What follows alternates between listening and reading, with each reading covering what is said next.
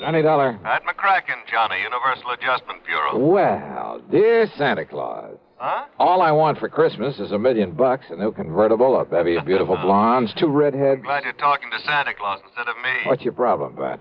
Plain old-fashioned greed. Greed? Plus a no-good Samaritan. You want to go to work on it? What's the fee look like on this one? I can always use a few extra bucks this time of year. As who can't. But you know something? What's that? When you find out what this is all about, Johnny, well, believe it or not, even you may suddenly decide to make like one of Santa's helpers. Oh, now, wait a minute. If that means no fee. Come on over. Let's talk about it, huh? Yeah, I think I'd better.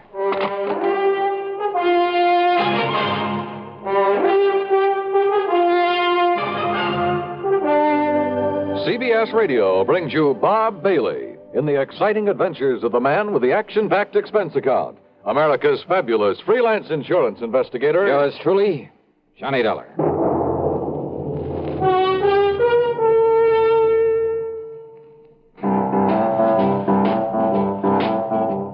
Talk about best-selling records. Here's a familiar tune about America's best-selling filter cigarette, Winston.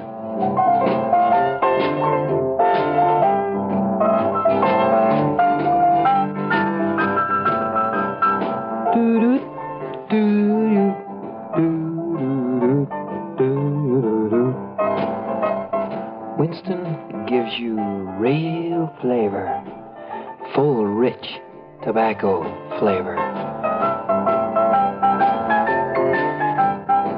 And you know, that's because only Winston has filter blend up front. Choice, flavorful tobaccos, specially selected and specially processed for filter smoking. No wonder Winston tastes good, like a cigarette should. Smoke Winston. And now, Act One of yours truly, Johnny Dollar.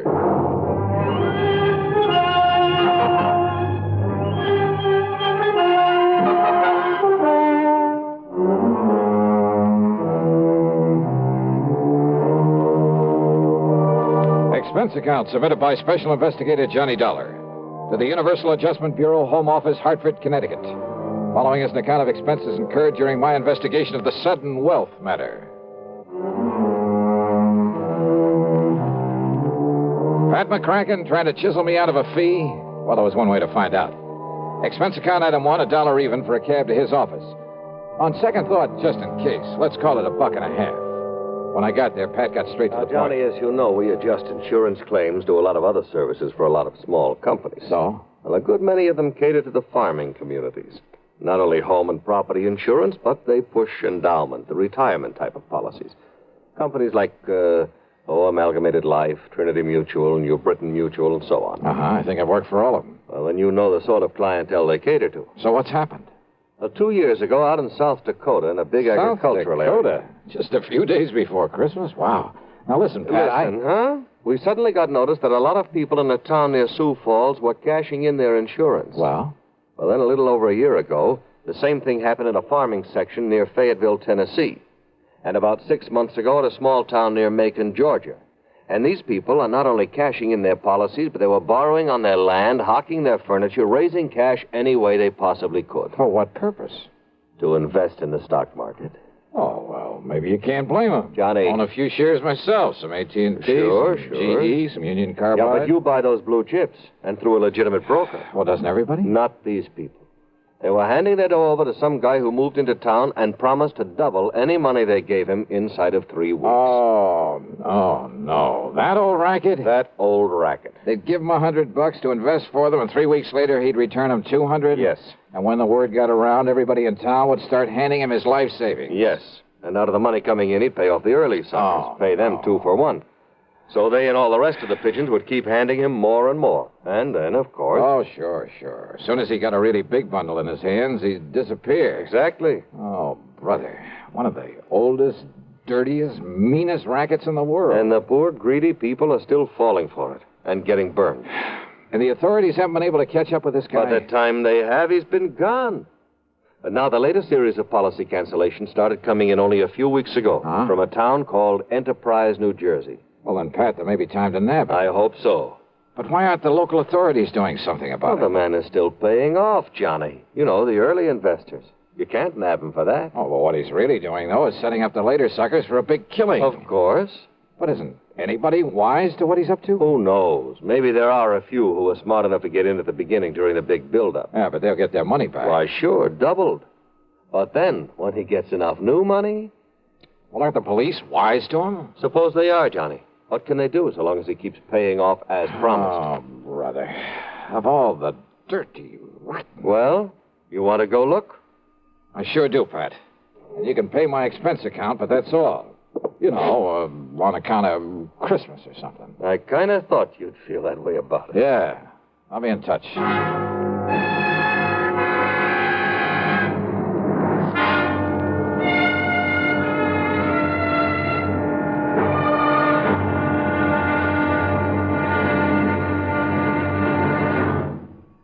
Take your teenagers, give them a Stereo One portable by Columbia, and there's a new sound of pleasure in your home and a brand new kind of fun.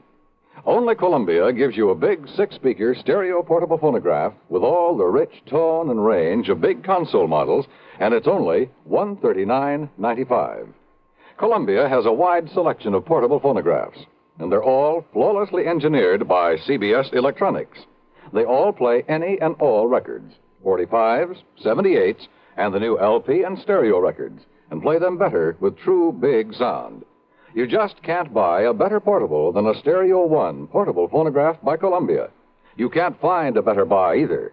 Portable prices start as low as $39.95. Christmas is the time to give your youngsters a gift they'll get fun and pleasure from all through the year. Time to give them a Stereo One portable phonograph by Columbia, #1 in the wonderful world of sound. And now, Act 2 of yours truly, Johnny Dollar and the Sudden Wealth Matter. Expense account item 26250. And it includes a plane to Philadelphia, and there, in the city of brotherly love, a $50 deposit on a rental car. I drove south on 47 into the farm country, through Vineland, then Millville, and finally to the little town of Enterprise. It had a main street a few blocks long that looked a bit run down at the seams. There was a food, clothing, and a variety store, a drugstore, a movie, and a couple of gas stations. There was a railroad station for shipping out the farm produce, but the lot around it was overgrown with weeds. A block east of the station was well, it was an old, somewhat nondescript sort of building, but over the front door was a weathered wooden sign that told the world it was the city hall. Inside, at the end of a corridor, I found a door that bore the legend Police Headquarters. Police Headquarters? That's right, son. I'm the chief of police, Chief Walters. What'd you say your name is? Well, I didn't, but it's Johnny Dollar. Well, pull up a chair and sit, Mr. Dollar. Okay, thanks.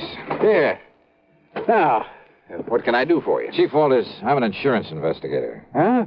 Oh, sure, Johnny. Sure, I know all about you. I hear all about them cases you investigate on the radio. Yeah, I catch it on WCAU in Philadelphia. Good. Well, now listen, I hope you didn't bother coming down here just on account of I took some cash out of my policy. You did? Well, tell you the truth, Johnny, a lot of people did. Oh, you know how it is. Something special comes along, you can use some extra cash. Oh, but now don't you give it a second thought. Oh, why do you say that? Well, a few more weeks from now, the folks in this town will be buying up more insurance than ever. They'll be buying more of everything. Uh-huh. You mind telling me why? Well, because we'll all have a lot more money, that's why. In spite of what Mr. Lowry says. Oh, who's Mr. Lowry? Oh, he runs that piddling paper. You know, the Gazette. What he says about what, Chief? Well, now, I'll tell you this, Johnny. He puts any of them things that he says about Mr. Morgan in his paper, the folks won't buy it anymore. Morgan? John D. Morgan. Yeah, he's the man that's putting this town on its feet again, now that the farmer's dropped off. John D. Morgan. One of his grandpappy's relatives on his mother's side was a Rockefeller, and another one was a Morgan. Big financiers, just like he is. Uh-huh. Yeah, see, he belongs to that New York Stock Exchange. He told you that? That he did, son.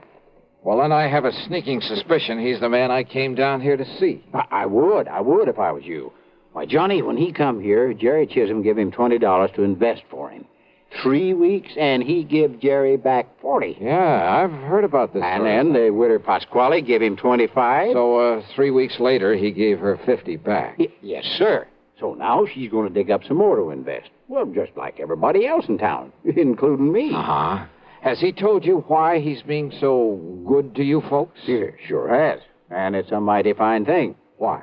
Well, because it was right here that one of his ancestors got his start. His name was Josiah Morgan. Josiah Morgan? Yes, sir. Back in 1800 something. I see. So he's come here to show his gratitude for the town that gave his family a start. That's what. Oh, yeah. So, Johnny, you just invest everything you can with him, and you'll be glad you did. Where'll I find this John D. Morgan? Over at the Parker house. Well, Johnny, he made old man Parker turn the whole third floor into a suite for him and keep the hotel safe up there to keep our money in. Yeah, and you know what he spends for that suite of rooms? No. $100 every week. Wow.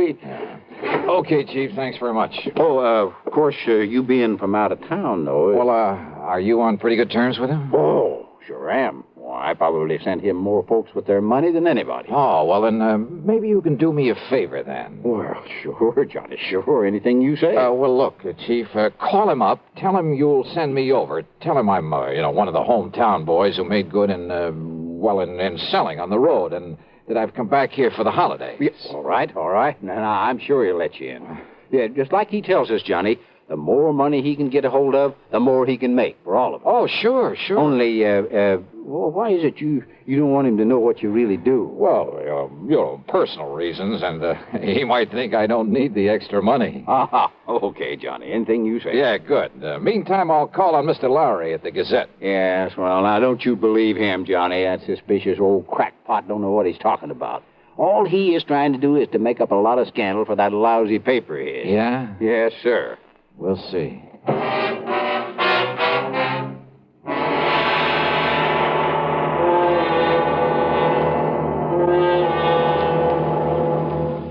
Act 3 of yours truly, Johnny Dollar, in a moment. Meet star Stuart Irwin. Nothing's worse for an actor than a nasty cold. To feel better quickly, I take wonderful 4-way cold tablets, the fast way to relieve cold distress. Right. Tests of all the leading cold tablets proved 4-way fastest acting. 4-way starts in minutes to relieve muscular pains, headache, reduce fever, calm upset stomach, also overcomes irregularity. Take my advice.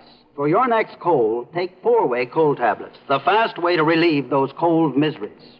4-way, only 29 cents. And now here's a word about another fine product of Grove Laboratories. Does dandruff dull your hair, leave scalp itchy? Get Fitch Dandruff Remover Shampoo and get rid of unsightly dandruff in 3 minutes. 3 minutes with Fitch regularly is guaranteed to keep embarrassing dandruff away forever. Apply Fitch before wetting hair, rub in 1 minute. Add water, lather 1 minute. Rinse 1 minute. Every trace of dandruff goes down the drain. 3 minutes with Fitch, unsightly dandruff's gone. Fitch can also leave your hair up to 35% brighter. Fitch Dandruff Remover Shampoo. And now, Act 3 of yours truly, Johnny Dollar.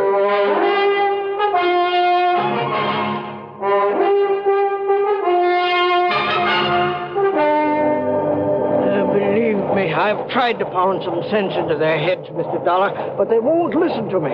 If I print something about that shyster in my paper, they won't buy it. It's unbelievable. All they do is keep handing over more of their hard-earned money to us. Oh, sure, but they're getting it back, aren't they, Mr. Lowry, plus a handsome profit? Sure they are, those who gave him money over 3 weeks ago. So what do they do then? They go out and beg and borrow some more and give that to him.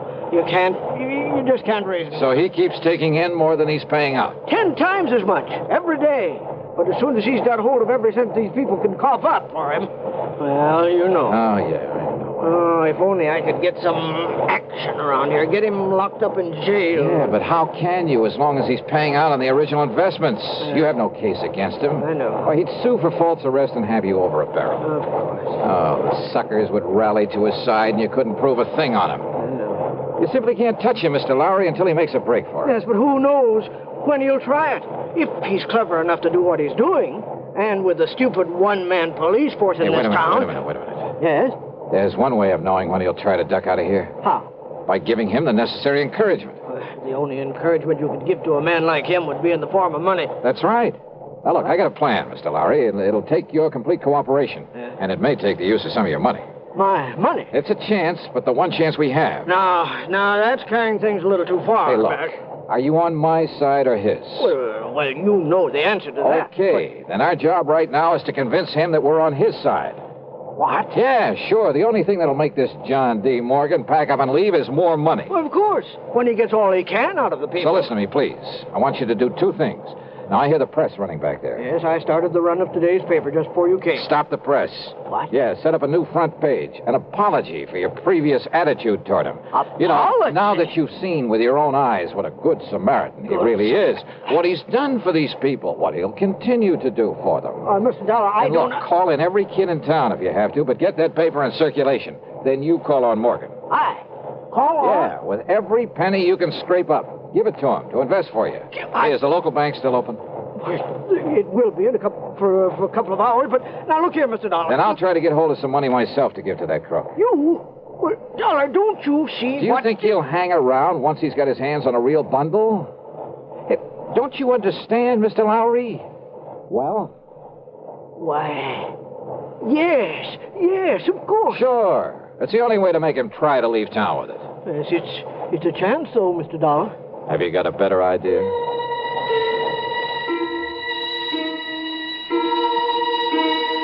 While Mr. Lowry set up a new front page and got the paper back in the press, I went over to the city hall. Under protest, Chief Walters went through the old town records. And when he found no record of any Jodiah Morgan, he kind of changed his mind about John D. Then I spent item 3, $1.50 for a call to the Securities and Exchange Commission in New York. They'd never even heard of our shyster friend. Chief Walters' protest then was because I wouldn't let him go straight to the hotel and slap the cuffs on John D. Morgan. And he is a crook. Lowry over at the Gazette was right. Well, sure, of course he was. But look, if you try to arrest Morgan now, you'll only make trouble for yourself. Until we get proof, we have... Bang that dirty crooked. What can I do, Johnny? Well, I got a plan going, Chief. I'll tell you about it on the way to the bank. Oh, what kind of a plan? Did you phone Morgan I'd be over to invest with him? Yes, sir. Good. And when I said your name, well, he made me repeat it for him. But I didn't tell him who you really are. I mean, what you do. Good. Now, you can help some more by taking everything you have out of the bank. Huh? Sure. To invest with John D. Morgan. What? Come on. I'll tell you what it's all about. At the bank, I laid the whole thing out to the president, a dignified old man by the name of Peterson. He, too, agreed to cooperate. Item 4, then $2.25 for a call to Pat McCracken back in Hartford. $10,000? Yeah, wire it to my account right here at this bank. Now, Pat, immediately. And you're going to hand it over to that crook? That's right. Well, Johnny, if something goes wrong, if he gets It's away... a chance we gotta take, Pat.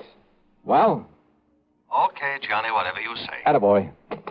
Now, Mr. Peterson. Mr. Dollar, my own wife has just gone to see Morgan with $5,000 for him. Oh? And if that doesn't, well, I guess flush him out is Yeah, the term. good. And yet, I wonder. Yes. Well, I just hope we aren't overdoing this thing now. Enough to make him smell a rat, I mean. No, of course not, Johnny. Ain't you seen the Afternoon Gazette? Precisely. With the paper now supporting instead of fighting him, more people than ever have gone there to give him money. Yeah, but if he does get suspicious, I think I'd better go over there and see him. Whatever you say. But until Pat wires me that $10,000... Oh, here, Mr. Dollar. Here's $1,000 in cash. Huh? From my own personal account. And if you need more... No, thanks. But this ought to be enough to convince him I'm sold on him. Hope I'm not too late. Not unless he were to find out who you really are. Come on, Chief, let's... Hey. Yes, Mr. Dollar? How does Morgan get around? Johnny, you mean you ain't seen that beautiful limousine, that brand new... Where does he keep it? He rents the garage back of Miss Goodwin's house on Wood Street, a couple of blocks west of the hotel. Okay, Chief, then I'll meet you at Morgan's hotel room. Okay, Johnny. And don't, for heaven's sake, tip him off about this. I'll go along with the chief. Yeah, do that. I found the Goodwin house on Wood Street. I found the garage and back. But there were no keys in the limousine inside of it. And rather than lose time breaking open the trunk, possibly to find nothing, well, I remembered an old trick I'd used once before. Then over to the hotel and up to the 3rd floor. But instead of John D. Morgan, I found half the population of Enterprise milling around in it. I had to force my way through to where Chief Walters and the banker, Mr. Peterson, were standing in front of an old-fashioned open safe. Too late, Mr. Dollar. We got here too late. What? Don't you see, Johnny? He skipped. He's already skipped out on us. Must have got wise to you. I had the chief order Mr. Parker to open the safe and look. Look at what everybody who came in here thought were bundles of money. Their money in it. Wads of paper with bills on the outside to make them look... Dollar, listen to me. Yeah, Mr. Lowry. These people feel that you were responsible for this. Me? And after making me give my last penny to him a while ago, Dollar, I can't help wondering myself. Oh, now look, use your head. Listen to me. Listen. All right, I'm listening. Well, doesn't anybody know where he went? He must have went out the window in the back room when he seen me and Mr. Peterson coming. The back window, huh? Okay.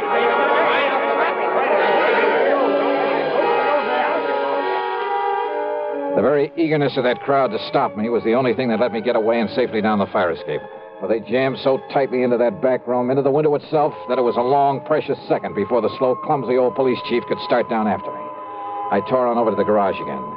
And there, sitting in the car, was John D. Morgan. One hand on the starter key, the other with a Colt 38 leveled at my head. You, huh?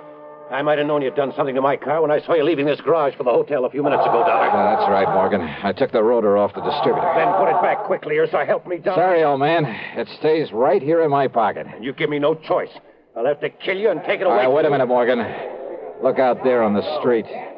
Oh, those people. Yeah, that's right. And I don't think they like you anymore. You see their faces? Not very pleasant looking, are they? Oh, no, let me... Oh, help me. They'll kill me. Maybe. You had that money for him? Oh, yes, it's in the trunk of this car, all of it. Then you'd better open it up and be ready to give it back to them. Yes, tell them I will. I'll give it all back, all of it. After you let me have that gun. What? Come on. I'd hate to think of what they might do if they saw you waving that thing around. Oh, here, take it, please. Okay. Now get out and open up that trunk for him.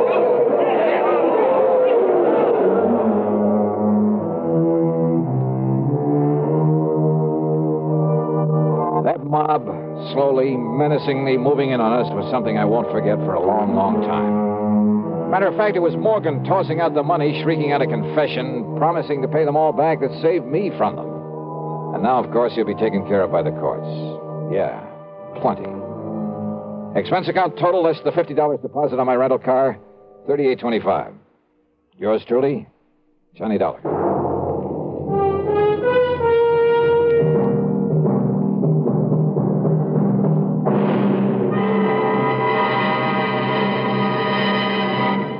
Our star will return in just a moment. How's your Christmas shopping coming? Not leaving everything for the last minute, we hope. Remember, as a practical gift-hunting matter, the best selections usually go to the earliest shoppers. Another thing, last-minute men compete with the biggest crowds in the stores and streets and face greater accident danger. CBS Radio suggests shop early and safely for a healthy, happy holiday season. And here's a suggestion for Christmas buying that's really giving the best. Almost Christmas, no time to lose. Lots and lots of gifts to choose. Give him, give her a gift set by Yardley. For her, an array of all new Yardley gifts, $1.50 to $13.50. A Yardley Red Roses Spray Mist and Soap Set, $3.50. All prices plus tax. Yardley. Give him, give her a gift set by Yardley. Now, here is our star to tell you about next week's story. Next week, the strangest disappearance I've ever been called on to investigate. Join us, won't you? Yours truly, Johnny Dollar. Yours truly, Johnny Dollar, starring Bob Bailey, originates in Hollywood and is written, produced, and directed by Jack Johnstone. Heard in our cast were Lawrence Dobkin, Forrest Lewis, Junius Matthews, Edgar Barrier, and Russell Thorson. Be sure to join us next week, same time and station, for another exciting story of yours truly, Johnny Dollar. This is Dan Cubberly speaking. Time once again for another tale of suspense as this popular weekly drama follows on the CBS Radio Network.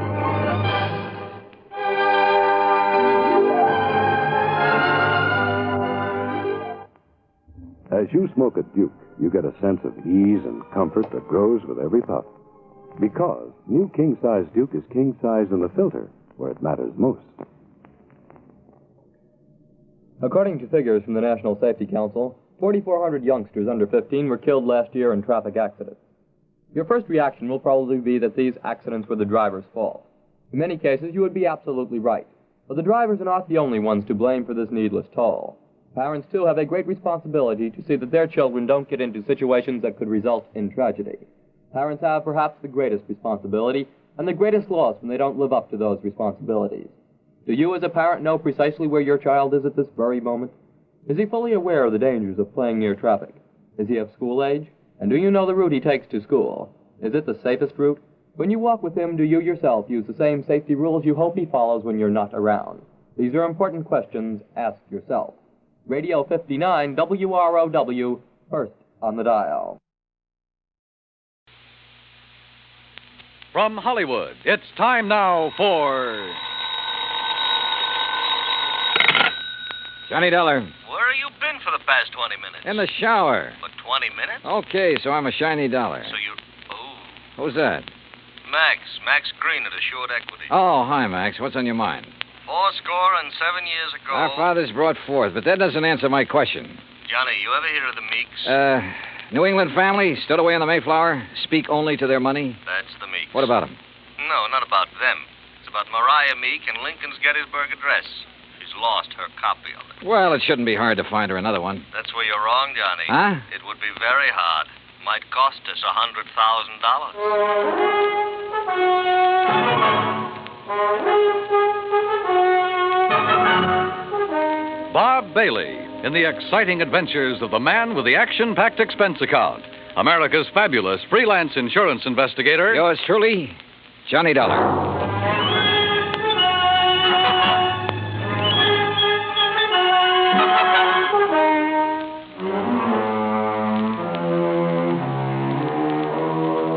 Expense account submitted by Special Investigator Johnny Dollar to the Assured Equity and Trust Company, 325 Scott Avenue, Hartford, Connecticut. The following is an account of expenses incurred during my investigation of the Meek Memorial Matter. Expense account item 1, $1.90, cab from my apartment to Max Green's office. He was standing in a haze of cigar smoke, ashes on his vest, and a worried look on his face. Oh, good morning, Johnny. Oh, you want a cigar? Oh, no, thanks. Then sit up. Excuse me. Listen, Johnny, what do you know about that speech that Lincoln made at Gettysburg? Well, I had to memorize it in school like every other kid. All right. You know how many words are in it? Maybe a couple of hundred. Why? Wait a minute. It's in this book. Here. It's page 143. Speech is printed here exactly as Mr. Lincoln released it to the newspapers after the Gettysburg Address. You find it? Yeah, but now what do you... Okay. Total number of words, 268. Oh. But the first two drafts of that speech, including the one he read that day, contained only 266 words. So he padded his part. That's right. 2 more words. Mm-hmm. How come? Oh, according to the historians, Lincoln ad-libbed the 2 additional words at the time he read it. Later on, when he made 3 new copies of the speech, he included those 2 words. You with me so far? Keep going, Max. Yeah. All right. Right down at the end of it, just before of the people, by the people, where he said that this nation under God shall have a new birth of freedom, the words under God do not appear in the first 2 drafts he wrote. Yeah. Well, this is all very interesting, Max, but I still don't see what it is or what it has to do with me. Well, Mariah Meek's copy has disappeared. Oh?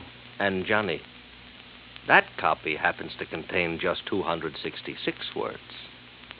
You mean she owns one of the first 2 original drafts? Handwritten by Mr. Lincoln himself while he was on the train riding to Gettysburg. Wowee. Yeah. Which is, of course, why we insured it for the full amount it cost her, which is $100,000 even. Of course, you made sure it was authentic before you issued the policy. Oh, naturally. Well, who'd she buy it from? An antique dealer down in Richmond, Virginia, a fellow named Jason Penrod. Uh-huh. Well, where's she been keeping it? Under glass. In the Meek Memorial. What's that? Well, she collects Americana, so she had a museum built to keep it in, and she calls it the Meek Memorial. Follows? Follows. Also follows the most expensive item in the collection, the Gettysburg Address, would be the one to disappear. Oh, you're just an old pessimist, Max. You think somebody lifted it? What do you think? It walked out by itself. Okay. So what are you going to do about it? Well, we're going to run newspaper ads. We're going to offer a $10,000 reward for information leading to its return. If anyone answers it, you let me know where you'll be, and I'll refer them to you. Good. When was it taken? The night before last. Is there any kind of market for something that rare? It's hard to say, Johnny. A hot camera would be easier to peddle, sure. But a good many wealthy people, like Mrs. Meek, they make a hobby of collecting things, antiques, objects of art, etchings. But whoever took this, or buys it from the thief, couldn't just let everybody see it. Well, it wouldn't matter to some people. They take it and put it in a vault and keep it there. Then what's the point in having it around? Pride of possession. You got something no other collector could own. And, of course, it might not have really disappeared at all. You're thinking of fraud? $100,000 is a lot of cash.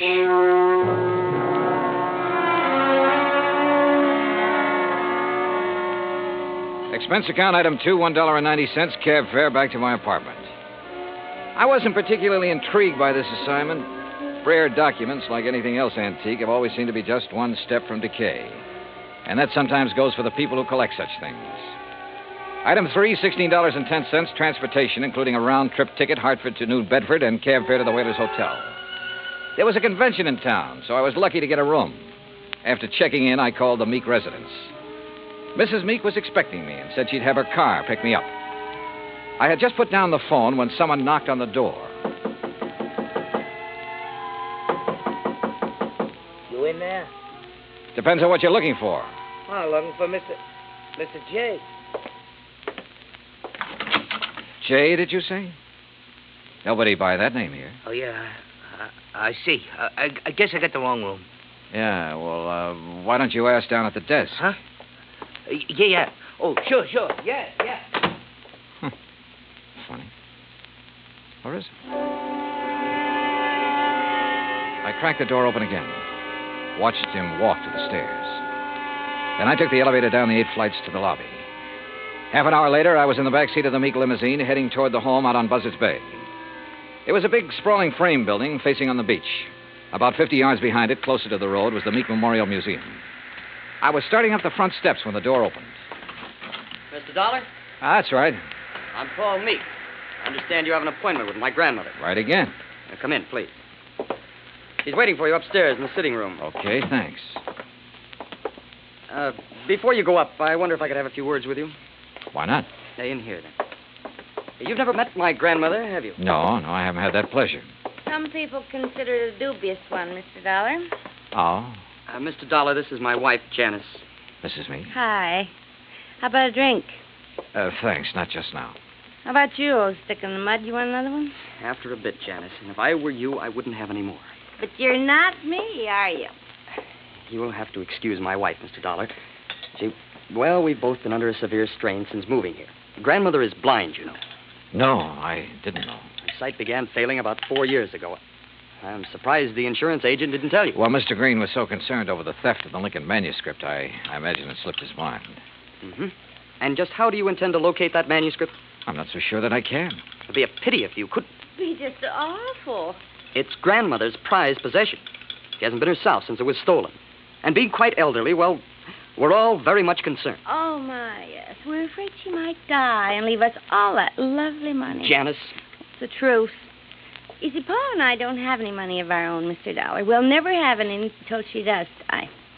Instead of giving it to us now while we're young, you know what she does with it? Spends it buying junk for that silly old museum. Now, look. That's gratitude, isn't it? I bathe her, feed her rubber feet, and do all her dirty work. Janice, you've said quite enough. Mr. Dollar isn't interested in our personal problems. Oh, stick in the mud. All right. I'll be in the den if you want me. And that's the funniest thing I've said all day. If you want me. I'm sorry. She doesn't mean half of what she says. Oh, that's grandmother's signal. Then hadn't we better go up? Yes. Yes, we'd better.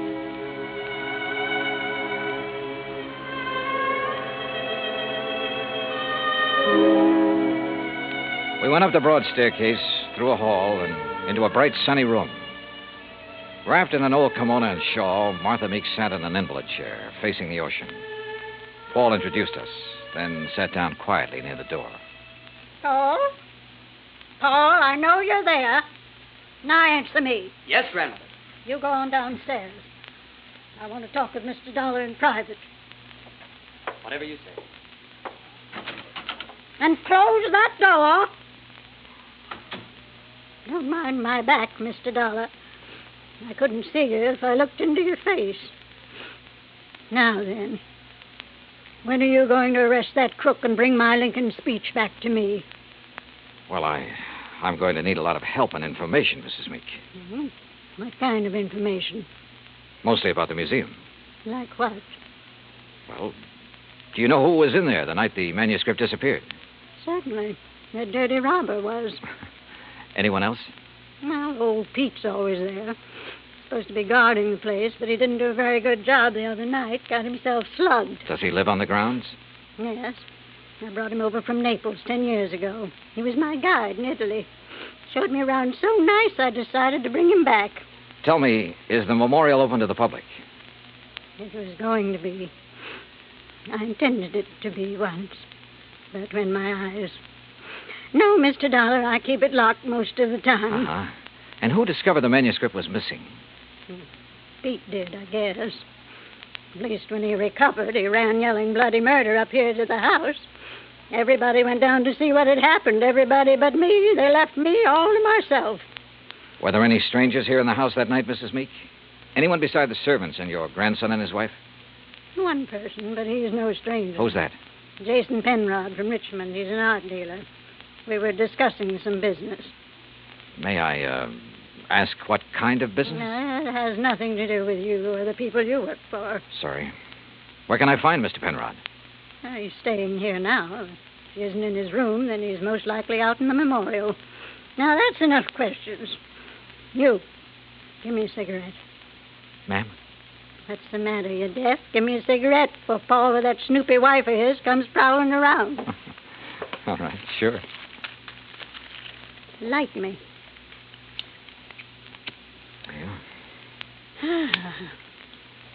Well, you want any more information, Pete's the one to talk to. All right, thanks. But what about your son and daughter-in-law? Were they inside the house at the time of the robbery? You don't suspect them, do you? Right now, I suspect everybody, Mrs. Meek. Even me? Yes, ma'am. Even you. Well, bless you, boy.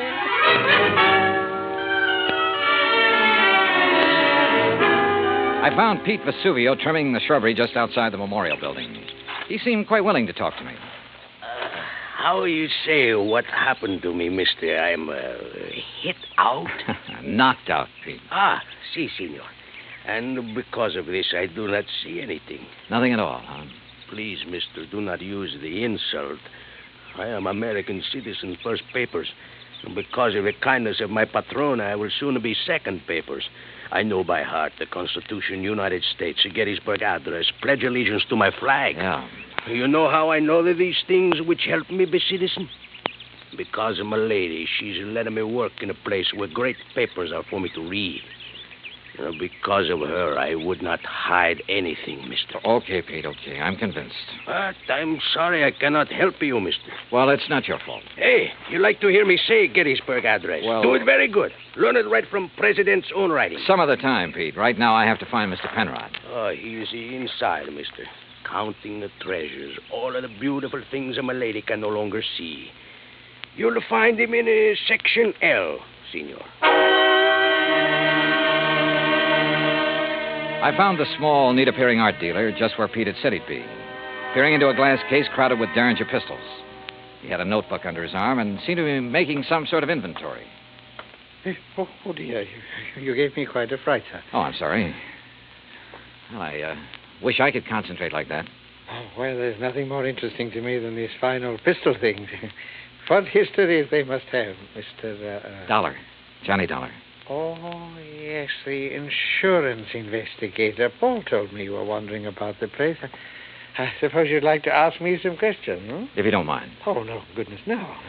I understand you were with Mrs. Meek the night of the robbery. That is correct, sir. We heard the shouting. We ran out here just as fast as we could. I was the one who discovered the manuscript was missing. You have any idea how the thief got in here? No, sir, no. Unless someone forgot to lock the front door, or unless he had a key. Well, has Mrs. Meek given out many of the keys? Well, in my opinion, too many. Even I have one. What about Paul Meek and his wife? No, I don't think so. Well, they really aren't interested in the museum at all, Mr. Dollar. Oh. Mr. Penrod, I understand you're quite an authority on antique art and things like that. Well, Isn't taking inventory a little beneath your position? Well, I suppose it is, Mr. Dollar. Last week when I received dear Mariah's wire asking me to do it, I simply couldn't refuse. She's been such a good customer of mine. Well, yes. You have any idea who might have wanted the Lincoln manuscript? Well, I know several persons who'd love to have it. Give most anything, but I don't know anyone with the nerve to break in here and take it by force. You remember where Paul Meek and his wife were when you heard Pete shouting? They were right in here when I arrived. I see. Well, thanks for... Oh, just one more thing. Oh, yes? If you'd stolen the manuscript... Mr. Dollar... A hypothetical question, Mr. Penrod. But if you had, and you wanted to sell it at a good price with the least danger of being caught, how would you go about it? Well, I'd take it abroad, of course. I'd put it on the open market over there. Huh. You aren't planning on going abroad soon, are you, Mr. Penrod? Oh, gracious, no. You know anyone who is? Anyone who, Well, didn't Paul and Janice tell you? Oh, they're flying to Paris Wednesday night.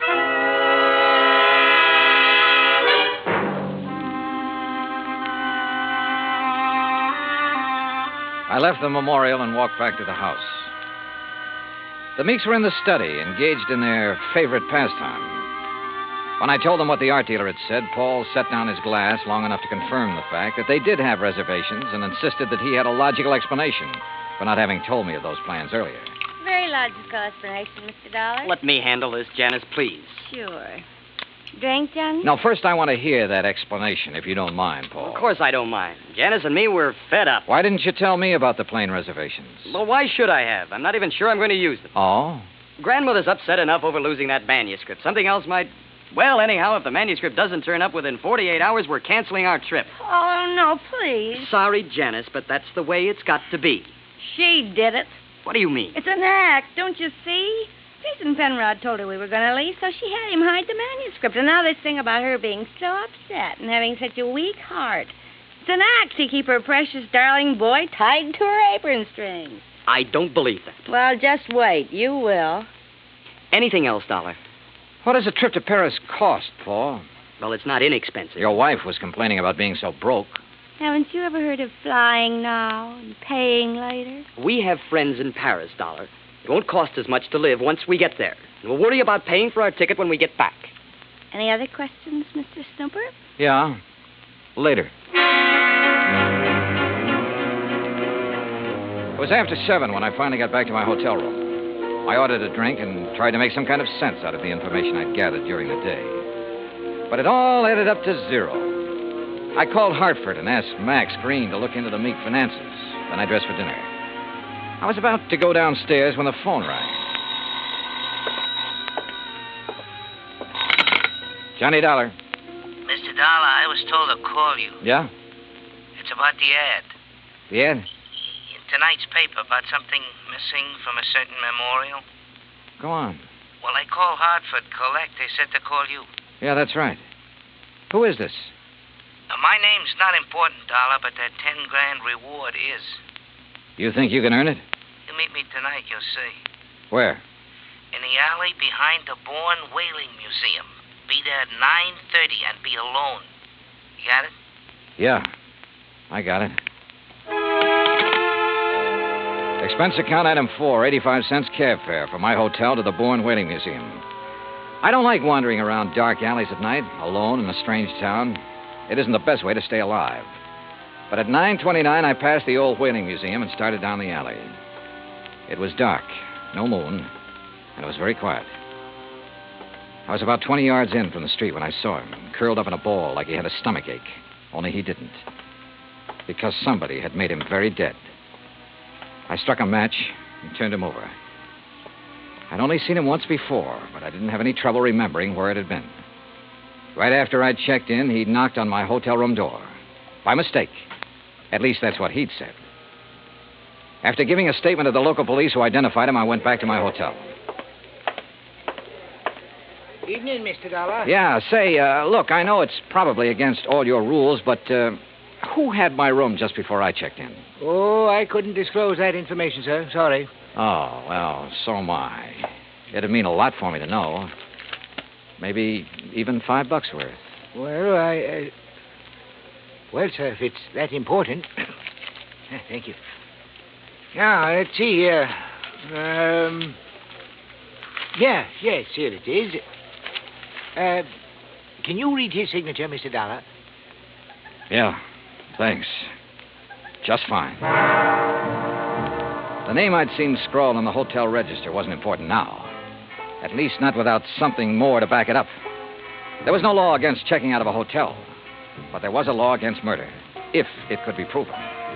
And that would be hard to do without finding a motive. So I went back to the Meek house to look for it. I paid off the taxi, that's item 5, and started up the front steps. Oh, hi, Johnny. I thought it might be you. That's so? Mm-hmm. I hope you aren't mad at me for the things I said today. No, not at all. I've been a very bad girl. But everything's going to be all right now. It is. Mm-hmm. Or haven't you heard? Heard what? About dear old grandmother. She's had a real bad stroke. Isn't expected to live. You, aren't a bit sorry, are you? Would you be, if you were me? Dollar, you mind coming up here? No, not a bit, Paul. I'm trying to reach you at your hotel. Thank goodness you've come here. Did Janice tell you? Yeah. How is she? Bad. Doctor's given up. Says it's only a matter of hours. She told me to send for you, Mr. Dollar. Oh? I don't know why. I've never been able to figure out a lot of things she did. All right, where is she? In there. Old Pete's with her, but go on in. Thanks. With they increased devotion to that cause for which they here gave her the last... Who is it? Oh, it's Mr. Dollar, my lady. Hello, Mrs. Meek. Oh, thank you for coming, Mr. Dollar. I go now. No, wait. Mr. Dollar, you have a moment, haven't you? Of course. I promised Pete the last time I visited the museum. I promised I'd let him recite some of the things he's learned while working there. Haven't been able to keep that promise till now. Go on, Pete. Please. Yes, my lady. They here gave her the last full measure of devotion. That we here highly resolve that these dead shall not have died in vain. That this nation under God shall have a new birth of freedom. And that the government of the people, by the people, for the people, shall not perish from the earth. Thank you. That was wonderful. Thank you, my lady. Now I go. Well, Mr. Dollar, I have a confession to make to you. Yes? I lied to you. Oh, I'm sure it wasn't a very big lie, Mrs. Meek. Oh, but it was. I told you the business Mr. Penrod and I were discussing the night of the burglary. Yes? I told you it had nothing to do with you or the people you work for, remember? Yes, ma'am. Well, that was a lie. I'm broke, Mr. Dollar. All I have left in the world is this house and the things in the memorial. I see. That's why I sent for Jason Penrod. He purchased most of my treasures for me. He's evaluating them now, so Paul and Janice will know what they're worth when they go to sell them, which they'll do immediately. Mrs. Meek, don't you think you should try to rest now? Will you give me a cigarette? No, ma'am. Sorry. And you must rest. There isn't much else to do, is there? Good night, Mr. Dollar.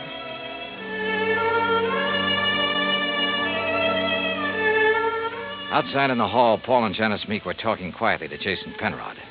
Off in the corner, standing with his back to the others, was Pete Vesuvio. Mr. Dollar, is she... She's resting quietly. Oh, Dio grazie. Why did you lie to me, Pete? What?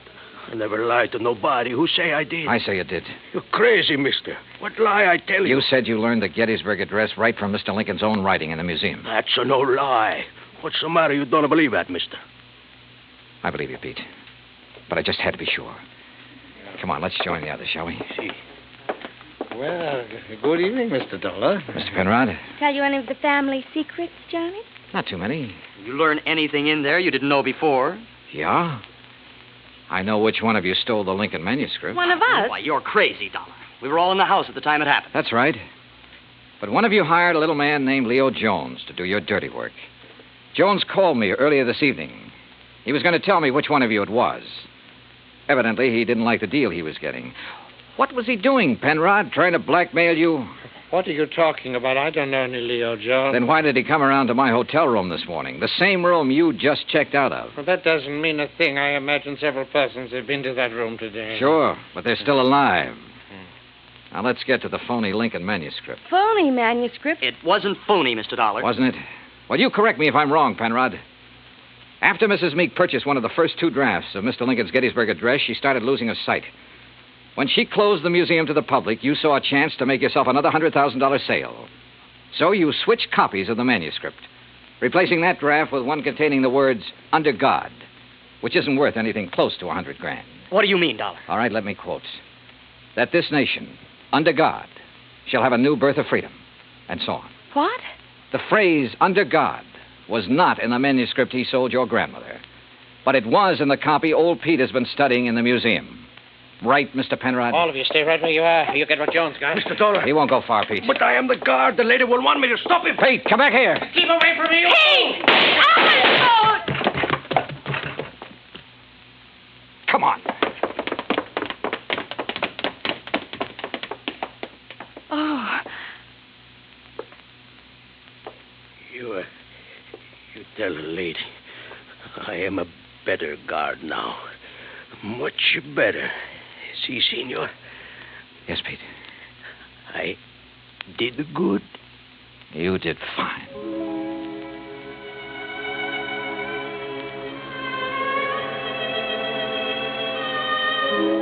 Pete Vesuvio will live to apply for his second papers. And in time, probably open a spaghetti joint in New Bedford. Penrod will be tried for murder. As yet, he hasn't disclosed the name of the person who purchased the stolen manuscript. But in time, I'm sure he will. As for the Meeks, well, Mariah passed on later that night. But as she said, there was nothing left for her but to rest. Expense account total, including hotel and numerous incidentals, $98.30. Yours truly, Johnny Dollar.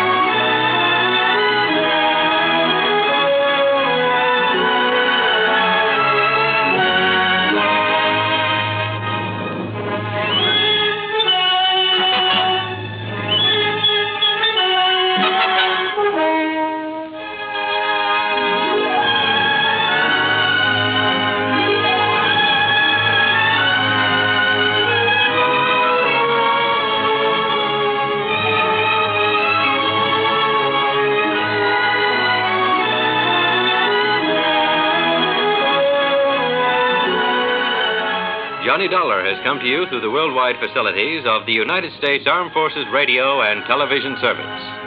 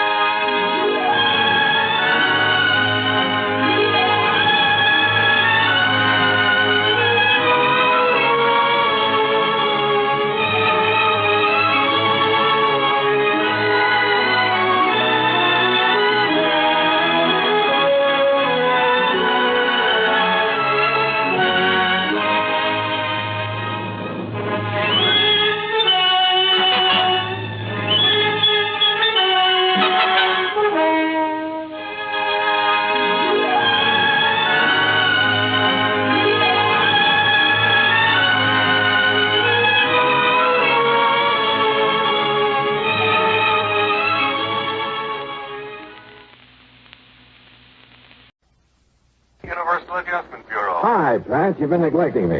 Yeah, but think of all the trouble it saved me. Huh? Now, what's that supposed to mean? Well, I haven't had to bleed over one of those fancy expense accounts of yours for nearly a month. Oh, Pratt, you cut me to the quick. Oh, sure.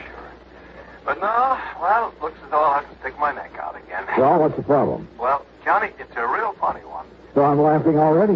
No. I don't mean funny, ha-ha. I mean funny, peculiar. Hey, you know, the last time you said that, I got shot at, banged on the head, nearly run over by a truck, and half a dozen other pleasant little things. So come clean, Pat. What is it?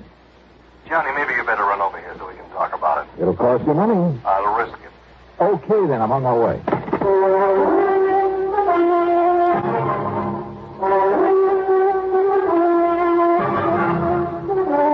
Bob Bailey in the exciting adventures of a man with the action-packed expense account. America's fabulous freelance insurance investigator. Yours truly, Johnny Dollar.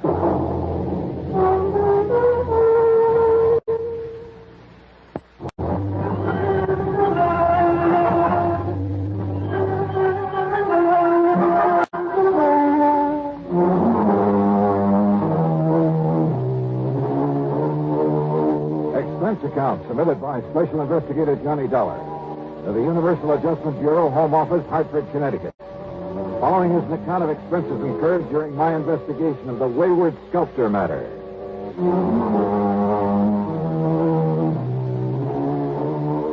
Why kid about it? Pat McCracken has handed me some pretty wild cases from time to time, but they've always paid off. So expense account item one, $1.20 for a cab to his office at Universal Adjustment Bureau. Well, all right, sit down, Johnny. Make yourself comfortable. Yeah. Hiya, Pat. Cigarette? Oh, thanks. Here you are. Oh. Thank you. Well, Johnny, you know that one of our big problems is discouraging and prosecuting insurance fraud. Not only against us, but against the companies we serve. Well, I should hope so. Now, what I've called you about is something that's been going on for a long, long time. Okay. What kind of fraud is it this time? We never know. Huh? Look here. Yeah? A while back, International Life and Casualty received an envelope containing $520 in cash, and with it this note that reads, "Please put this in company treasury. It is money I took from your company on false pretenses. Now I can have a clear conscience." And it was signed Debtor. That's spelled D-E-T-T-E-R. Funny. Yeah, that's what I said to you over the phone. Here's another one. $800 enclosed. The sender identifying himself only as a sorry sinner. More conscience money, huh? Yeah, that's right. People who collected on fraudulent claims or felt they didn't deserve the money they collected. I see. And, Johnny, there have been dozens of them over the years. Most of them have been small amounts, under $1,000. Some of them only $5 or $10. In other words, not worth investigating to see what fraud they perpetrated and when. Yes, exactly. But now, look here. This list of payments anonymously received, all of them from the same person. $833.34 received on July 21st, 1956. Right. $833.34 on August 21st, 1956. Yeah. Same thing, September 21st. Same thing, the 21st of every month since. And no letter with him? Only with the first one. Here. You read it to yourself. Wilson Trust and Insurance Company, gentlemen. This is only a beginning against the amount paid out on me last month. Be assured I shall make full restitution if it takes 5 years. Oh, good for him. Or her. I hope it keeps coming in. No, Johnny, I want to know who's sending this. Now, Yes. Not only the law, but company policy demands that we prosecute anyone perpetrating a fraud. If you can. All the other conscience money has been in single payments. No way to trace them whatsoever. Also, the amounts have been, negligible. Have all these come from the same post office? They've all come from New York City, but from as many different post offices as the number of payments that have been made. But now, Pat, if the man is paying up all he took... Oh, well, how do we know, Johnny? How do we know he'll come through his promise? Well... And we don't know who he is, so we can't know how much he owes us, or for what.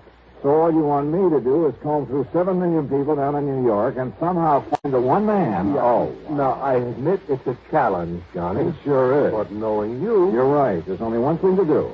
That's it. Give up. Oh, now listen. No. Wait. Give me a pencil and a piece of paper. Oh, here you go. All right. He said even if it took him 5 years, yeah, that's 60 months. And at $833.34 a month, what are you doing? 60 is 3.3, $50,000.40. Yes, so? All right. He started in July of 56 on money paid out the month before, he said. Yeah. So, find me a policy where Eastern Trust and Insurance paid off $50,000 in June of 1956. Oh. And on what type of policy, might I ask? Life insurance? Oh, really, Mr. Detective? Why? Well, you change those monthly payments to $833.33. But who would cut a penny into 30? Johnny, you're right. In 5 years, it comes out to exactly $50,000. And even a figure like that is usually for life insurance. Yes, usually. So find the policy issued by Eastern, paid off in June of 56. Yeah, it's a chance, Johnny, but let's try it.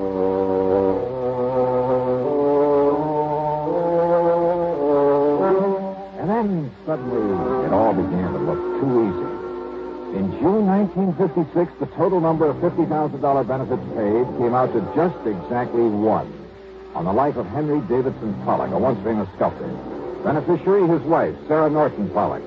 And it gave her address in New York City. So Pollock didn't really die at all, but she collected his insurance. Now, conscience-stricken, she is paying it back. That's what it looks like. But it's still fraud, so go to it, Johnny. Right. Expense account item $28.25, train to New York in a cab to the apartment house at 614 East 49th Street. Failing to find Mrs. Pollock's name on the mailboxes, I got hold of the building superintendent. Mrs. Pollock? Sure. Mrs. Pollock lived here for years. Well, where is she now, do you know? You trying to be funny? What do you mean? I mean, she died last fall. Oh, Greg, then it's too late. No, wait a minute. Those payments are still coming in. What's that? You're sure that she's dead? I was with her when she died. Then, mister, what's going on around here happens to be just plain impossible.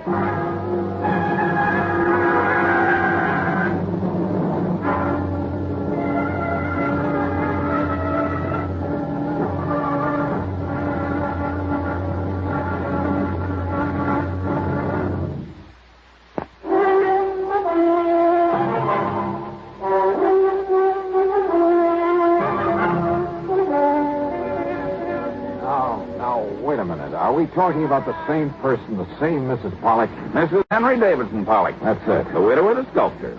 That's the one, all right. And he lived here in this apartment, too. That is, before he died. That was back in 56.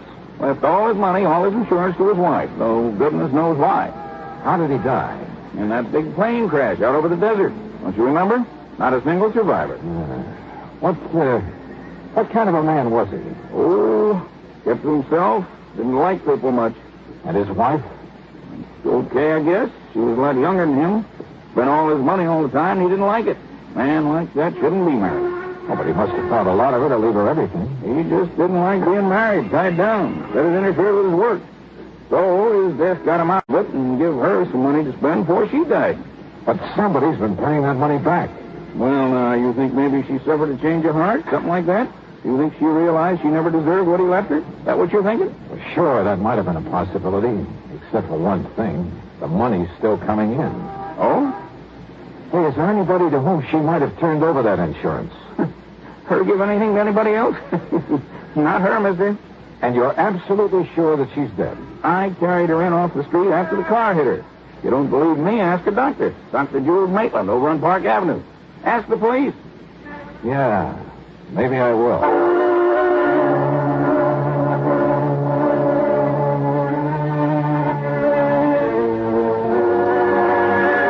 Item 3, 50 cents for a phone call to Pat McCracken back in Hartford. But, Johnny, if it was his wife who got that money and she wasn't the kind to pass it off to someone else, she'd have to be the one paying it back.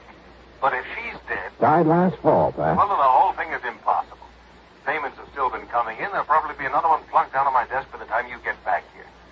Now, I tell you, somehow that woman must still be alive. So find her. Oh, Pat. Find her, Johnny. But why? Suppose by some miracle she is still alive. Where's the fraud? Look, people don't just hand over $50,000 for nothing. Somebody's conscience is hurting. What other possible reason could there be for sending that money back to us this way? Well, now, wait just a minute. All right, look, Johnny, I'll be honest with you. Maybe there isn't any fraud, so far as the company's concerned. All right. But you know something, Johnny? This whole crazy thing has me so curious now that, well, even if there isn't any insurance angle to it... Except for the money the company keeps getting back. So, okay. But, Johnny, I want to know what this is all about. And if necessary, I'll pay your expense account myself.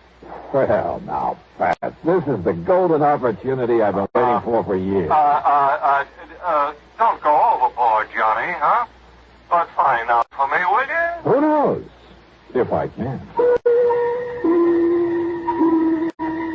Item 4, 785 taxi fares. I talked to Dr. Maitland. No, there was no question about it. The woman who had died when a car struck her last fall was Mrs. Henry Davidson Pollock, wife of the sculptor. The doctor had known both of them very well.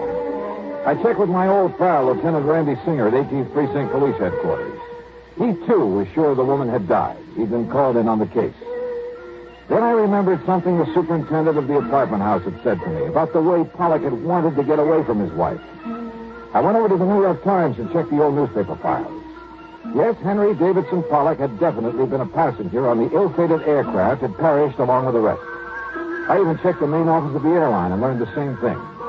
So neither Pollock nor his wife could possibly be sending back that money. But then who could? And why? Dr. Maitland had mentioned a little art gallery over on 3rd Avenue, the only gallery that Pollock had ever dealt with directly. The owner of the gallery was a nervous little man by the name of Walter Besson. No, Mr. Dollar. Strange as it may sound, I never met Mr. Pollock. But I thought you were the only outlet for his sculpture. Very true, very true. But he was a man who stayed very much by himself, abhorred the public eye, so to speak. Yes. Well, now, nevertheless, you must have. You see, it was his wife who always brought his works in here for me to sell, and was always very sure to collect the money for them. Quite frankly, I doubt if Pollock himself ever saw much of the money that resulted from his artistry. Were his sculptures worth very much, Mr. Besson? Mr. Dollar, I have yet to find anyone who has seen his work without wanting to possess some of it. It's beautiful, exciting. Oh?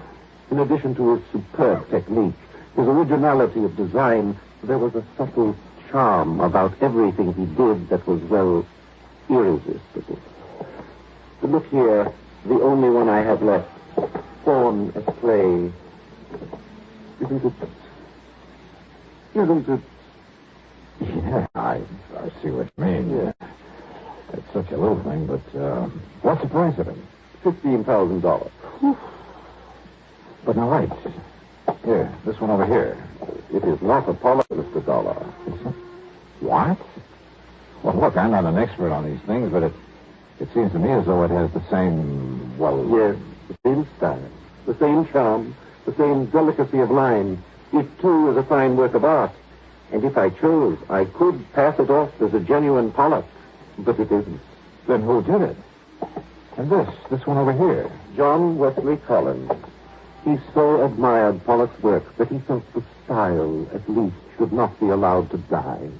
Therefore, he has subjugated whatever style he himself might have had to that of the man he worshipped. Fortunately for him, his works, too, command a good price, so that... Oh, please, don't touch... Oh, sorry. How long has this man Collins been doing this? Well, something over 2 years. Thanks, Mr. Besson. I think you've just helped me solve a $50,000 insurance fraud. What? Mr. Besson, I'll see you later. I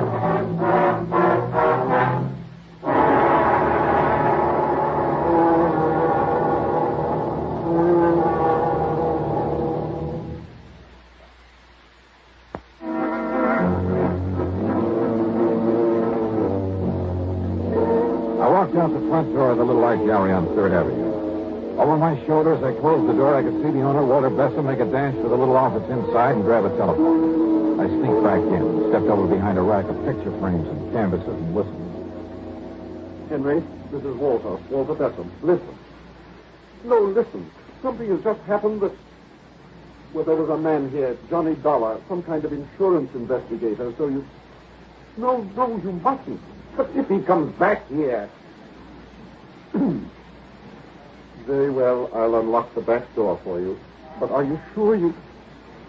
Hello, Henry? Henry? While Besson went to the back door, I quietly slipped out the front. I found a telephone booth at the drugstore on the corner. Item 5, a dime for a phone call to Dr. Jules Maitland. Yes, Mr. Dollar. As I told you when you were here, they were both patients of mine for several years. All right, Doctor, tell me this. Did Henry Davidson Pollock have a scar, a deep scar on the thumb of one hand, the right hand? Yes. He told me that when he was a child, he cut through the tip of that thumb very deeply, all the way down to the bone. That's all I wanted to know. Well, now, tell me... Thank you, Doctor. Thanks a lot. The trip to the corner on that phone call couldn't have taken me more than 5 or 6 minutes. And when I went back to the art gallery, Besson was coming out of the little office, careful to close the door of it behind him. Well, Mr. Dollar, I didn't expect you to return, at least not so soon. Have you decided to buy one of the sculptures by John Wesley Collins, perhaps? No. Of course, insofar as the one remaining genuine Pollock is concerned... What's the matter, sir? Besson, Would you like to sit down and write a statement for me? Statement? I'm afraid I don't understand. Or would you rather I call in the police? What are you talking about? I told you before, Mr. Besson, fraud. What? And since it's pretty obvious that you're an accessory... Fraud, an accessory? You mentioned the great similarity between the sculptures of Henry Davidson Pollock and John Wesley Collins. Yes, and I told you the reason for it. Did you? Of course. All right, look here. This one. Fawn at play, you called it. It's a Pollock, the genuine Pollock. You'd swear to that? Of course I would. And how could you prove it? Well, there's one way. The marks left by the artist's right thumb. Here. And here, for instance. Because that thumb was split on the end, left its imprint on the clay. No, Mr. Dollar. And I can prove that these recent things done by the man you call John Wesley Collins were done by the same person.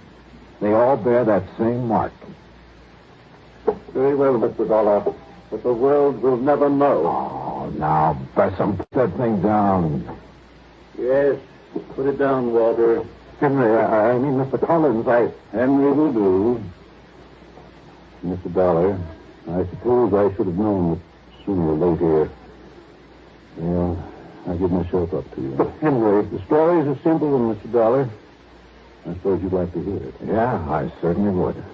Now, you see, I wanted to get away from my wife for reasons that we don't really have to go into. I planned to fly out to the West Coast to disappear. But at the last minute, I gave the plane ticket to someone else. On the plane that crashed out there over the desert? Yes. Then, knowing that my wife thought me dead, and realizing I could become lost in this tremendous city as well as anywhere else in the world, But I'd forgotten about the insurance. So then, anonymously, of course, I started paying it back. I see. All of this was very wrong, I know. Well, I'm afraid it's something for the courts now, Mr. Pollock. Mr. Dollar, the works of John Wesley Collins have sold very well, at good prices. Only this morning, listen, I was able to mail the whole balance of the $50,000 to the insurance company. Do you think that will help, sir?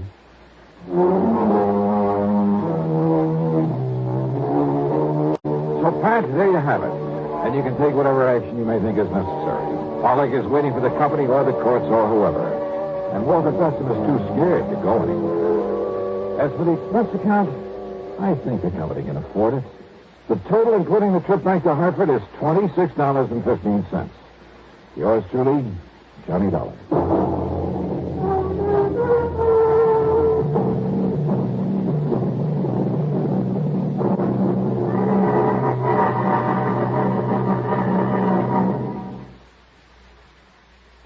Now, here is our star to tell you about next week's story. Next week, one of my oldest and wildest friends in one of my rarest and wildest adventures. Join us, won't you? Yours truly, Johnny Dollar.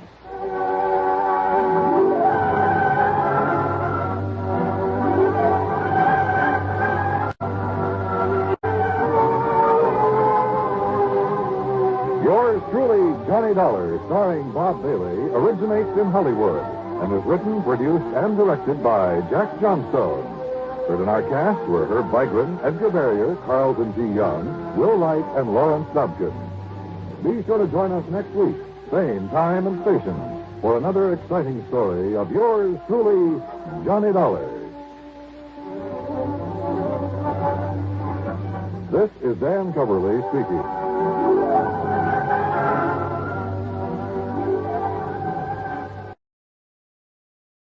From Hollywood, it's time now for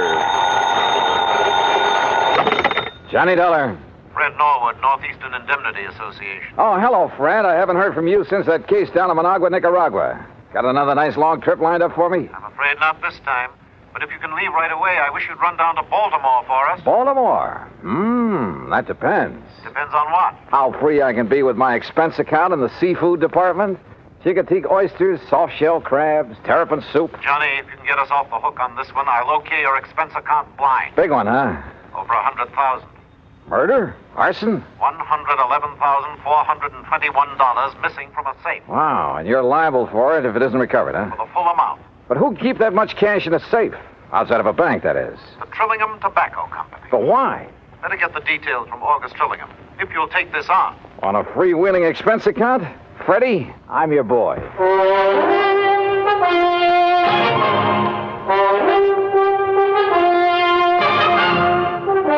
Bob Bailey in the exciting adventures of the man with the action-packed expense account. America's fabulous freelance insurance investigator. Yours truly, Johnny Dollar.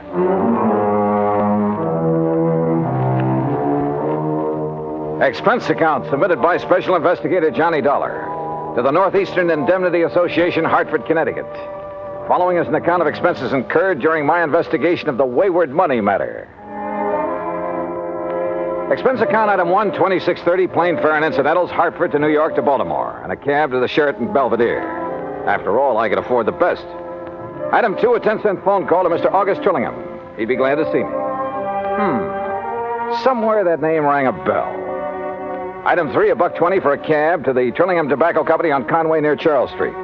It was a huge old brick building with what I guess you'd call a vaulted roof. Offices at one end of it, and the rest looked like a kind of warehouse. I'm glad you could get here so quickly, Mr. Dollar. The loss only occurred last night, you know. Well, I left Hartford the minute the insurance company called me. So, somebody blew your safe and walked off with a lot of... Opened the safe, Mr. Dollar, and took over $104,000. Do you always keep that much cash on hand? Yes, because of the nature of our business. What do you mean? Well, the tobacco is grown by the farmers hereabouts, barn-cured for a month or 2 or 3, and then brought here. We grade it according to quality and color and tie it into hands. Hands? Bunches of 20 or 30 leaves, depending on size. Oh, I see. And then we pack it in hogsheads and ship it to the auction warehouses. We're kind of a middleman between the small farmer and the auction. I said small farmer, Mr. Dollar. Well? People for whom tobacco is only an incidental crop. There are a lot of them. And since we buy from them outright, they want cash. Not checks or payment due the first of the month. Oh, no, cash. Oh, I see. And you're always gambling on what you'll be able to get at the auctions. That's right. How's business, Mr. Trillingham? Not as good as I'd like, of course, but I'm sure it'll pick up later in the year. Why do you ask? Oh, just wondered. In a matter like this, I want to know all I can. Yes, but you said that as though you meant to imply that perhaps... I meant to imply nothing. Look, you said that safe wasn't cracked. I said it was opened. And I'm sure I know by whom. You what? Well, then why send for me? Well, after all, the liability is now your company's. Well, who did it? For years, we've had a bookkeeper. Little pipsqueak of a man named Elmer Cockerly. Well, if he must have been here 15 or 20 years, even before I bought this business. You haven't always owned it? Oh, no. I made my money during the late 20s, Florida real estate. Oh, yes.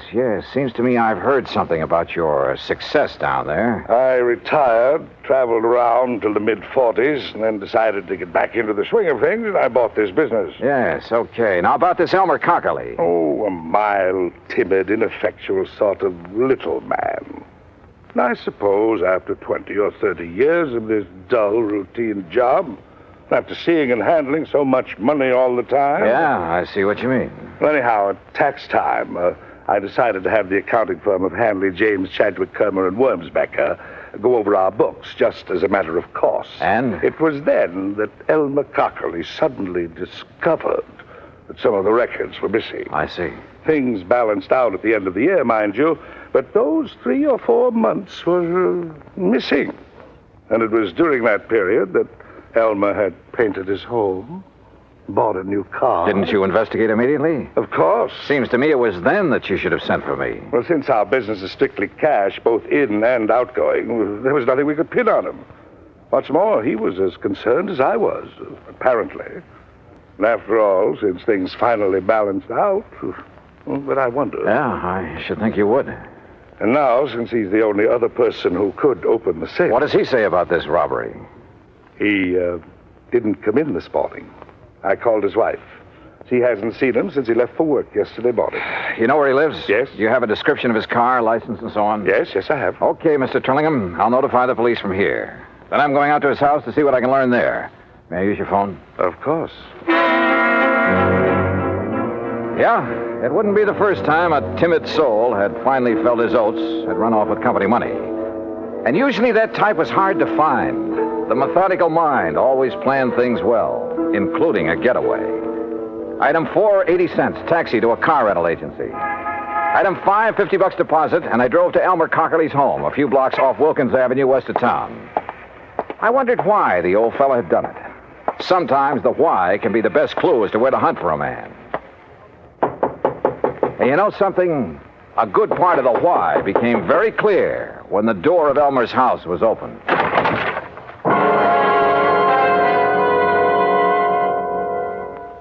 Act 2 of yours truly, Johnny Dollar, in a moment. And now, Act 2 of yours truly, Johnny Dollar and the Wayward Money Matter.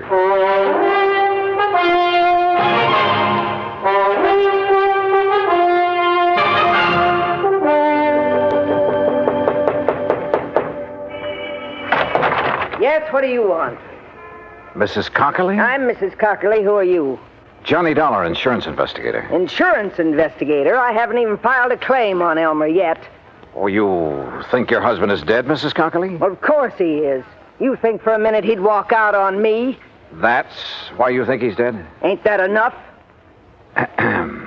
You've talked with Mr. Trillingham this morning. Of course I have. He wanted to know where Elmer was. I wanted to know where Elmer was. Neither of us knowed, so that was that. So when they find his body, I'll collect his insurance, and that'll be that. And I won't have that helpless little worm around underfoot no more. No more having to baby and nurse him and tie his tie and feed him. Mrs. Cockerly. No, sir. The only reason that little shrimp would dare not to come home is if somebody done him in. And when you find him, you can come around and pay me his insurance, and that's that. Now, if that's all you've Just a come to minute. talk... Just a minute. Did Mr. Trillingham tell you that over $100,000 was taken from the safe at the office? No.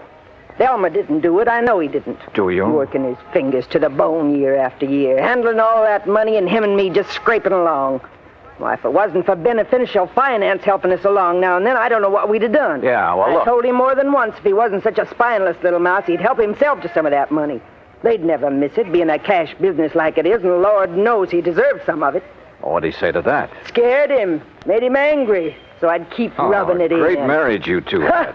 Sometimes he'd scream and yell like a baby. He dared to scream at you? I'd let him. I got so sick of him, it did me good to see him blow his top. Believe me, I told him more than once, if I was in his place, I wouldn't hesitate. Well, go ahead, he says. Go ahead. And he'd give me, go ahead, he says. He gave you what, Mrs. Cockerly? The combination to the safe? Yes. Yes, he did. So what of it? So maybe I went down there and robbed it last night. Well, how did you know it was last night? I didn't tell you that. All right. All right, maybe I did. I'd like to see you put it on me. Maybe I will. You think I can't use that kind of money? You think I don't deserve it after struggling all these years, caring for him for nothing because he didn't have the gumption to get what he should have? You know something, Mrs. Cockerly? I doubt if you ever gave him a chance to show any gumption. Huh? Do you know Elmer? Did you ever see him? No. And look.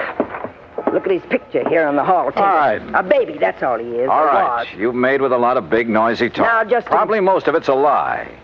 I don't believe you'd live 10 minutes with a man if you really felt that way about him. Look, mister. But there must be some reason for it. Some reason for trying to make me suspect you. I told you.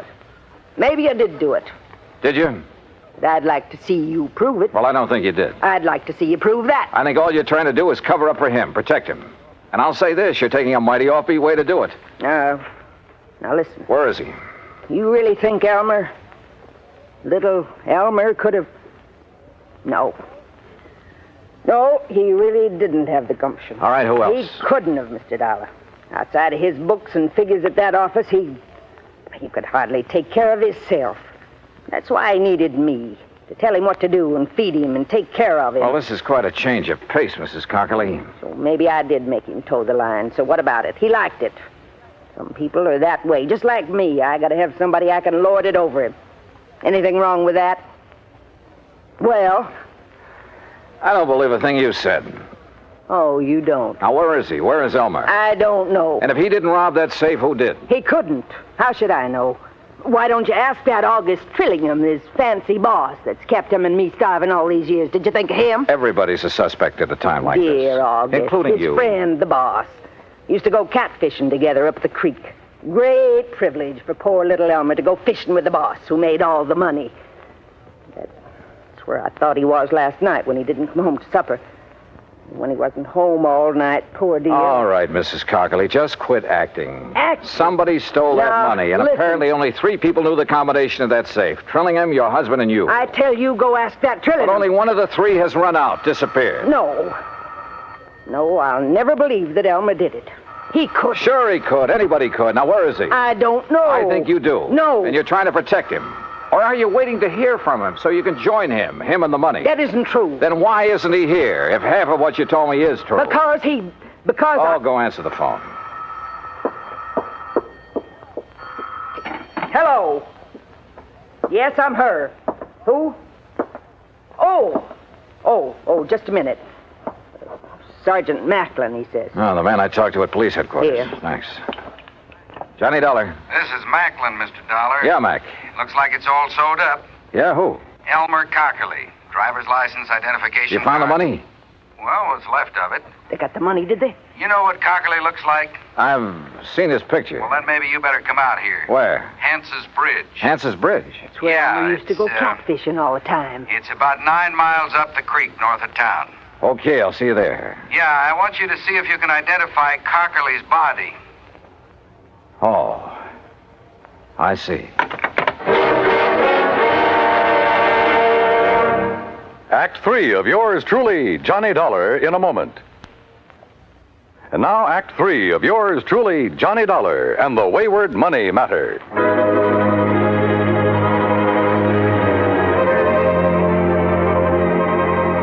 Without telling Mrs. Cockerly what I'd learned over the phone, I took off in my rental car for the creek north of town for Hance's Bridge.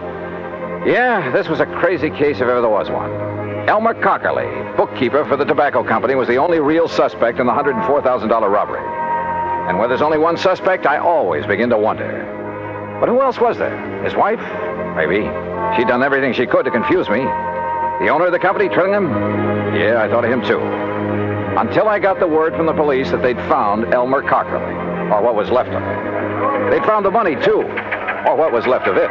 What's left of it is right, Dollar. I'm afraid most of that 100,000 went floating down the creek when Cockerly and his car rolled over into it.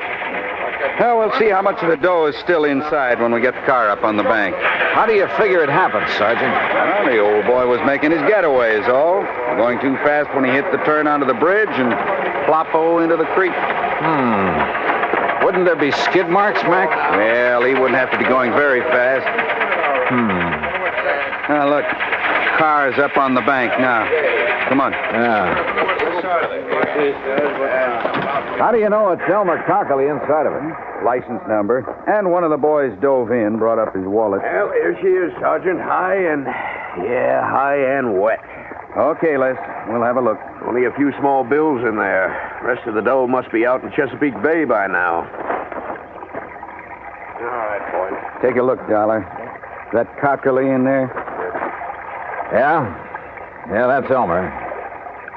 Do you think he drowned? Yeah, or banged around so hard when the car plunged in that... Look. See the bruises on his face and chest? Yeah. Not pretty. And Mac. Well, that's that. Just one more who tried and didn't get away with it. I wonder when they'll learn that it just... Huh? What's that? A little scrap of paper out of his pocket. Huh? Torn. Only part of it, see? Night. Pants. Cat. And Mac, look here.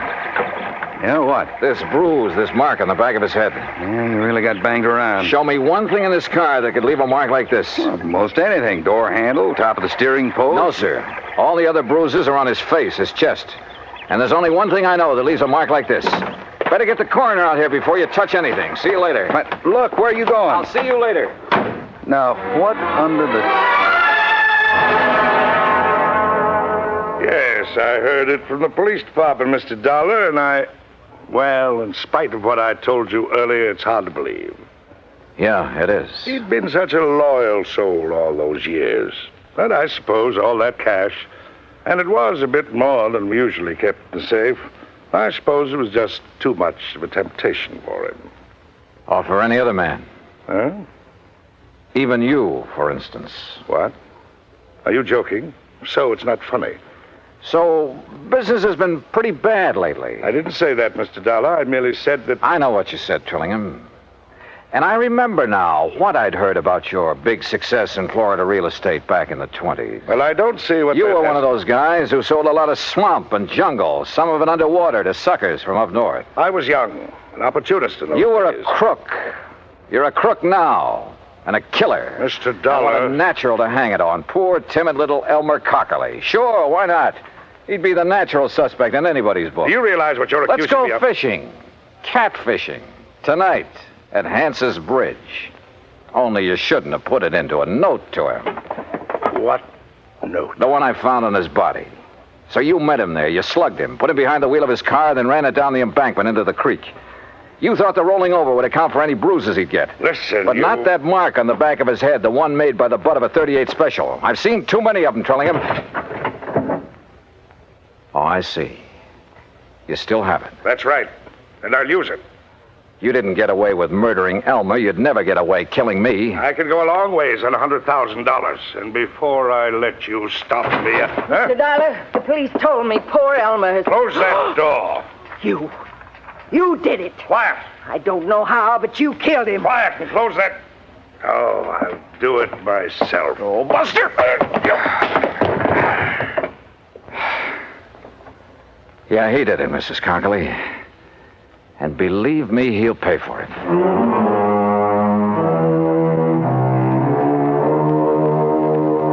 Well, so ends another dirty chapter in the history of crime.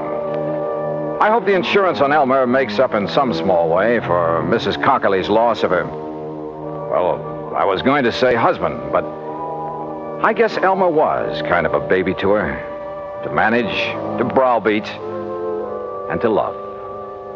Expense account total, including transportation back to Hartford, $104.70. Yours truly, Johnny Dollar.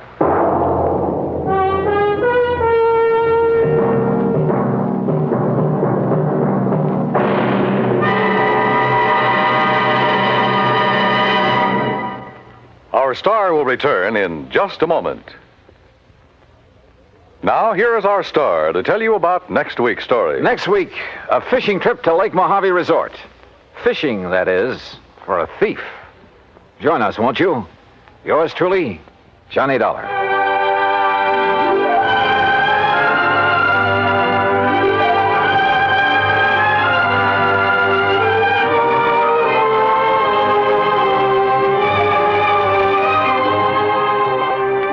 Truly, Johnny Dollar, starring Bob Bailey, originates in Hollywood and is produced and directed by Jack Johnstone, who also wrote today's story. Heard in our cast were Virginia Gregg, Edgar Barrier, Alan Reed, Vic Perrin, and Frank Nelson. Be sure to join us next week, same time and station, for another exciting story of yours truly, Johnny Dollar.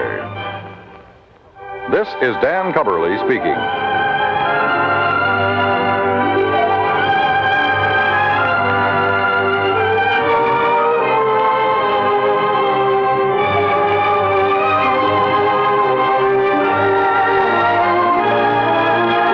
This is the United States Armed Forces Radio and Television Service.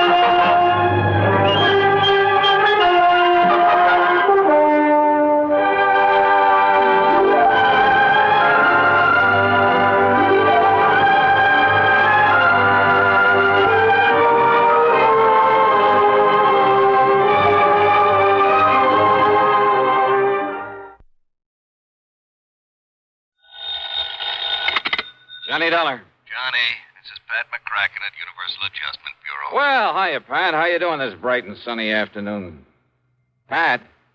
Alvin Peabody Cartwright. Oh, no. Oh, yes. He's called you. Yeah, he called He has a problem. Well, hasn't he always? Big emergency. That's right. Which means that you have a problem. Oh, no. We haven't, Johnny. You have. Oh, well, now, Pat, let's talk about this, huh? Why does the company pass all his frantic, fantastic problems on to us? So that you can pass them on to me? Yeah? Sure, so that I can collect all those fancy fees and commissions, have an excuse to pad out the little old expense account. No, Johnny. After all, when you're serving a client as important as he is, why, hang the expense. Oh, then you finally admit it. Huh? It's only because of the dough you collect that you put up with that wild, wacky old coot. No, wait, that isn't true. Oh, it isn't, huh? Well, I freely admit I've made a lot of money handling his problems over the years, a real sackful. Yeah? But more important, I've grown to like Alvin P., and I feel kind of sorry for him and all the messes he gets himself into. Uh-huh. So, if he's having trouble again, if I can give him a hand... What the heck with the expense account? Right. Good. That'll save the company a lot of money. No, wait a minute. I didn't mean that. Oh, well, I wish you did. Cartwright's cost us plenty. More than any other client of any other company we act for. Would you rather he took his insurance somewhere else? Right. Maybe I can arrange it. No. Wait a minute. I didn't mean that. Now, listen, Johnny. Okay, I'm listening. Drive on up to Lakewood and see him, will you? Right away? He particularly asked for me? You know he did. He always does. So will you do it? Yeah, sure, Pat. Only what's his problem this time? Johnny, I don't know. Huh? But you said he called you. That's right. And he didn't tell you? Sure he did. Well? Well, he told me one thing, told the insurance company something else. Heaven only knows what he'll tell you. Is there anything unusual about that? Nope, not a thing. So go ahead, Johnny. Go over and see him. Get him off my neck. Patrick, that I will.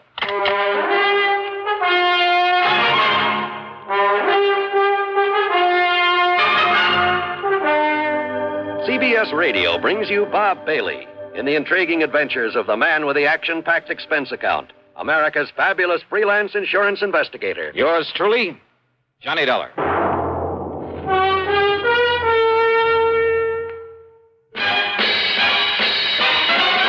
Are you smoking more now, but enjoying it less? Have a real cigarette, have a Camel. The best tobacco makes the very best smoke. Have a real cigarette, have a Camel. Are you looking for flavor and mildness? Have a real cigarette, have a Camel. The best tobacco makes the very best smoke. Have a real cigarette, a real cigarette, a real cigarette, have a Camel. If you're smoking more today, but enjoying it less, try Camels. The Camel blend of costly Turkish and domestic tobaccos has never been equal for rich flavor, easygoing mildness, real smoking satisfaction every time you light up.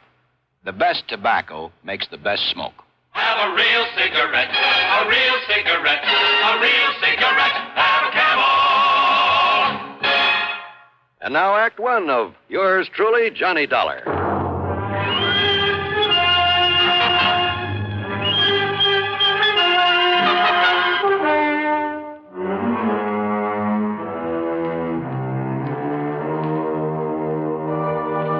Expense account submitted by Special Investigator Johnny Dollar to the Universal Adjustment Bureau, Home Office, Hartford, Connecticut.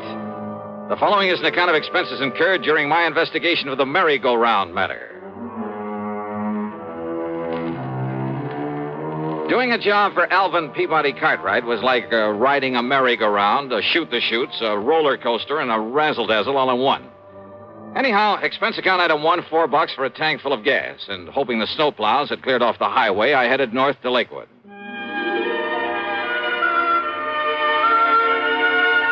In my humble estimation, Lakewood is one of the prettiest little towns in all of New England, especially in the wintertime. The Cartwright place where the old man lives by himself is on top of a low hill beside the lake. 3 or 4 acres, I'd say, with plenty of elms and towering oak trees guarding the sprawling old mansion. And now, at dusk, with a soft blanket of snow on everything, a group of skaters gliding gracefully over the frozen lake, and a horse-drawn sleigh loaded with happy kids circling around the edge of the lake. Well, it was mighty nice. Peaceful, too. Yeah, it was good being out here in the country again, breathing deep of the crisp, cold air. I felt real good. And I hoped the problem at hand would be no more serious than most of those that were handed to me by Mr. Cartwright. Hiya. Well, don't just stand there letting in the cold.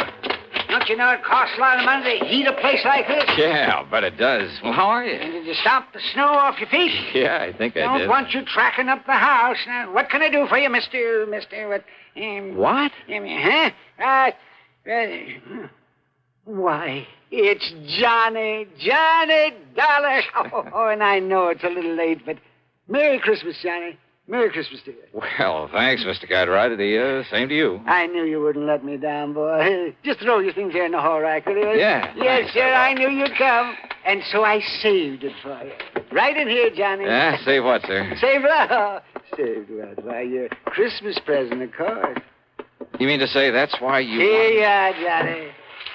Oh, well, now, listen. Go ahead. Open it up and see if you like it. Oh, okay, but now you shouldn't...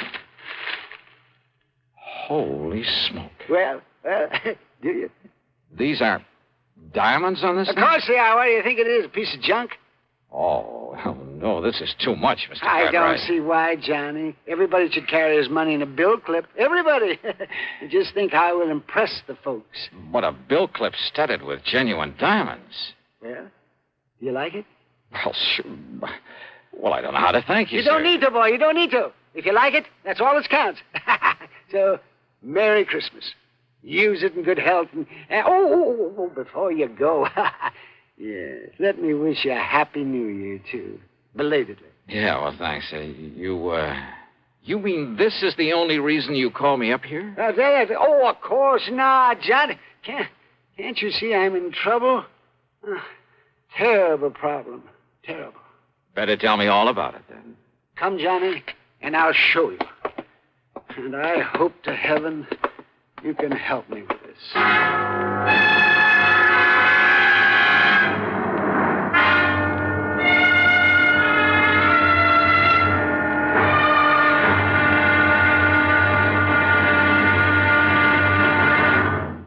Act 2 of yours truly, Johnny Dollar, in a moment. Welcome, recording star Mel Torme. It's terrible trying to sing with a bad cold.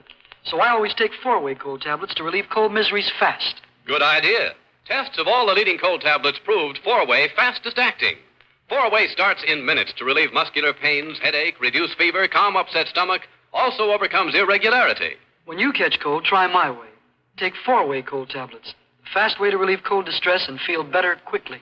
4-way, only 29 cents. Now, here's a word about another fine product of Grove Laboratories. Had dandruff for years? Now get rid of it in 3 minutes with Fitch Dandruff Remover Shampoo. 3 minutes with Fitch regularly is guaranteed to keep unsightly dandruff away forever. Apply Fitch before wetting hair. Rub in 1 minute. Add water, lather 1 minute. Then rinse 1 minute. Every trace of dandruff goes down the drain. 3 minutes with Fitch. Embarrassing dandruff's gone. Fitch can also leave hair up to 35% brighter. Get Fitch Dandruff Remover Shampoo today. And now, Act 2 of yours truly, Johnny Dollar, and the Merry-Go-Round Matter.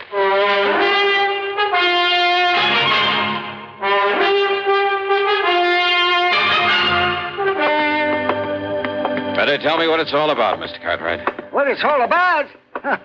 My nice new art gallery. What else? Now, come along.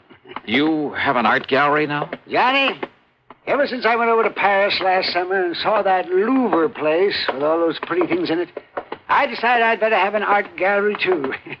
Maybe not as big, but with everything just as good. Well, the Louvre has some pretty valuable things. And by spending a bit of money, I have some things that even the Louvre couldn't get. Here, I'll turn on the light. Now then, how do you like it? Wow. The gallery was 50 or 60 feet long, maybe 30 feet wide, with a high vaulted ceiling. A floor of solid marble. The tall, narrow windows were all of beautiful stained glass. Around the walls were some of the finest paintings I've ever seen. That's a Romney, Johnny. A genuine Romney. And you see this Matisse over here? And how about this Van Gogh? There were statues and various other sculptures, beautiful tapestries, valuable urns and vases, rare pieces of jewelry, and, well, just about everything you could think of. Cartwright must have poured millions into this place, and all within the space of only a few months. Isn't it nice, Johnny? Unbelievable. And when I get tired of it, it's showing it off to people. Then I'll give all these pretty things to that big museum over in Hartford. I think they'll like them, too. Don't you? Oh, sure. But I can see your problem, all right. Problem? What problem? The reason you asked me to come here. Well, of course I did. Because of the possibility of theft. Theft? It was robbery. And, Johnny, you've got to solve it for me. You mean it's already happened? Of course it has. Why do you think I sent for you? What's been taken? One of the most valuable things in my whole collection. A sacred painting, a holy picture. Only it was more than just a picture. It was an icon, Johnny. It was encrusted with emeralds and rubies. How big was it, Mr. Cartwright? It was 9 inches high and about 4 inches wide. Very heavy. It was hanging on the wall under that light, right there. Johnny, it was worth over $90,000.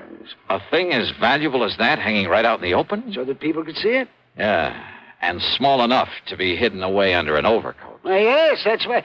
So I hadn't thought of that. Oh, I'm afraid you had it coming, Mr. Cartwright. You're lucky that more isn't missing. Now, what do you mean by that? Well, I mean you alone in this place with all these valuable objects of art. Yeah, but and letting John, all sorts of people in to see them. Well, pretty things like these have to be seen to be appreciated. Well, did you ever screen any of the people you let in here? You think for 1 minute the kind of people who would come to admire these nice things would ever steal anything? Somebody did. Yeah. Oh, yes, I did. Yes, I guess you're right, but you were wrong about my being in here alone when it happened. What do you mean? Every day, Johnny, during the hours people were allowed to come in and look at my things, I had a guard on duty all the time. Oh, a registered peace officer? Well, no, he just happened to be the first man who answered my ad. Oh, great. Where is he now? Well, after this happened yesterday, I suppose it was unkind of me, but I let him go. I telephoned him this morning, told him not to bother coming back, and I sent him a check for a couple of $100. Just severance pay. In other words, you paid him for robbing you. You know where he lives? Anything about him? Yeah, you see, now, I have his address in town. Okay, then you better give it to me. And he wasn't the only precaution I took, you know, sir. You see, I never let more than one person come here into the gallery at a time. And I always stayed with him. Always. So? Well, it was getting late. The guard was about to leave. But there was a knock on the door. And so I answered it. Uh-huh. And who do you think was there? I'll bite. Who? A sweet little old man. He was all dressed in rags. Oh. He said he'd heard about the icon and he'd like to see it. So I showed him in here. And did you stay with him? Well, no, because just then there was another knock on the door. And who do you suppose it was? Okay, who this time? Johnny, it was Jonathan. Jonathan? Yes, Jonathan Peebles. Oh, yeah. My oldest and dearest friend. He lives down in New York. Oh, yes, I remember him now. Yes, he's the oldest, most loyal friend I have. Yeah, sure. He was the one who gave me a hand that time we all thought you were lost at sea. A bit of an eccentric, though. Aren't we all? Well... Yes, well, anyhow, it was Jonathan. And, of course, he gave me the usual lecture. Lecture? Oh, you know, the sort of thing that you would. I'm afraid I don't understand. You know, about it being wrong for me to have all these valuable things here in my home and being alone at night and maybe somebody might break in and try to kill me and get at them and, that sort of nonsense. Nonsense, huh? Now, you listen to me, Mr. Cartwright. Anyhow, as we were about to come in here to the gallery, I saw that the old man was leaving. So naturally, I stayed out there at the front door to say goodbye to him. And to have the guard look him over, kind of, and pat his clothes and so forth. But then, Johnny, Johnny, that poor old man. What happened? He tripped over the door sill and had a terrible fall. Well, the guard helped him up and made sure he wasn't badly hurt. And, well, I just gave him a few dollars just in case. And I had the guard drive him back to town. Uh-huh. And then you found the icon was gone. It was Jonathan who came out and asked me what I'd done with it. And, Johnny, when I looked and it wasn't there, and I was so upset, well, the first thing this morning, I put in that call for you. Well, that's probably too late to do any good, but give me the address of that guard you had on here and tell me what he and the old man look like. Yeah, right. Well, the guard's name is Gummy. Is what? Well, that's right. It's Gummy O'Banion. Gummy O'Banion? What's the matter with you, anyhow? Don't you remember? Gummy O'Banion was mixed up in more rackets down in New York in the old days. Of course, I remember then that. why under the sun he would you... assured me that he's through with all that he's gone straight and he's retired. And he's the one you picked for a guard? Oh, But brother. surely you don't think that Gummy... No. You want to bet? You know something? I'm glad that Mr. Cartwright didn't want to bet. As I said before, any case where he's involved, well, you can bank on just one thing. The solution isn't going to come from any logical process of deduction or series of sensible clues. It's going to come from way out in left field. And believe me, that's exactly what happened on this one.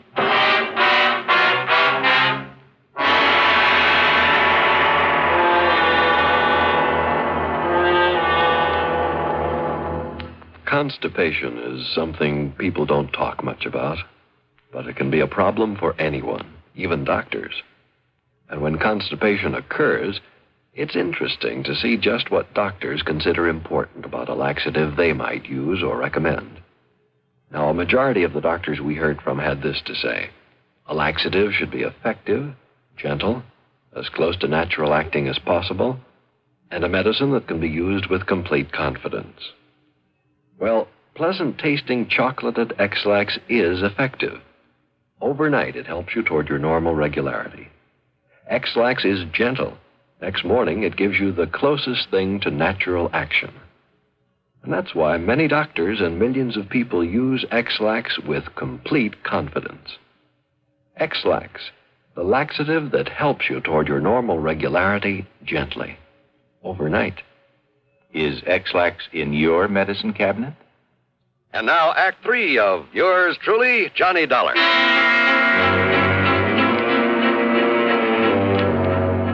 The address of Gummy O'Banion turned out to be little more than the shack at the south end of town. But there was a light inside, so I parked well on down the street and pulled a peeping Tom act at the window the light was coming from. The window was slightly ajar. Inside, sitting at a bare wooden table, guzzling beer, were O'Banion and a ragged-looking little old man. On the table between them was a stack of bills. Not only 10s and 20s, but I spotted several 50s among them as they poured them over. I didn't know they could pick up easy money like this. I would have went legit long before I did. Yeah, Gummy? And you know what? What, Gummy? Old Cartwright says he's sending me 200 severance, too. What do you think of that, Doc? 200? That's right. So, with that and all this dough the other guy gives us for that act we pulled at the front door... Other guy? Why, Doc, you and me won't have to work for months. That's pretty good, huh, Gummy? Yeah, Doc, that's pretty good. Well, then open me up another bottle of that beer, huh? Sure. There. But, Doc, I still don't get it. Why that other guy wanted us to make all that fuss for him there at the front door. You falling down and me helping you up and all. A diversion, they call it, whatever that means. Diversion. Diversion? Yeah, and what'd you say his name is, the one that give us the dough, huh? Oh, crazy kind of name. Reminds me of a church like steeple, only it wasn't. I didn't wait to hear that name. I didn't need to. Because things had suddenly begun to add up the wrong way. Instead of disturbing the two lucky gentlemen, I got back into my car and drove hard. And I didn't stop until I got all the way down to New York, to a fancy apartment building on East 52nd Street. It was well after midnight, and the uniformed doorman was half asleep and a little grumpy about it all. Look, what do you think I am, your brother's keeper or whatever it is they say? And that crazy old man. And you have no idea at all where he might be, huh? Your name ain't Dollar, is it? What'd you say? I asked, is your name Dollar's all? Yeah, that's right, Johnny Dollar. Why? Well, why don't you say so? Here, old Coot left this note for you. He what? Here you are. Dear Johnny, I have tried all day to reach you by phone. But with no success. Knowing you, I'm sure that sooner or later you will come to look for me here at my apartment. I can only ask your indulgence. My indulgence? And beg that when you return to Alvin Cartwright's home, you speak with me before you talk further with him. What? The icon, incidentally, is safely ensconced in the bottom of one of the large Roman urns there in the gallery. Sincerely, Jonathan W. Peoples. But now, will somebody please tell me? Huh? What's the matter, mister? Here's a 5-spot for your trouble. Well, thanks, Johnny. You're okay.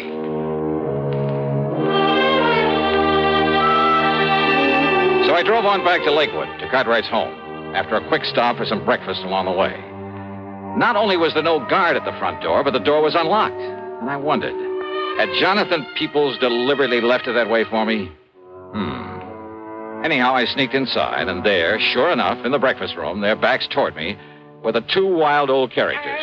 Or maybe just one such, and his really good friend. You listen to me. Oh, fool, huh? That's right, I'm convinced of it. Oh, you are. Unless you'll solemnly promise me two things. Promise? Promise? Oh, what are you talking about? That you'll immediately, mind you, that you'll turn this whole collection over to a museum, the way you plan to do sooner or later anyway. But, Jonathan, I haven't got tired of it yet. No? Well, by the time you do, somebody will come here and bash in that silly head of yours, or at least come here and steal some of those things. Oh, with me around there? I'd just like to see anybody try to... Yes, that's right, the icon. Oh, it was such a lovely thing, too. And you'd like it back, wouldn't you? Are you crazy? Of course I'd like it back.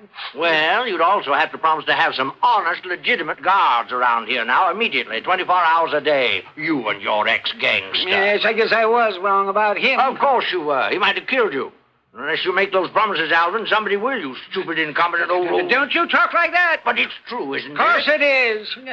Oh, dear, of course it is. This whole thing was silly right from the beginning, and losing that beautiful icon, it just... Would you, like it back? Yeah, I'd do anything to have it back. Anything? Yes, anything. You can hear, can't you? I can give it to you, Alvin. No, I don't care what you can do. All I care about is that... You? That's right. I have it. I'll be glad to give it to you. Jonathan. Jonathan If you keep your word. You're a crook. That's what you are. I am not a crook. But if you have the icon, it's because you stole it. I did not. You're a thief. That's what you are, a thief. I am not. There's only one way you could have gotten it. No. By stealing. No, you silly old fool. Don't you see? Don't I see what? All I did was to hide it away from you in the hopes of knocking some sense into that thick skull of yours. Well, has it? Has it made you realize that you have no business keeping a valuable thing like that around here? All right, Jonathan. I'll admit you did the right thing. You brought me to my senses. But now, give it to me. Oh, come on, give it to me. Only on condition you make those promises to me. Didn't I say I would? Then do so. I do. Cross your heart? Yes, I cross my heart and I hope to die from there now. Now, give me back the icon. Well, I said I would, didn't I? Well, then do so. Well, I will. But now! All right. And if you think for a minute that was the end of it, you're wrong. Those two wild old men sat there for the better part of an hour, squabbling, shaking their fists at each other, and a half dozen times they almost came to blows. But finally they ran out of breath, put their arms around each other, shed some tears of repentance, and then, as they've done so many times before, quietly, solemnly swore undying friendship for each other. What a pair. The expense account? Why bother? After all, by now, Alvin Peabody Cartwright has probably forgotten he even sent for me. So, yours truly, Johnny Dollar.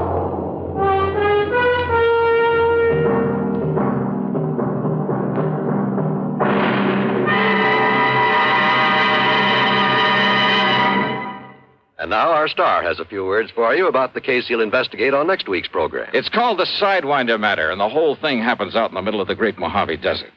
Believe me, it doesn't take long for me to realize the desert can be a mighty dangerous place. So join us, won't you? Right here on the station that brings you all the best in radio. Yours truly, Johnny Dollar. Yours truly, Johnny Dollar, starring Bob Bailey, originates in Hollywood and is written, produced, and directed by Jack Johnstone. Heard in our story were Lawrence Dobkin, Howard McNear, Frank Gerstle, Will Wright, Forrest Lewis, and Joseph Kearns. Be sure to join us next week, same time and station, for another exciting story of yours truly, Johnny Dollar. This is John Wall speaking. A terrorized model races for the end of the road. Shocking drama of suspense next on the CBS Radio Network. Better buys are your reward at Orange Motors for a Ford. Get your orange guaranteed from the largest dealer in Albany, in the heart of Auto Row. Orange is the place to go.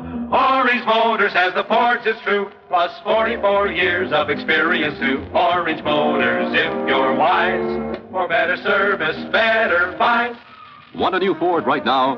Come to Orange Motors and choose from a large selection of new 1960 Fords. Orange has new Fords and new Falcons, lots of them. For a better deal, buy Ford. Buy at Orange Motors, 799 Central Avenue, Albany. Want a new Ford right now?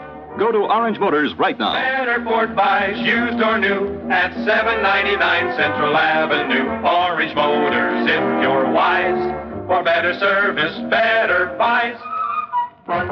Radio 59, WROW, first on the dial, serving Albany, Troy, and Schenectady. From Hollywood, it's time now for... Johnny Dollar. You smell smoke, Johnny? What'd you say?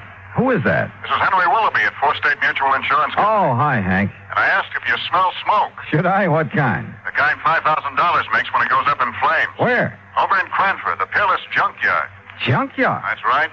But if there's only a $5,000 loss, how can you afford me? Because what I smell is arson.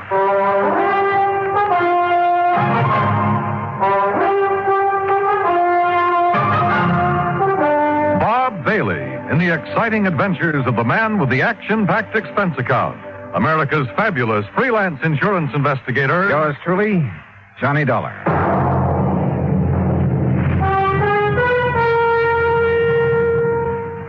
And now, Act One of yours truly, Johnny Dollar.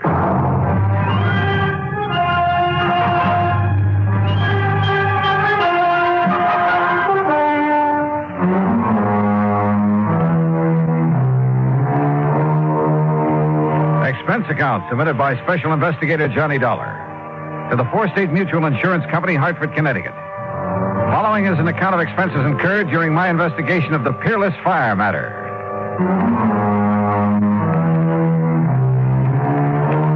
Expense account item one, $1 even, cab to Hank Willoughby's office in the Security National Building, where he lost no time in getting to the point. Policy was taken out by one Oscar H. Lehman about 4 years ago. He's the owner of the junkyard. Address of the yard is corner of Howard and Kingsway Boulevard. And why do you suspect arson, Hank? That fire didn't start until about 4 o'clock this morning. When I got here to the office a few minutes after 9, the claim was already on my desk. Almost as though he'd had it filled out and waiting, even before the fire occurred, huh? Precisely. How much do you know about this man, Lehman? Well, nothing really outside of the data on the policy. His home address is 232 East 4th Street. Also in Cranford. Yeah. Okay, Hank. I'll see what I can see. Item 2, 40 cents phone call to make sure the suspect, or at this point, I guess I'd better call him the client, to make sure he'd be around for questioning. Here speaks Oscar Lehman. Mr. Lehman, this is Johnny Dollar representing your insurance company. So why do you waste time at the telephone? Or then maybe you're coming here with my check for $5,000 right away, huh? Well, you see, there are a couple of things that... So, all right, I'll be waiting for you when you come with the money. Goodbye. Huh?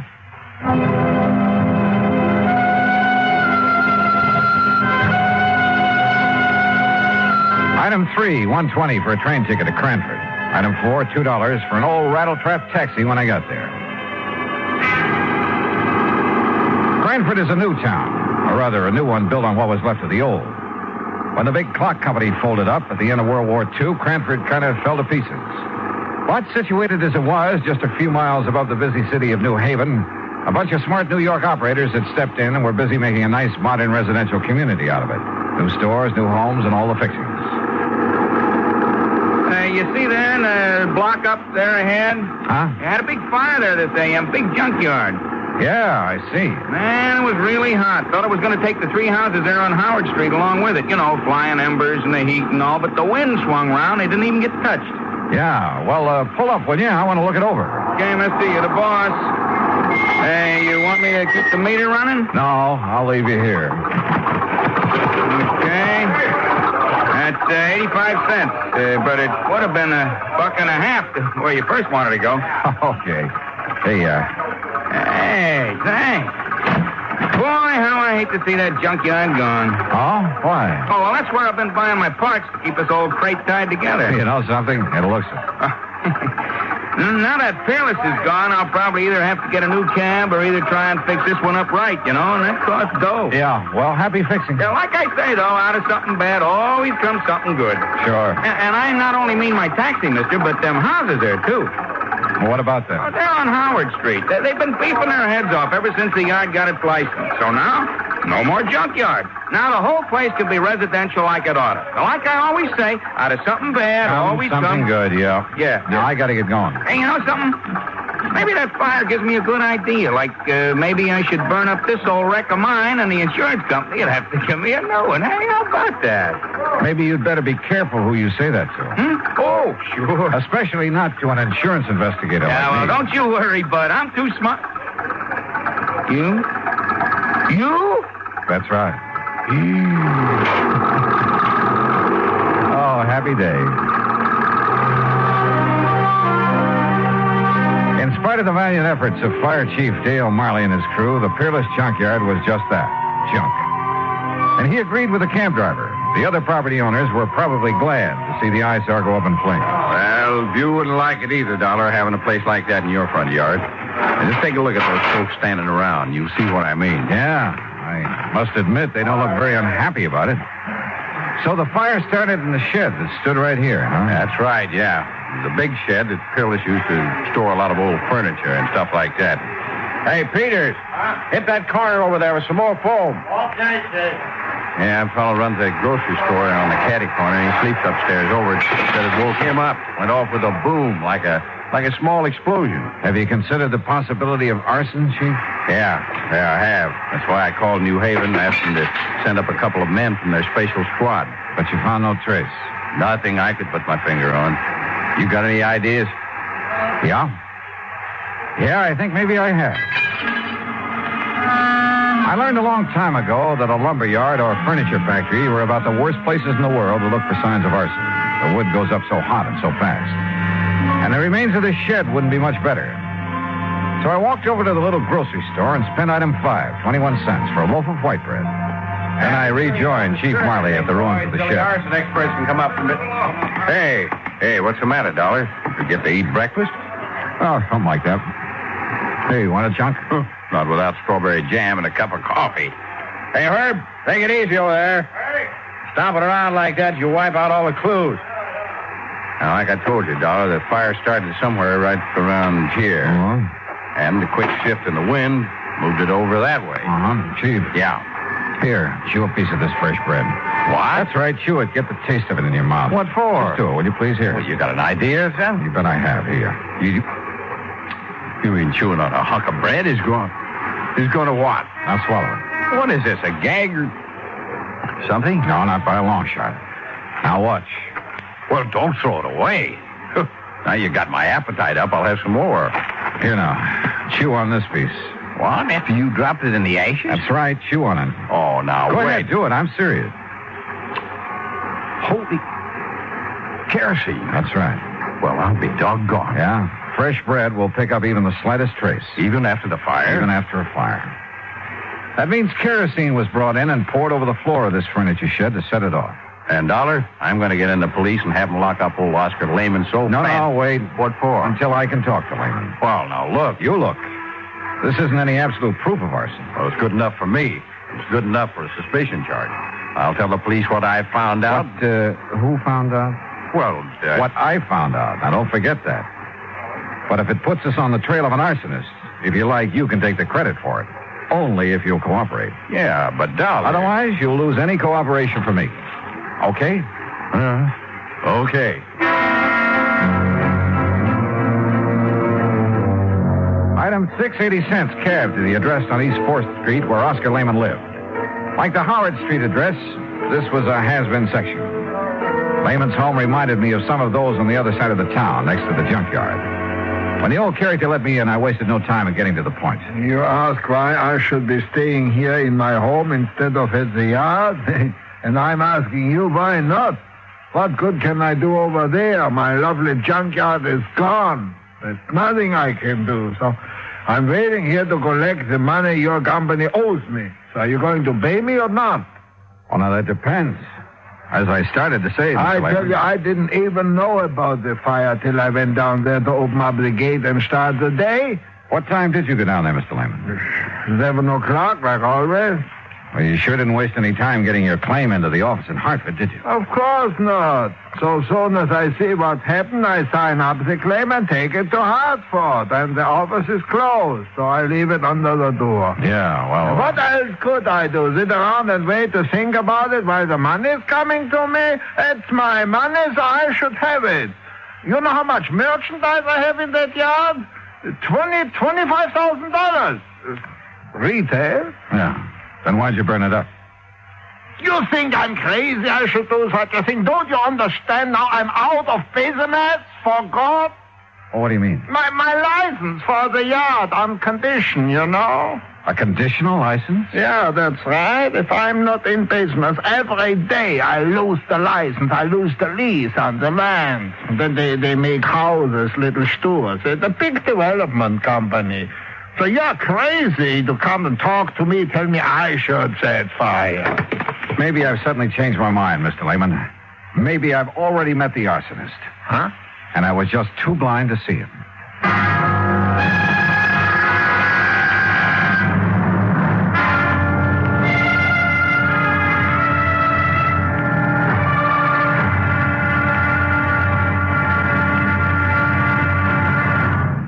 Act 2 of yours truly, Johnny Dollar, in a moment.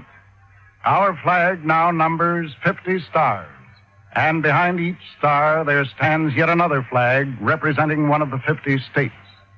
Missouri's state flag is a horizontal tricolor of red, white, and blue. In the center is a circular device bearing the state coat of arms, an eagle symbolizing the superior authority of the nation, a grizzly bear representing Missouri, chosen for his size, strength, and valor, and a crescent moon symbolic of the shield carried by the second sun, Missouri being the second state carved out of the Louisiana Territory. A belt encircles the coat of arms with a motto inscribed, "United we stand, divided we fall." Atop the flag is a cluster of stars representing the Union, with a larger star for Missouri as she surmounts her difficulties and assumes her rank among the states. The state motto is also inscribed on the flag, Salus Populi Suprema Lex Esto. The welfare of the people shall be the supreme law. Surrounding the device is a group of 24 stars. Missouri's state flag, the flag of the 24th state to enter the Union, was adopted on March 22nd, 1913. And now, Act 2 of yours truly, Johnny Dollar, and the Peerless Fire Matter.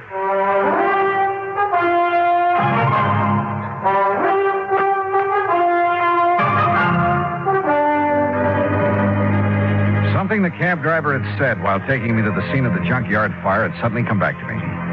He'd been talking about the nearby property owners, homeowners. They've been beefing their head off ever since the yard got its license. So now, no more junkyard. Now the whole place can be residential like it oughta.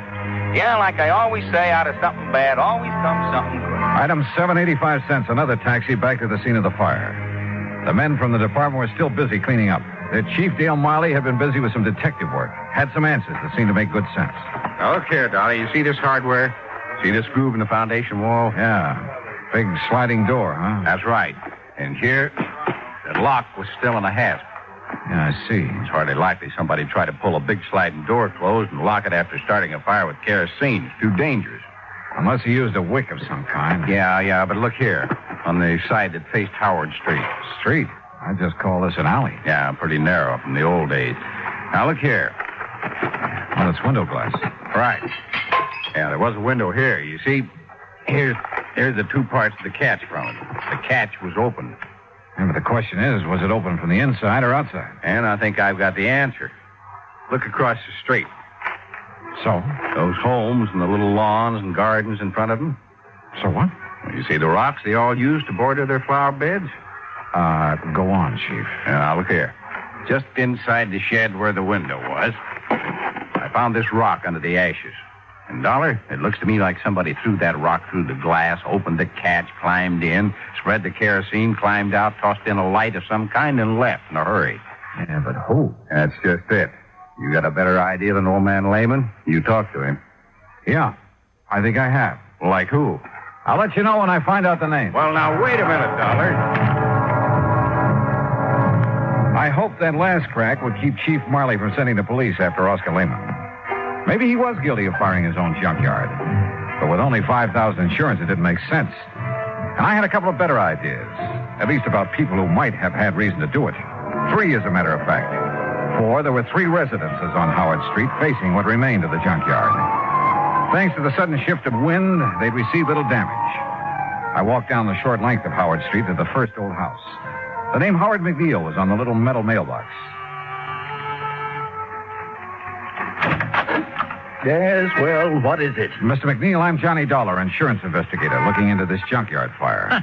This is a fine time to come around selling insurance after the fire's out.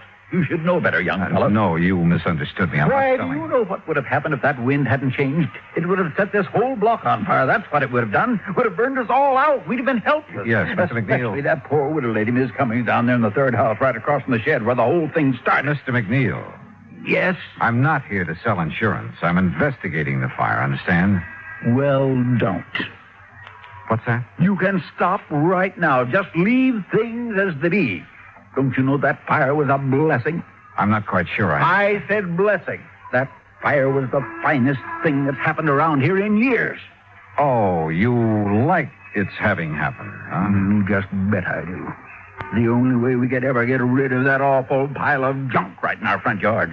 Now, maybe they'll give us back our nice little park that used to sit there. Or build a lot of track houses. Yeah, all right. What did they do? Anything is better than that wretched junkyard. I've hated it. Everybody's hated it. I hated it. Enough to set it on fire? Yes, sir. Absolutely. Oh, no. Me? Well? Mr. Dollar.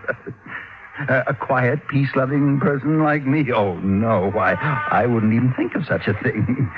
Especially since that fire might have got out of control and burned me out. Well, you carry insurance, of course. I do not. I don't believe in it. No, so don't you try to tell me anything. I told you I'm an investigator. Well, why don't you ask that Nazi if he had insurance? Nazi? Yes, that Oscar Lehmann that owned that dirty junkyard. Why do you call him that? Well, he's a German, isn't he? Well, that doesn't make him a Nazi. Well, it does to me. Anybody who'd wangle a license to put up a filthy place like that on our beautiful street, especially if he's a German, well, to me, he's a Nazi of the worst kind, the very worst kind. Thinks he's a ladies' man, too. All right, now, have you any idea who, besides you, would have liked to see that place burned out? I certainly have. Oh. Why don't you ask the police? They were here at dawn asking us all questions. You said asking us all.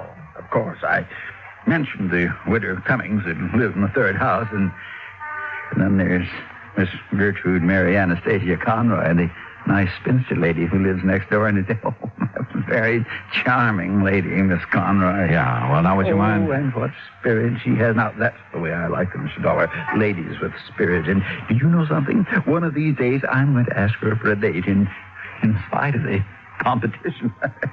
You never have? Oh, no, sir. No. I'm not the bold type like some people I know, but I've been working up to it. And how long have you been a neighbor? 16 years, and you mark my word, one of these days I'm going to march right up on her front porch, and Miss Conroy, I'm going to say... Yeah, well, thank you very much, Mr. McNeil. Yes, but I was going to tell you, but... oh, dear, I must have said something wrong.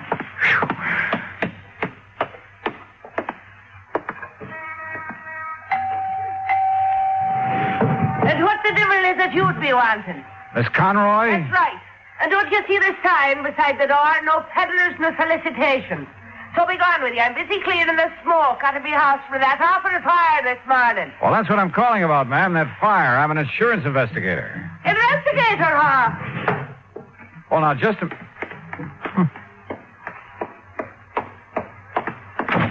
If you're an investigator, young man, let me see your badge. Badge? That's right. If you're an investigator, you're a detective. And if you're one of them, you're with the police force. No, And if you are, you can go right back and tell your chief I've had me feel right up to here with answering fool questions about that fire. As if I myself did it, huh? Well, did you? For years now, I've connived and connipted how to get that terrible, dirty, filthy junkyard out of this neighborhood. And now, poor soul, he's lost it. Oh, I could cry my eyes out. You what? Oh, such a lovely old man he is when I finally met him, that dear Mr. Lehman. Oh? Oh, the horrible things that Hitler done to him before he escaped them Nazis that took over his fine old country. And when he got here, he put all his savings in that lovely second-hand lot. Lovely. So he could earn an honest living. I'm afraid I don't understand. Such a fine man. Such a gentleman. The way he'd click his heels and bow when he come calling on Sunday afternoon. Oh, he was such a gentleman. Wait a minute, Miss Conroy. I don't get it. A couple of minutes ago, you sounded as though you hated that junkyard. Second-hand lot. Oh. And so I did. Until I got to know that nice Mr. Lehman. And I'll tell you this. in spite and despite of the fact they won't ever let him set up in the same kind of business again. If it takes every cent I own, I'll see that he gets started in something else. Well, I'll be... Investigator, huh? Insurance investigator. And then I suppose I can tell you confidential that I've set me cap for dear Oscar. You mean you hope to marry him? Aye, and that I will before I'm through. But I got the impression that your neighbor, Mr. McNeil... Oh, that crazy old stick in the mud, that old coot. Ha! But if you're from the insurance company, how can I help you, lad, with your investigation thing? Well, you can't tell me this. Was your friend, Mr. Lehman, in need of money, particularly? Well, no. His business has been good. He drives a nice car and keeps a nice home. But like I said, if he needs more than he's got to get started again, I'll be the first to help him. Besides, it will sort of help to bring us closer together if I'm worrying about him a bit. No, won't it? Yes, I guess it will. I just want to make sure. Now, wait a minute. Yeah? It's so blind I was thinking of me darling Oscar. So that's what you were up to with your nasty questions. What? Implicating that he might have burned up his place by his own self to get the insurance money. Is that what your evil, filthy mind was thinking of? I didn't say that. But that's what you meant, now ain't it? No, after all, somebody set that fire. And if he was in need of money... And just because I told the poor soul to get his claim in real quick this morning... You told him? Of course I did. Give him something to do besides standing around in the ruins, crying his poor old eyes out, keeping his sorrows to himself. But I'll soon put a stop to that. I'll cook him up a real nice mess of corned beef and cabbage, a German style, that is, and take it over for his supper to comfort and keep him company. And what will you be doing for the poor soul? Well, that depends. Oh, it depends, does it? Well, you and that insurance company better pay up what you owe him instead of making snide talk about maybe he himself set that fire in his... Oh, get out.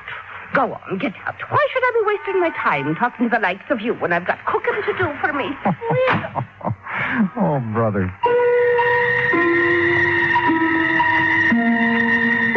This was turning out to be the most offbeat insurance matter I ever handled. Well, there was only one suspect left.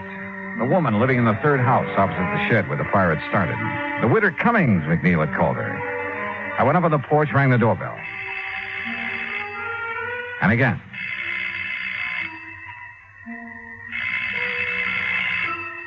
After the third time, I was about to decide no one was home when the door slowly opened. And just inside the door, in a wheelchair, sat a little old lady, pale, gray-haired. Her face reflected years of pain. Of worry. I've been waiting for you to come, Mr. Dollar. So you know who I am. I overheard you at my window when you talked to Mr. McNeil and Miss Conroy. Listening to the neighborhood is the only thing I have left these days, tied down as I am to this wheelchair. Yes, I see. I'm sorry. Come in and sit down, please. Thanks. There's, no one to take care of you here? Only Rudolph, who does as little as he dares. And you must take him away, Mr. Dollar. Rudolph? My stepson, who keeps me here, waits for me to die. What? Not even a rest home where I'd have care and friends, but here to die. He'd help me die, too, if he dared, because of the money. What money, Mrs. Cummings? That my husband left me. A lot, Mr. Dollar. And this Rudolph wants to get his hands on it? That's all he wants. That's why he wants me dead. But he hasn't dared kill me, because everybody knows that we're alone here together. And if I should die from his neglect, they'd know he did it. But he's smart. That's why he thought of the fire. He what? He thought that it would burn down this house, too, and trap me here. Mrs. Cummings, do you know what you're saying? The divine providence. The changing wind kept the fire away. He set that fire to burn this house and you? He's clever. He made it known that he'd be away all night, that he wouldn't be back here until he finished his work at the plant in New Haven. But he came back, Mr. Dollar, this morning before dawn. I heard him here in this house. And from this window, I could see him in the moonlight. Mrs. Cummings. No, I must tell you. Quickly, because he'll be coming back from work. His work. To keep up appearances, to keep them from suspecting. His gambling. The terrible people he goes out with at night. Gangsters, that's all. And I must tell you, because if I don't... Listen to me. I'm listening. I saw him take a can, the kerosene we keep in the cellar for when the electricity goes out. He took it across the street. He broke the window of the shed and went in. Then he came out. He threw a piece of burning waste back in. Then ran. Mrs. Cummings, are you sure? I lied to the police. I couldn't make myself tell them. After all these years of knowing what he's been and saying nothing. But I thought I'd wait for him. Maybe when he saw his evil plan had failed, that I was still here. Maybe I could make him give himself up. But in my heart, I knew he wouldn't. Because he's bad. All bad. Mrs. Cummings, I'm glad you told me. God forgive me. But I knew that if I didn't, he'd find some other way to... You must take him away, Mr. Dollar. Before he does murder.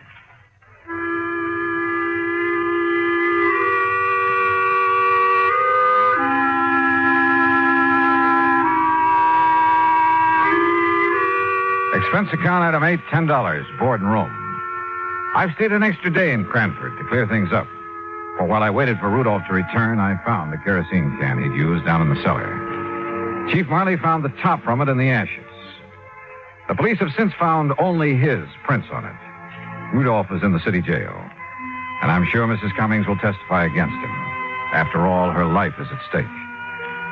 Hospital layman, his claim will be paid in full. Well, I hope he and Miss Conroy live happily ever after.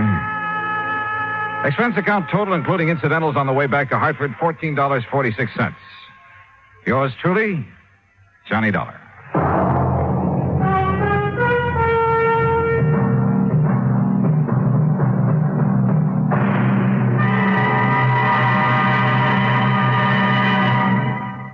Now, here's our star to tell you about next week's story. Next week, exploration in the high Sierra country of California.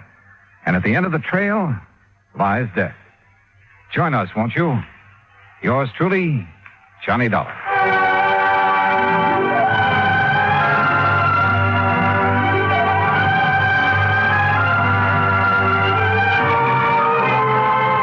Yours truly, Johnny Dollar, starring Bob Bailey, originates in Hollywood.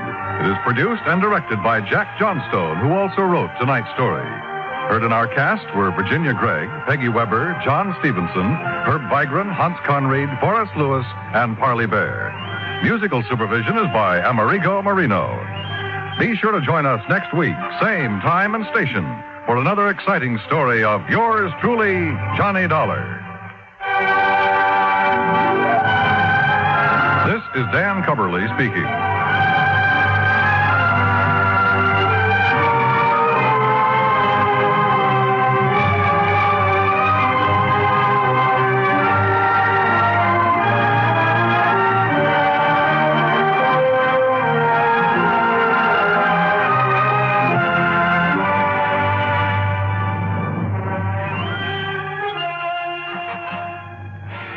From Hollywood, it's time now for... Johnny Dollar. Pat McCracken, Johnny, Universal Adjustment. Oh, hi, Pat. What's on your mind? The sleek, lovely, beautiful Ellen Deere. On the strength of that description, I'll take her. And she's loaded. $325,000 worth of jewelry. Hey, that girl needs a bodyguard. Sleep. Yeah, Johnny. Needs a guard of some kind, only she isn't a girl. She's a boat. I've just lost my enthusiasm. What's the matter with the old tub? That's what I want you to find out, Johnny. That last crack suddenly got me interested again. Okay, Pat, I'll be right over.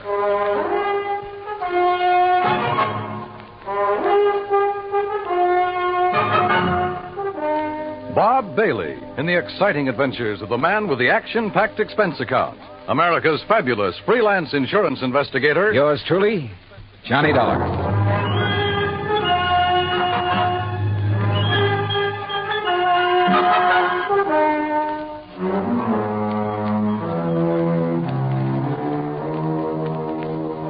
Expense account submitted by Special Investigator Johnny Dollar to the Western Maritime and Property Insurance Company, Los Angeles, California.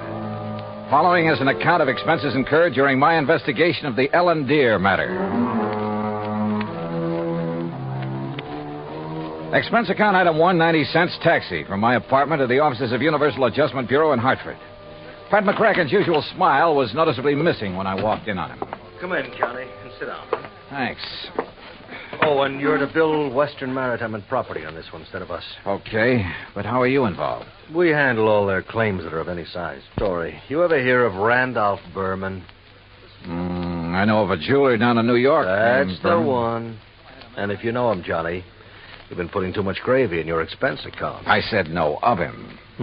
Didn't he bring in the Star of Cape Town and the Kamandu Emerald? That's right. Everybody seems to think he's a crook, and yet somehow he manages to handle some of the finest jewels in the world. How can an honest man afford it? Yeah. This time it's the Bettenhaus collection. It's out of Hungary. Oh, yeah, I read about that. Only I thought somebody down in Mexico owned it. Yeah, a fellow named Rigo Mariani down in Guadalajara. He's the one who sold it to Randolph Berman. Okay, now. Is this Ellen Deer you mentioned Berman's wife? No. Former wife. He's on about his fifth. All beautiful, dumb dolls. But more important, it's the name of his 72-foot motor cruiser. And the Bermans have been traveling around in it, down the coast, through the canal, along the coast of Central America, and so on. Anyhow, when he got word that the Bettenhaus collection could be had, he wasted no time in getting to Guadalajara. And that's where Western Maritime and Property comes in. Right. They had already written a policy on the boat for $52,000. Their main office in Los Angeles was close at hand, so he had them write the policy on the jewel. Is that where Berman is now, in Los Angeles? Oh, no. He's still in Mexico. Didn't want to move with those priceless rocks until he was certain of the insurance. And before Western would write it, of course, they wanted the collection appraised. Naturally. But who in Mexico? Jacques Jean-Pierre, the famous gemologist, was right there in Guadalajara, to look over the collection himself. So he made the appraisal. The policy has been issued. $325,000. I still don't see anything wrong with the whole deal, Pat. Well, there isn't anything wrong with it yet. But in spite of Berman's standing in the profession, his reputation, it isn't everything it might be. Yeah, come to think of it, wasn't there a killing or two involved in this acquisition of the Star of Cape Town? There have been several things like that. He's been involved in attempts to smuggle in some valuable pieces. He always managed somehow to come out smelling like a rose. Legally, perfectly clean, you understand? But you still don't trust him? Oh, no. And with his planning to carry that load of stuff around in his yacht. Yeah, I see what you mean. If anything happened to those rocks or the boat, over $300,000 right out the window. Exactly. Now, belatedly, Western is worried about it. And they'll pay good money to have you assuage their worries. You have a Mexican tourist guard? Sure, from my last fishing trip down there. And I think you better go down and guard that collection until Berman gets it safely up into the States. He's considered quite the host. He'll probably be perfectly willing to have you aboard. Now, this is the kind of assignment I like. Yachting in the Blue Pacific. But surely he hasn't got his boat parked in Guadalajara. That's over 100 miles inland. No, it's at Mazatlan. And from what I've been able to learn, it's surrounded by armed guards day and night while he has some engine work done. But as soon as that's finished, he'll head north to the States. So he says. Got a branch office in Los Angeles. He'll probably deliver the collection there. I just want to be sure he gets there, Johnny. Okay, Pat. You can wire the boys at Weston that I'm on my way. Item 2, 191.40, plane fare and incidentals, Hartford to Mazatlan via Los Angeles. The first leg of the flight to L.A. was uneventful.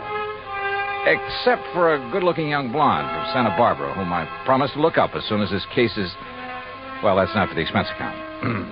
When we arrived at the Los Angeles International Airport, I learned that I'd have a 3/4-hour wait for my plane to Mazatlan. So I grabbed a magazine, that's item 3, 35 cents, when I heard my name being called on the PA system. Johnny Dollar, report to Pan American Airways desk. With the thought in mind that perhaps my little friend from the plane might have decided to stay over in L.A. Her name was Rita, by the way. I lost no time in getting over to the Pan Am desk. Mr. Dollar? Yeah? Johnny Dollar? That's right. I'm Arthur, Western Maritime and Property Insurance Company. Oh, yeah. How do, Mr. Arthur?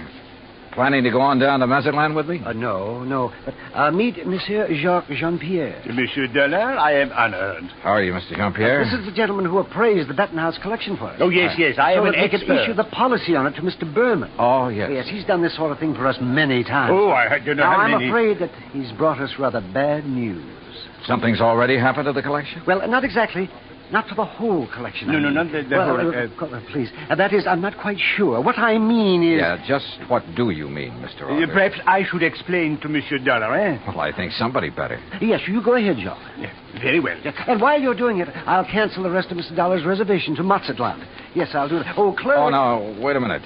First, let me find out what this is all about. Oui. Oh, very well. Jacques here was in Guadalajara when the Bettenhouse collection became available for purchase. Yes, Monsieur Dollar. I had gone there in the hope that some of the pieces might be purchased separately. So? Alas, such was not the case. The Mariani firm decided to dispose of the collection only as a whole. I see. Well, what's this bad news you have? I am getting to that. Yes, you see, it's this way. Please. Well, then go ahead, Jacques. Thank you. Monsieur Dollar, interested as I was, I looked over the collection very carefully, each individual piece. And you must believe me, to an expert like myself, every facet of every gem has a character all its own. A precious stone is like a face to me, always to be remembered. Yeah. Well, go on, please. I simply wish to make it clear to you, monsieur, that every item in the Bettenhouse collection is completely familiar to me. Oh, it is? As are many other important gems throughout the world. You know, each is like a friend. And each stone in them is like a face to you. Precisely. Always to be remembered. Yes. Allô. Well, The collection is purchased by Monsieur Randolph Berman. Yes, Mr. Berman. Please.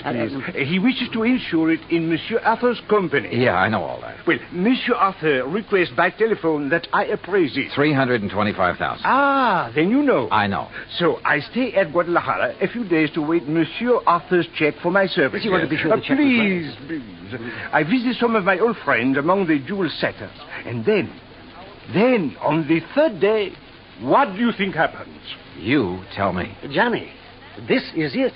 In the shop... No, please, Monsieur Arthur. I'm sorry. In the shop of my friend Garcia Hernandez, I watch him work on the mount for a beautiful diamond. And suddenly, I see that the stone is an old friend. One from the Bettenhouse collection? Oui. The Calabar diamond that was supposedly in the possession of Monsieur Berman. You're sure of the identity of that stone, Mr. Jean-Pierre? Oh, please. As I told you, monsieur, a precious stone to me. Yeah, it's like a face to you. So what you figure, Arthur, is that you've insured a boatload of $300,000 worth of gems on the way to the USA, and maybe they're not on board. Exactly. Unless, of course... Mr. Jean-Pierre, did you tell Mr. Berman about this one stone? Oh, I went immediately to Mazatlan, where I knew he had his boat, the LMD. Well, what did he say? Alas, he had sailed away. Did you learn his destination? Oh, yes.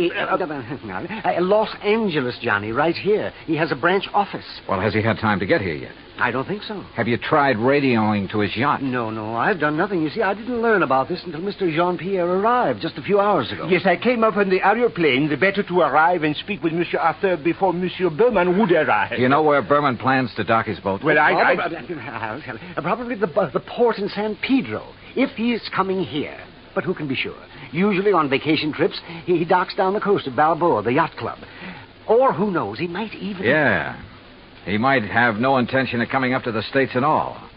He might not even have the jewels with him.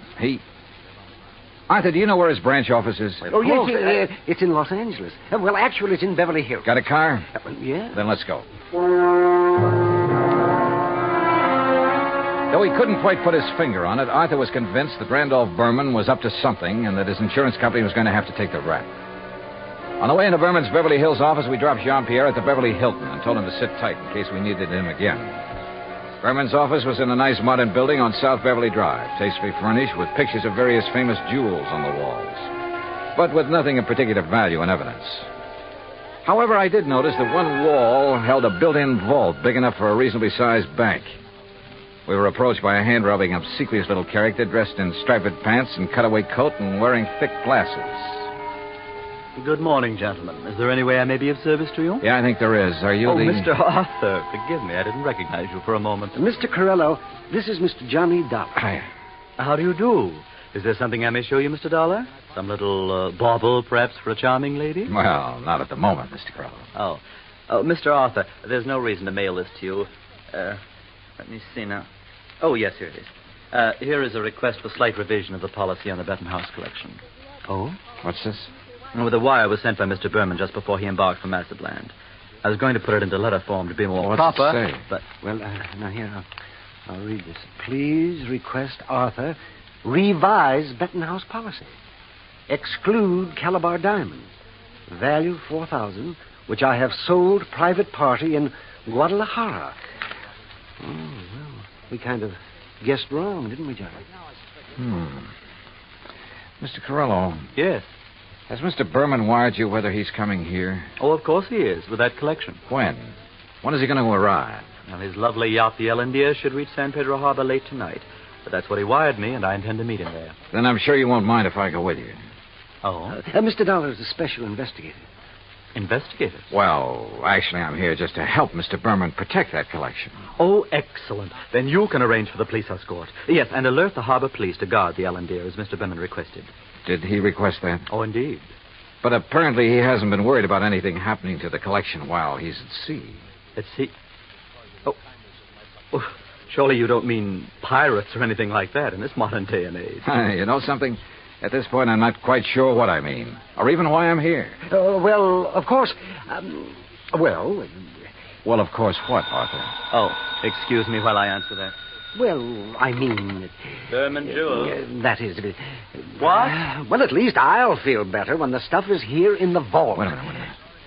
Oh, no. Corello at the phone paled visibly, then gasped and clutched the back of a chair for support as he listened on the phone. His jaw dropped, his eyes widened, and he shook his head once or twice in horrified disbelief.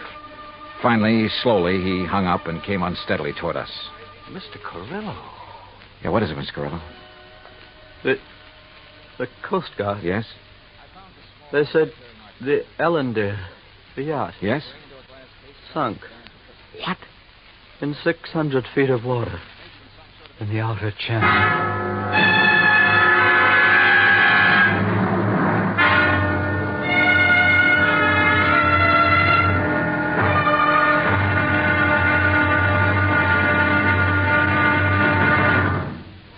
Act Two of yours truly, Johnny Dollar, in just a moment. Democracy. What has it to do with money, the medium of exchange of mankind? A couple of thousand years ago, it was said that money alone sets the world in motion. That's one way of saying that money and economy are virtually one and the same thing. The economy of a nation depends on its commerce. Commerce depends on manufacturing and services. It has been proven that those nations which practice democracy have the greatest economics. That means money, more money for more people, and a greater freedom of opportunity to earn a higher standard of living. That's why democracy provides mankind with its richest legacy of freedom. Now, Act Two of yours truly, Johnny Dollar, and the Ellendeer Matter.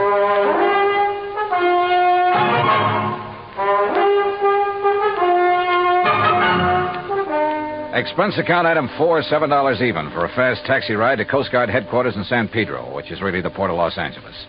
By dint of elbowing my way in, I got directly to Captain Barney Thorson. Afraid you got only half the story, Mr. Dollar.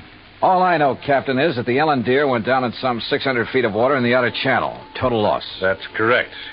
However, what you don't know is that the passengers, Mr. and Mrs. Berman, and the crew were picked up and brought in here. Oh? Outside of a little soaking and a little scare, they were perfectly all right. You see, the Ellendeer had apparently had some engine trouble before she left Mazatlan. Yes, so I understand. Mexican authorities, with whom we fully cooperate, notified us we'd better keep an eye out for her. So when she reached the channel, we weren't surprised to get a radio call from her asking us to stand by that Universal joint was kicking up. Is that what happened? By the time one of our cutters got within hailing distance, she was on the way down. That propeller shaft had whipped loose, torn through the hull, and the Ellendeer was sinking fast. Ask me, that boat was overpowered, Dollar. How do you mean? Well, it must have been because sheer torque tore the whole engine loose from its mountings. And it plowed through the bottom along with everything else on board that was heavy. There was a big safe, for instance, anchored amidships. There was a what? A safe, you know, a small, heavy steel vault. Yeah, I know. That went down, too? Yeah, with the engine. It was all our boys could do to keep the owner from diving over after it. It was crying like a baby. You'd think he'd had the crown jewels in it. Maybe you're not too wrong at that. What? Not the crown jewels, perhaps, but a collection worth something over $300,000. Now, what about salvage? Salvage operations in 600 feet of water in that channel? Oh, yeah. No, Dollar. Salvage, even if it were possible, it'd cost a couple of times the worth of that stuff at least. The only passengers were the Bermans, huh? That's right. Prove 3. And they weren't able to save anything? Nothing. Not of any consequence, that is. One of the crew didn't even have his shoes and his shirt on. What about Berman and his wife? It's funny what people will do in an emergency sometimes. What do you mean? Well, you've heard about the man whose house catches fire. He gets panicky, throws all the china and the glassware out the window, and carries out the mattress. What are you getting at, Captain? The only thing that Berman saved in his excitement was 2 beat-up old hats and a fishing rod. Oh, yeah, I see what you mean. And all his wife brought along was a handful of nylon stockings. She was hanging on to them for dear life. Oh, yeah, a big hat box with an evening dress half hanging out of it. And that's all? That's all. Hey, you know, that Mrs. Berman's quite a dish. Not too bright, but a real looker. Where are they now, Captain? They're headed for Beverly Hills. Beverly, Wilshire was the hotel, I think. In any event, Dollar, I'm afraid your company is going to have a big, fat claim to pay. On the yacht, yes. What's that mean? What do you think? Item 5, 320, long-distance call to the police in Mazatlan. I wanted to be sure that the Benton House collection had been on board the Ellen Deer when she left port down there. Inspector Romulo assured me it had, that he'd checked the safe on the boat himself before allowing it to sail. Furthermore, he had insisted his own maritime service keep tabs on it up to the point where it made contact with the U.S. Coast Guard. In other words, the loot couldn't very well have been passed to someone else at sea. Item 6, 580 cab fare to Beverly Hills, where I dropped in at Berman's office. No, Mr. Dollar. He and Mrs. Berman are at the Beverly Wilshire. I'm sure you understand it's been necessary for them to buy a lot of clothes and things. Yeah, but he will come here. Oh, yes, indeed. From his last phone call, I'd say he'll be here within the hour. All right, then I'll come back. Please ask him to stick around and wait for me if he doesn't mind. Of course, Mr. Dollar, I shall be glad to. Oh, incidentally, he has had me phone Mr. Arthur and ask that claim forms for both the Benton House collection and the loss of the cruiser be brought here to the office just as quickly as possible. Yeah, I'd figured as much.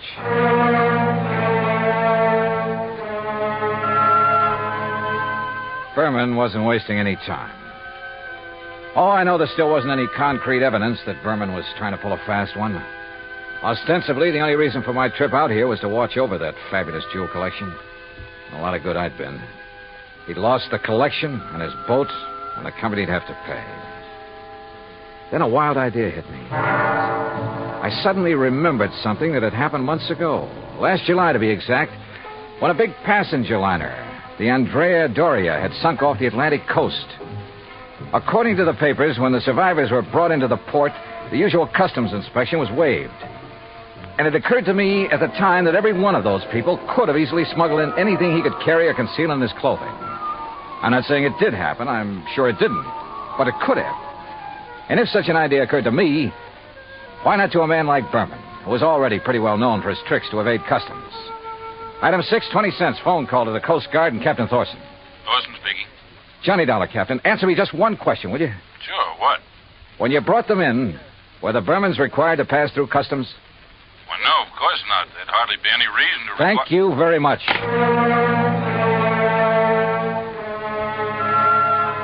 Item 7, 10 cents, another call. This time to Arthur at Western Maritime and Property Insurance. You caught me in the nick of time, Johnny. I was just walking out the door. On your way to Berman's office? Why, yes. With a handful of claims forms? Yes. Now listen, get there as fast as you can. Get there ahead of him. What? So that you can see if he brings anything into the office, like the Benton House collection. What? Though I doubt if he'd be that foolish. Foolish or not, how could he, Johnny? That collection, unfortunately, is at the bottom of the ocean. Listen to me. Keep him there. Maybe on the pretext of having to wait for me. Any reason you can think of. I'm afraid I don't understand. Just hold him until I get there, understand? Very well, Johnny. But what are you going to do? Arthur, I may have to break in and rob a hotel room. I went out and stationed myself across the street from the Beverly Wilshire. 5 minutes later, I saw Randolph Berman walk out the front door and head east on Wilshire Boulevard in the direction of his office on Beverly Drive. I waited a few minutes to make sure he didn't turn back, then entered the hotel. At the desk, I learned the number of Berman's suite on the 9th floor. Break in, it would have taken a battering ram. So I tried knocking.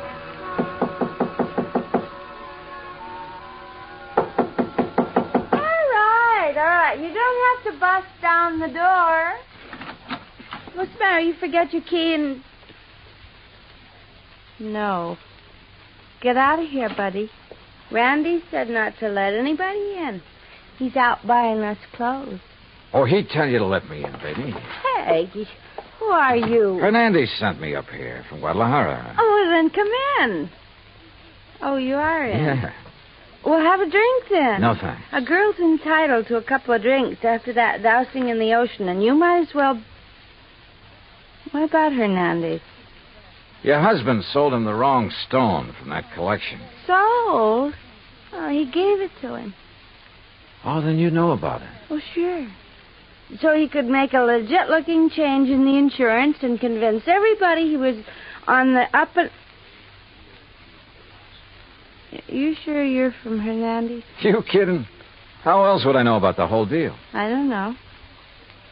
Hey, Randy said not to let anybody in here or he'd kill me. Dumb blonde, he called me. You? A smart, beautiful girl like you? Oh, hey, you're okay. My name's Vi. Come on, let's have a drink. No, thanks. Listen, Vi. I've got to get the right stone from that collection, the caliber diamond. Then I'll leave this one I've got in my pocket here.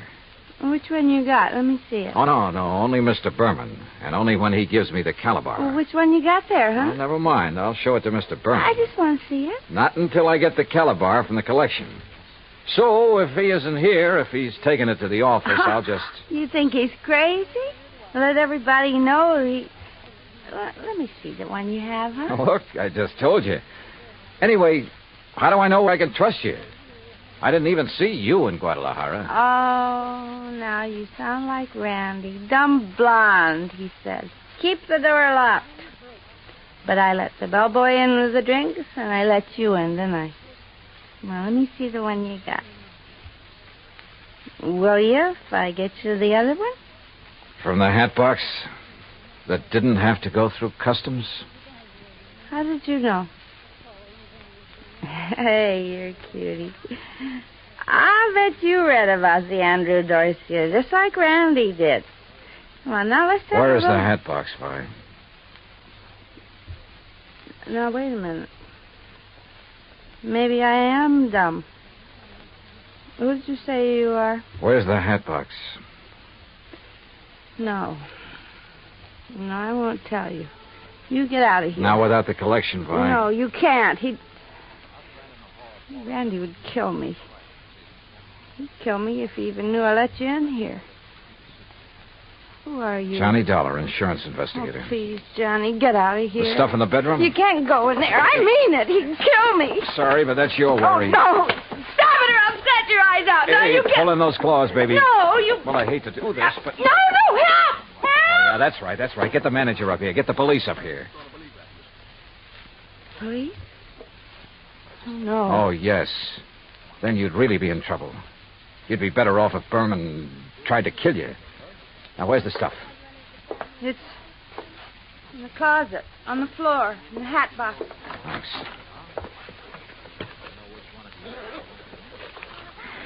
Well. Just a handful, but worth a fortune. Well. Oh, now, wait a minute, girl. Put down that bottle. I gotta stop you. He'd kill me, don't you understand? Just for letting you in here. You don't know him. Look, baby, you're in this thing deep enough as it is. Don't try to make it any worse for yourself. But when he finds out that I... Listen. He's come back. And I open up. Get my hands full. What'll I do? Where'll I go? Right here, behind this closet door. Quick. Johnny, Just stay there. Hang on to that bottle and think over what I told you about getting in deep. Hi, where'd you get these drinks? You let somebody in here. Bellboy? Why, you half-witted bird brain, I told... Who are you? The name is Dollar, Mr. Berman. Insurance, Dick? I just dropped by to pick up the Bettenhouse collection. Put it down, Dollar. I'm a good shot with this thing. Yeah. And it wouldn't be the first time you killed over a handful of jewelry, would it? That's right. Won't be the last. But you'll never know about it. Now, where's Vi? How should I know? She let you in here? I'll murder that dizzy blonde. That dizzy blonde is a lot smarter than you think. Where is she? What do you mean? By helping me, she has a chance of getting out of this mess you've involved her in, of getting out clean. That dirty two-timing... Dollar, I'm going to kill you. You'd even like to involve her in that, too, wouldn't you? Thanks for the idea. I'll make it look like she killed you. Oh, no, you...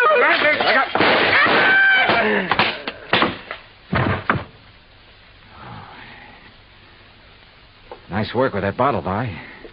Thought he missed you. Please, you won't let him... No, don't worry, baby. He won't bother anybody. Not for a long, long time.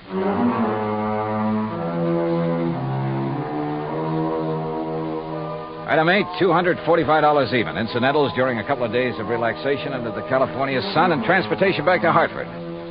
Expense account total, $453.95. Remarks? By way of getting off as easily as possible, Vi sang like a canary, and incidentally cleared up a couple of other of his shady deals. Result? By the time his prison term runs out, he'll be too long dead to collect the insurance on his yacht. End of remarks, end of report. Yours truly, Johnny Dollar.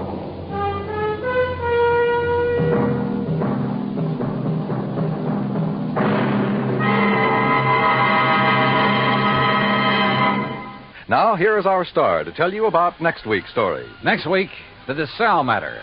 And I promise you a double-barrel thrill in it. Join us, won't you? Yours truly, Johnny Dollar. Yours truly, Johnny Dollar, starring Bob Bailey, originates in Hollywood. It is produced and directed by Jack Johnstone, who also wrote tonight's story. Heard in our cast were Virginia Gregg, Lawrence Dobkin, Howard McNear, Jay Novello, Jack Edwards, Barney Phillips, and Raymond Burr. Musical supervision is by Amerigo Marino. Be sure to join us next week, same time and station, for another exciting story of yours truly, Johnny Dollar. Dan Coverly speaking.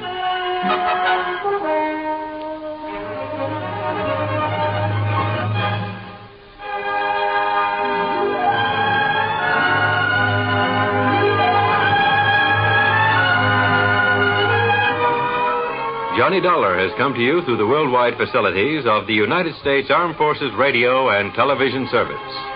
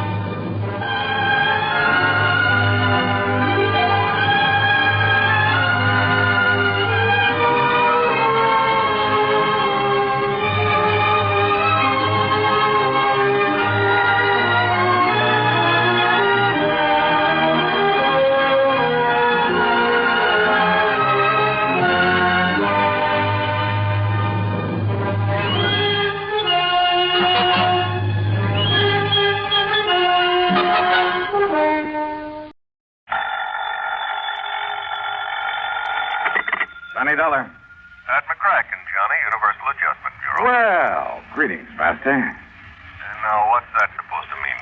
Oh, just being polite when I see a nice fat commission about to come my way. You know something? You clear this one up for me, and maybe it could involve a sizable commission. The sound of sweet music wafts to my ears. Who, what, when, where, and why, Patrick? Only answer two of them, Johnny. All right. What? What and where? Ever hear of the Rochemont necklace? I never. Well, you should have. But come on over to my office. I'll tell you about it. Missing? That's right, missing. From where? I'll tell you about it. Oh, what's it worth? I mean, unless it's pretty valuable, there's no sense. Difference. Your commission may be a sizable one. How much, Pat? Come on over. How much? Well? Okay.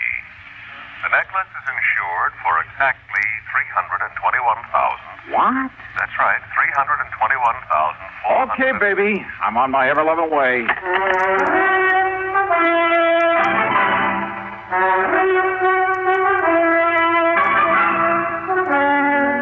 CBS Radio brings you Bob Bailey in the exciting adventures of the man with the action-packed expense account, America's fabulous freelance insurance investigator. Yours truly, Johnny Dollar.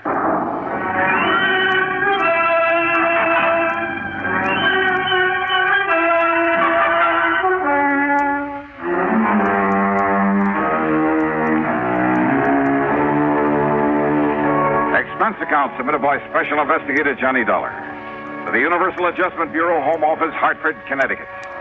Following is an account of expenses incurred during my investigation of the Super Salesman Matter.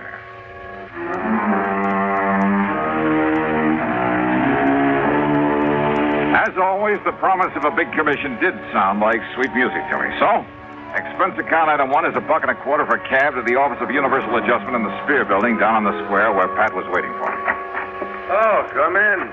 Sit down and listen, Johnny. Sure, Pat. Right ahead. Well, the Rochemont necklace, part of some old crown jewels or something, came over from Paris a few years ago.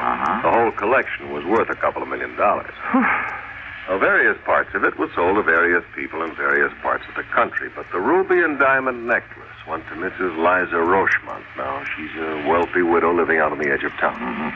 Except when she was away in Florida, California, Europe, wherever, when she put it in a vault at the bank, she kept it in a wall safe at her home, a safe to which she alone has the combination, and nobody's ever broken into it.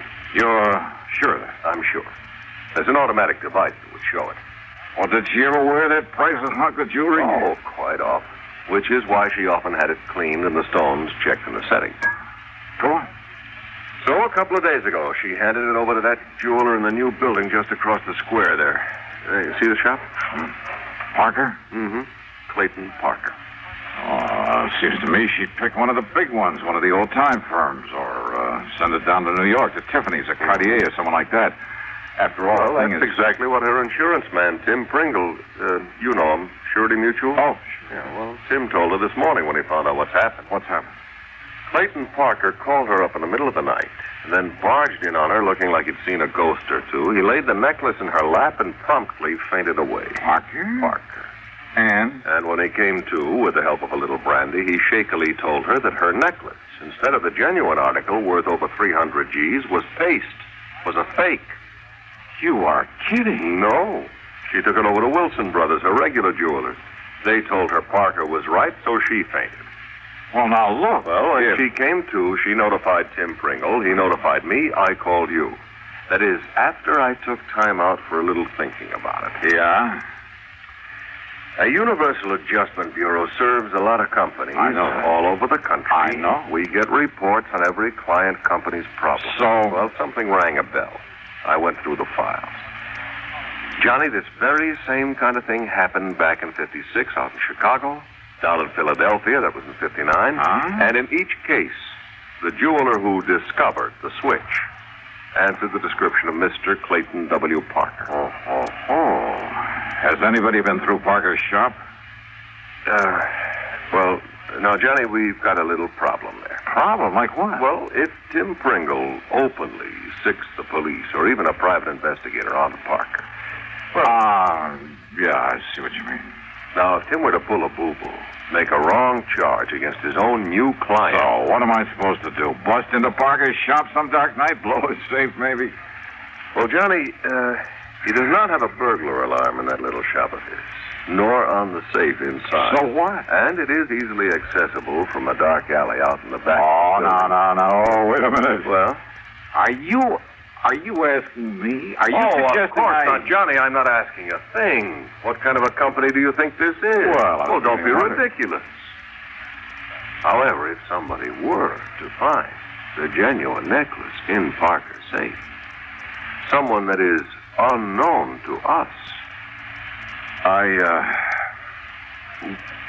What did you say your name is? I didn't. And yours? What's it to you? Okay. Okay. Item 2, $100 to a man named Fingers J. But let's leave his last name out of this. I may have use for his delicate touch again sometime. Well, getting into the back of Parker's store that night was a cinch. And once inside, we could see why he didn't bother with much protection. His stock was small, and most of it was novelty stuff. And he must have been a super salesman to get hold of Mrs. Rochemont's valuable necklace. If it was the real one that he took in for cleaning. While Fingers worked on the old-fashioned safe, I went over to the store with a fine-tooth comb, wearing gloves, of course. No sign of the necklace anywhere, including the safe. So I helped Fingers out of the back window we'd opened, sent him on his way, made a careful check to be sure the place looked the same as it had before, then proceeded to hoist myself out of the window. Now, let's see if I can get this closed again. Huh? No, now, wait a minute. Yeah. And this'll keep you here. Oh. Help! Please!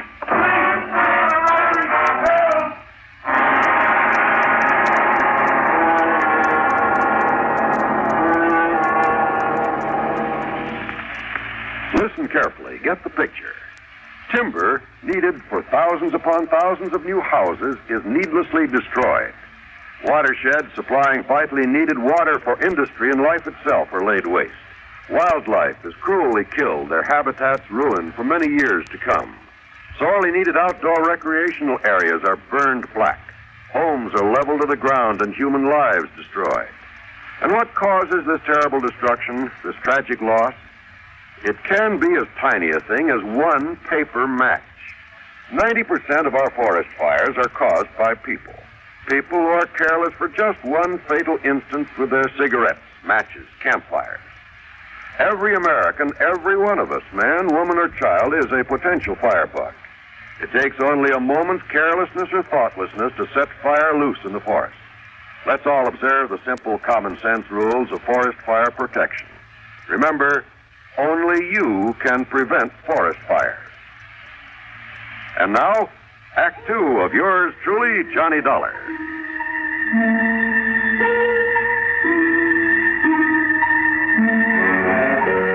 How I managed to get back up on my feet and out of that alley before the police arrived, I'm not quite sure. But I somehow did. I ran a couple of blocks through some other alleys, and then, playing drunk, which wasn't hard after that club in the head, I grabbed a taxi. That's item 3, $1.50. I went back to my apartment, had a couple of stiff drinks, a couple of aspirins, and soaked my aching head with a wet towel. And after a good night's rest, I was all set to call Pat McCracken and tell him to go jump into the nearest lake. Until I remembered that officially he'd had nothing to do with all this. And then I did some thinking.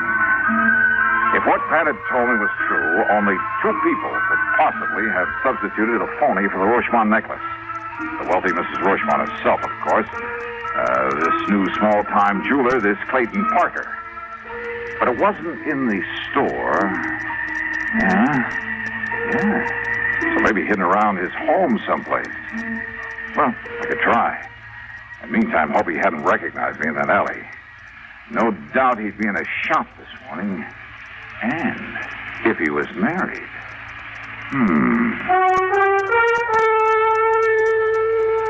Expense account item 4, $5 for a handful of business cards at the shop of a small printer.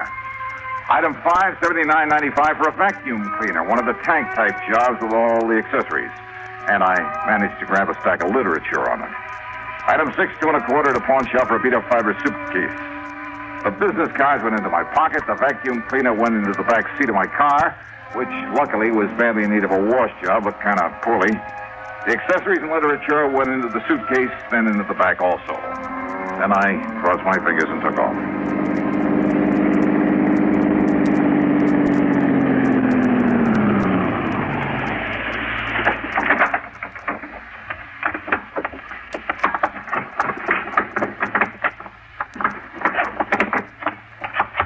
Alrighty, here we are now.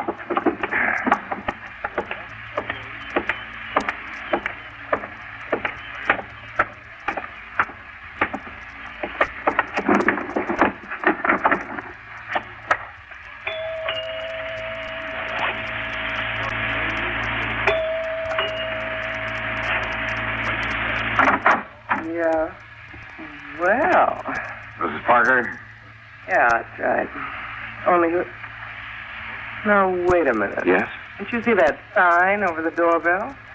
No salesman, it's solicitors. Oh, well, of course. Well. But I came in answer to the coupon you mailed asking for more information in the free demonstration. Coupon? Oh, yeah. My name is, well, here's my card. Now, look. No obligation to buy, none whatsoever. Yeah, ma'am. Look, this is some kind of...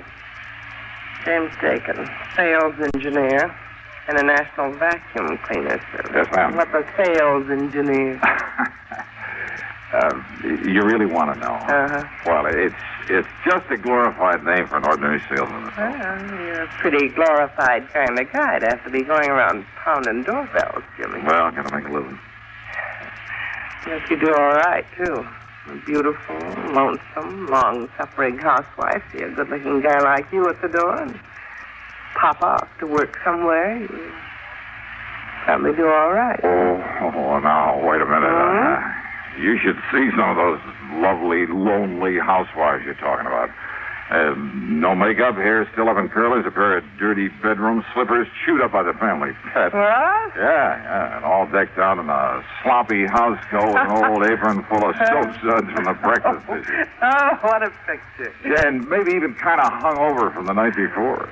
You mean that's what you usually run into? Oh, run away from. Are you cute, Jimmy? And that's why it's such a relief to be met by somebody like you. I mean, well, that is. Well? I'm sorry. I mean, I brought the cleaner around to give you the demonstration you asked for when you sent in the coupon. Are you kidding, Jimmy? I didn't send in any coupon. Oh, but you must have. Whoa. Would you like me to go get my list out of the car? Oh, because if you hadn't sent in a coupon, and I wouldn't... hate to do you out of commission. And I sure don't need to buy another vacuum.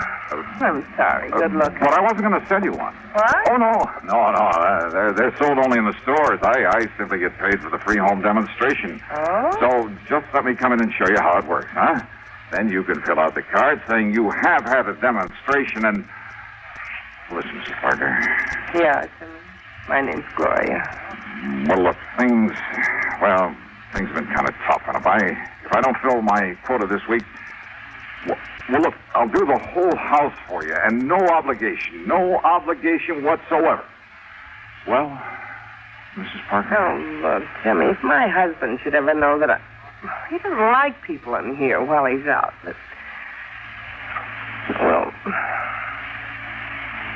come on in. And after all, if you have to work so hard, maybe you could use a little drink. Come on. Just to make the demonstration. Sure. Come on in.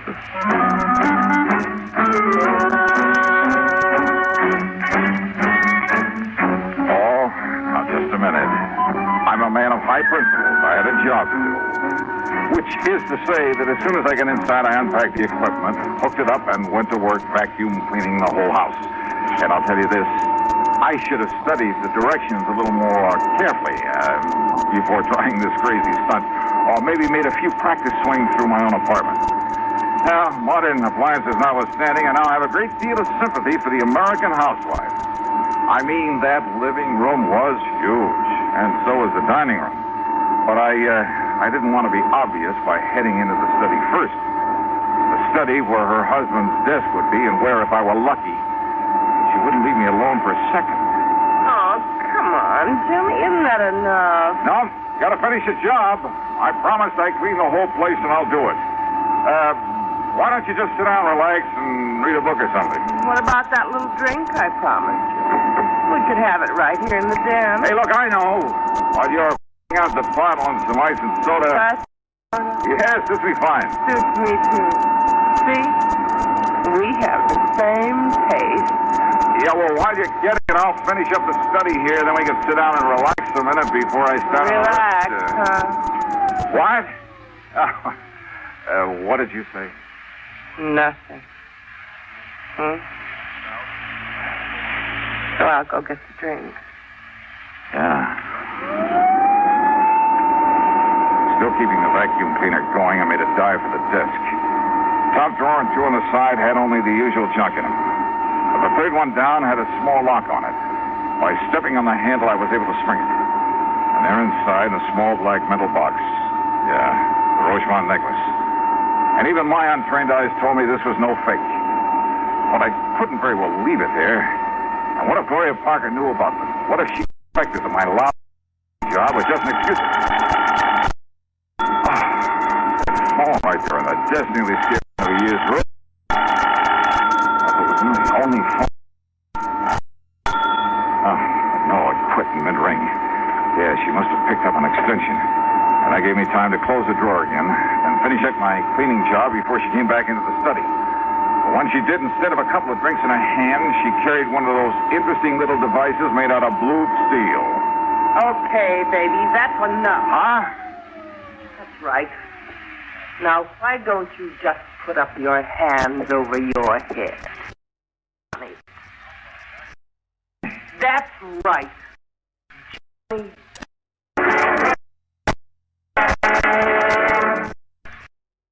You're one of those people who just need men are on the move all the time, always in the direction of developments of the day. Schedule practical understanding of the value listeners put upon their services. They know you rely on them for accuracy at all times. And they have a first-hand appreciation of the importance of clarity and brevity as well. That all of these standards are kept in mind by our highly skilled, highly experienced men.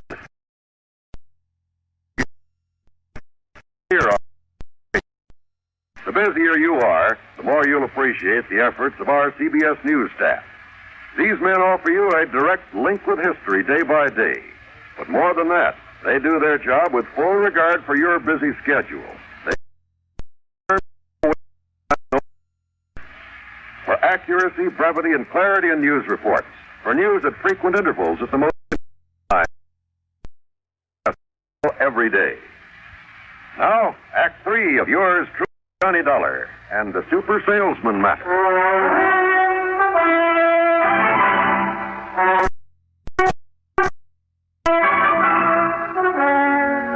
Smart, huh? Making like a famous salesman to get in here. Now, why don't you put that thing down? Oh, no. But you should have been smart. Oh, Johnny, that was Clayton, my husband. Thought you might come here. You...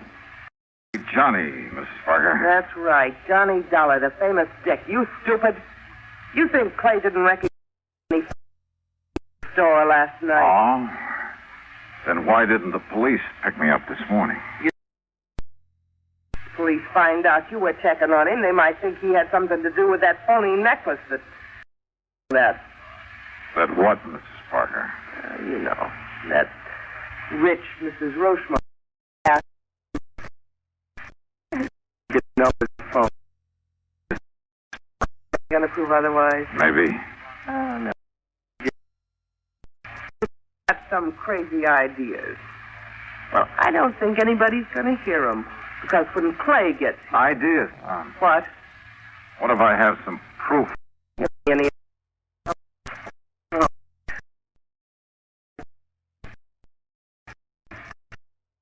Oh, it's still lot.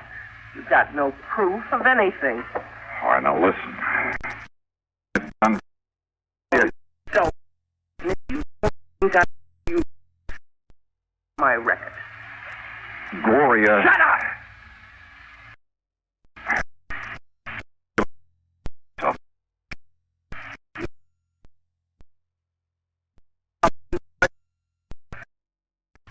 Go on.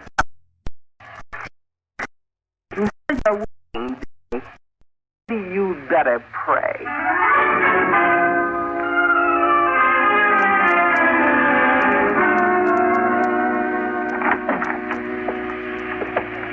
Good work, Lori. Sure, Clay. The cubs are leading in the sheep to the slaughter. But why'd you let him in here in the first place? Even if you didn't know who he was. Are you kidding? What do you mean, Dollar? Well, if you could have seen the open arm welcome I got on the strength of batting my nice brown eyes at her a couple of times. Sure. You don't keep very close tabs on her when you're out of the house, do you, Parker? Don't listen to him, Clay. He's lying. He's trying to trick you, make you drop your guard. That's right. Won't work, Dollar. Okay, I tried. So, now you can call in the police to pick me up. Police? Don't make me laugh. Why do you think I didn't call them in last night? You're on this case. You sure of that? You trying to tell me they'd go for breaking and entering my shop? They or that insurance company of yours? In the hopes that maybe you'd find that pretty little necklace? Yeah, I see. So you admit that you substituted Tony. Well? Keep that gun on him, Glory, while I make sure it's still okay. Don't worry. He doesn't have a chance. Where to look. Up until you called, I kept him busy. I kept the great John busy pushing a vacuum. No, it isn't here. All right, Dollar. Give me the gun, Glory. Sure. Now frisk him. Yeah, sure.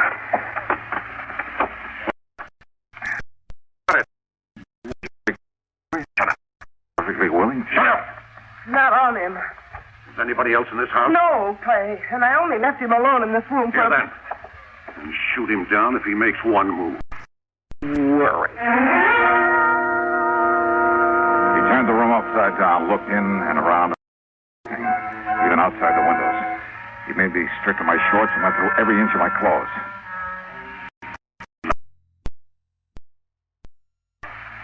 Glory, are you sure? Yeah, I'm sure. Well, then, if I'll leave you two to figure out what might have happened. Dollar, you don't leave this room alive.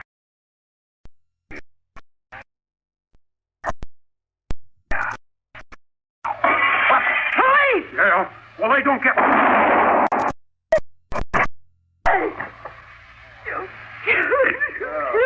It was a nice... You okay? Oh, sure, Pat. Oh, and thank you, Lieutenant. Only Pat. Why? Well, when you didn't report to me that you'd found that thing in his in were last night. Please go on. Yes. Well, when I saw Parker from my office window, they saw him tear out of a shop a few minutes ago and burn rubber heading out in this direction. Obvious. So thanks. Yeah, thanks, Pat. And would you like to see the necklace? Somewhere inside this vacuum cleaner I didn't sell.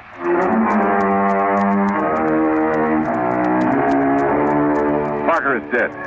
His wife yammered all over the place in the hope of getting off easy. Optimist. So that's that. Expense account total $189.95. Oh, and by all means, don't forget my commission over $320,000. Yours truly, Sonny Dollar.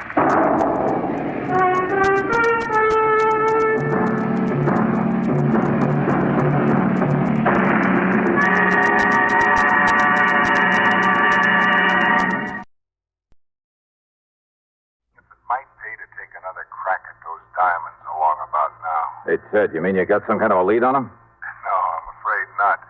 Oh. But I just got hold of some information on Rocky Harrison. Yeah? I told you after his probation was over, he disappeared. Yeah, you told me. But now, in view of this new information, plus the fact that you probably know him and his habits better than anyone else, and since Rocky is the only one who knows what he did with those diamonds... Hold everything, Ted. I'm on my way down to see you.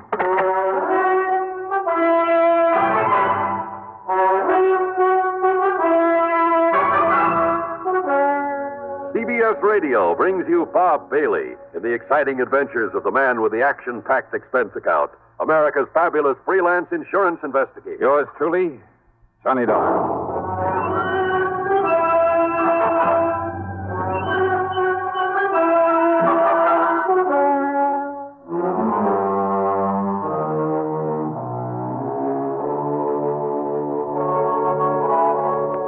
Expense account submitted by Special Investigator Johnny Dollar. to Eastern Liability and Trust Company, New York City office. Following is an account of expenses incurred during my investigation of the man who waits matter. Sure, I and I alone could take the credit for Rocky Harrison's trip to Sing Sing over 7 years ago. But the fact I'd not been able to recover the Olney diamonds really stuck in my craw. So what if I was still fairly new in the business at the time? There was no excuse. Okay, then. Expense account item 1, $395, a taxi to the station, and train fare to New York. I walked over from Grand Central to Ted Bessam's office at 500 Fifth Avenue. You know, I thought the mention of Rocky Harrison would bring you here in a hurry. Sit down, Johnny. Yeah, sure, thanks. Use a little drink? No, thanks. Cigarette? Now, just tell me what you know about Rocky and why you think I might be able to get on the track of those jewels again. Well, during his trial, Rocky played it smart. He knew you'd pinned the robbery on him, so in order to draw a light sentence, he admitted everything. Except what he did with those diamonds. Well, apparently he and his lawyer managed to convince the jury. Oh, that cock and bull story about his having had them stolen from him, that's a lot of hogwash. You know it, and I know it. Rocky was far too smart for anything like that, and too dangerous. And if that servant there in the Olney household who caught him blasting that wall safe, if that servant fell down the staircase accidentally, I'll eat my shirt. Rocky killed him, Ted. I'm sure of it.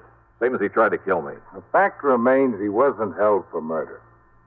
The jury believed his tale about losing the diamonds, and he got away with a short term. All right, now let's... During his 2 years probation, he behaved like an angel. He got himself a job, worked hard, lived modestly, saved his money, and he was a big disappointment to the police, who hoped he might lead them to the stone. But, of course, he didn't. Right.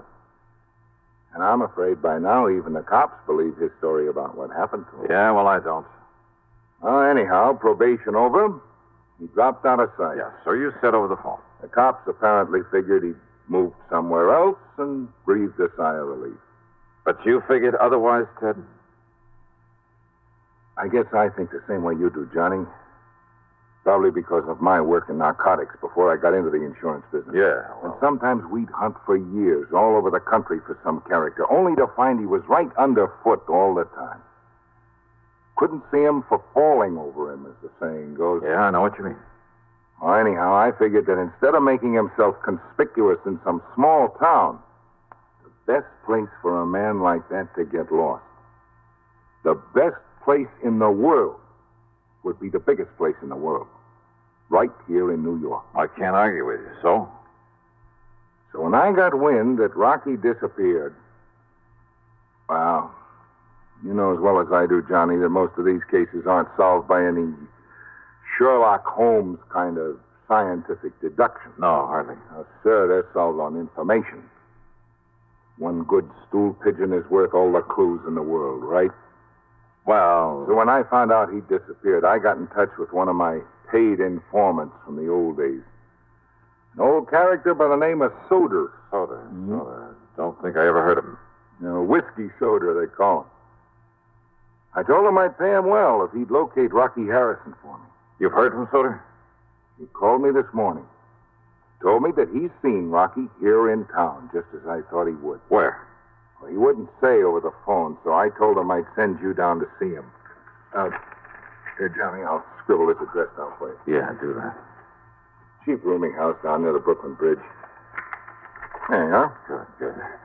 Okay, I'll go see him. Just a minute, Johnny. Yeah? Soder made one thing clear. I don't know just how or why. I guess the why is obvious enough. Yeah?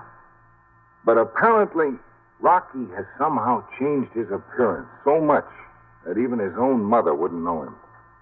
But Soder recognized him. Yeah. And one other thing, Johnny. Yeah, what's that? I'm sure you know Rocky well enough to be careful. Sure. Yeah. Watch your step. All right, so what if there was a little risk involved? Here was my chance to make up for having done only half a job some 7 years ago. Also, I figured I knew enough about Rocky to be well prepared for almost anything he might try. The main thing was to find out what he'd done with the Olney diamonds, and of course get my hands on them. Expense account item 2, $1.70 for a cab to Whiskey Soda's address. It was the kind of place I'm sure the City Planning Commission will be glad to tear down.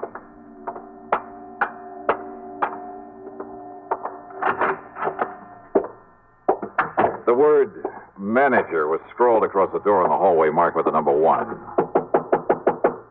And as for the manager... Yeah, what do you want? My rooms are all filled up. Well, now, what's a gent like you doing around here? I'm looking for a man named Soder. Ha! That whiskey smelling old. You'll find him down the hall in number... Say, he's getting real popular today. Well, now, what do you mean by that? You're the second gent's been here to see him. Oh? Who was the first?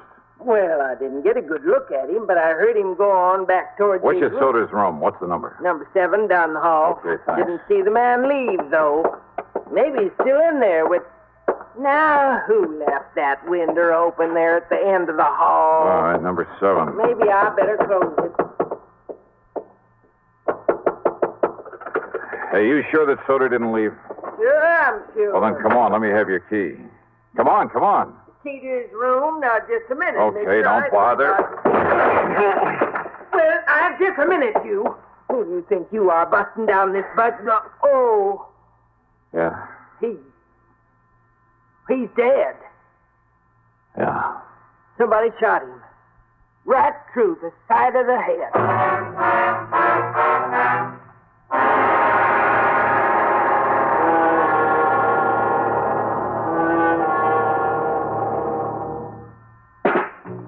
Smoking more now, but enjoying it less. Have a real cigarette. Have a Camel. So good. Have a Camel cigarette. So rich. Have a real cigarette. Have a Camel. So mild. Have a Camel cigarette. And here's the reason why. Best tobacco makes the best smoke. Have a Camel cigarette. You can say that again. Best tobacco makes the best smoke. Have a Camel cigarette.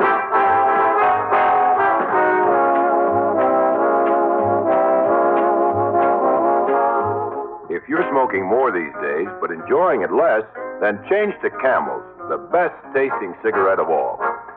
Have a Camel. Start to really enjoy smoking again. Now, Act 2 of yours truly, Johnny Dollar, on The Man Who Waits Matter.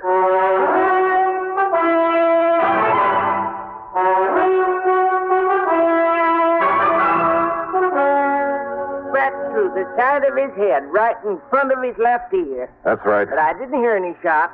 I've been up front in my room all afternoon. Because whoever did it used this pillow to muffle the sound. One of my best pillars, too. Look here. Look what it done to it. The man who was here before, what did he look like? Huh? Well, I only looked out of my room in time to see him coming in here. I didn't get a look at his face. You said he was a gentleman, a gent. Yeah, but I didn't really... I think he had gray hair. What about his height and build? Well, I don't know. I was up front. Now, how old was he? Look, I told you, mister. I don't know. Okay, here. There's a 5 spot for your trouble. And for calling the police. Sergeant Randy Singer at the 18th. Police? And my name is Johnny Dollar. Dollar? That's right. The one that's on the radio? You call the police. Tell them I'll contact them later. Rocky Harrison had changed his appearance once before, 7 years ago. He'd never known how I'd got on his trail. The only one who did was Randy Singer at the 18th Precinct. But I'd found him by using the same corny trick that he had used. Maybe that trick might work again, if he'd return to his old haunts. All right, then, item 3, a bucket of quarters at the nearest drugstore for some goop to plaster down my hair. Item 4, $1 for some black hair dye. Item 5, 78 cents for a jug of peroxide. Getting rid of the tan I usually have took time, was a lot of work, but it gave me a few days to raise a small mustache. I dyed that black also. Item 6, $20 for some clothing, including a couple of aprons. In some of these joints, you have to furnish your own. Then, item 7, $31 for a pair of thick glasses that I could see through all right, but that gave me a headache. But it was the waste of time that got me down. Working there 4 solid nights, hoping nobody gets suspicious of me. Working where and why? And the reason for the silly getup? Well, you figure it out. Okay, there you are, Willie. One old-fashioned, one double Gibson. Sure, thanks, Joey. And there's the ticket on them. To what? Yeah, right there, right in front of you. Oh, sure. Now, what's the matter with you? Can't you see? Why don't you get them glasses changed? Oh, they're okay, Joey. Oh, yeah, sure they are. Ain't you going to take the drinks to the table? Huh? Oh, that's right. Willie, I've been tending bar here at the Purple Hat since the place opened up. But you are the punchiest waiter I ever seen. That's a fact.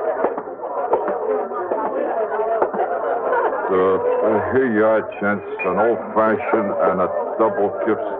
Well, you took long enough to get them. I'm sorry, mister. The other way around. The double Gibson's mine. Oh, yes, sir. Well, here's to prosperity, Barney. Yeah. So, would you just like to order dinner now? No, later. Yes, sir. I'll wait then. Yeah, you do that. All right now, Rocky. Waiter. Yes, sir. Go get yourself a drink. It's on me. Well, I'm afraid the management would exactly like it. Okay, then just for moose. We'll call you when we want another one. Yes, sir. Now, Rocky. Barney, you fool. Don't you ever call me that again. Call me Tilson. Sorry, Mr. It's tough, Mr. Tilson. Rocky Harrison. Oh, it was luck, dumb luck. He'd been in there alone 3 nights running, but believe me, I hadn't recognized him, wouldn't have recognized him now if his pal there at the table hadn't slipped up and called him by name. Since probation, he disappeared for only one reason, to change his appearance completely. He'd grown a beard, a full head of hair, and he bleached it almost white. He'd put on 20 or 25 pounds, had his buck teeth fixed, and it made a big difference. What's more, of course, I hadn't seen him since he'd been sent up the river. As for his pal, Rocky had called him Barney. Sure. Bernard Little, one of the cleverest big-time fences the NYPD had ever known about, on whom they'd been able to pin absolutely nothing. Sure, it was a natural. Rocky had the jewels stashed away somewhere. Barney knew it and was willing to recut him and fence him out for him. Maybe if I was real lucky, I could nail them both. During their meal, I stayed close to them as much as possible, but it got me nowhere. Whenever I was in hearing, their conversation was meaningless. That's right, Barney. Just tell them that Edward Tilson said it. Of course, Mr. Tilson. Be glad to use your name. I'm certain they'll do all right by you. Yeah, what's more, they were both trying to make it oh so plain that Rocky's name was Edward Tilson. And I wondered, had Rocky by any chance seen through this corny disguise of mine? But apparently not. Okay, waiter, here you are. Thank you, sir. I'll have you changed in a minute. It's all right, boy. You can keep the change. Thanks very much, sir. Well, shall we get up? Shall we leave, Mr. Tilson? I'm all ready. I'd like to look up the owner and compliment him on his chef. Why not? Good dinner, wasn't it, Tilson? Excellent. Now, if we can find the owner's office. If they could find the owner's office, they made a beeline for it. And that told me something else. The owner, Pete Monester, had been away when I was hired. Now he was back in town. And he probably knew more about Rocky, more about the jewels than he'd ever admitted to the police. I wished I'd planted a bug in Monester's office. I'd like to have heard what went on in there. But I hadn't, so I couldn't. Instead, I cleared off the table, and since my hitch for the night was over, I went back into the locker room, changed into my street clothes. As I was about to leave... Don't bother, buddy. Your name's Willie, ain't it? Yes, sir, Willie Pagano. My name's Pete Monester. I own this joint. I've been away a couple of weeks. Oh, how are you, sir, Mr. Here's Monster? your paying a few bucks severance. You beat up fired? That's right. I done something wrong, Mr.? No, it's just that we got enough waiters without you. Shouldn't have hired anybody while I was gone anyway. Just go on out by the back way. Well, sure, sir, but if I thought I'd done something wrong, I could... We just don't need you. That door will tie you over until you get another job.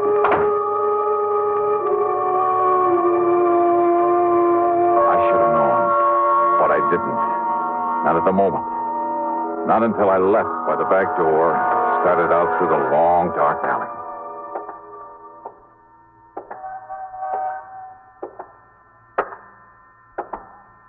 Just a minute. Huh? You're the waiter we had tonight, aren't you? Yeah, that's right. You made a real good waiter. Real good, see? So? So I got something for you, Dollar. Here.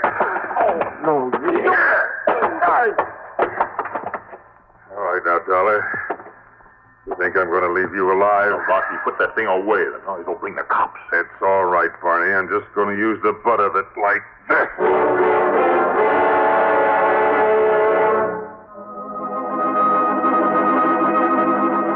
I vaguely remember something crashing down on my head. And if you think people don't see stars, you're wrong. Half conscious, I braced myself for another blow, but it never came. Instead of crazy mixture of sounds, noises, a lot of footsteps, a barrage of gunfire, sirens, a lot of cars breaking to a stop, when it was all like in a dream. I came to the next morning and found myself in a hospital bed, a doctor leaning over me with a hypo in his hand. Then, sometime later... Well, looks like the doctor was right, doesn't it? Huh? Randy. Yeah, a slug of something to make you sleep for a while really worked. You're going to be okay, except maybe for a big head. Randy Singer. Lieutenant Singer to you, Buster. Son of a gun, Johnny. When are you going to learn to let me know when you're working around this town, huh? Was it you came along? That's right, like the U.S. Marines. Well, how did you know they were going to waylay me there in that alley? I didn't. I hadn't the least idea. Didn't even know it was you they were jumping. You and that crazy getup, that black hair and the mustache and those thick glasses. Then I don't understand, Randy. Johnny, I've had a bunch of the boys on Rocky Harrison for over a week. You have? Sure, ever since that Stooley whiskey soda told me about him being in town. It was you told me where to look for him. I? When? 7 years ago. The first time you found him in the purple hat.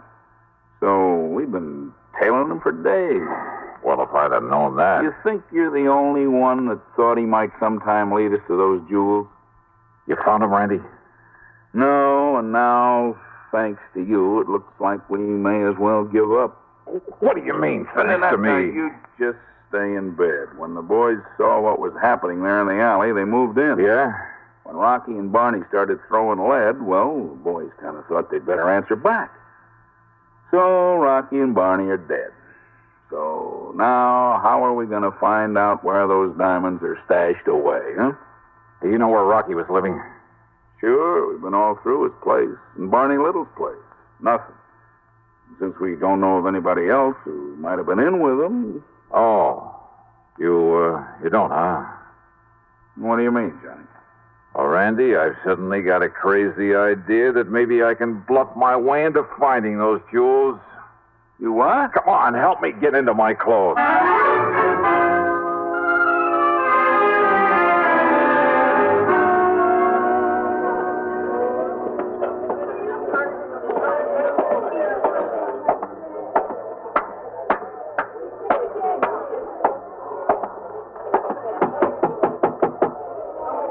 Yeah, who is it?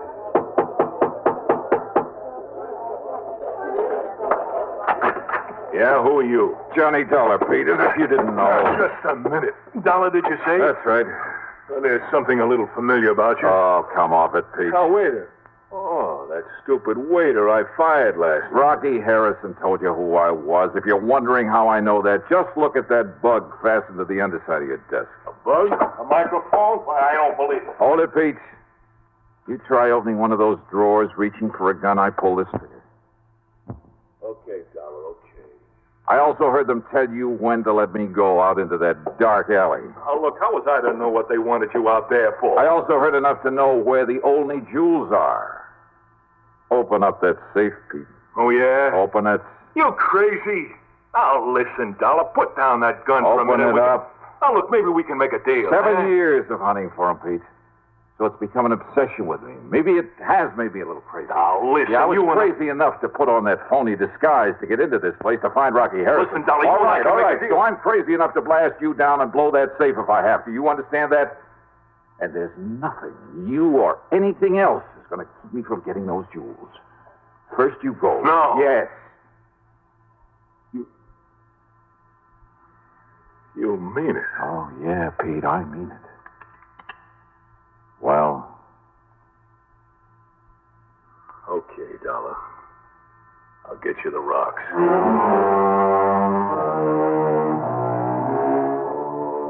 The fee on this one for recovery of the diamonds? Well, maybe the department frowns on such things, but half of the check goes to Lieutenant Randy Singer, NYPD. Good man, good friend. Expense account total, including the ride back to Hartford, well, it just about balances with what I made on my job as a waiter. Yours truly, Johnny Dollar.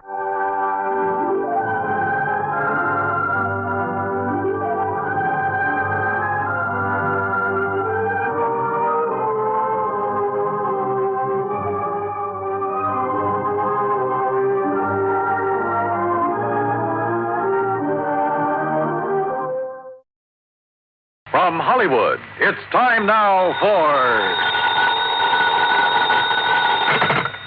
Johnny Dollar. Pat McCracken, Johnny, Universal Adjustment Bureau. Oh, hi, Pat. Hey, I thought you were on vacation. I was. I got called back right in the middle of it on account of Ned Grant. You know him? Grant, the Broadway columnist? That's the one. Well, what's he got to do with your vacation? He's heavily insured by one of the companies we represent, and right now he's taking his vacation. Well?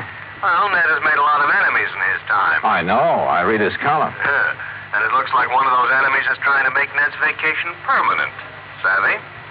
I'll be right over, Pat.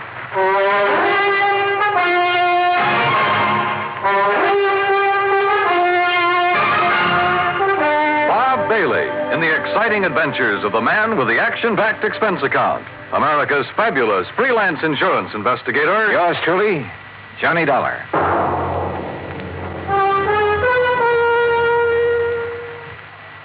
And now, Act One of yours truly, Johnny Dollar.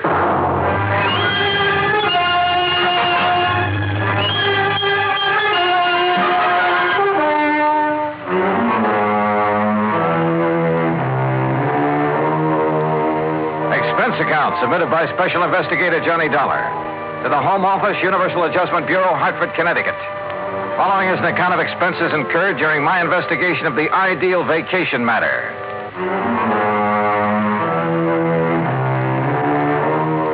Expense account item one, $1.20 for a taxi from my apartment to the office of Universal Adjustment Bureau, where Pat McCracken was waiting for me, his face covered with sunburn and worry. Just when I was beginning to relax and enjoy my vacation. Sit down, Johnny. Thanks. Now, what's the deal about this Ned Grant? When you say you read his column, you know he prints some pretty blunt stuff sometimes. Yeah. I've often wondered how he gets away with it. A couple of years ago, he dug up some evidence on a bad boy named Willie Bemis. Bemis, yeah. The stuff he printed helped get Bemis convicted, didn't it? Yeah, but he swore he'd get even with Ned. Oh, well, a fella in Ned Grant's position hears that kind of threat all the time. Besides, with Bemis in jail, what's the problem? None at all, Johnny, if he were in jail. He broke out last night. Oh, I see. Does Grant know that Bemis is on the list? No, I told you, Grant's on vacation, probably as far from a newspaper as he can get. So you think he's in danger? Well, what would you think? Oh, but if Bemis has any sense, he's heading in some other direction as fast as he can. We can't afford to take the chance, Johnny. Well, look, Pat, I still don't see where I figure in this. Why not just arrange for police protection for Grant until Bemis gets picked up? Want to protect the guy, you got to find him first. Find him? Yeah. You mean you don't know where Grant is? Apparently nobody knows. Oh, great. And I'm supposed to find him? That's right. Oh, and do me a favor, huh? Like what? Find him before Willie Bemis does. Well,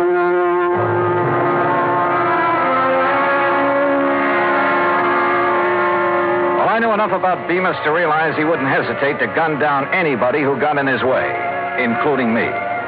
So I headed for New York. That's item 2, $23.40. I located the apartment house where Ned Grant lived and had a talk with the manager in his office at the rear of the first floor. I'm sorry, Mr. Dollar, but I really don't have the slightest idea where Mr. Grant went on his vacation. Well, didn't he leave a forwarding address? No, he just told me to hold all his mail for him here until he got back. And he didn't say anything at all that would give you a clue as to where he might have gone? None at all. Oh, great. I don't know if you know Mr. Grant very Not well, personally. but, he's unpredictable, let's put it that way. Of course, the kind of life he leads would make a character out of anyone, I guess. You mean batting out that column every day, huh? Yes, and his phone ringing every 10 minutes and strange people traipsing up to see him at all hours. Really, I can understand his not telling anyone where he went on his vacation. He just wanted to get away from it all. He kept saying that this time he was going to have an ideal vacation. Ideal vacation. That could mean anything from a trip to the moon to, well, Lord knows what. Tell me this.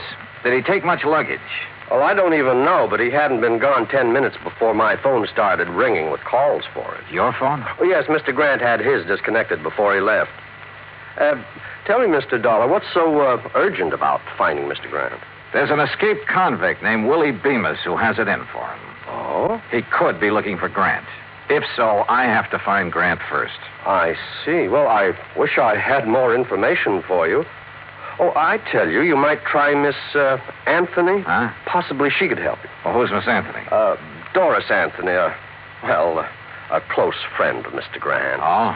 You know where I can find her, where she lives? Well, as I understand it, she has a small apartment somewhere on East 73rd Street. Good, I'll find it. Thanks, Mr. Crothers. I walked outside and hailed a taxi. But then, just as I was about to step into it, I froze. Because I caught a glimpse of somebody walking quickly into the service entrance at the side. And there was just enough light to tell me it was none other than Willie Bemis. I headed back in fast and straight to the door of Crothers' little office. The door of it was locked. Crothers, open up. Crothers. Okay, then I'll open it.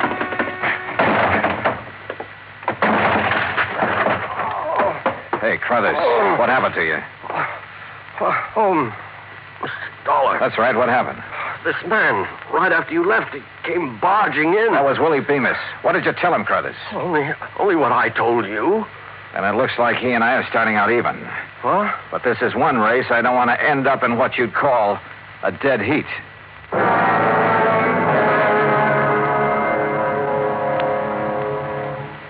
Act two of yours truly, Johnny Dollar, in a moment. And now, Act two of yours truly, Johnny Dollar, and the ideal vacation matter. I looked up Doris Anthony's address on East 73rd and took a cab. That's item 3, $1.75 to her apartment.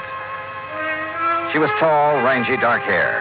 And somewhere along the line, I'd seen her before. But I couldn't remember where. Ned Grant? How would I know where he is? He isn't exactly the sort of guy that lets you in on his plan. Hey, listen, Doris, this may be the oldest line in the book, and I know it, but haven't I seen you somewhere before? Could be. I've been around a while. Like where? Oh, I used to sing in a couple of clubs around town. That's where I met Ned. He liked me, so he helped me. In his column, that what you mean? Yeah, that's what I mean. His apartment manager says you're a very good friend of Ned's. He has a lot of girlfriends. My main claim to fame is I'm always handy. Well, look, Grant told the apartment manager he was going to take an ideal vacation. Any idea what that would mean? Or where? Sure. Wherever there are girls. What do you want him for? Somebody's out to get him. What do you mean? Who? Willie Bemis. That name mean anything to you? Bemis is in prison. He was. He's out now. What? When? You didn't know? I haven't read the papers today. Does that change your mind any about helping me find him? Look, really, I don't know where he is, honest. There is one thing that might help, though. Yeah, what?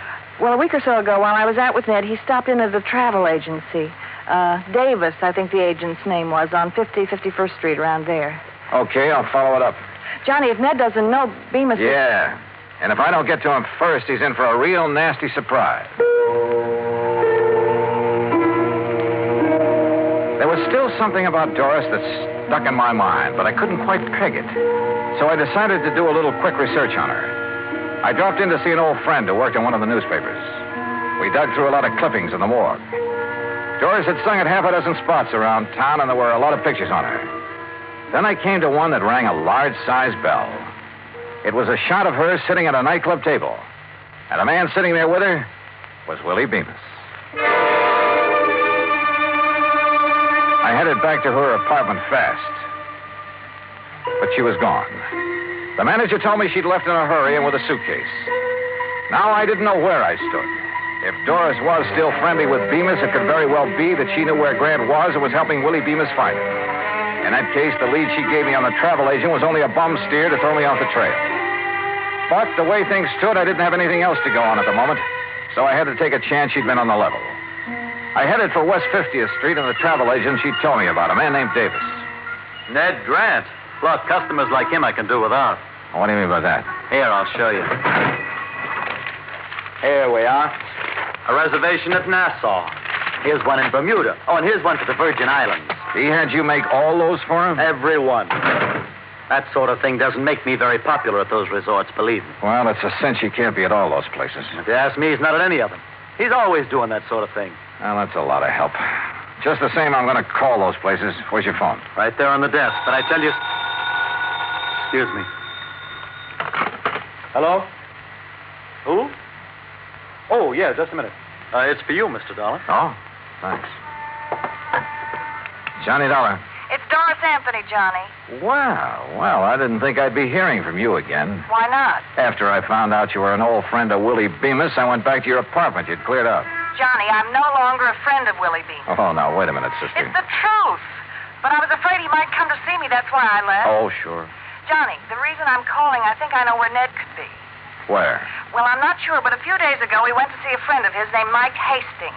Mike owns a ski lodge up in Vermont. Ski lodge? There's no skiing this time of year. I know. The lodge is closed, but Ned's gone up there once or twice before when he wanted to get away from everything.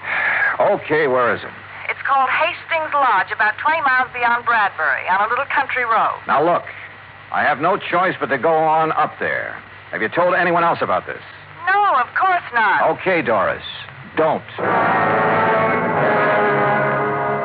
Expense account item 4, $38.50. Transportation by plane and rented car to Hastings Ski Lodge.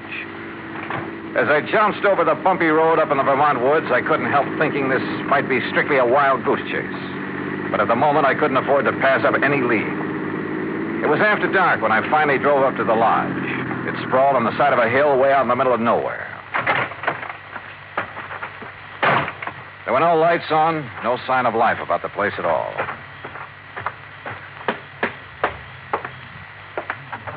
The door was unlocked. Inside, the room was pitch dark with all the curtains drawn. I couldn't find the light switch, but I had a real funny feeling. Like maybe there was somebody else in the room with me.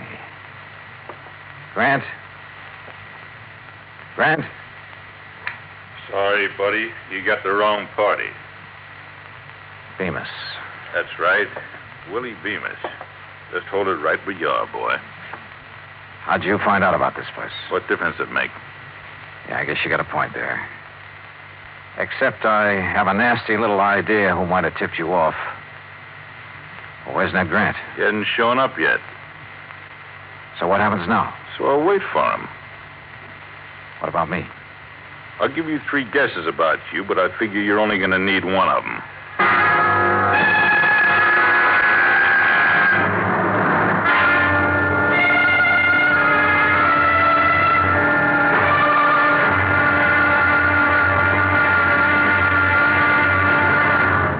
Act 3 of yours truly, Johnny Dollar, in a moment. And now, Act 3 of yours truly, Johnny Dollar, and the Ideal Vacation Matter.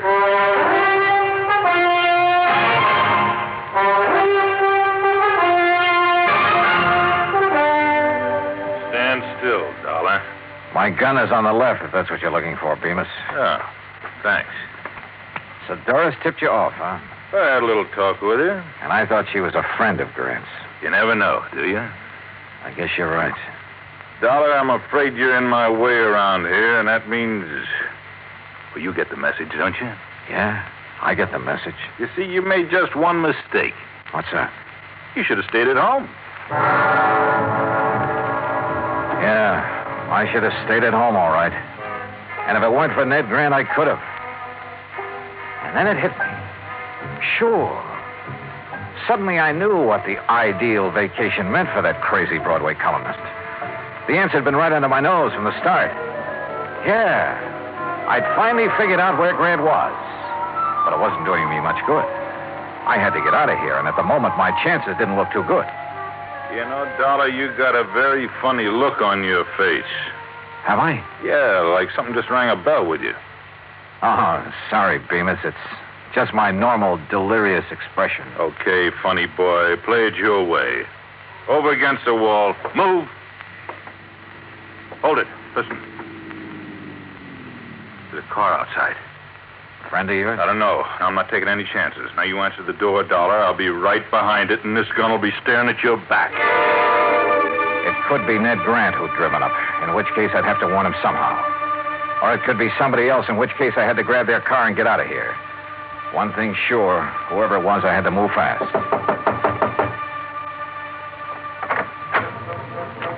Johnny? I pulled the door open wide, then threw my weight against it. It slammed into Bemis and flattened him against the wall. He was off balance, so I couldn't. He crawled and his gun went flying. But I couldn't see where, and I couldn't take time to look. I grabbed Doris. Johnny! Come on, I went to the car. Now, you're going to help me for a change. That was Bemis. Don't tell me you're surprised. You're the one who tipped him off about the ski lodge. But, Johnny, I had no choice. He pushed me around. Yeah, sure. Johnny, where are we going? New York. You think Ned's there? Doris, I think he's been there right from the start.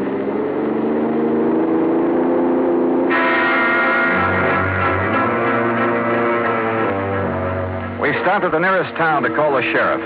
I wanted his boys to try and intercept Bemis. He was a cinch to be following us by now.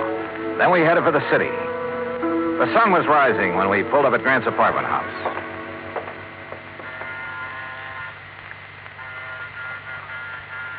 The manager didn't answer. Maybe he's still asleep. Looks like I have to take another chance on you, Doris. I tell you, I'm on the level, Johnny. I sure hope so. I got to get up to Grant's apartment fast. Now, there's a payphone over there in the lobby. Call the police and then meet me upstairs. Go on. Okay, Johnny. I went upstairs and pounded on Grant's door, but no answer. I went to the end of the hall and out onto the fire escape. Yeah, there was a ledge. Carefully, I worked my way along it to a window. It was Grant's bedroom, all right. And there he was, sound asleep, with an empty bottle on the bed table. So my hunch had been right. Sure, it was the ideal vacation for a guy who was pestered by everybody in town. Tell everyone you're leaving the city, then disconnect your phone and hole up in your apartment for some real peace and quiet. I went to the front door. Doris? Yes, Johnny, let me in. Okay, just a sec. Well, Doris, I was... Well. Well. If it ain't Johnny Dollar. Hello, Bemis. Now, ain't this nice? So you did it again, Doris. Honest, Johnny, I couldn't help it. He has a gun. He made me. Yeah, sure. Pretty smart, huh, Dollar? Finding Ned Grant for me? You know, I don't think I'd ever thought of looking for him here. But you did, so you're a smart boy. Okay, now look, Bemis. Don't interrupt me while I'm talking. Like I was saying, I'm much obliged you for helping me find Grant. Now that I got him, okay. So I don't need you around anymore. No, don't! Slowly and with a smirk on his face, Bemis raised his gun until it pointed straight at my head. It flew out of his hand. The shot had come from outside, down the hall. Suddenly, the corridor was swarming with police. Bemis dove for his gun. Well, you don't get me! Instead, he collected the butt of one over his left ear. Thank goodness they got here. So you did call the police after all? You bet I did. Now, do you believe I'm on the level? Yeah, Doris, I guess I do. And you took a mighty good way to prove it. What's going on here? Ned. So you finally woke up, or sobered up. Hey, that's Willie Bemis they're carting away. It sure is. Well, what's he doing here? What's going on, huh? Hey, look, Bright Eyes, you better go on back to bed. But I don't understand. Just write the whole deal off as a bad dream, huh?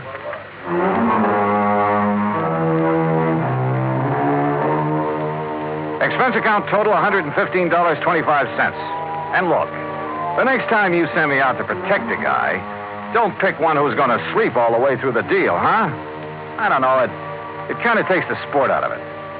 And Pat, since I didn't find a man who ran away for you, on account of he never really ran away, well, how about sending my fee on this one to the community chest? Yours truly, Johnny Dollar.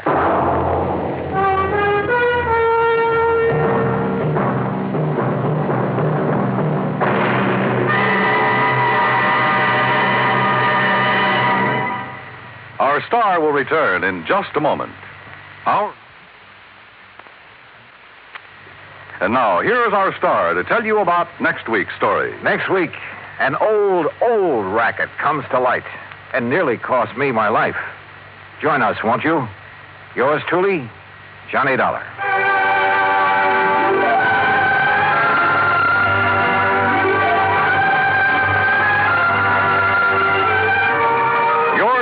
Truly, Johnny Dollar, starring Bob Bailey, originates in Hollywood.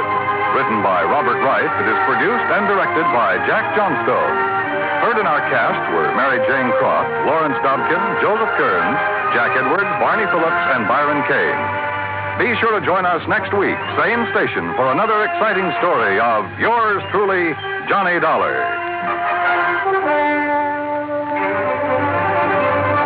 This is Dan Cubberly speaking.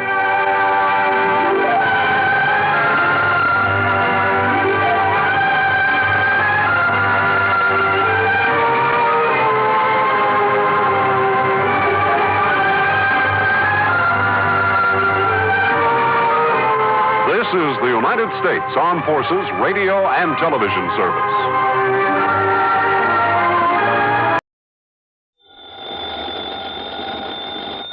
Johnny Dollar. Clark Tracy at Providential Assurance Company. Yeah, hiya, Clark. I'm glad I caught you in. Are you free to take an assignment? Sure, why not? Did you ever hear of Kennett, Missouri? No. It's a small town about 100 miles south of Memphis, Tennessee. So what goes? We have a little office in Kennett, only it's become pretty obvious that we put the wrong man in charge of it a few months ago. What do you mean? His name is Charles Kingsley St. Clair. Lived in Boston most of his life, and he's a Harvard man. So? He doesn't have the least idea how to deal with those people when it comes to any problems or adjustments. In other words, he simply doesn't belong. Well, the answer to that ought to be easy enough. Transfer him. Give him a job somewhere up here in New England. Exactly what we plan to do, and close up the office there in Kennett. Okay, then why call on me? Because of the death of one of the few remaining policyholders down there, a man named Casper Crump. Yeah? His widow, Eupha Crump, has to be paid the $5,000 as due her and, of course, sign for it. Well, what's so tough about that? St. Clair says that he can't do it. Why not? If you must know the truth, he sounded somewhat scared of the whole idea. Oh, now listen. So, Johnny, will you go on out there and take care of this thing for us and get us off the hook? But on the strength of what little you've told me. I know, but I'm sure St. Clair will be able to make it all perfectly clear to you. So I'll wire to him that you're on your way, okay? Oh, no, look. Johnny, I promise I'll okay your expense account without question, even tack on some kind of a fee. Well, now you're talking a language I understand.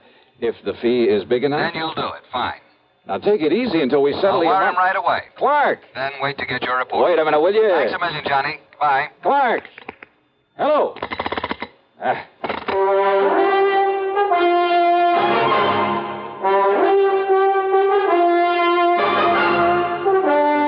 CBS Radio brings you Bob Bailey in the exciting adventures of the man with the action-packed expense account, America's fabulous freelance insurance investigator. Yours truly, Johnny Dollar.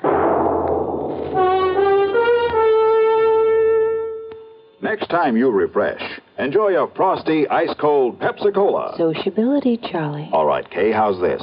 Pepsi is light, refreshes without filling. You like to refresh? Have a Pepsi right now. Well, offer it to everybody, Charlie. I will. Enjoy Pepsi at the fountain. It's delicious at home, too. Have one at lunch or with a snack. Charlie. At the beach or at dinner. Wherever you go, wherever you're thirsty, Pepsi is there. It's here, too, in our Be Sociable song. Be sociable, look smart, keep up to date with Pepsi. Drink light, refreshing Pepsi. Stay young and fair and debonair. Be sociable, have a Pepsi. For the weekend, have plenty of Pepsi around. Pick up an extra carton today. CK, I'm sociable. With Pepsi, everyone is. And now, Act One of yours truly, Johnny Dollar.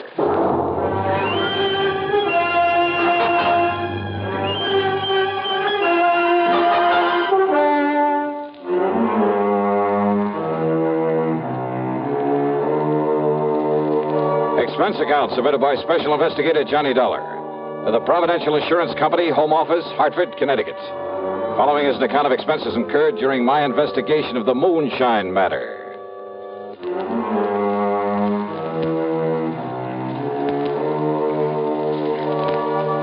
Expense account item 1, $75.45 plane ticket from Hartford to New York to Memphis, Tennessee. Item 2, $301 for a bus to Kennett, Missouri. I arrived shortly after noon. Yes, Mr. Dollar, I shall be glad to get away from here and get back to civilized country again, where I won't be looked at askance because I choose to dress for dinner. I see. I must admit that some of the Some of the natives living here in town are fine people, intelligent people. Oh, I'm sure they must be. This looks like a nice town. But the ones out in the country to whom my predecessor sold insurance, life insurance. Yeah, what about them, Sinclair? Poor white trash is all they are. Ignorant, illiterate, moonshiners for the most part. Oh? Only half a dozen of the policies he issued even have signatures on them. The rest are signed with an X. The people didn't even know what they were buying. Your predecessor must have been quite a salesman. Hardly a fit representative for a large insurance company, which, of course, is why the company got rid of him. Yes, Mr. Dollar, I shall be glad to get away from this, but until the insurance payment can be made to Mrs. Euphor Crump. Well, any reason why you just can't call her in here and hand her a check? Call her? How? What do you mean? She lives in the swamp, Mr. Dollar. In the swamp? 20-mile swamp up north of here. It's terrible country. It's hardly fit habitation, even for the wildcats and coons and otter and the cottonmouths that infest it. A treacherous, swampy jungle. Ah, I see.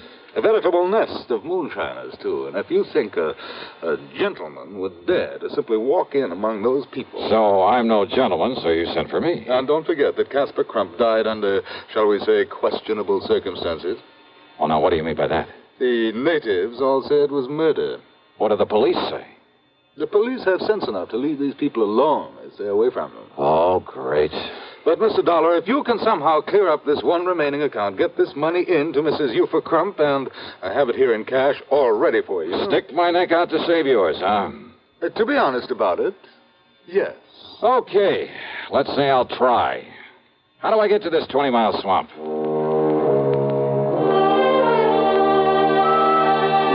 St. Clair drew me a rough map, handed me the $5,000, and wished me luck. Item 3 is $20 deposit on a rental car from one of the local garages. And what a car. It should have hit the junk heap 15 years ago and was actually held together in spots with baling wire. The left-hand door was closed with the help of a piece of rope. But it was transportation of a sort. I headed west a few miles and then north into some of the wildest country I've ever seen. It reminded me of the Everglades in Florida. The so-called road I followed was a deeply rutted set of wagon tracks full of mud and potholes. On both sides, the brush-covered, soggy swamp. There were huge, rotting logs crawling with water moccasins out sunning themselves. Yeah, I was glad I had some kind of a path to follow.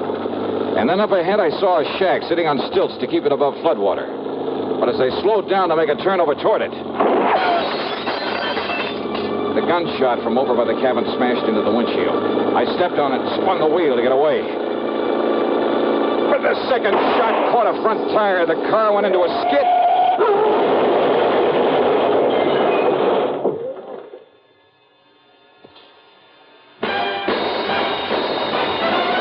Are you smoking more now, but enjoying it less?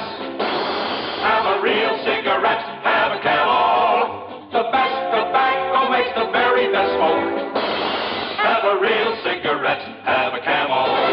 Are you looking for flavor and mildness? Have a real cigarette, have a Camel. The best tobacco makes the very best smoke. Have a real cigarette, a real cigarette, a real cigarette, have a Camel. If you're smoking more today, but enjoying it less, try Camels. The Camel blend of costly Turkish and domestic tobaccos has never been equal for rich flavor, easygoing mildness, real smoking satisfaction every time you light up. The best tobacco makes the best smoke. Have a real cigarette, a real cigarette, a real cigarette, have a Camel. And now, Act 2 of yours truly, Johnny Dollar and the Moonshine Matter.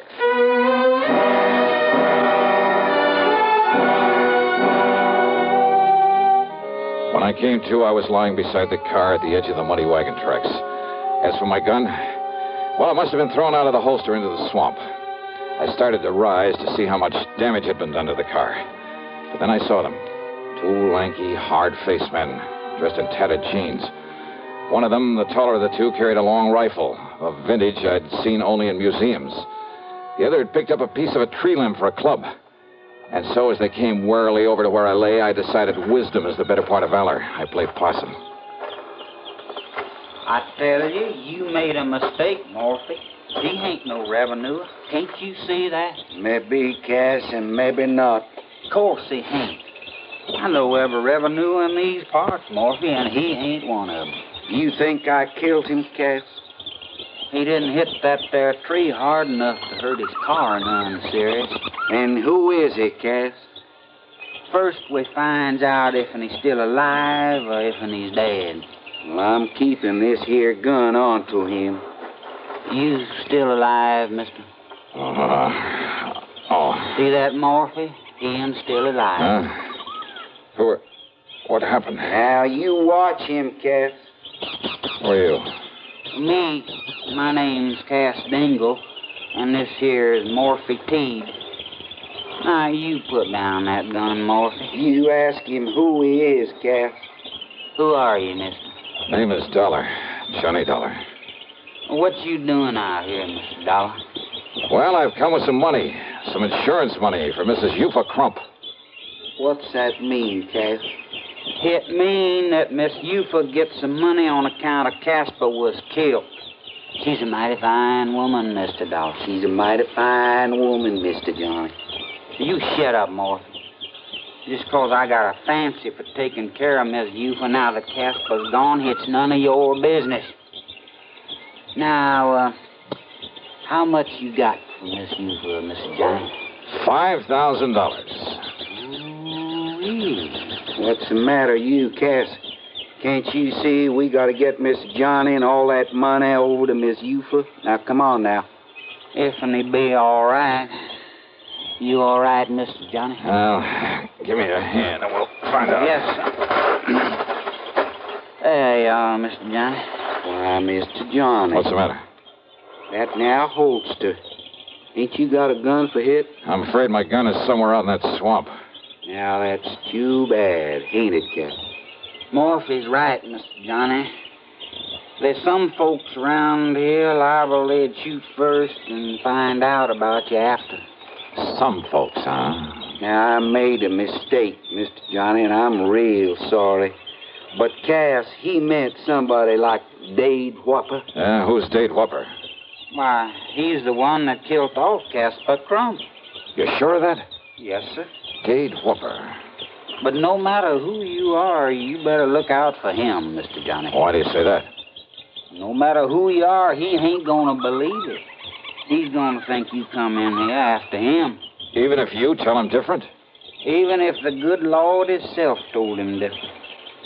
But now I got a jug in that cabin, Mr. Johnny. It'll fix you up real good. Then me and you can take the money to Miss Eufa. And then you better come back here and find your gun in case Dade Whopper shows up. Oh, don't worry about it. As soon as I turn over that money to Eufa Crump, I'm on my way.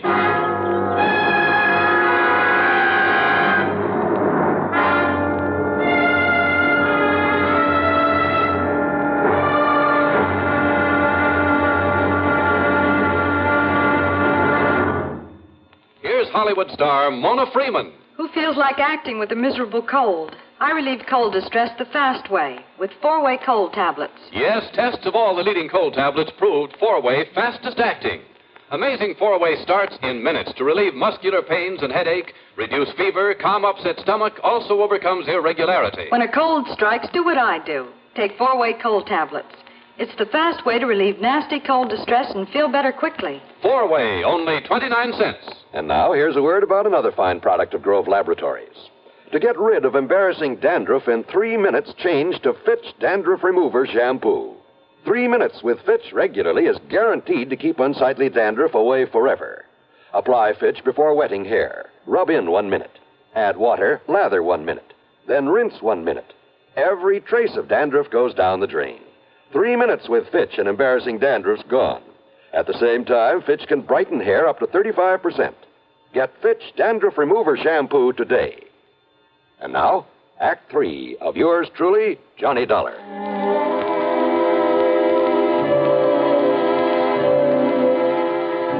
Cass Dingle's cabin. Well, I'm afraid I've never stepped into a more squalid, filthy, grimy place. How a human being could ever live in it, much less call it his home. After I join up with Miss Eufa, maybe she'll make it even nicer. Maybe even hang up some of them lacy curtains. Anyhow, on the excuse I needed all the fresh air I could get, I sat on the doorsill. As for the jug of corn liquor that Cass dug up, brother. Right out of Casper Crump's big still. That's Miss Eupha's now. The best there is. The first gulp had me gasping for breath. I felt like I was on fire inside. So Cass strained the tadpoles out of some branch water for a chaser. After the second snort, I was ready to tackle anybody in the world single-handed. Even Dade Whopper. I told you that'd fix you up. And now, oughtn't we go see Miss Eupha? Yeah, sure, Cass, why not? Only, where's Morphy? Oh, he took in his dugout and went on ahead to say the good news. Dugout? So me and you, we'll go in mine.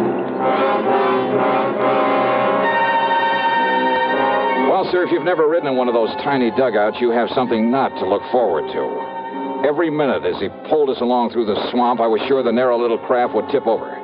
But he handled it well, and after a quarter mile or so up the slough, as he called it, we landed in front of another, a larger cabin. But then... Mr. Dollar? Yeah? What is it, Morphy? One of Eupha's young uns, the spoilt one. You mean that no-good lazy hun? That's the one, Cass. He heard me tell Miss Johnny's here. He run off to tell Dade Whopper. Oh, that ain't good, Miss Johnny. He'll be coming here after you. So what? Stop worrying about it, Cass. We'll just take things as they come. But Dade Whopper's poison. Dade Whopper's poison? Yeah, well, stop worrying. Let's go in and see Mrs. Crump. Now, Mr. Johnny, I hate to say this. Well? But when somebody says stop worrying about Dade Whopper... Yeah? I sure hope none of that white mule ain't gone to your head, Mr. Johnny.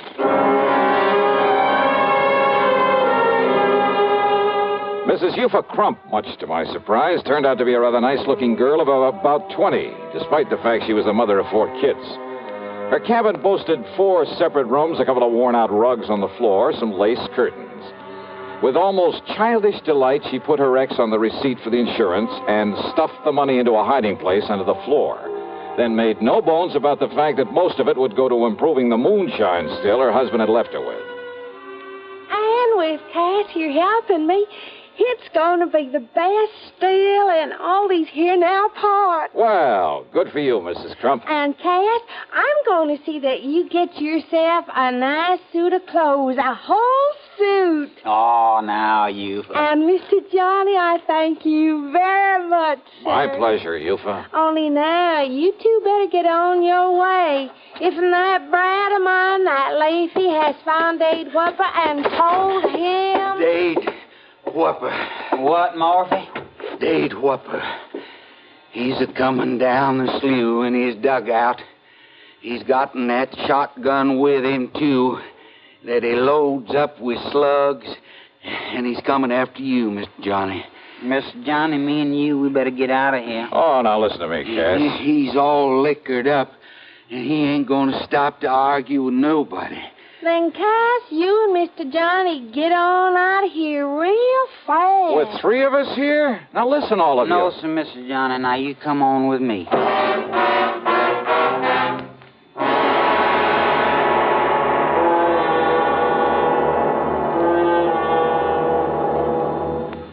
Munch, munch, munch a bunch of Fritos, corn chips.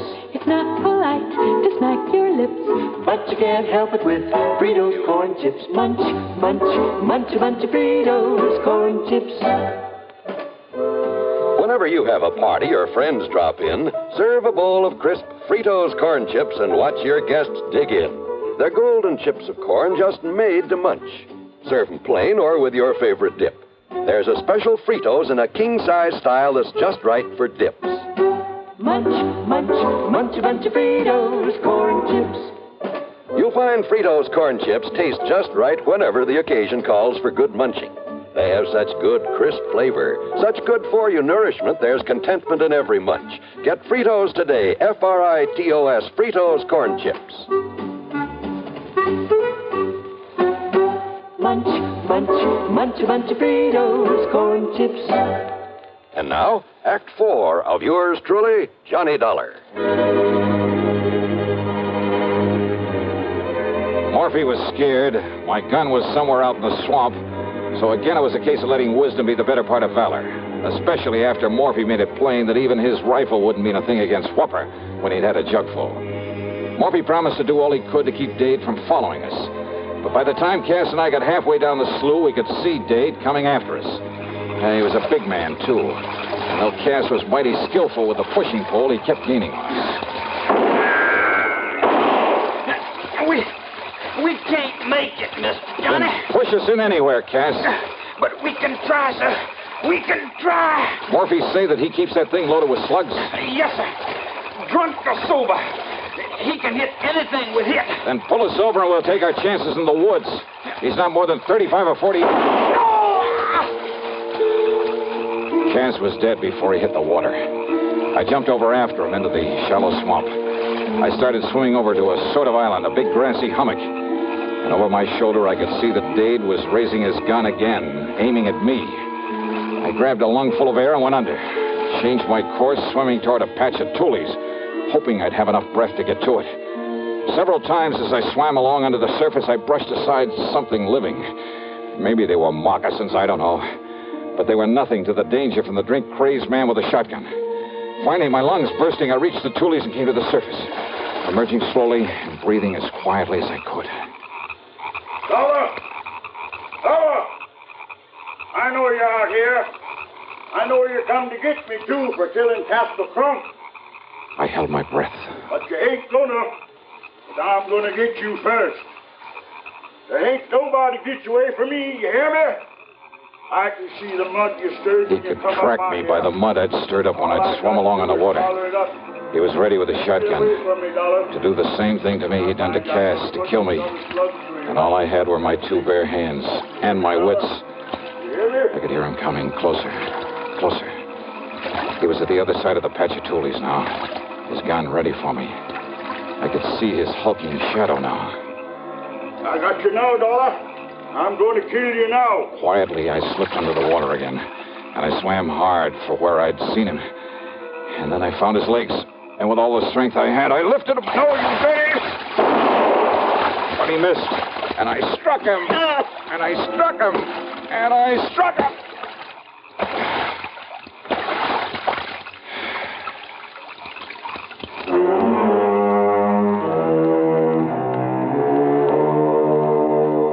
So maybe those people were pretty much a law unto themselves.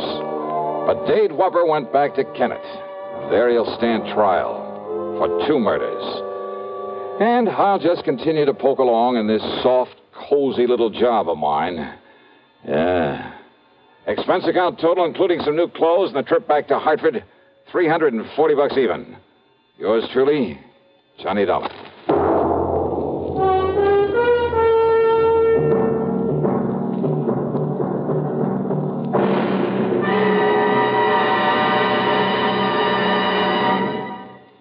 Our star will return in just a moment. Constipation is something people don't talk much about, but it can be a problem for anyone, even doctors. And when constipation occurs, it's interesting to see just what doctors consider important about a laxative they might use or recommend. Now, a majority of the doctors we heard from had this to say. A laxative should be effective, gentle, as close to natural acting as possible, and a medicine that can be used with complete confidence. Well, pleasant-tasting chocolated X-Lax is effective. Overnight, it helps you toward your normal regularity. X-Lax is gentle. Next morning, it gives you the closest thing to natural action. And that's why many doctors and millions of people use X-Lax with complete confidence. X-Lax, the laxative that helps you toward your normal regularity gently, overnight. Is X-Lax in your medicine cabinet? Now, here is our star to tell you about next week's program. Well, next week I go deep underground, into a copper mine, to meet a killer in the dark. Join us, won't you? Yours truly, Johnny Dollar.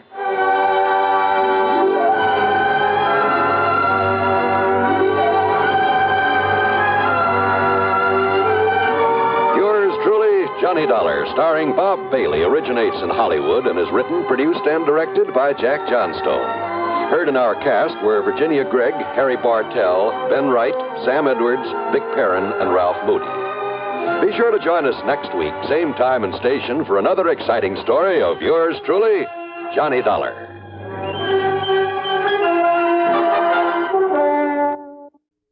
Here are the facts. 2 out of every 3 persons in New York State under 40 years of age have now received at least 1 dose of the Salk vaccine.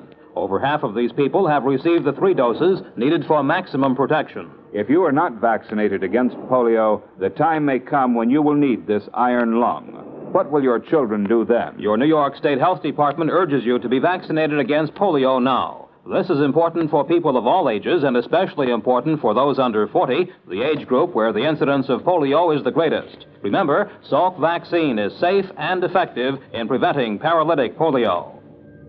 WROW Albany, where you get a new exciting morning glow with the Bob Kennedy Show. 6 to 10 on Radio 59. Time now for Johnny Dollar. George Reed, Johnny, at Floyd's of England. How are you, George? Do you by any chance remember Durango Laramie Dalhart? From that place out in Oklahoma with the crazy name of Bum Spung? That's right. Now, Johnny... How could I ever forget him? And more to the point, has he ever forgiven you? Forgiven me? After all, you were the one who accused him of passing counterfeit money. Well, I know. All he did was wash and starch and iron a few $100 bills to make them look nice and new and crisp. Well, I'm quite frank to admit I was entirely wrong about him that time. Hey, tell me, does he still pay his premiums in brand new money and in person? Yes, and that's what has me worried. How do you mean? Well, he wrote me some time ago and said he'd be here on the 10th of last month to pay his regular $4,500 premium. The 10th of last... Well, that's nearly 6 weeks ago. Exactly. And he hasn't appeared. Well, did you write or wire him to see what's holding him up? I got no answer. Johnny, I think something's happened to him. After all, with the way he flashes money around, it's a wonder somebody hasn't knocked him off long before this. George, if anything's happened to old Durango Laramie Dalhart. Yeah, I thought you'd feel that way about it. Yeah. I'll let you know what I find out when I get to, if you'll pardon the expression, Bum Spung.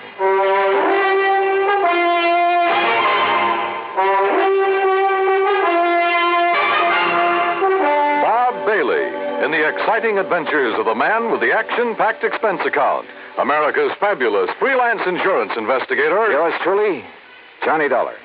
And now, Act 1 of yours truly, Johnny Dollar.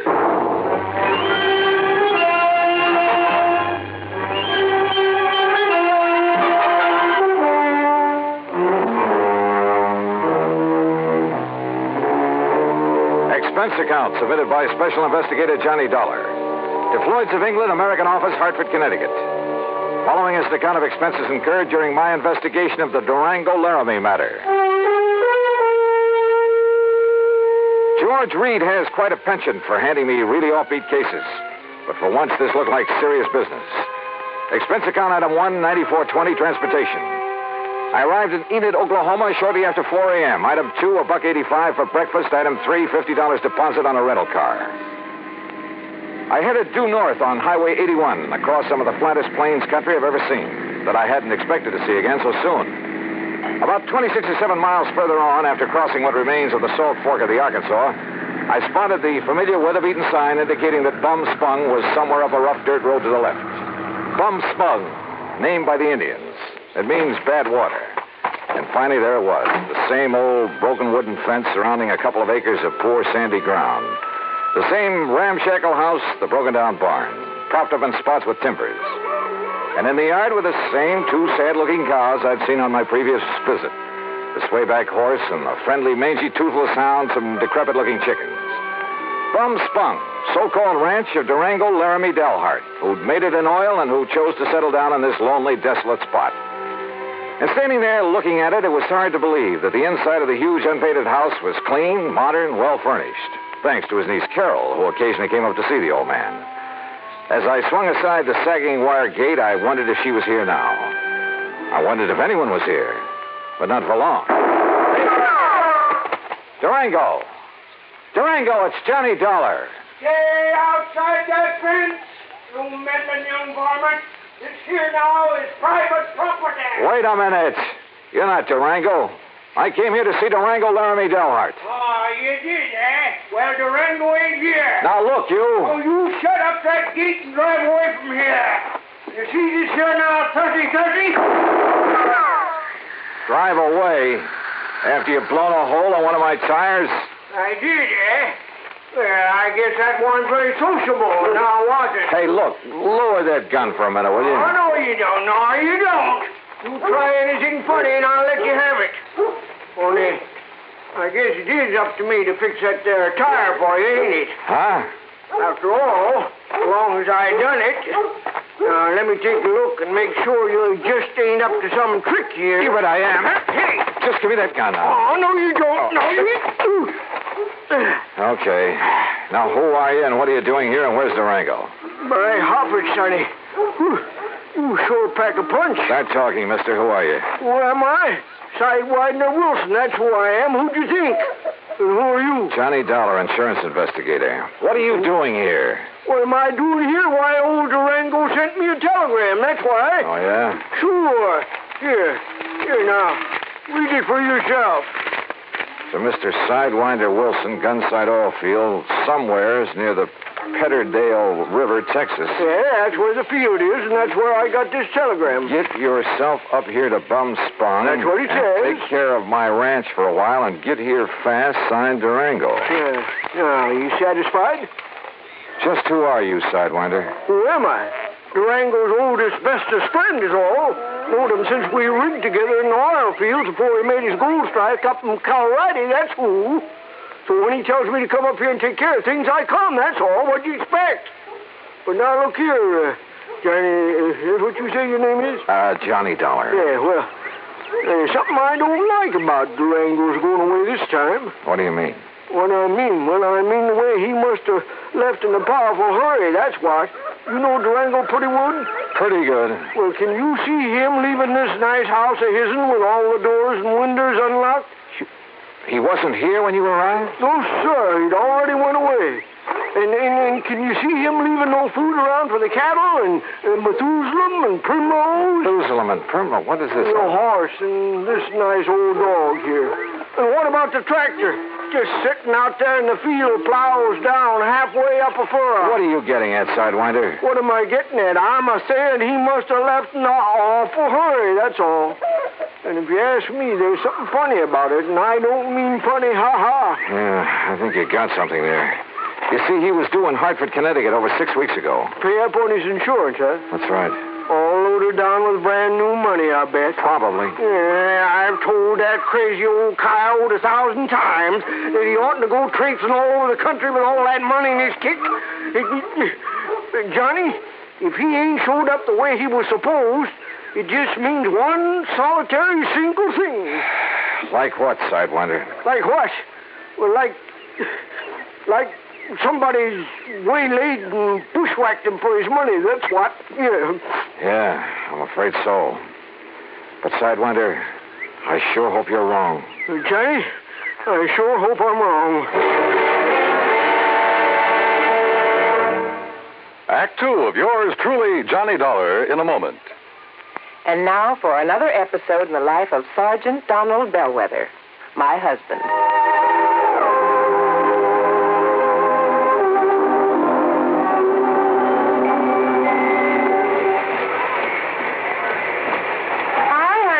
Fix the windshield wipers? I sure did, Reba. How's that? Oh, you fixed them. Good for you, Donald. Thank you, my dear. Well, that's that. Now, if it rains, we're prepared for it, huh? I feel better now. Oh, me too. A driver has to see the danger if he expects to avoid it. That's right. And also keep the back and side windows clear in rain and snowy weather. That's right. Oh, how about the horn? The horn? The horn doesn't work, Sergeant. Aren't you going to fix it? No, I don't think so. Frankly, Reba, I hate horns. Whenever there's a traffic jam, the first thing some guys do is blow their horn. Which does absolutely no good. Of course not. All it does is jar everyone's nerves. No, I don't think I'll fix the horn. Oh, but now wait a minute, Don. Look, supposing we're driving along and suddenly we see a youngster on his bicycle headed right out into the street. Sounding that horn will warn him and possibly avoid a tragic accident. Yes, that's true, but... Or supposing we're driving on the highway, and just as we're about to pass a car, that car decides to pull out into our lane and pass the car ahead of him. He obviously doesn't see us, and he won't hear us shout. But one little beep on that horn, and he'll automatically scoot back and avoid a collision. Reba, you've convinced me. Even though it can be a nuisance, the automobile horn is a necessity. Then you'll repair it? Immediately. Oh, that's my Donald. That's my doll.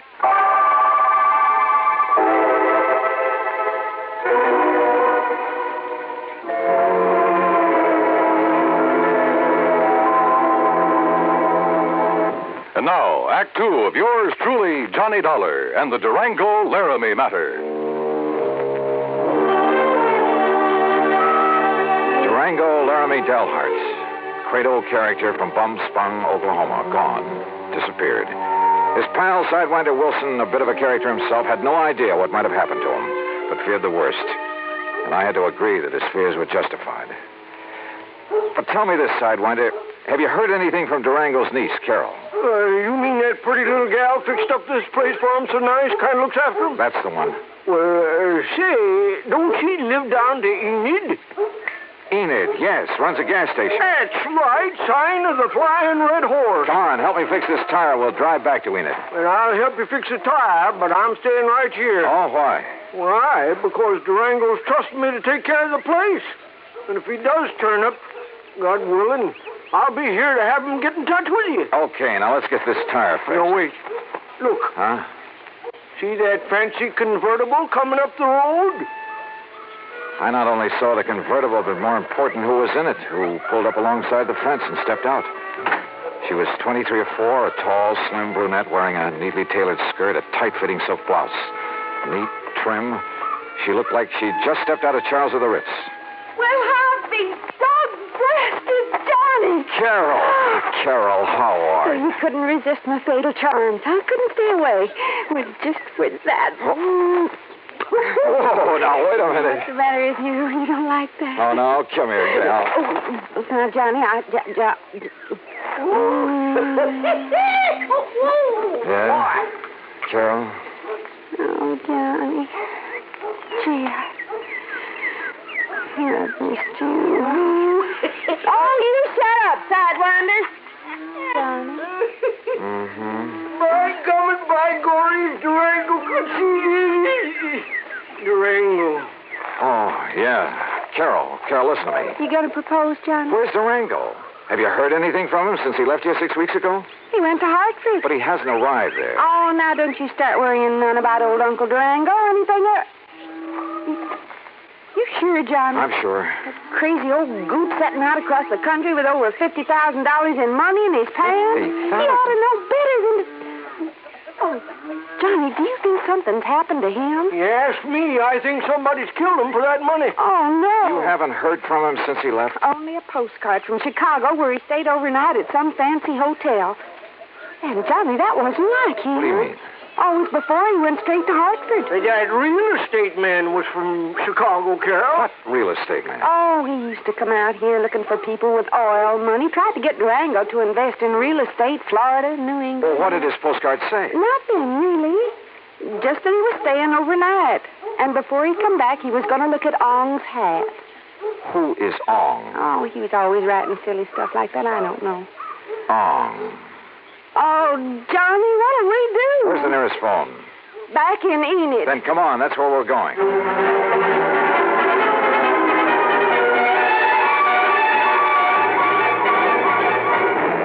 In Enid, I put in a long-distance call to Phil Avery, an old friend at International Press Service, in the hope that if Durango's body had been picked up anywhere in the country, the news files would have some note of it.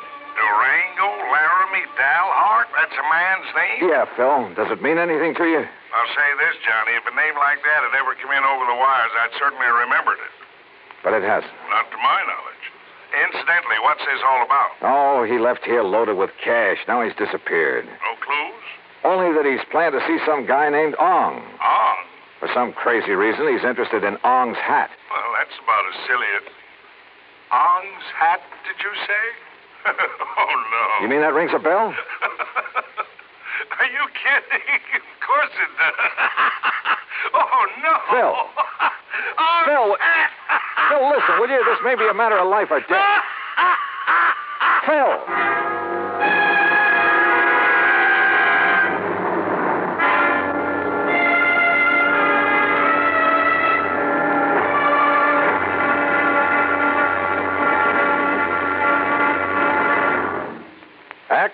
of yours truly, Johnny Dollar, in a moment.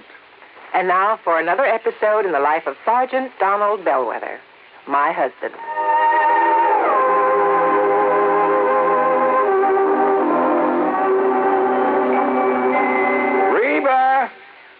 Reba! What is it, Donald? Confounded Reba, I can't find the fountain pen. I've looked all through this desk. Here it is, dear. Here it is. You must have used it as a marker when you were reading this book. Let's see, this great literary classic, Six-Gun Showdown at Powder River Gulch. All right, never mind about my reading habits. Just look at the coverage we're going to get with this new auto accident policy. Let's see. We have collision. $50 deductible. Fire, theft, public liability, property damage, medical benefits. In other words, we have complete coverage. That's right. Of course, it's going to cost us money. I'm sending the company a check right now. Gee, it's too bad we don't live in Rhode Island. Rhode Island? Why? Oh, because then our rates would be lower. Rhode Island has less accidents per capita than any other state. Oh. Well, which state has the highest? Let me see. Here it is, Nevada. No, by golly, Nevada's second highest. Alaska has the most. Really? I didn't know that. Mm-hmm. You know, it's just too bad we can't eliminate traffic accidents completely. Not only would it save life and limb, but it'd be a lot less strain on the pocketbook. Yeah, that's for sure. These automobile accident policies get more expensive every year just because there's so many costly accidents. Well, I'm glad we've got some good insurance coverage, Donald, but just remember one thing. Oh, what's that, honey? Well, some auto accidents ruin a fender, and some ruin a family. Yeah, that's true. Very true. But as far as I'm concerned, I don't want any of your old insurance money. I want you here at home, safe and sound. You'll always drive carefully, won't you? Yes, I will, dear. Oh, that's my Donald. That's my doll.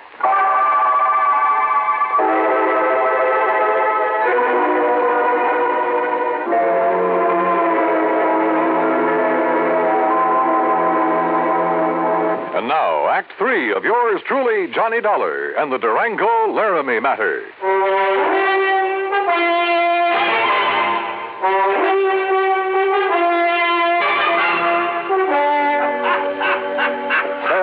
Will you stop that howling and make some sense? This could be a matter of life or death.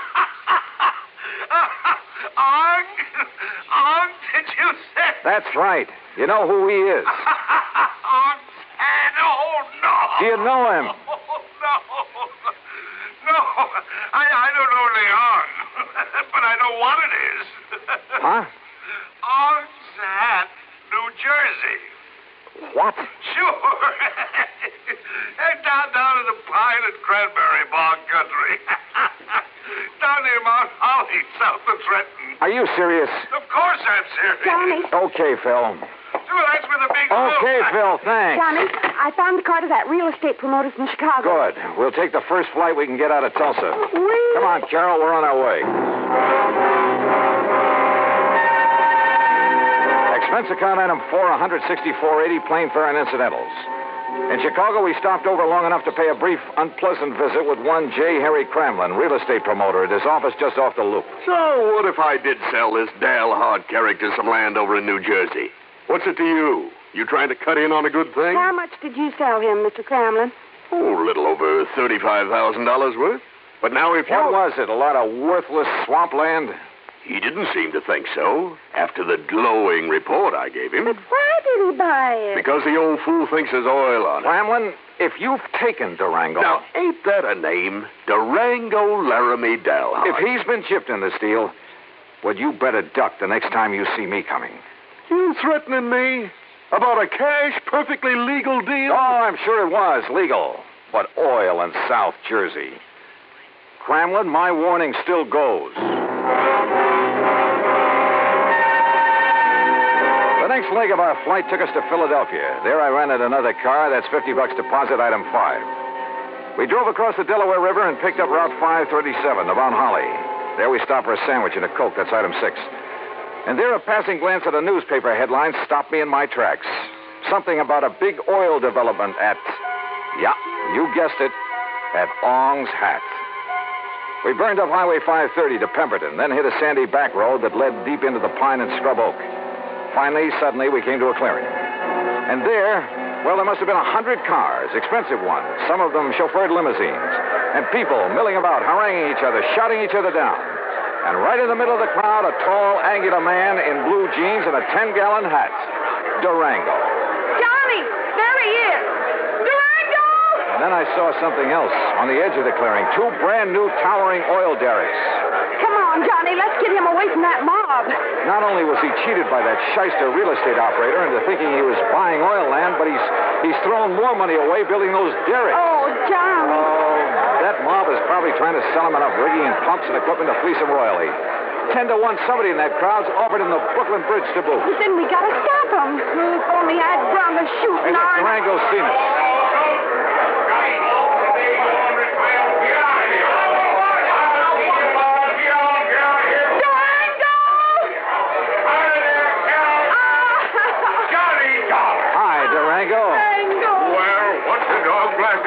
Never rung you out for this godforsaken country, huh? Oh, Durango, you old skunk, you're all okay. Why, sure I am. Come on in this shack here so we can get away from this blasted crowd. Come on. You look here, Johnny. What are you doing with my little Carol, huh? I'll tell you, Durango. You sneak out to Enid behind my back and hitch up with her? All right, get on in there now where we can have some peace. Just sit down where you can. All right, now, you young rascals. Is that what you done? Gone and got married? Well, of course not, you old goot. Oh, well, doggone it, that's what I was hoping for. Oh, goot. Well, don't you give me that, gal. I know how you was talking ever since Johnny come out to Bum Spung last year. Durango, you What'd shut you up. say? I'm afraid this trip is on business, Durango. Business? With a pretty gal like Carol here?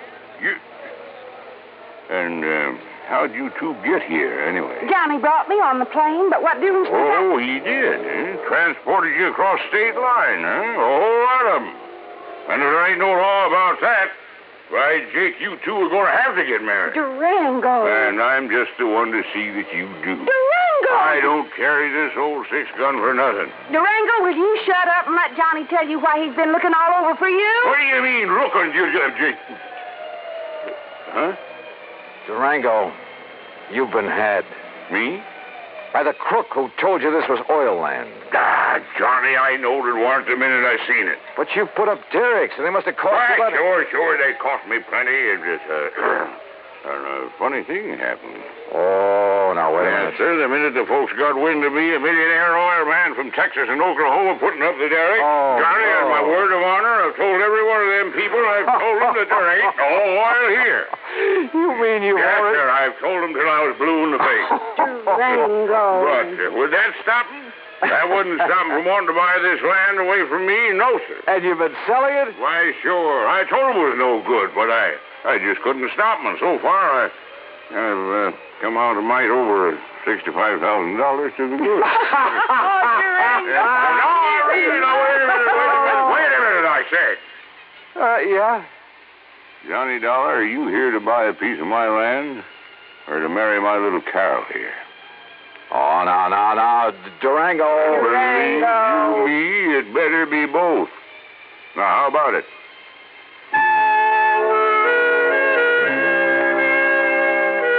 Expense account item 7, $1,000 even.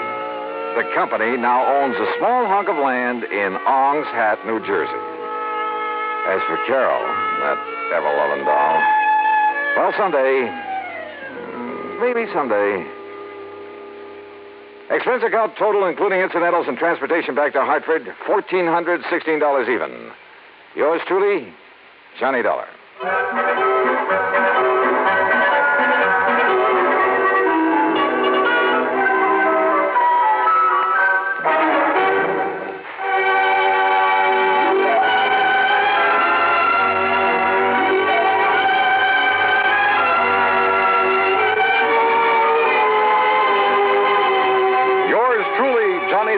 Starring Bob Bailey, originates in Hollywood and is produced and directed by Jack Johnstone, who also wrote today's story.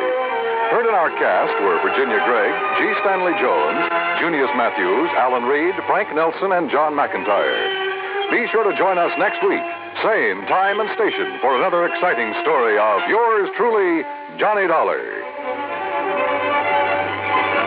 This is Dan Cumberly speaking.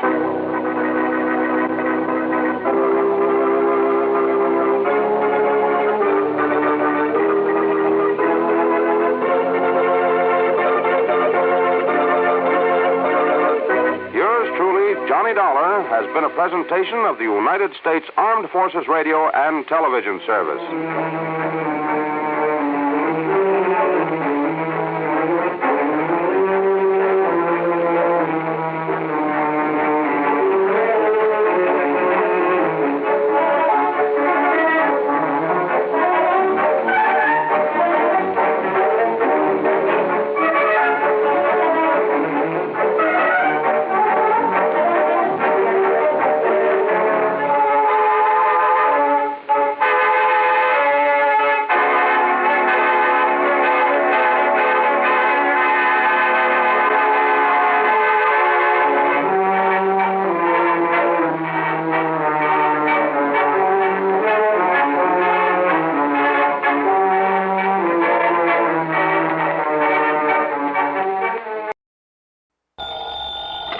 Johnny Dollar.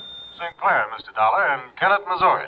Would it be possible for you to come out here right away? Kennett, What did you say your name is? Charles Kingsley St. Clair.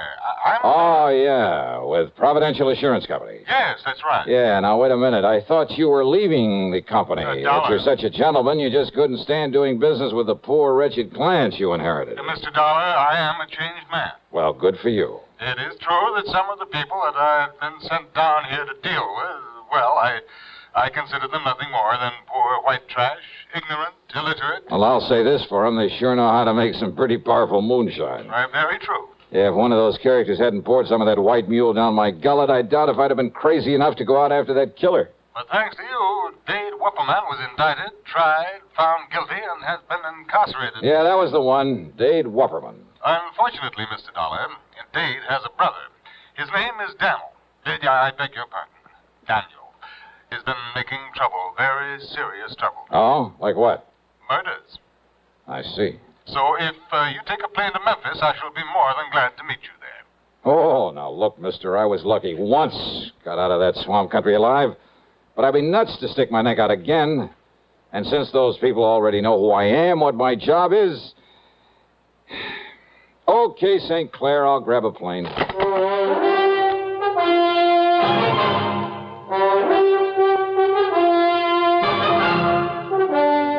CBS Radio brings you Bob Bailey in the exciting adventures of the man with the action-packed expense account, America's fabulous freelance insurance investigator. Yours truly, Johnny Dollar.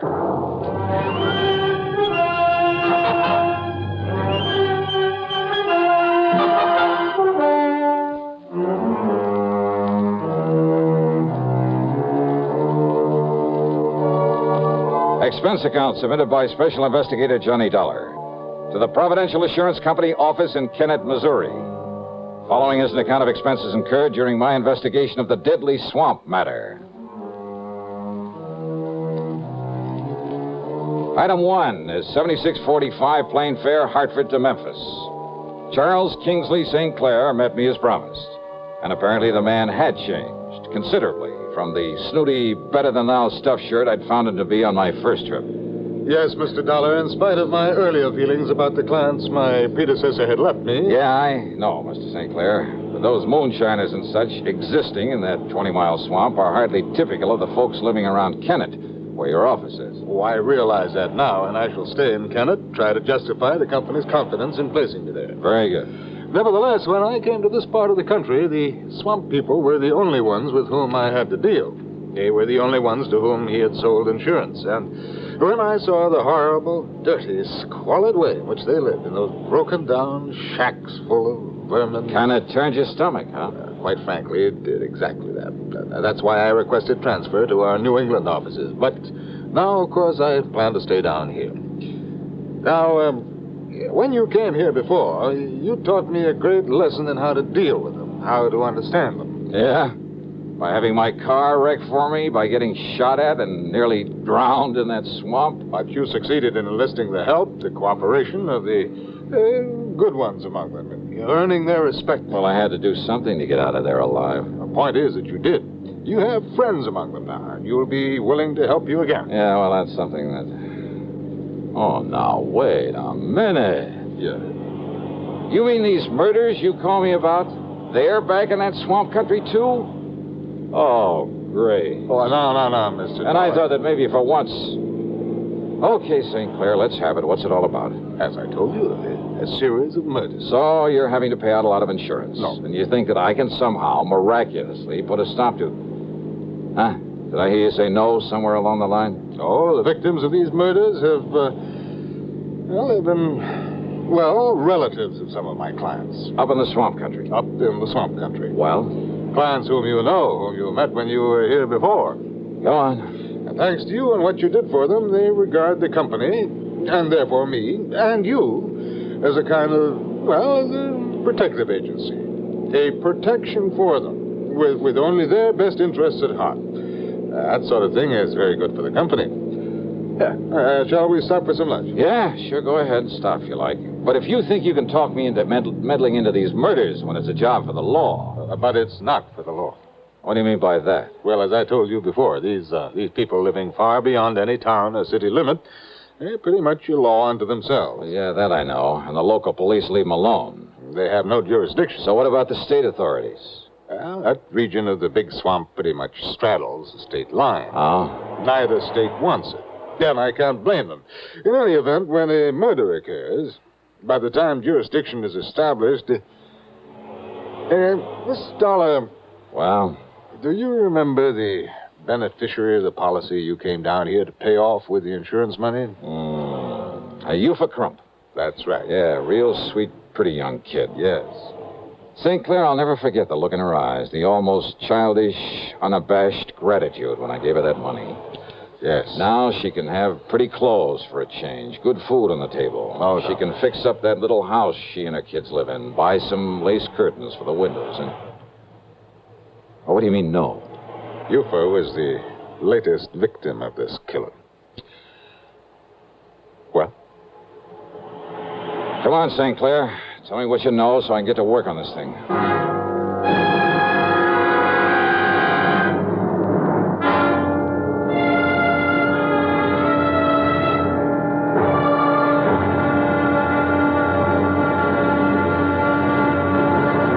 Next time you refresh, enjoy a frosty, ice-cold Pepsi-Cola. Sociability, Charlie. All right, Kay, how's this? Pepsi is light, refreshes without filling. You like to refresh? Have a Pepsi right now. Well, offer it to everybody, Charlie. I will. Enjoy Pepsi at the fountain. It's delicious at home, too. Have one at lunch or with a snack. Charlie. At the beach or at dinner. Wherever you go, Pepsi is there. It's here, too, in our Be Sociable song. Be sociable, look smart, keep up to date with Pepsi. Drink light, refreshing Pepsi. Stay young and fair and debonair. Be sociable, have a Pepsi. For the weekend, have plenty of Pepsi around. Pick up an extra carton today. CK, I'm sociable. With Pepsi, everyone is. And now, Act 2 of yours truly, Johnny Dollar.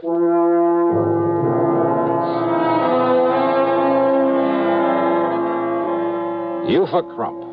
Yeah, what a name. But that cute, intelligent little girl, really out of place in the swamp country. Well, regardless of how you or I or the law might feel about it, her inheriting that moonshine still, when her husband was killed a while back, had meant something to provide for both her and her children. And the insurance she received on top of it. And she planned to marry Cass Dingle, the character who'd befriended me, who'd helped me run down her husband's killer. Cass, who was going to leave this desolate country, get out in the world and make an honest living for her. Yeah, but it was Cass who'd sacrificed his life out there in the swamp in order to save mine. No, Mr. Dollar. What? Cass Dingle is still alive. But I myself saw Dade Wupperman shoot him in the back. Eupha somehow nursed him back to health. They were married according to whatever rites the swamp people observe, and they were very happy. And then she was murdered. Yes, that was Cass who asked me to call on you again. And since you know him, you know these people... Okay, stop wasting time, St. Clair.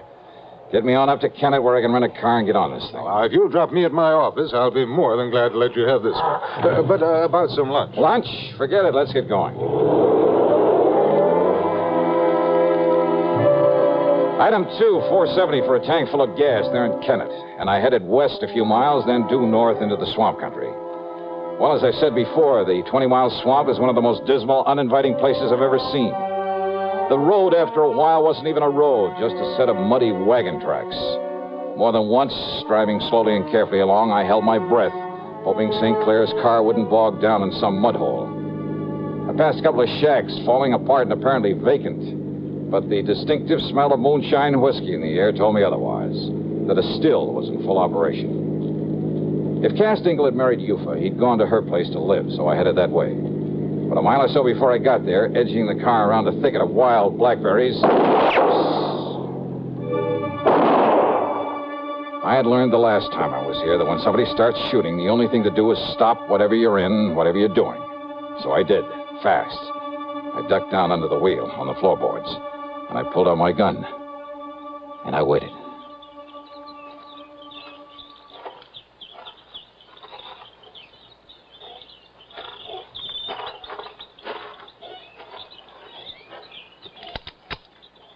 Miss Johnny? That you, Miss Johnny? Who are you? It's Cass, Miss Johnny. Cass Dingle. Oh, good. Only what was the idea of pulling off a couple of shots? Howdy, Miss Johnny. I'm glad you come, sir. Yeah. I knew maybe a shot would make you stop the car, Miss Johnny. And that way you wouldn't go on up to the house in the still. Yeah, well, that's where I was headed to look for you. It's much better you hide this car back in my old cabin. You remember where it is? Little turnoff right up ahead, isn't it? Yes, sir. Now you do that and I'll cut through the swamp and meet you there. Sure, whatever you say. I'll meet you there. I should have got there in 5 or 6 minutes at the most. The car bogged down in a sticky black mud hole. By the time I pulled enough twigs and branches under the wheels to get traction, make the turnoff, and pull up in front of his place, more than half an hour had passed. Because of his shortcut through the woods and the swamp, I'd expected to find Cass out in front waiting for me. But he wasn't, though the door of his cabin was ajar. Now, if I'd had any sense, I would have stopped for a minute, and I'd have given some thought to that. But I didn't. And believe me, it was a mistake. Come in, mister. Come right in. In the dark, windowless cabin, I could see Cass Dingle on a bunk at the far end, tightly bound with ropes and rawhide, looking at me helplessly. I said come in. And standing in front of me was the biggest, most ugly man I've ever seen. 250 pounds at the least, built like a gorilla. His face was covered with coarse black stubble. His long hair straggled down into the back of the collar of his dirty shirt. Aimed at my chest was an ancient rifle with a bore almost big enough for a shotgun. That's better, mister. Now, Peter, Luke, John. 3 specters came forward out of the shadows. Smaller men, also dirty, unshaven, looking no less menacing than the man in front of me. Each of them had a rifle. I could feel one of them against my backbone. Now, listen, I took a course once from the FBI on the proper procedure for disarming a man who has a gun in your back. But they forgot to tell me what to do about 4 of them. So I raised my hands up over my head. That's right, Mr. Johnny. Now, you just keep them hands right up straight. You, Paul? Yes, Daniel? Daniel Wupperman. All right, now, Paul.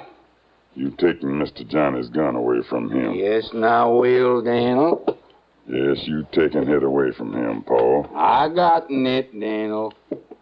Ooh-wee. It'n's a real pretty one. That's right, Paul. So you holding on to it real careful. So I won't damage it none. While I kill him.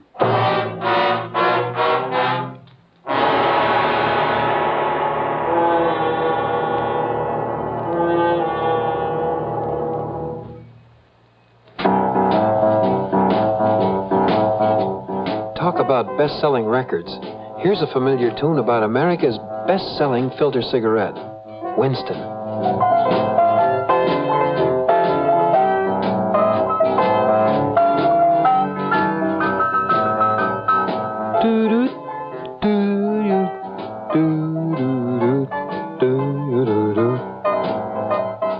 Winston gives you real flavor, full, rich tobacco flavor.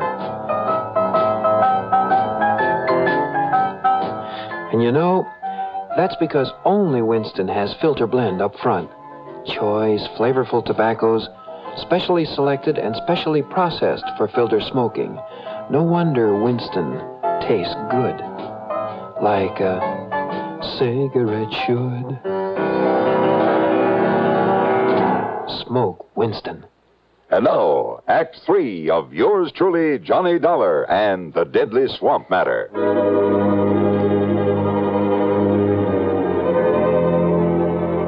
I've been in some pretty tough spots in this crazy job of mine, but nothing ever quite like this. 4 men, like 4 vicious animals who crawled up out of the muck of the 20-mile swamp. Armed with ancient rifles I was sure they knew how to use and use well. For a man living and moonshining in this godforsaken country depended on his gun for survival. Survival. It was obvious by the way the guns were aimed that survival was the one thing they didn't plan for me. Like 4 vicious animals, I said. Stupid, maybe? Enough to be tricked somehow? Yeah, but how? And there wasn't anyone within miles to give me a hand. Except for Cass Dingle, tied down on the bunk at the far end of the cabin, helpless. If only he were bright enough to... Then the ugly giant in front of me talked again. That's right. Daniel Wupperman, and I'm going to kill you, Mr. Johnny. Right now, for it being that you sent my brother Dade up into prison. He was a killer, Daniel. The same as you are. That's right. So one more killer, namely you, it ain't going to make me no worse than I am. Why, Daniel? Because you had no business to come here to begin. We don't like that here in the swamp. No, I mean, why these other killings? Why murder Yufa, Cass's wife? Why you do that, Daniel? Because it was her insurance money, Mr. Johnny, brought you here the first time. Then you put my brother in jail. So you murdered her, a harmless young mother, just to get me back here. That's right. Now I'm going to kill you. You stand away from him backing him. This charge going to go right on through him. Yes, Daniel. But now you should... No, Daniel, no. It's all wrong you killed Mr. Johnny. You shut up, Cass. Maybe Cass, he thinking what I thinking, Daniel. Mr. Johnny, he from the outside. You kill an outside man. Maybe the police, they moving in on us. They coming here in the swamp because he from the outside. You stop thinking, Paul. Move away now so I can kill him. No, Daniel. Shut up, Cass. Now, Mr. Johnny. No, Daniel, you kill me instead. Now you kill my wife, I don't care. You kill me instead, Daniel. I'll kill you, Cass. Soon I kill Miss Johnny. Miss Johnny? It's all right, Cass. No, Miss Johnny, that ain't... What? I mean, I talked long enough. What can you say, Cass? Must be nearing to 5 o'clock by now, Miss Johnny. 5? Shut up, Cass, and what do you mean by that? Miss Johnny, no. Oh, yeah, you're right. What do you mean about 5 o'clock? Yeah, Cass, they ought to... I mean, it's about time. What do you mean, Mr. Johnny? What, nothing, not a thing, Daniel. I just whistled. That's all. I mean, what do you mean about 5 o'clock? You tell me. Tell me. Tell me. Because it's nothing you can do anything about. Because if it is 5 o'clock, then by the time you can pull that trigger... You tell me. All right. If I'm not safely out of this swamp by 5 o'clock, this place will be so full of state police. Well, would you like to look at my watch? No, you keeping your hands up over your head. Oh, sure. Because you lying, Mr. Johnny. Am I? You lying to me. Just keep on talking, Daniel. It'll give more time. But if I were you... I said I gonna kill you, Mr. Johnny. And no scheming words out in your mouth gonna... You, Paul. I ain't heard nobody out there, Daniel. You go out, you go look out along the slough and the bayou. Yes, Daniel. You see anybody, any boat, you shoot off that gun. You, Peter, you go on back the road and look. And you, John, you go look up by Cass Still. You don't see no one, you come back here and help me bury Cass and Miss Johnny in the ground. Now you go. Yes, Daniel, come on, you. And the three of them, like so many shadows, slipped off into the growing darkness. Cass Dingle's stalling, his talking as though something would happen at 5 o'clock, had gained time for us. And more important, had reduced the immediate enemy to one. But Daniel's rifle was still aimed at my midsection. Then, after plenty of time for the others to have looked around. You see, Miss Johnny, you trying to bluff me is all. But that's no good. Because you haven't heard from them, Daniel? That means the police have taken them.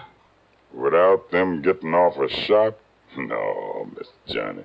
And I tell you that by 5 o'clock, and it must be 5 o'clock by now.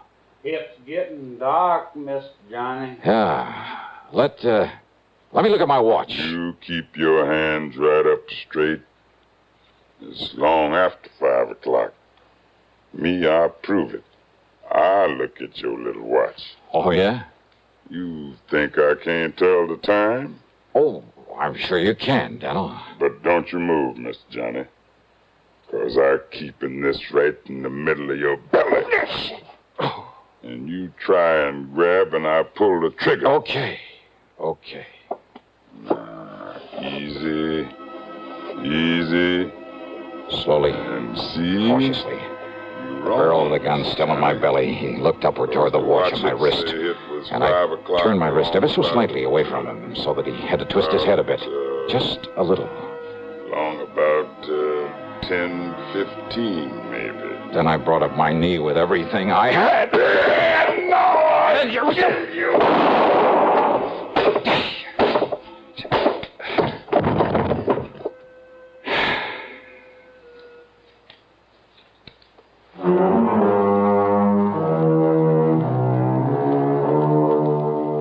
I knew the sound of the gunshot would bring the others back to the cabin. After all, they certainly hadn't found any sign of those mythical state police out there. So after setting Cass free, I lay down just inside the door looking very dead. And then when Paul and John and Peter came in one at a time, Cass, who was standing back at the door, quietly and carefully took care of them with the help of the butt of Daniel's gun. So now 4 more of the swampers have left that region to spend a long, long time behind the bars. Expense account total, including the trip back to Hartford, $161.60. Yours truly, Johnny Dollar.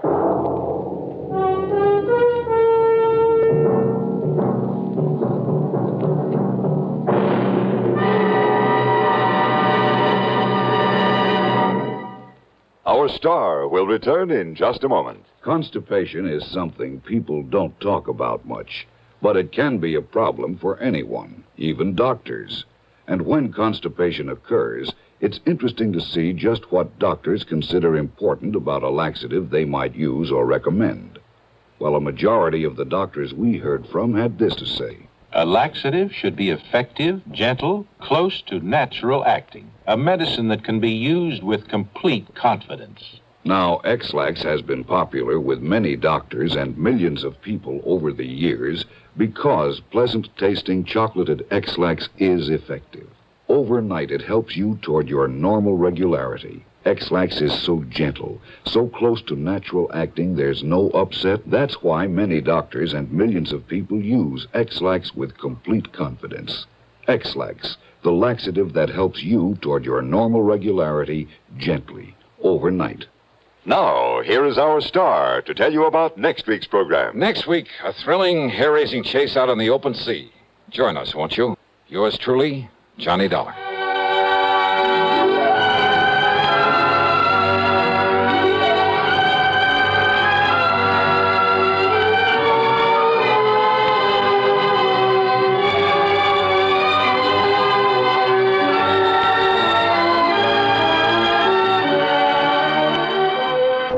Truly, Johnny Dollar, starring Bob Bailey, originates in Hollywood and is written, produced, and directed by Jack Johnstone.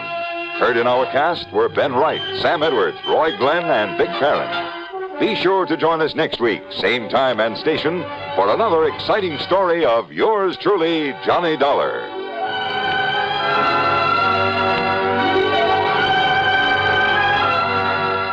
This is Hugh Douglas speaking. Another gripping drama of suspense, next on the CBS Radio Network. Who was the first to conquer space? It's incontrovertible that the first to conquer living space is the Castro convertible, who conquers space with fine design, who saves you money all the time, who tops in the convertible line. Castro convertibles. If you'd like furniture that combines beauty, comfort, and utility at an amazingly low price, then the place for you to go is Castro. At Castro, Route 9, a half mile south of the Latham Circle, you'll see the world's largest and most beautiful display of convertible furniture. There are hundreds of exquisite sofas, love seats, and sectionals, ranging from early American and French provincial to ultra-modern. Each converts to the most comfortable bed, and each is priced amazingly low because Castro is America's largest manufacturer of convertible furniture, selling direct to you. Johnny Dollar. This is Mr. Ernest L. Whiteman, Providential Assurance Company. Providential Assurance? That's right. You've heard of us, of course. No, sir, I can't say that I have. But what's on your mind, Mr. Whiteman? Embezzlement. Don't try it. What? Liable to get yourself into a lot of trouble. I beg your pardon. I'm sorry, I was just trying to make it funny. Oh, yes. Yes. Well, now, if you care to look into this for us... Sure, why not? Then I suggest you come here to my office and I shall give you the details. I take it there's a fee here in addition to my expenses? If you recover the money, something over $200,000, you can practically name your own fee. Great. That is up to, say, $5,000. On a $200,000 loss? That's right. Oh, well, then maybe I'd better figure on padding out my expense account. No, just a minute. Oh, stop worrying, Mr. Whiteman. But if you have any intention of Just holding keep your shirt on. I'll be over to see you.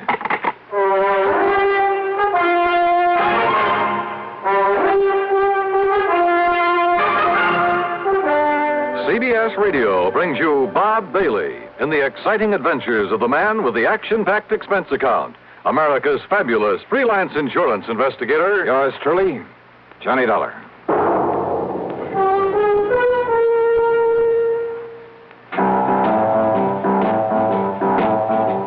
Talk about best-selling records.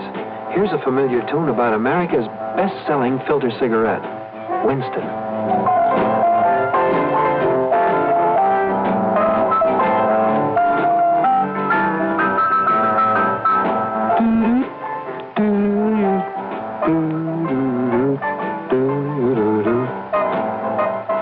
Winston gives you real flavor, full, rich tobacco flavor. And you know, that's because only Winston has filter blend up front. Choice, flavorful tobaccos, specially selected and specially processed for filter smoking. No wonder Winston tastes good, like a cigarette should. Smoke Winston. And now, Act One of yours truly, Johnny Dollar.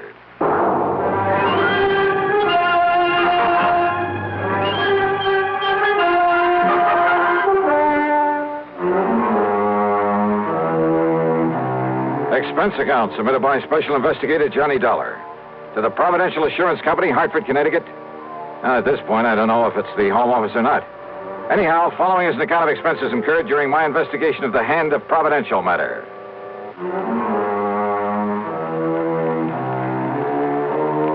For some reason or other, dealing with a new company usually spells trouble for me.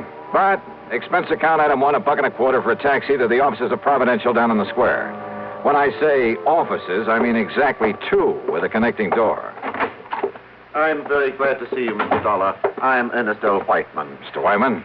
And this gentleman, Mr. Dollar... I'm the man that had Ernie Whiteman send for you. Yes, this is... Name is Elwood Sprague, Dollar. I'm the owner of this business. The sole owner, Mr. Sprague? That's right, son. Providential Assurance is all mine, lock, stock, and barrel. I see. Made a lot of money in oil down in Texas. Couldn't find any way to spend it all, so I started this here. So what happens? All I get is more money out of it. Yeah, well, Mr. Whiteman said something over the phone about an embezzlement. Exactly. $200,000 that was Go ahead and tell them all about it, Ernie, my boy. Tell them how it happened. Well, you see, Mr. Dollar, immediate public acceptance of our company is largely due to the fact that... What he means, Dollar, is the reason we sell so many policies is on account of We always pay off any claims real prompt in cash and hard, cold cash. Exactly. And for that reason, Never question a claim. Just pay it off in cash.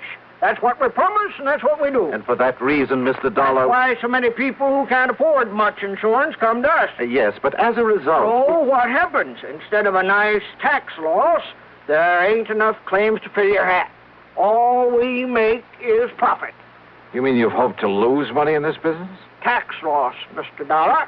You ever have to pay the taxes on profits from a couple of hundred producing oil wells? Hardly. But now, Mr. Whiteman, about this embezzlement. As I started to say, paying off in cash as we do... That's right. Means keeping a lot of cash on hand. Oh? Then this embezzlement was of your own money? Exactly. The money was stolen from us. You kept that kind of money here in a safe or something? Well, wouldn't keep it laying around on the floor, would you?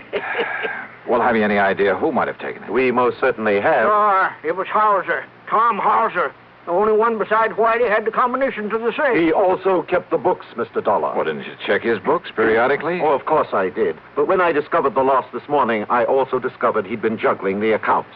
Well, how long ago did this Tom Hauser work here? Up until yesterday. As I told Mr. Sprague, I informed Hauser last night that I planned to check the cash as well as the books this morning. So what happens? This morning he's gone, and so is the money. Well, Dollar? Well, you ask me, this sounds like the most loosely run insurance company. Mr. Dollar. How you ever managed to get a license from the insurance commission? Well, now, that license is something we ain't bothered with yet. You what? We gotta make sure we got a business first, don't we? Are you kidding? Do you realize what the commission will do when they find out about this? Don't give it a thought, son. To say nothing of the police? Your job is to catch that Tom Now, Hauser. look here, Mr. Sprague. Then, if the insurance commission or the government or anybody says we're doing wrong... And you can bet they will. Why, then I'll pay them and get out of this business. Believe me, it'll cost you a lot more than this $200,000. Well, sure, maybe a couple million. It'll make a nice tax loss. Yeah, and you'll probably end up in jail. Well, now, you let me worry about that. Your job is to get this embezzler. And don't forget, we're paying you $5,000 to do it. Look, you say it may cost you millions to get out of this mess. That's right. And yet you're worried about a couple of $100,000? Well, now, that's different. Huh? That was stolen, son. That was illegal.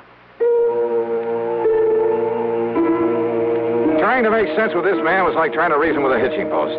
I told him I didn't want the case and that I could understand why he'd hesitate about calling in the police. Sure, they'd probably start asking questions. With the only answers he could give them, he'd really be in trouble. I told him that my only duty, as far as I could see, was to notify the commission of this whole operation. Sure, son. If your conscience hurts you, go ahead and notify him. After you got this money back first. After? Well, I don't know much about investigation, but it seems to me that with him gone only a few hours, well, if I was you, I wouldn't be wasting any time. Yeah, you got a point there. Sure. And don't you forget that $5,000 that's waiting for you when you bring that money back. Well, I ask you, what would you have done? And with a fee of $5,000 dangling in front of your eyes? Yeah, that's what I did. I took the case.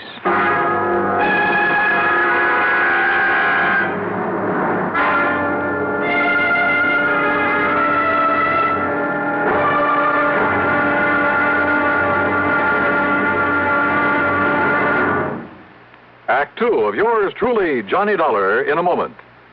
Higginbotham here. We will now commence our lesson in stereophonic reproduction. Listen to the call of the spotted bill snicker on ordinary stereo. Now then, on a Columbia Stereo 1 phonograph. Obvious difference, what? The Columbia stereophonic system really causes all others to blush, for it is not composed of just a few separated speakers. Columbia is the originator and exclusive purveyor of stereo projection. Only Columbia fills every inch of a room with real, lifelike sound. Now, when I was bird-watching with the Duchess of... But let that pass. You simply must hear the Stereo 1 phonograph by Columbia. Ask your Columbia phonograph dealer for a demonstration. And, chaps, portables are priced as low as $39.95. Consoles commence at $129.95. Lost that bird. And now, Act two of yours truly, Johnny Dollar, and the Hand of Providential Matter. Hoping the insurance commission wouldn't hang me if they ever found out I'd taken an assignment from this outfit, I decided to check the last known whereabouts of the embezzler, the bookkeeper who'd stolen some $200,000 from them.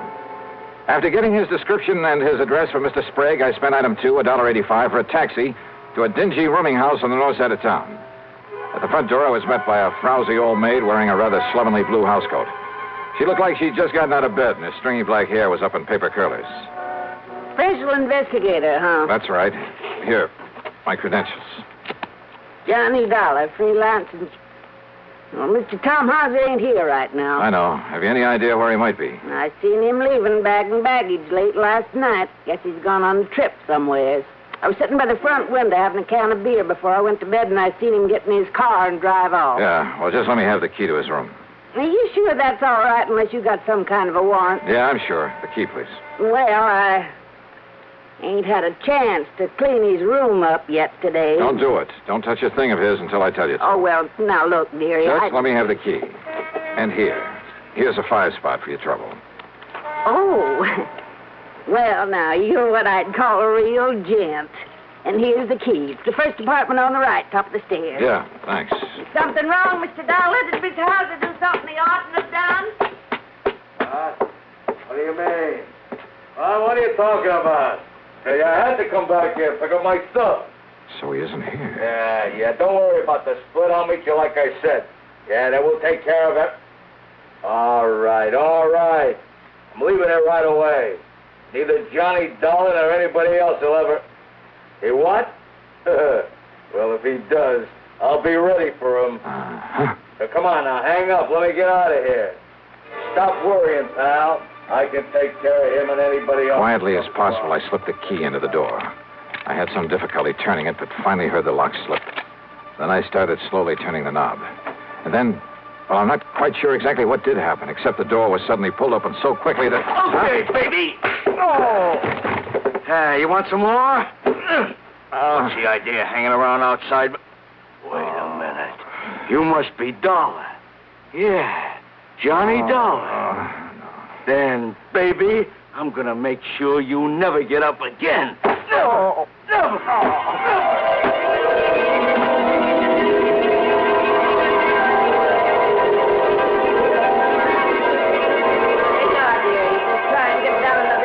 Out of this bottle. Just leave that wet rag laying there on your forehead. It'll make you feel better. What do you... Oh, holy... Yeah. You just stay there on the floor until you feel better. Where'd he go? Oh, dearie. Who done this to you? You didn't you see him? I heard a big noise up here, and when I run up the stairs, he must have heard me and run away. You was just a-laying here bleeding this way. That window. What's outside that window? Only the fire escape. Look, dearie. Yeah? Busted table lamp. This must have been what... Don't touch it. What? No, I'll wrap it in my handkerchief and...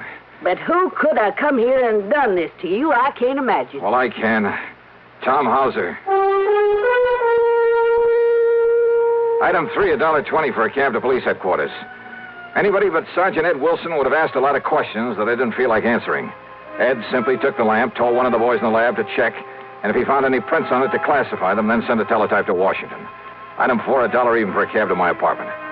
After a long, cool shower, I felt somewhat better. I just got back into my clothes when the phone rang. Johnny Dollar. Ed Wilson, Johnny. Those prints on that lamp. Yeah, Ed. Thomas Harker, alias Tim Hosker, alias Tommy Hauser, alias just about everything else you can think of. Johnny, that boy is one of the 10 most wanted. No kidding. And for everything from safe-cracking to murder. You got any kind of a lead on him? Only that rooming house where he slugged me. Then he may be 100 miles away by now. I wouldn't bank on it. So, Ed... Yeah? You'd better put out that good old dragnet. Oh, don't worry, Johnny. But listen, just remember one thing about him. Like what? If that boy thinks you recognize him... I didn't even get a look at him. Maybe he doesn't know that. And if he finds out he didn't kill you, Johnny... Well? He'll be back to finish the job.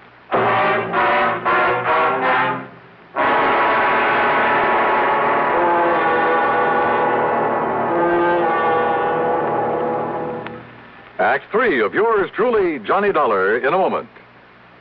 Here's Hollywood star Mona Freeman. Who feels like acting with a miserable cold? I relieve cold distress the fast way with 4-way cold tablets. Yes, tests of all the leading cold tablets proved 4-way fastest acting. Amazing 4-way starts in minutes to relieve muscular pains and headache, reduce fever, calm upset stomach, also overcomes irregularity. When a cold strikes, do what I do. Take 4-way cold tablets. It's the fast way to relieve nasty cold distress and feel better quickly. 4-way, only 29 cents. Now, here's a word about another fine product of Grove Laboratories. Does dandruff dull your hair, leave scalp itchy? Get Fitch Dandruff Remover Shampoo and get rid of unsightly dandruff in 3 minutes.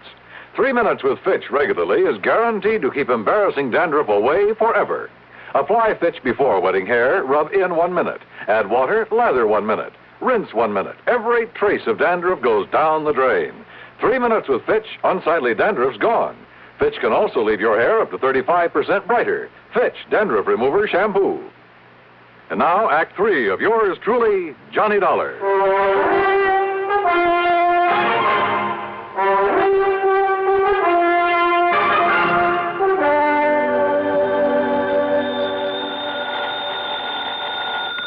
Ed. Ed, this is Pat McCracken, Johnny, at Universal Adjustment Bureau. Oh, sorry, Pat. I thought it was Ed Wilson again. Sergeant Wilson of Police Headquarters? Yeah, and listen, I'm in kind of a hurry. Oh, then I won't hold you. I was just hoping you'd have time to look into what appears to be a phony insurance company for us. What? Keep talking.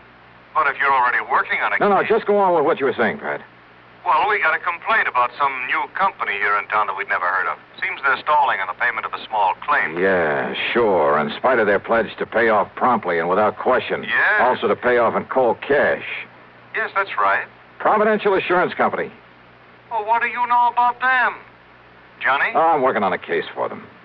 Oh, no. Oh, Johnny, don't. I telephoned the commission, to find out who they are and Yeah, where the they commission never heard of them. are. Exactly. So if I were you, until we can find out whether they're a legitimate outfit, Johnny, I wouldn't touch them. Hey, tell me, Pat, what'll the commission do? But they've notified them by mail. They're sending over a committee to investigate, to look at the books and so on. When? First of the week, Monday or Tuesday. Why? That may be too late. What? If that outfit's what I think it is, and if I can do what I think I can. Johnny. Well, if I can't collect my fee and expenses from them, maybe I'll send a bill on to you. What? After all, I may be doing the whole insurance business a great and glorious service. Johnny, what are you talking about? That is, if I don't get killed first. Listen, Johnny. I'll see you later. And now the question is, but wait a minute. If Providential is what I think it is, where does Tommy House's theft of $200,000 come in? If he was working for them. Why did they call me in? Johnny Dollar. Hello. This here is Elwood Sprague. Oh, yeah, Mr. Sprague. I wasn't sure I'd find you in. Yeah, I think I can understand that. Or maybe you weren't sure you'd find me around at all anymore. No, listen, don't get me wrong, Dollar. I want to see you. I got to see you right now. Yeah, why not? They're at your office? No. Well? My room, here at Guilford. And you'll come alone? Are you alone, Mr. Sprague? Yes, Mr. Dollar. Will you come right away? Yeah, as soon as I can. Thank you. That's funny. If he wants to see me, if he is alone, or is this some kind of a trap? No, there was absolute sincerity in his voice. I was sure of it. Yeah, and there was something else, too. Fear. Maybe that was it, fear. Hello? Johnny, listen, you said you'd been working with the police. So? Well, I knew I'd never get anything out of you, so I called them. Listen, if this Elwood Sprague of Providential has anything to do with the beating you took, has he? Pat, I'm on my way over to see Sprague right now. Well, I tried calling Providential. He isn't there. I know. But if he and that gangster, that Tommy House... Sorry, Pat, he's waiting for me over at the Guilford. Johnny... There was no time to waste. Maybe Hauser was still gunning for me, but if so, well, maybe I wasn't the only one. Item 5, a couple of bucks for a cab to the Guilford Hotel. And there in his room, I found a very different Elwood Sprague than I talked to earlier. And the story that he slowly, nervously unfolded proved to be very interesting. So maybe I didn't ever make no oil fortune there in Texas. It ain't so easy down there as you might think. But I learned to use my wits and my brains to get along by outsmarting the next man. You see what I mean, Mr. Dollar? Then those 200 oil wells you were talking about... Well, it made a good line. It fooled you, didn't it? It even fooled Ernie Whiteman for a while. That's what gave him the idea. The idea for what, Mr. Sprague? Well, me to front for this insurance racket. You know, collect a lot of premiums, and then we'd skip town. Right in the heart of the insurance industry? Always harder to pick out a bad apple in the barrel full, ain't it? Oh, brother. So what happened? That Ernie's a salesman, Johnny. When he got started on the country people around here, the money come rolling in. And when somebody made a claim, we stalled him on it. How long did you think you could get away with this? Until the commission got wise to us. Then we'd move out. The commission was planning to investigate you next week. I know. Only by that time we'd be out of here. You and Wyvern and this Tommy Hauser. Hauser. Ernie brought him in. He said because he had a record, the police would know about him, so he would take the rap if anything went wrong. But then he walks out with all the money last night. And then you sent for me. Why? Because Ernie and me go after Hauser, he might have killed us. Ernie didn't want to send for you, but I made him. I held a gun on him. Oh, real nice people. Because maybe Hauser didn't know you. Maybe you could nab him and get the money for us. So what if you did get wise to us? What if we should have to cut you in to keep you from blabbing to the law? You rotten. Do you think everybody in this world is a crook? Well, at least it was better than leaving Hauser get away with all of it. It looks to me like he has so far. Well, Johnny, now listen. Oh, I'm listening. Now Ernie didn't know it, but I heard him on the phone. He was talking to Hauser. He was double-crossing me. They're meeting somewhere to split the money. Yeah? Well, what else could you expect? Now listen, Johnny. Then they're coming over here to kill me so that I can't talk, you see. That's when I phoned you to come over here. And you think for 1 minute I'm going to stick my neck out to save that lousy hide of yours? Oh, you got to, Johnny. You got to. All I got to do is turn you over to the police. The police? Or would you rather just sit here and wait for Hauser and Wyvern? Well? Oh, all right, Johnny. All right, come on. At least it may keep you from getting shot, which is better than you deserve it. Well? Ernie. Back inside, please, both of you. That gun. That's right, the one that killed Hauser when he tried to hold out on me. The one that's going to kill you, Elwood, for what I heard just now through this door. Oh, no, Ernie, please.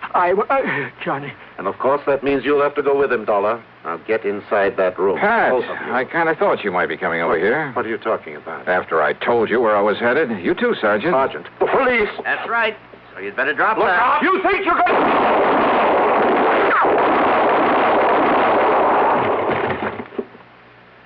Well, Johnny? Well, thanks, Ed. You too, Pat. Oh, and Ed. Yeah, Johnny.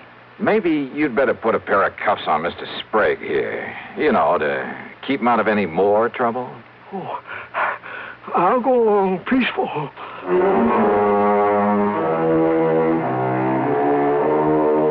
So the big fat fee that was promised doesn't get paid to me after all. And I'm sure I may as well forget the expense account for a change. But you know something? It doesn't matter. Because the important thing was to have had some small part in wiping out this dirty racket. Me? I feel good. Yours truly, Johnny Dollar.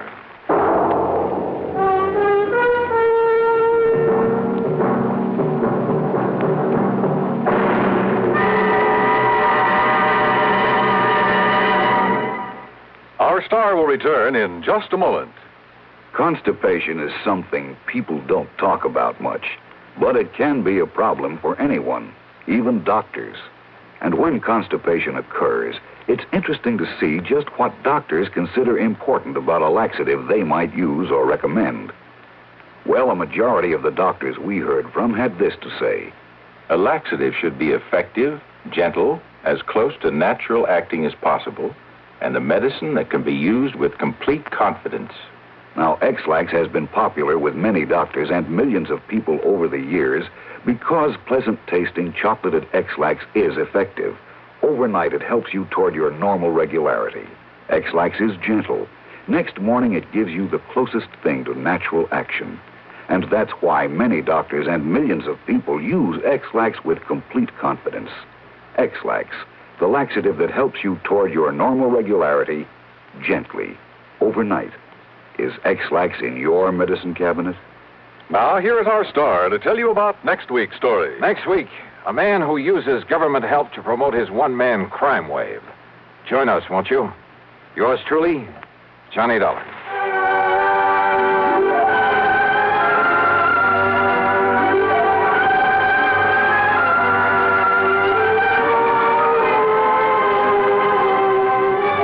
Truly, Johnny Dollar, starring Bob Bailey, originates in Hollywood and is written, produced, and directed by Jack Johnstone.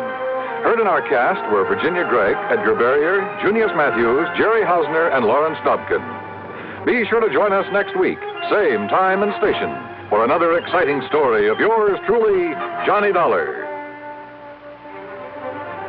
This is Dan Coverly speaking. Next, the nerve-tingling progress of a man hurled into space from Suspense on the CBS Radio Network. Citizens of Troy, this is Neil Kelleher, the Republican candidate for mayor of Troy.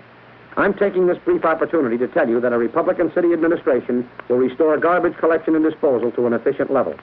The Democratic administration, having burned out the municipal incinerator, has now returned to the ancient system of garbage and refuse disposal by depositing it on an open dump.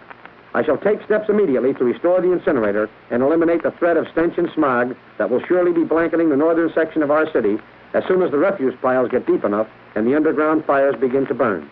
I intend also to eliminate the noisy collection of garbage in residential areas in the middle of the night so that Trojans can get their sleep. If you approve of the foregoing proposal, may I suggest that you can assure its becoming a reality by voting row A all the way Election Day. From Hollywood, it's time now for... Johnny Dollar. Mr. Dollar, my name is Parley Barron. I'm calling from Hollywood. Hollywood? What insurance company, Mr. Barron? None. You handle all investigations for Eastern Liability and Trust. Yeah, I guess I do. Well, I am sure that they'll be calling you in shortly. What about, sir? A little matter of embezzlement. Oh? Nearly $10,000 that's been stolen from the Berkeley Furniture Manufacturing Company there in Hartford. You're connected with Berkeley Furniture? No, actually I am not. Then what's your connection with this embezzlement? I suggest you check with Berkeley and, of course, the insurance company. Of course. When you have learned the facts from them, I am sure you will find it of the utmost importance to contact me. You sent in Hollywood? Yes. Goodbye, Mr. Dollar. Yeah, but where in Hollywood? Hello? Hello? Oh, he's a lot of help.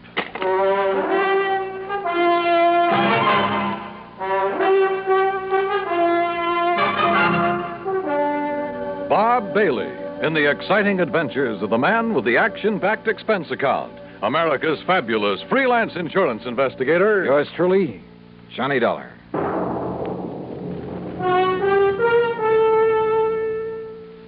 And now, Act One of yours truly, Johnny Dollar.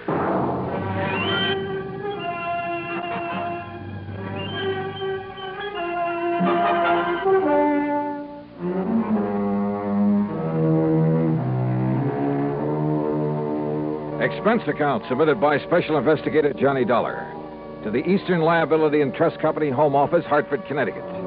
Following is an account of expenses incurred during my investigation of the Hollywood Mystery Matter. Expense account item 1, 10 cents for a phone call to Hal Speidel, who's my regular contact at Eastern Liability and Trust. Well, hi, Johnny. Nice to talk to you again. Yeah, nice to talk to you, Hal. Listen, have you received a report of loss from the Berkeley Furniture Manufacturing Company? Well, they're a client of ours, but no. What makes you ask a thing like that? A phone call I just got. They called you direct? Well, somebody did. A man by the name of Parley Wait a second. Yes, Miss Turner. Who? Hold everything, Johnny. I'm holding. Hey, what did you say? When? We'll find out how much. Johnny. Yeah? You've got an assignment, boy, and it's Berkeley Furniture Manufacturing Company. Embezzlement? Yes. 10,000? But how you found out about it? Listen, they just found out about it themselves, so get on over there and see what goes, will you? Hal, will do.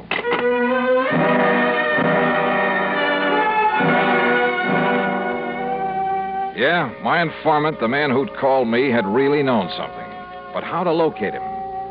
Item 2, $1.45 taxi to the Berkeley plant on the northwest edge of town. It's a small company, but an old one. When I flashed my credentials to the receptionist, I was immediately shown into the office of the high and mighty himself. Well, I must say your insurance company acts very promptly, Mr. Dollar. Sit down, sir. Thanks, Mr. Berkeley. I'll get straight to the point, sir. We've suffered a considerable loss. Yeah, so I understand from Hal Speidel at Eastern Liability and Trust. $10,000, wasn't it? Oh, yes, nearly $10,000. But I don't recall mentioning the amount to Mr. Speidel. In any event, Mr. Dollar, what I want is that money back. I don't care what you do with the thief. All right, have you any idea who took it, Mr. Berkeley? I certainly have. The ungrateful... Who, sir? One of our bookkeepers. A gentleman who has been with the company over 30 years. What are you smiling about, Mr. Dollar? Well, he's stolen this money from you, but you still call him a gentleman. Because I always thought he was. Did his job, never complained. That's your measure of a gentleman, huh? Eh? What's that? How much money did he earn, Mr. Berkeley? $65 a week. What difference does it make? Just wondered. An old man living alone was plenty for him. Unless, of course, he was gambling, something like that. Gambling? Him? Of course not. He never had enough money. Trouble at home, maybe? Is he married? No. He'd never be able to support a wife. After 30 years with your company? I paid him as much as I thought he was worth. Yeah? Or as little as you thought you could get away with? That is really no concern of yours. Return of the money is. All right. Where does he live, Mr. Berkeley? In a small apartment on the north side of town. And when did you last see him? Yesterday morning. Said he had to see his doctor in the afternoon. Yes, it's against my usual practice, but I let him off. Mm-hmm. But, of course, you decided to dock his pay. Naturally. I have to keep discipline in a place like this. Oh, sure.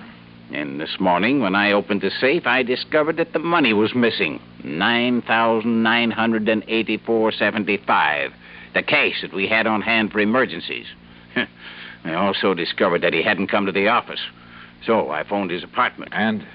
I learned that our respected gentleman bookkeeper left town yesterday afternoon, bag and baggage. That doesn't necessarily mean that he took the money. I'd like to know why not. Well, was he the only one who had access to the safe? Of course not. All of the bookkeepers have. How many of them? Others, I mean. 3.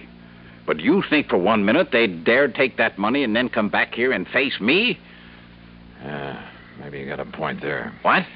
Have you notified the police of this loss? No. I prefer that the whole thing be kept as quiet as possible for the sake of my company's reputation.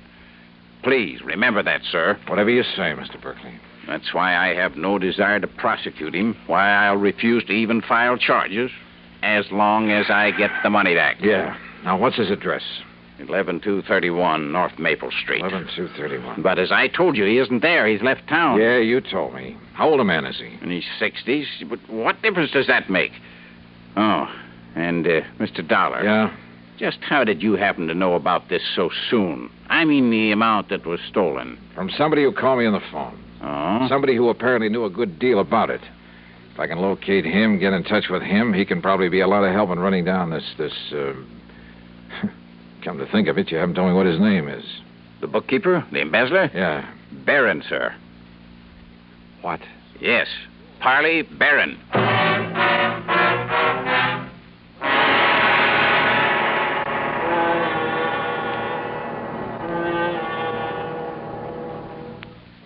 Act 2 of yours truly, Johnny Dollar, in a moment. And now, Act 2 of yours truly, Johnny Dollar, and the Hollywood Mystery Matter.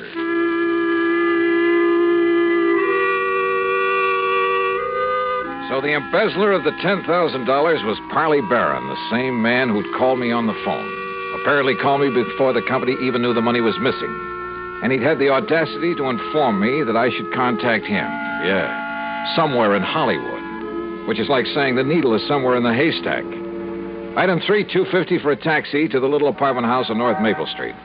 I paid off the driver, then walked into the open foyer and looked for the usual bank of mailboxes to find out which apartment was Parley Barron's. Hey, you want me to wait for you, mister? No, that's all right, driver. You go ahead if you want to. Okay, Now, let's see. Nelson, Davis, Parrots. Oops. Oh, excuse me, sir. That's all right. Spaulding, Pierce, Robeson. Taxi, wait a minute. Oh, here we are. Barron, apartment 103. Just a minute, young man. Are you a salesman? Oh, no. I was just looking up the apartment number of Mr. Parley Barron. Well, he ain't here, mister. You're sure? No, sir. He left here bag and baggage yesterday afternoon. Have you any idea where he went? No. Who are you? Cops or something? Here. My credentials. Johnny Dollar, insurance Yeah, that's right. Now, look, I want you to let me into his apartment. Well, yes, sir. Right this way.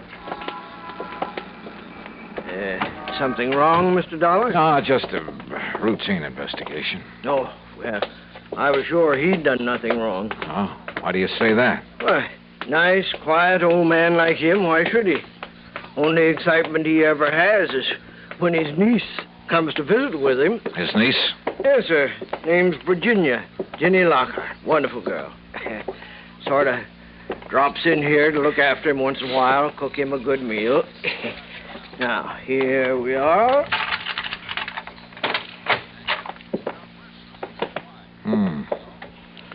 Well, it sure looks like he left in a hurry. Closet's open, doors pulled out. Where can I find this niece you mentioned? Why, didn't you see her when you just came in? That girl who bumped into me down in the lobby, that was Jenny Lockhart? Well, must have been. Guess she dropped in for a visit with her uncle, found him gone, and then lit out again. And I didn't have sense enough to get a good look at her. Well, now, here's a picture of her, mister. Sent it to him from her vacation last winter. Vacation, huh? Blue sky and palm trees. Down in Hollywood, I understand. Is that where she's headed for now? Well, now you got me there. Wait a minute. Yeah? What's that you picked up, mister? Well, it's a note, I guess. Yeah, it's addressed to her. Jenny, my dear. The doctor you had me see has finally told me the truth. Is this his handwriting? Yeah, that's his, all right. He's finally told me the truth. I have less than a week to live. Oh, my. And so for the first time in my life, except for some happy moments with you, I'm going to really live. Make up for some of the things I've had to miss all these years. Well, say now. Yes. You may have some idea where I've gone, but please, dear, don't try to follow me. Your loving Hollywood. Yeah, like I said, that's what... And she ran off with the taxi I had. Oh, you want me to call you a taxi, mister? I sure do, brother, and fast.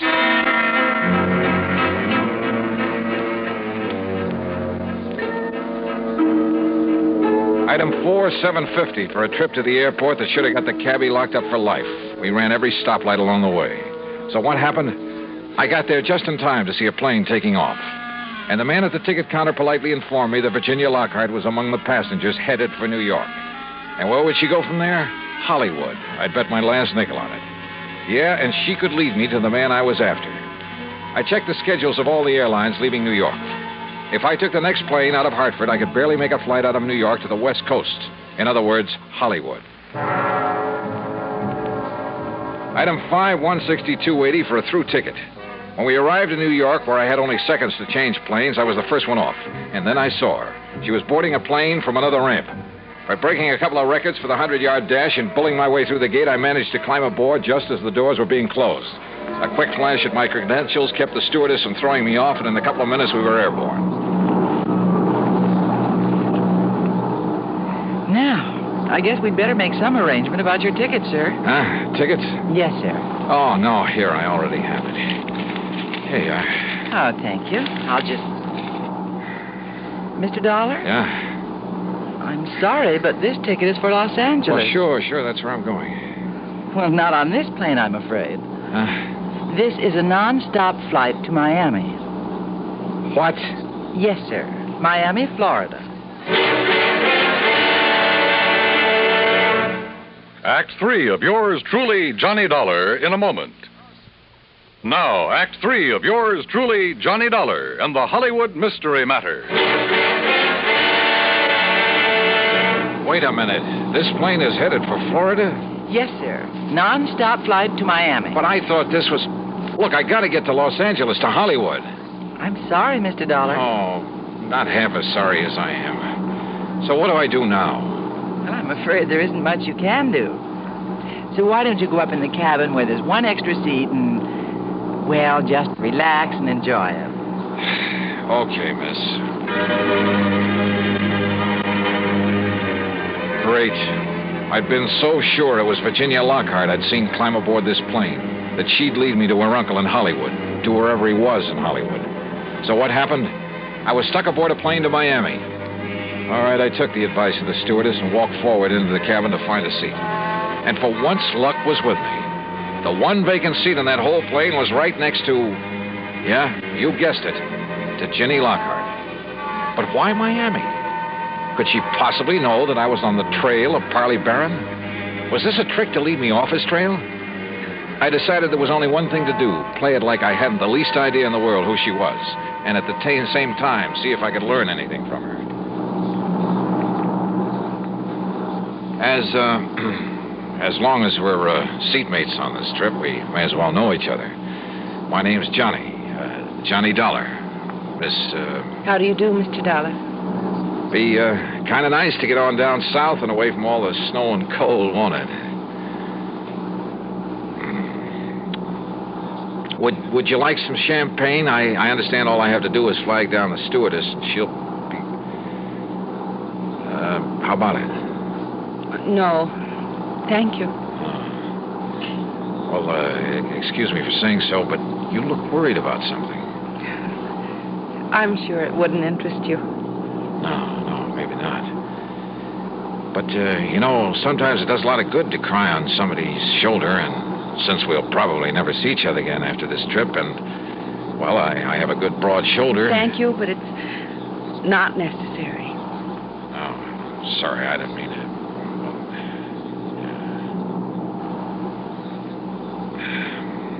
Going down to Florida for a vacation?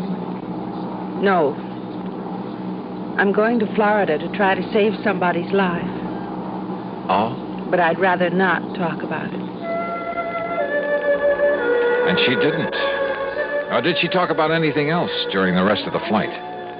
As we came into Miami, I decided the only thing I could do was transfer to a plane for Los Angeles and hope for the best. But she was my only real lead to Parley Barron. And if I left her here and went on to Hollywood. So I changed my mind. I decided to stay with her. Item 6, $9 even for a taxi that followed hers out of Miami Airport, then headed north. And where do we end up? Hollywood. Hollywood, Florida.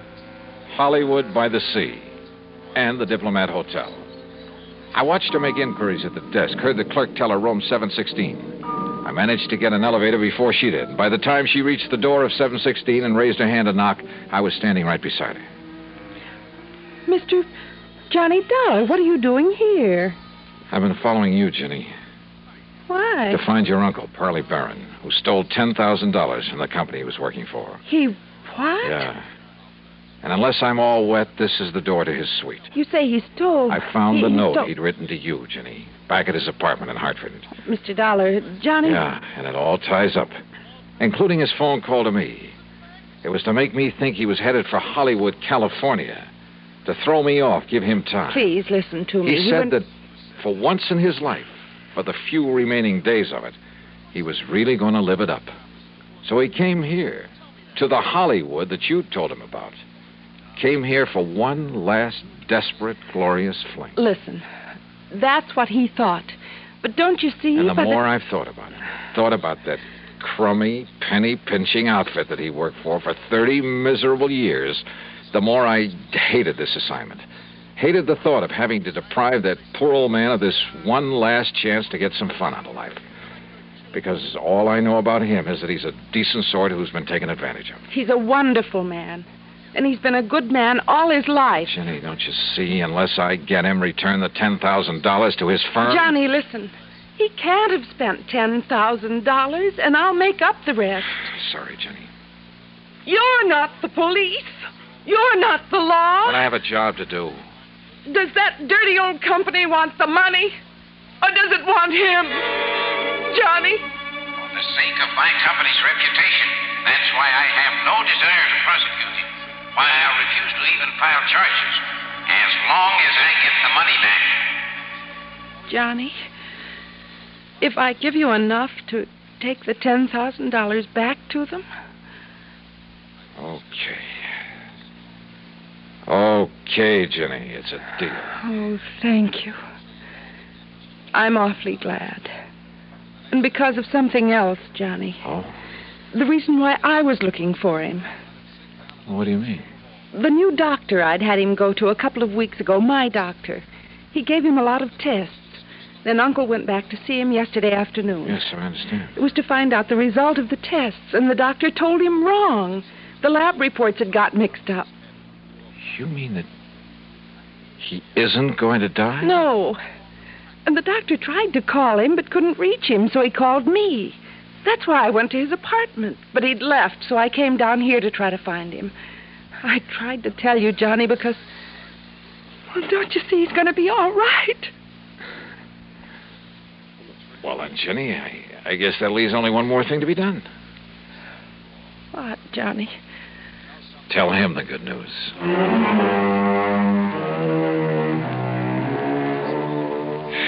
Oh, I don't know. Maybe I'm just a sucker for a good-looking girl. And maybe this makes me an accessory to the crime. But you know something? And you can blame it on the holiday season, anything you like. I don't care. Expense account total, including the trip back to Hartford. Well, a happy new year to you, too. Yours truly, Johnny Dollar.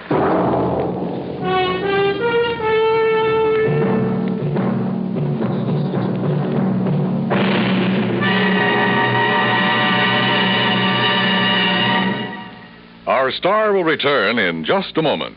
Because of another adventure in Hollywood, Florida. But that one you'll have to read about in the February issue of Harper's Bazaar.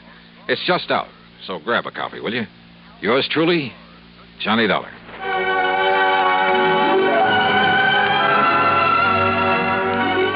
Yours truly, Johnny Dollar, starring Bob Bailey, originates in Hollywood and is written, produced, and directed by Jack Johnstone.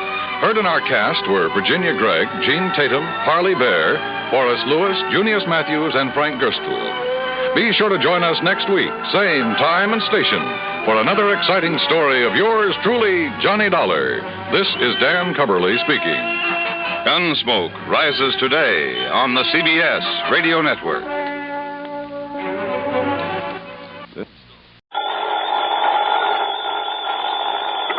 Johnny Dollar.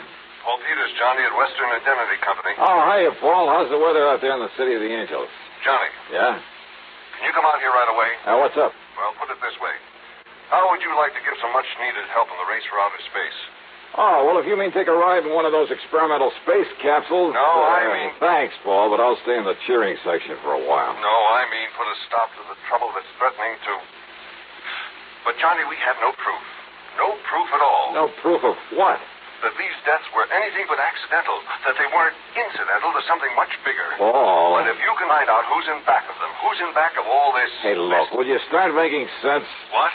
The race for outer space, remember? Yes, Johnny, and you know its importance. Yeah, and I take it some company, some client of yours has a hand in it. Yes. But they're having trouble. Yes. What?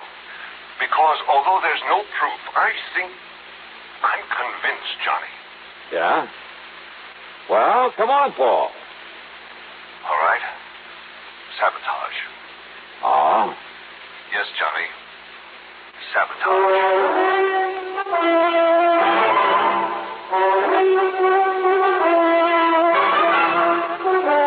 CBS Radio brings you Bob Bailey in the exciting adventures of the man with the action-packed expense account, America's fabulous freelance insurance investigator. Yours truly, Johnny Dollar.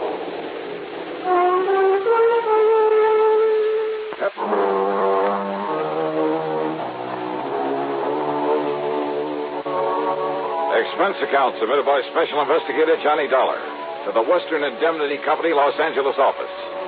Following is an account of expenses incurred during my investigation of the Flask of Death Matter.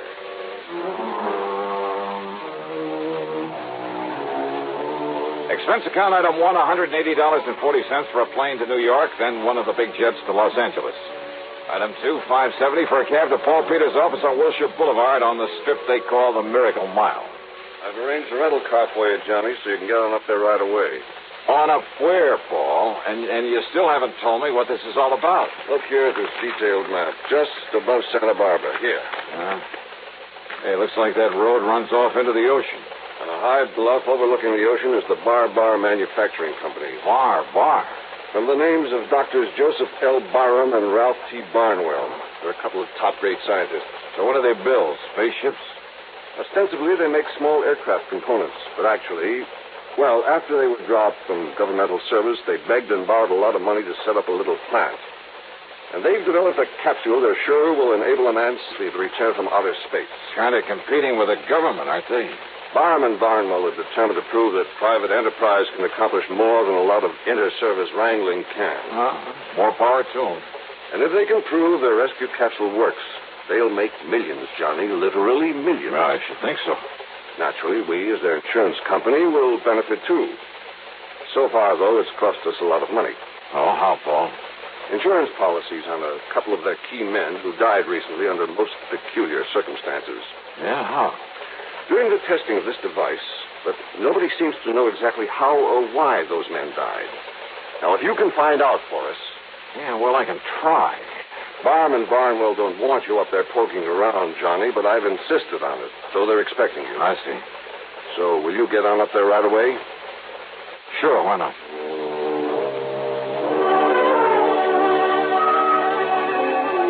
Thanks to a good freeway system, I arrived at the Bar plant shortly after 2 p.m. One of the guards led me onto a long steel platform that stuck far out over a wide cove at the edge of the ocean. At the end of it, surrounded by a lot of complicated machinery, attended by half a dozen men, was Dr. Ralph Barnwell at the controls of a gigantic hoist. A long, heavy steel cable on it was pulling something out of the deep waters of the cove. Much to my surprise, Dr. Barnwell didn't seem to resent my presence at all. Yes, Dollar. Here comes the space capsule. This time the test has to be successful. Say, tell me, Dr. Barnwell. Twice before it was plunged, fired into this deep hole at the edge of the ocean under conditions stimulating a return from outer space. Everything within the capsule functioned perfectly. The tests were a complete success. Except for one thing. Yeah, what's that? For no apparent reason. For no reason at all. Yeah? The man inside it was dead. I see. Easy now. Lower, Doc. Yes. All right now. Ready on the cradle. And that's why, Mr. Dollar. That's why my partner, Dr. Joseph Barham, insisted on making this test himself. All right, men. Release the pressure so we can open the door of the capsule. All ready? Good. All right, now come along, Dollar.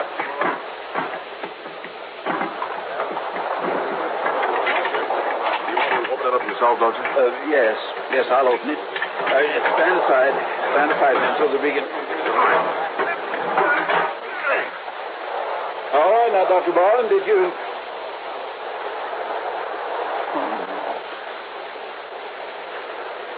Joseph. You, Doctor. Like the others, sir. Dr. Barham's dead.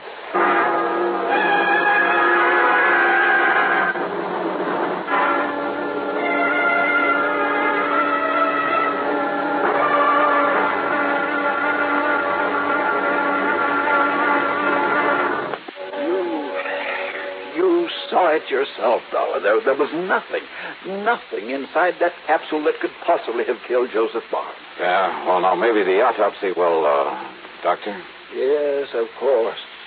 We'll have an autopsy, the same as we had on the other two men who died this way, that I know what the findings will be. What, sir? Asphyxiation.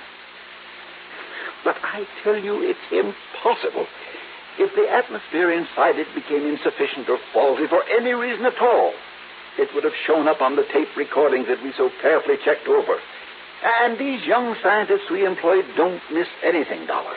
Well, what about a poisonous gas of some kind in there?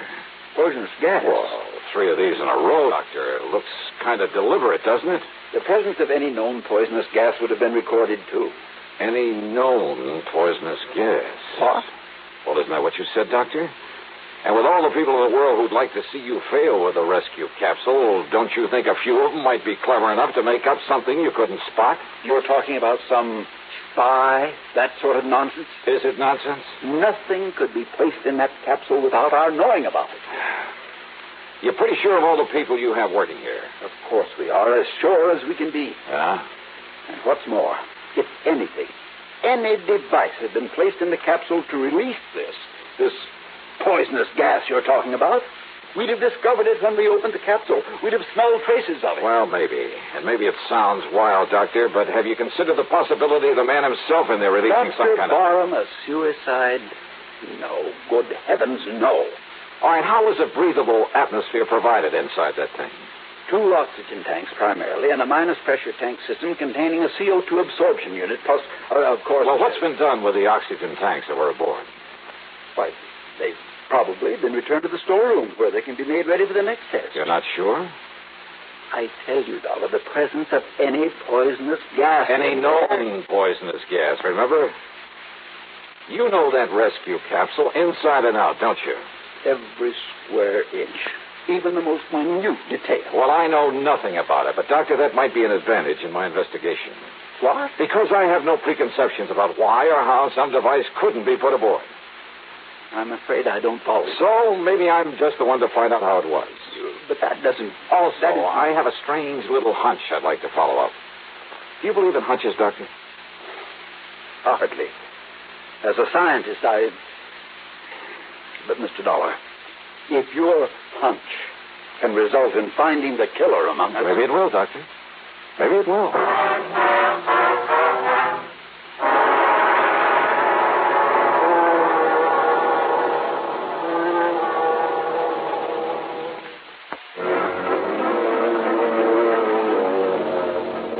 My hunch was a long shot, and I knew it. But my hunches usually pay off. Dr. Barnwell promised no interferences and gave me a pass that would get me by his security guards to any department or laboratory in the place. I talked with some of his bright young scientists and engineers and other technicians, not because I expected to get anything from them, and I didn't, but to hide my real purpose. Then I wandered into the storeroom where the oxygen cylinders were kept. I talked to a rather dull-witted character named Pete Prosser. Just about to empty out these here little oxy bottles and go home. Say, didn't I see you up there on the dock with Dr. Barnwell this afternoon, Mr. Dollar? Yeah, that's right, Pete. And, aren't you the one who opened some of the valves on the outside of that capsule just before Dr. Barnwell opened the door of it? Well, release valves, they call them, Mr. Dollar. Yeah. I open them up real slow so as to let the inside pressure get what you call equalized with the outside air. Or to release whatever was inside that killed him. Oh, what you say, Mr. Dollar? Pete, where do the oxygen bottles come from that are used to provide an atmosphere in that capsule? Right here in my storeroom, Mr. Dollar. Oh, you fill them up yourself? From a master cylinder of the stuff, something like that, huh? Oh, no, sir. I only issue them out when I get the orders, Mr. Dollar. I guess they don't think I got brains enough for anything much else. But I really have, Mr. Dollar. I got a lot of... Well, who does fill them up for use? Well, now, that's a funny thing, Mr. Dollar. I don't exactly know. You don't know? But it must be some of the scientists they got all around here. For all I know, Mr. Dollar, is they're always full and ready when I get the orders to deliver flask number so-and-so and so-and-so up to the dock. I come down here and get them and then help install them. Uh-huh. What happened to the bottles that we used this afternoon? Well, the first thing we done, Mr. Dollar, was check them out up there on the dock. Check them out? Well, sure, Mr. Dollar, to be sure they still had pressure in them in case their running out was what killed poor Dr. Barham. But it wasn't. On account of they still had plenty of pressure. You emptied them up there? Oh, no, sir, Mr. Dollar. That's what I was going to do when you come here just now. You see them here on this rack? Yeah. What have you hooked them up to? That pipe through the ceiling there. What's that? Oh, that's the exhaust. You see, I just pop this valve, and they empty out in the air where they can't cause no explosion or nothing. No, wait. Close that valve. Oh, sure.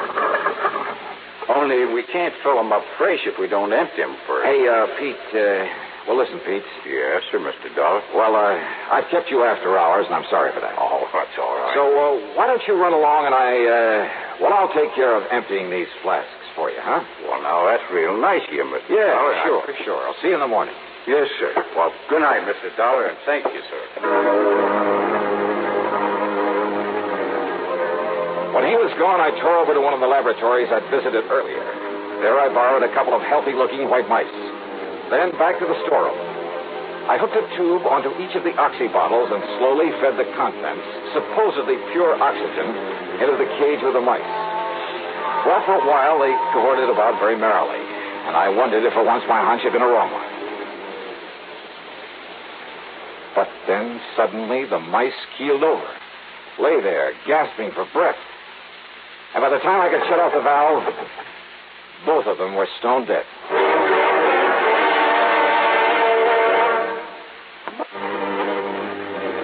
Now I knew how Dr. Barham and the others had been killed inside the space rescue capsule. But by whom? and more important at the moment, mine. And then I remember the old Latin phrase, cui bono, who benefits? And the answer came so easily I could have kicked myself. But how to prove all this? Well, maybe if I took the lethal oxygen tanks up to Dr. Barnwell's office and... maybe there was a better way. Yeah, a little less dangerous.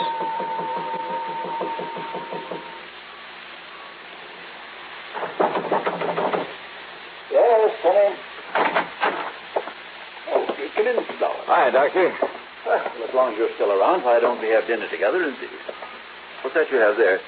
Oh, it's just one of the oxygen bottles that was taken off the rescue capsule this afternoon. Yeah, I'll sit it here by the door. May I ask why? Well, because I think the valve has developed a leak, and I just thought you ought to know about it. The valve? It leaks? Sure. Did you hear it? Yes. Yes, well, then we'd best get it out of here. Oh, no, that's all right. Sit down, Doctor. I want to talk with you. Yes, but a lot of additional oxygen in here. If you were to forget and light a cigarette, light a match. I won't forget. Probably wouldn't do a thing anyway. Now, Mr. You know, in spite of your nice reception, I understand you didn't want me to come up here and poke around. Well, I'm sorry if you got that impression. It's probably because Dr. Barham and I thought that... you and Barham got out of government service, didn't you? Why, yes, we did, because we... Because the security boys found out some things about you they didn't like? I know, that's ridiculous. Doctor, I'm not going to beat around the bush any longer. I should have known there was something phony about your ordering the pressure released in that capsule before you'd opened it up this afternoon. What? It was really to dissipate the poison gas in it, wasn't it? What poison gas? Mr. Dollar, I told you my opinion of your poison gas theory earlier. But now about this flask of oxygen you... Doctor, now that the capsule works, it's worth millions, isn't it? Works? By killing 3 good men? The first 2, I suspect, were to convince everybody it was accidental. What? Sure. So nobody'd be suspicious when Dr. Barham... Dollar. Yeah. Leaving everything to you, millions. What is this nonsense? And listen, about this leaky bottle of oxygen... Well, now, why get so upset about it? I'm not upset. Then sit down. No, Doctor, I said sit down. What do you mean? Done? Yes, sir, that's right. Now move over so I can call the police to come and pick you up for murder. No, you can't prove it. And listen to me. Well? Listen, we must get out of here quickly. Oh, I'm in no hurry. Now, Dr. Barnwell... Listen, that flask there by the door leaking the gas in here... I thought it was harmless oxygen. It is, of course it is. Only just... Please, let me out. Doctor, you try to move and I'll pull this trigger But that gas... That hydrogen oxygen gas... Oh, is that what you really put in that harmless-looking little flask? Yes. The same slow-acting gas you used to kill your partner and the other 2, huh? Yes. Then you admit it, huh? Yes, I killed him. I killed Barham to get the plant for myself. You'll put that in writing? Anything, but let me out before the gas kills me, too. I can feel it now. We're too late, Dollar. We're too late. Oh, stop blubbering and get up on your feet. Too late, we'll die. Wrong, Doctor. This flask isn't one of those out of the capsule. What? No. I pulled this one off the shelf. All it holds is pure oxygen. I hope.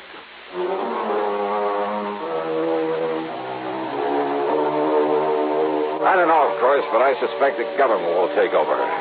Maybe they'll have something in that space rescue capsule. But as for money, royalties, well, I'm sure that Barnwell won't be able to spend much of it in prison. Expense account total, including a couple of days and nights in Santa Barbara and the trip back to Hartford, $431 even. Yours truly, Johnny Dollar.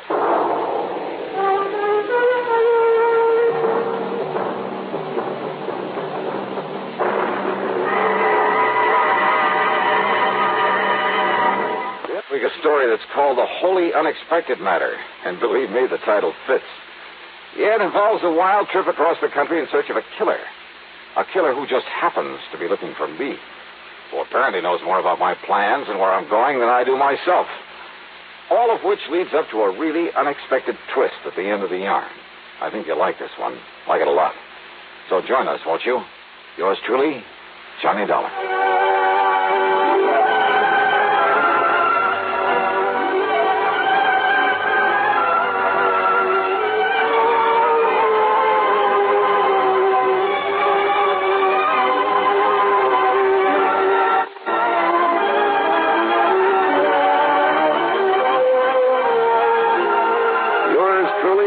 Johnny Dollar, starring Bob Bailey.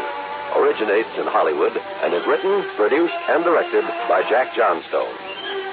Heard in our cast were Paul Duboff, Parley Bear, G. Stanley Jones, Horace Lewis, Tom Hanley, and Bill James. Be sure to join us next week, same time and station, for another exciting story of yours truly, Johnny Dollar.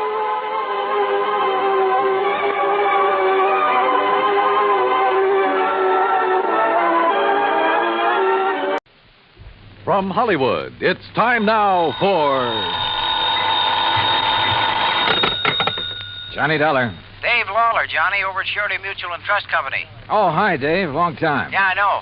Listen, do you own a pair of dark sunglasses and some real loud sports shirts? Mine are so loud I have to keep them in a soundproof drawer. Great. But where you'll be at this time tomorrow, nobody will give them a second look. Oh? Like where? Well, according to the travel folders, it's, quote, the land where the summer spends the winter, unquote. In other words... Palm Springs, California. Dave, you're on. Good. But don't forget, this could be pretty expensive for your company. Oh, more than you know, Johnny. $75,000 hard cash. Ah, oui. Unless you're able to prove the bracelet Dan Galloway gave to his child bride wasn't really stolen. For a trip to Palm Springs at this time of year, I think I could prove anything.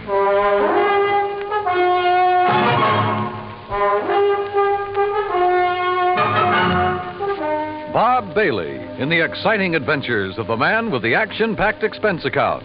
America's fabulous freelance insurance investigator. Yours truly, Johnny Dollar.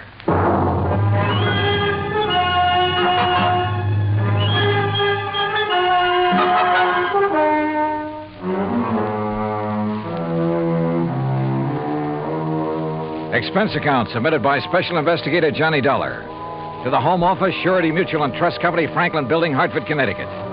Following is an account of expenses incurred during my investigation of the Suntan Oil Matter.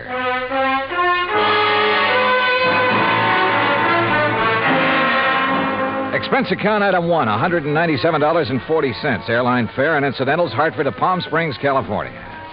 I registered at La Casa de Paz on South Palm Canyon Drive, changed into casual clothes, and sauntered over to police headquarters. Detective Sergeant Lacey was about to leave for lunch, so I went along with him. Yeah, Dollar. You'd be surprised at how much stuff is lost in this town during the course of just one season. The report we got says it was stolen, Sergeant. Oh, sure. But I doubt it. A $75,000 bracelet, just 5 days old? That'd be a little careless of the lady, wouldn't it?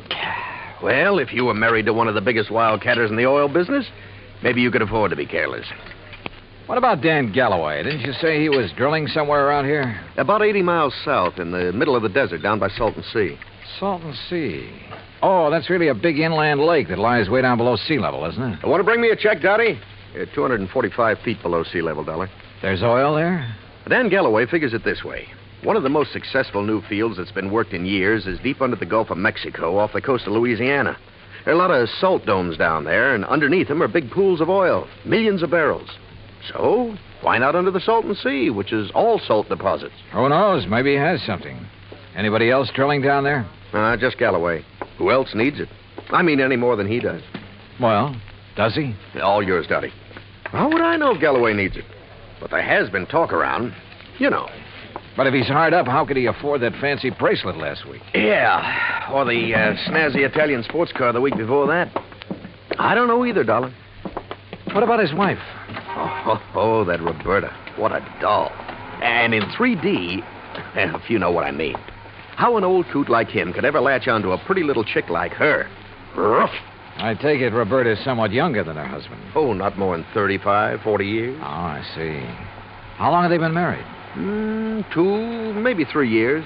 Down in Dallas, I think it was. She's a Texas girl. Well, is it working out? I mean, are they happy? There's talk about that, too. What kind of talk? Oh, it's really just small-town gossip for the most part. Ever hear of Sonny Wyman? Wyman? No. Well, Sonny's around Roberta's age. One of those kids who came up from nothing, but all the time knew exactly where he was going. You know, made a point of meeting the right people, shaking the right hands. Real nice kid, too. What's he do? Well, when the season's over here, he works Pasadena, Beverly Hills, and L.A. Always has something that'll intrigue his wealthy friends. This season, it's Italian sports cars. Cosmo Romas, I think they are. And he's the one who sold the Galloways theirs, huh? He sold Roberta hers. Any angle there in connection with the bracelet? There is. You let me know. Well, if there isn't, what have you been working up to? Well, actually, nothing. You see, I still believe it was lost.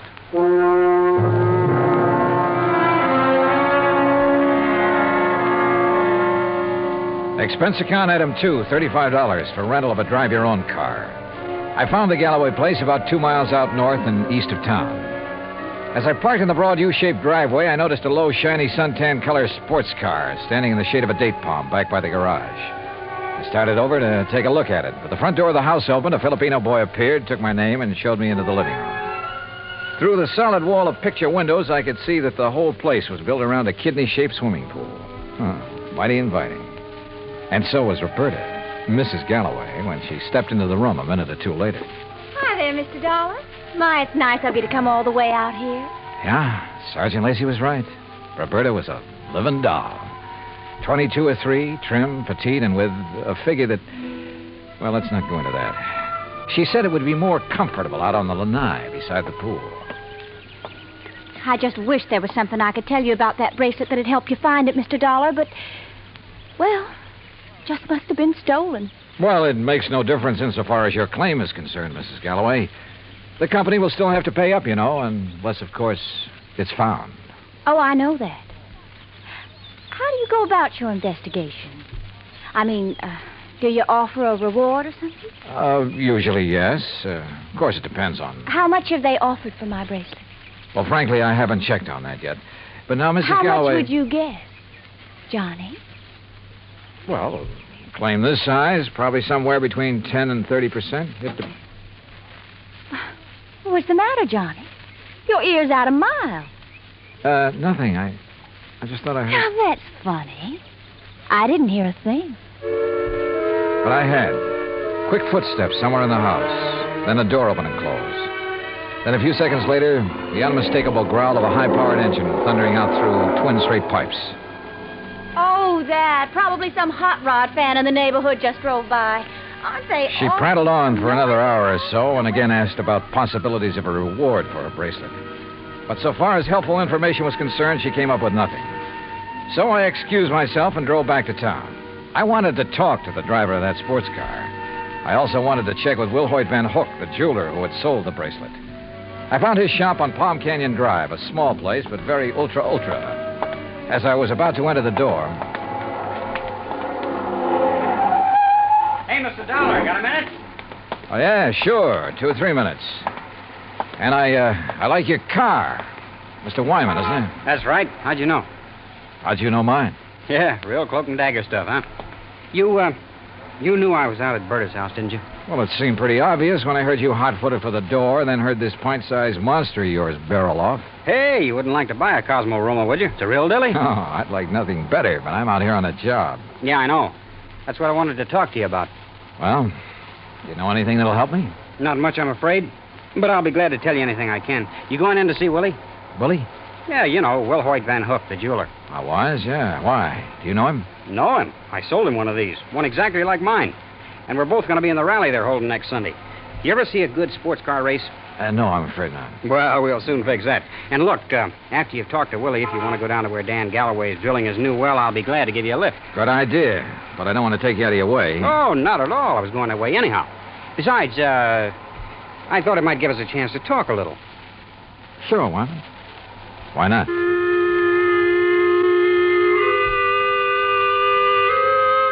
With a name like Wilhoit Van Hook, I expected... Well, I don't know what I expected. As it turned out, he was a smartly dressed chap of about 40, tall and slim, blonde hair and quick blue eyes, an alert mind. I told him why I was in Palm Springs, showed him my credentials, and he immediately offered full cooperation. Now, here we are, Mr. Dollar. Here's a copy of the appraisal. A duplicate of the statement I sent Dan Galloway. And here's a sketch of the bracelet. Ah, very good. Diamonds here, emeralds, and the mounting is yellow gold. Hand-worked, all of it. Mm-hmm. One thing I can't help wondering about, Mr. Van Hook. Yes? Isn't a $75,000 bracelet a bit unusual for a shop in a resort town? As a matter of fact, it is. As you can see, I specialize in rare and exclusive sort of things. But very little over, say, $10,000 or $12,000. Then the Galloway bracelet was an exception. Yes. After Dan told me what he had in mind to give to his wife, I had some sent over from Pasadena and Los Angeles by wholesalers with whom I do business. You know, had them shipped down on consignment. He liked one, and that was that. I see. Mr. Dollar, I wouldn't want this to go any farther, of course. But after all, jewelers and insurance companies are... Well, our businesses are pretty well tied together, at least on occasion. Yes, unfortunately. But what are you getting at? I'll tell you. 2 days after the bracelet was delivered, one morning, just as I was opening up, Dan came in here. So? He was ill at ease, looked worried. He said he had to have some cash quickly. He asked if I could possibly refund his money. Oh? Did you? No, because I couldn't. Things have been rather slow for me this season. Quite frankly, I'd used all I'd made on the bracelet to pay up some old bills. I told him as much and that I was sorry, but I just couldn't help him. Did Galloway say why he had to have that much cash right away? Yes. Well? I don't know much about oil drilling, but as I understand it, his test well is down some 400 feet further than he'd planned on going. And the day before he came in here, something on his rig had broken loose and left him with a highly expensive repair job before he could proceed any further. Apparently, it was all very serious and very expensive. Strange, his wife didn't seem to be bothered. I just talked to her. Berta? Believe me, Mr. Dollar, she wouldn't be. In fact, I doubt if she even knows. Oh? Figure it out for yourself. A man of nearly 60 who has to give bracelets and fancy cars to his wife to keep up her interest. Well, you'd hardly expect him to tell her that kind of news, now would you? No, I suppose not. Especially if he's worried about the competition. And if you ask me, he has competition. If only he could see it.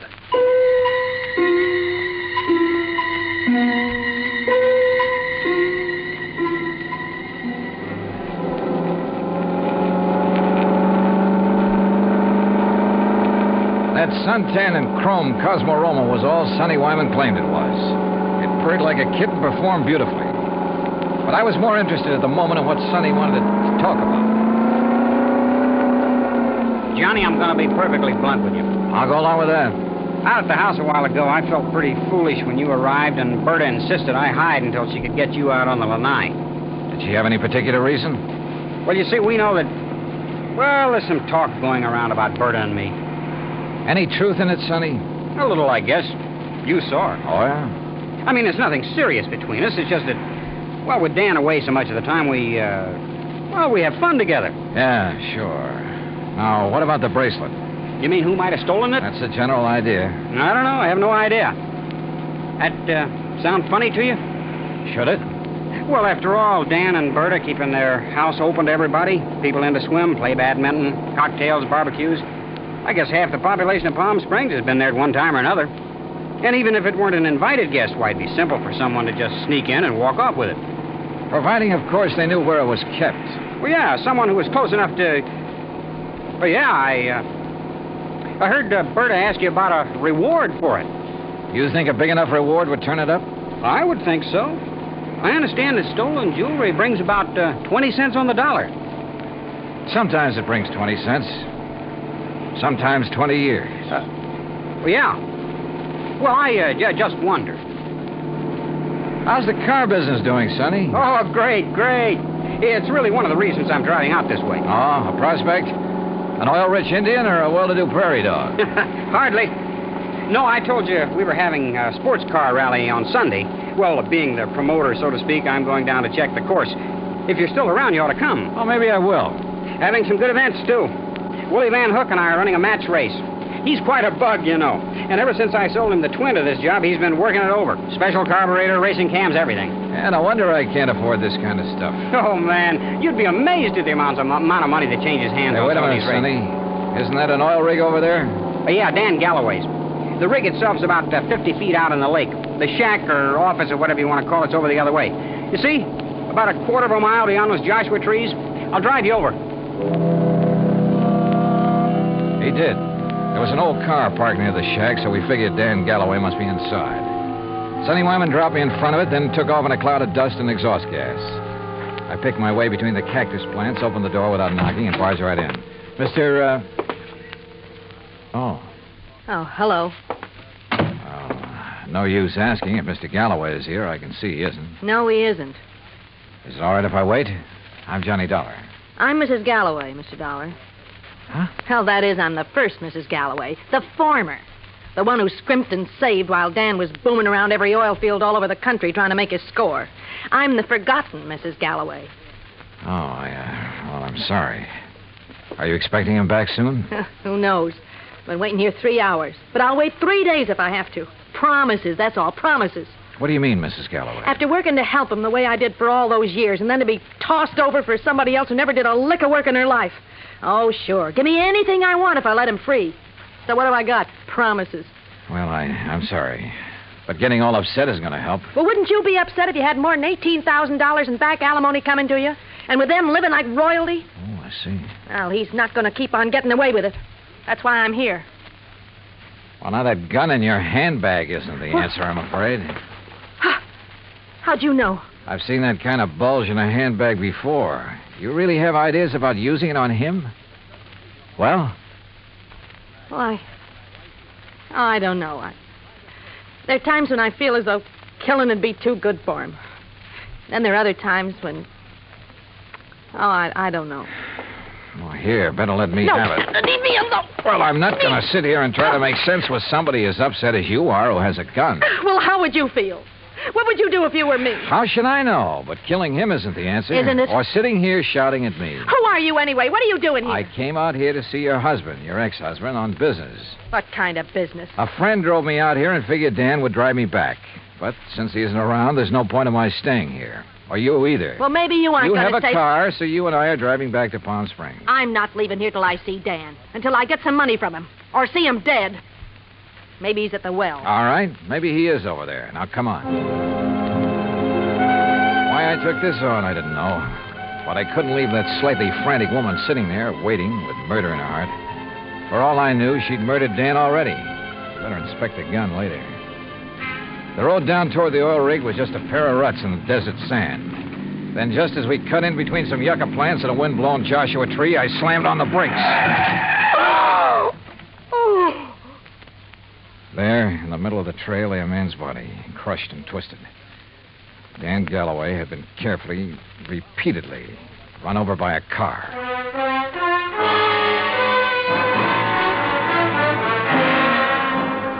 Expense account item 3, $1.19 for a quick phone call to Sergeant Lacey in Palm Springs and smelling salts and a bromide for Florida, the ex-Mrs. Galloway. Then I dropped her off at the Galloway house. She and Roberta ended up consoling each other while I huddled with Lacey in his office at headquarters. Some of the boys are still out there, Dollar, checking tire prints, taking pictures, and so on. No clue as to who ran Galloway down? Not yet. Looked to me as though Galloway stepped out of his own car to see whoever had pulled up in the other and was run down for his trouble.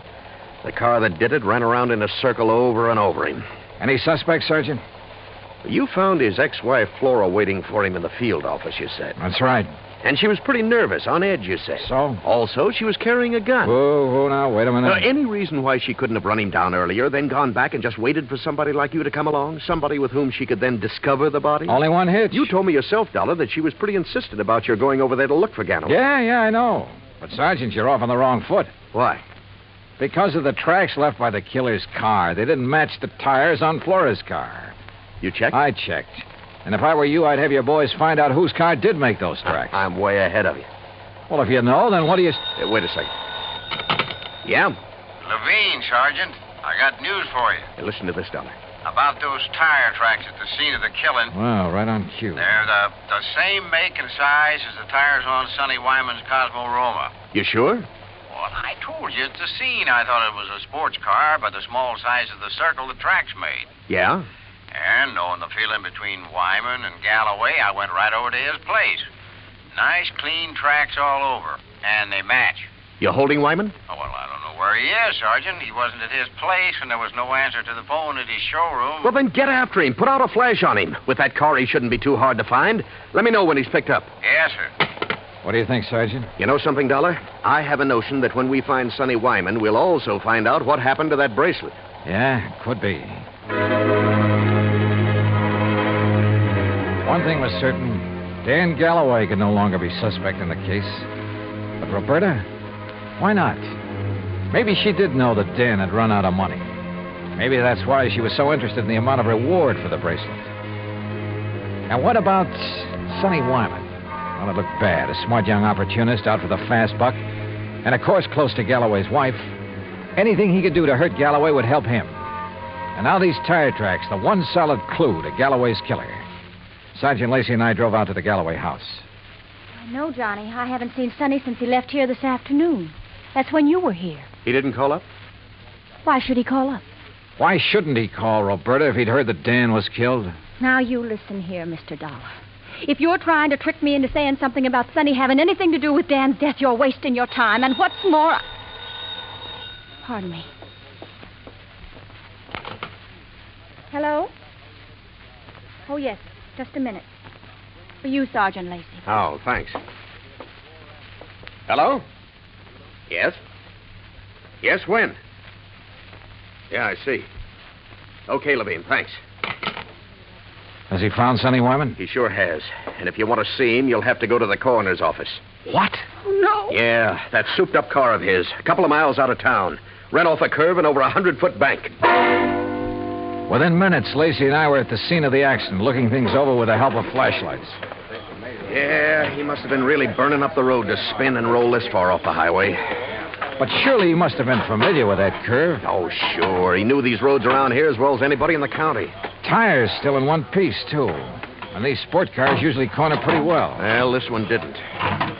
Hey, Lacey, look here. Yeah? This left rear fender. Looks to me like this car was sideswiped. Hey, you're right. Rolling over never make a long crease like that. Uh-huh. No, wait. If another car sideswiped him, there'd be paint on this fender. Paint from the other car. Sergeant, you're absolutely right. And since there's none here... Sergeant, you're absolutely wrong. How far to the nearest filling station? What? I want to make a couple of calls to some wholesale jewelers in Pasadena and Los Angeles. Right now, in the middle of the night? Right now. Wholesale jewelers? Expense account item 4, $11.90, phone calls to Pasadena and L.A. The third call yielded Mr. Alfred Mencken of Mencken Imports Incorporated, who was pretty cheerful about having been gotten out of bed. It's quite all right, Mr. Dollar. Now that I'm up, I'm wide awake almost. Well, I hate to throw something like this at you in the middle of the night, Mr. Mencken, but tell me, please, did you ship a diamond and emerald bracelet to Will Hoyt Van Hook in Palm Springs within the past few weeks? Why, yes, Mr. Dollar. Oh? As a matter of fact, I sent him 3. That was 2 weeks ago, and he returned them all. Returned them? When? Well, 2 of them the day after he got them. But the third one he kept for a while. I got it back just last Thursday. Now, I don't know if that means anything to you. You bet it does. Thanks very much. Lacey and I piled into one squad car, 4 patrolmen in another. It was several miles out to the little ranch where Van Hook lived, and Lacey and I chewed it over as we drove along. Don't hold out on me, Johnny. Whatever made you think a Willie Van Hook is the one who drove Sonny Wyman off the road? Well, apparently there was no paint on that fender from the car that sideswiped him. Actually, there was. Holy... Of course. Van Hook's car is exactly the same color as Sonny's. Another thing. The car that ran down Galloway, like the one Sonny drove, even down to the tires, but not necessarily the same car. Plus the fact I couldn't help wondering about Van Hook all along. Yeah, but why? In a job like mine, you have to wonder about everybody connected with a case. Anything particular about Van Hook? Well, he told me that he'd used the money he got from Galloway to pay off some overdue bills. And yet, a few weeks ago, he was able to buy an $8,000 sports car. It ties up, Dollar. It all ties up. But how did Sonny Wyman figure in it? Oh, Sonny was a fellow who lived by his wits. He may have reached the same conclusion about Van Hook that I did. May have had an idea for latching onto the reward money. He mentioned the matter of reward to me a couple of times. Or he may have had ideas for blackmailing Van Hook. Another thing. Van Hook saw me drive away from his shop in Sonny's car. That meant he had to act fast, get rid of Galloway, who'd given him back the bracelet, and, of course, take Sonny out of the picture, too. Yeah, it all seems to add up very nicely. And when we face Van Hook, well, there's his place now. Yeah, here's his driveway. Well, either he's skipped out or he's asleep. No lights on in the place. Well, if you ask me, he's far... No, wait. Yeah? That third window on the right. The blind was pulled away for a second or two. Well, then let's get out of this car. We're sitting ducks in here. Well, how about it, Sergeant? What do we do? You boys split up. Cover the back and sides of the house. He's in there? Yeah. Okay, boys. Come on. All right, Johnny, maybe you better keep out of this. Are you kidding? Hey, listen. A car door, I'm sure of it. Yeah, I know. Holy... What's he up to? Gonna lock himself in and take the monoxide route? Come on. Are there back doors in that garage? Not that I know of. Here, wait a minute. Van Hook! This is the police. We've got men all around this place. Turn off that engine and come out of there with your hands over your head. Don't be a fool, Van Hook. You haven't got a chance. Come out of that garage. Hey, did you see that? He drove right through the door of his garage. Come on, Lacey, the car. Get after him, you guys. Get moving. Yeah, come on, boys. All right.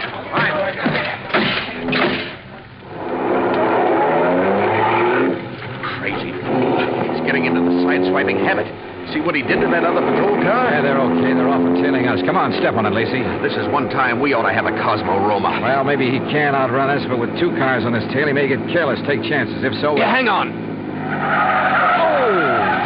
Lacey, you could qualify for some of those road races yourself. That guy's out of his head. Main highway like this, full of trucks and trailers. Oh, don't worry about those guys. Those interstate truckers will give you a clear road after them. They're the best drivers in the country. Come on, hit your siren. You're right. Hey, see, I told you those guys would give you the road. Holy... Look! The trailer in front of him. And the oncoming truck. Van Hook's trying to squeeze through. Pull up. Pull up, or we'll...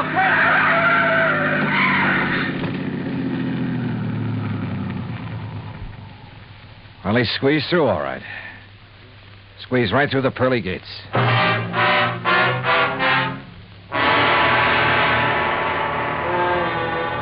Expense account item 5, $38.75, room, 2 meals, and valet service at the Casa de Paz. Item 6, $191.60, airfare and incidentals, Palm Springs, California, back to Hartford. Expense account total, $474.84. Remarks? Well, justice is done in pretty strange ways sometimes. Kind of makes you think. Maybe it pays to tread the straight and narrow, doesn't it? Yours truly, Johnny Dollar.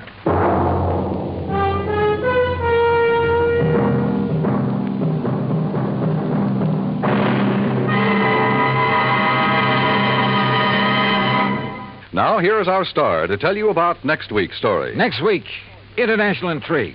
A beautiful girl and a very clever chemist. Join us, won't you? Yours truly, Johnny Dollar.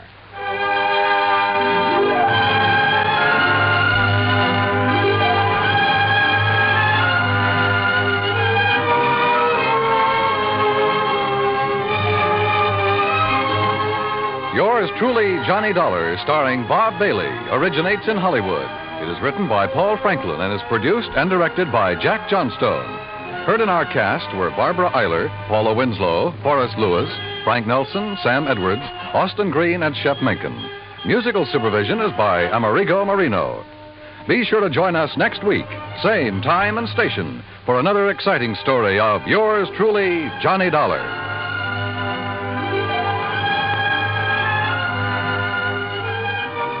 This is Dan Cubberly speaking.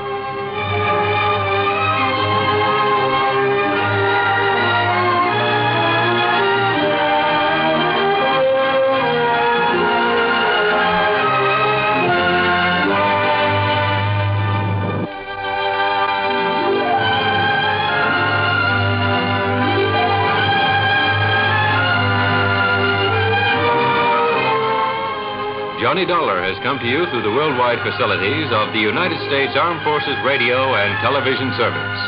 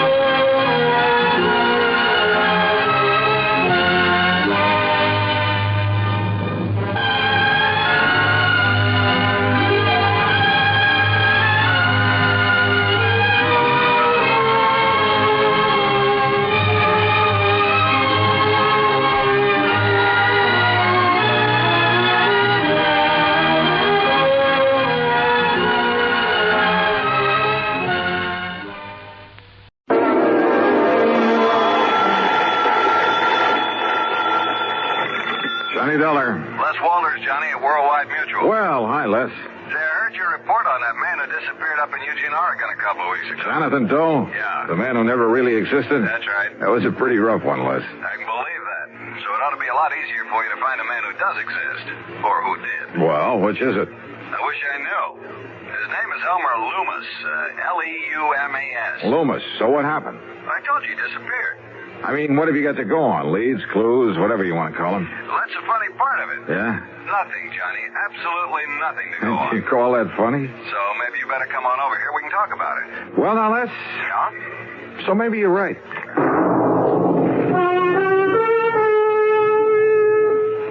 And now, Act One of yours truly, Johnny Dollar.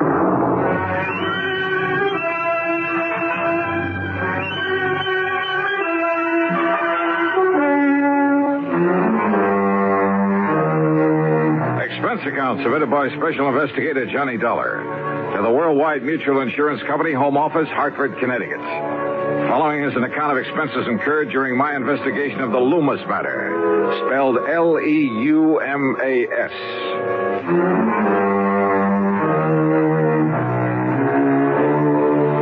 No leads at all, huh? Well, at least it gives me a clean, uncluttered start. So, expense account item 1, $1.10 for a taxi to the office of Worldwide Mutual in the Sperling Building down on the square.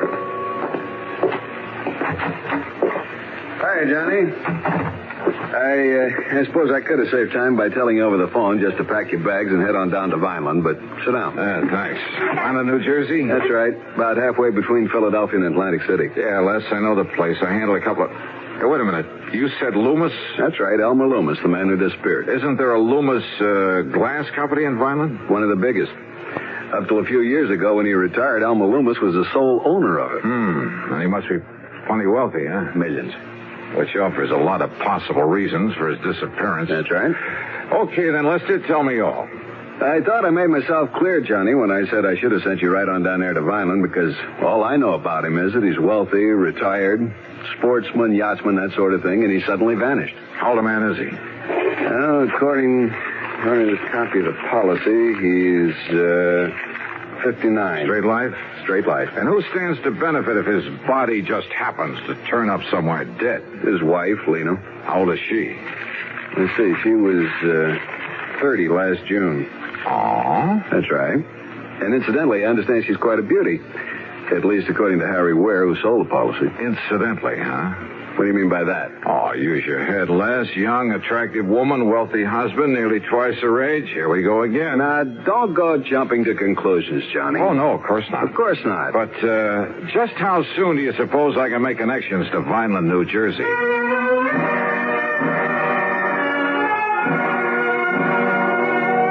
Item 2, $4 even for a couple of taxi fares. One back to my apartment where I packed a bag, the other out to Bradley Field.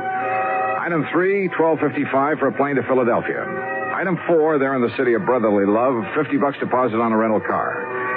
After a late and hasty lunch, that's item 5, $2.25, I drove across the Delaware River Bridge and picked up Route 47.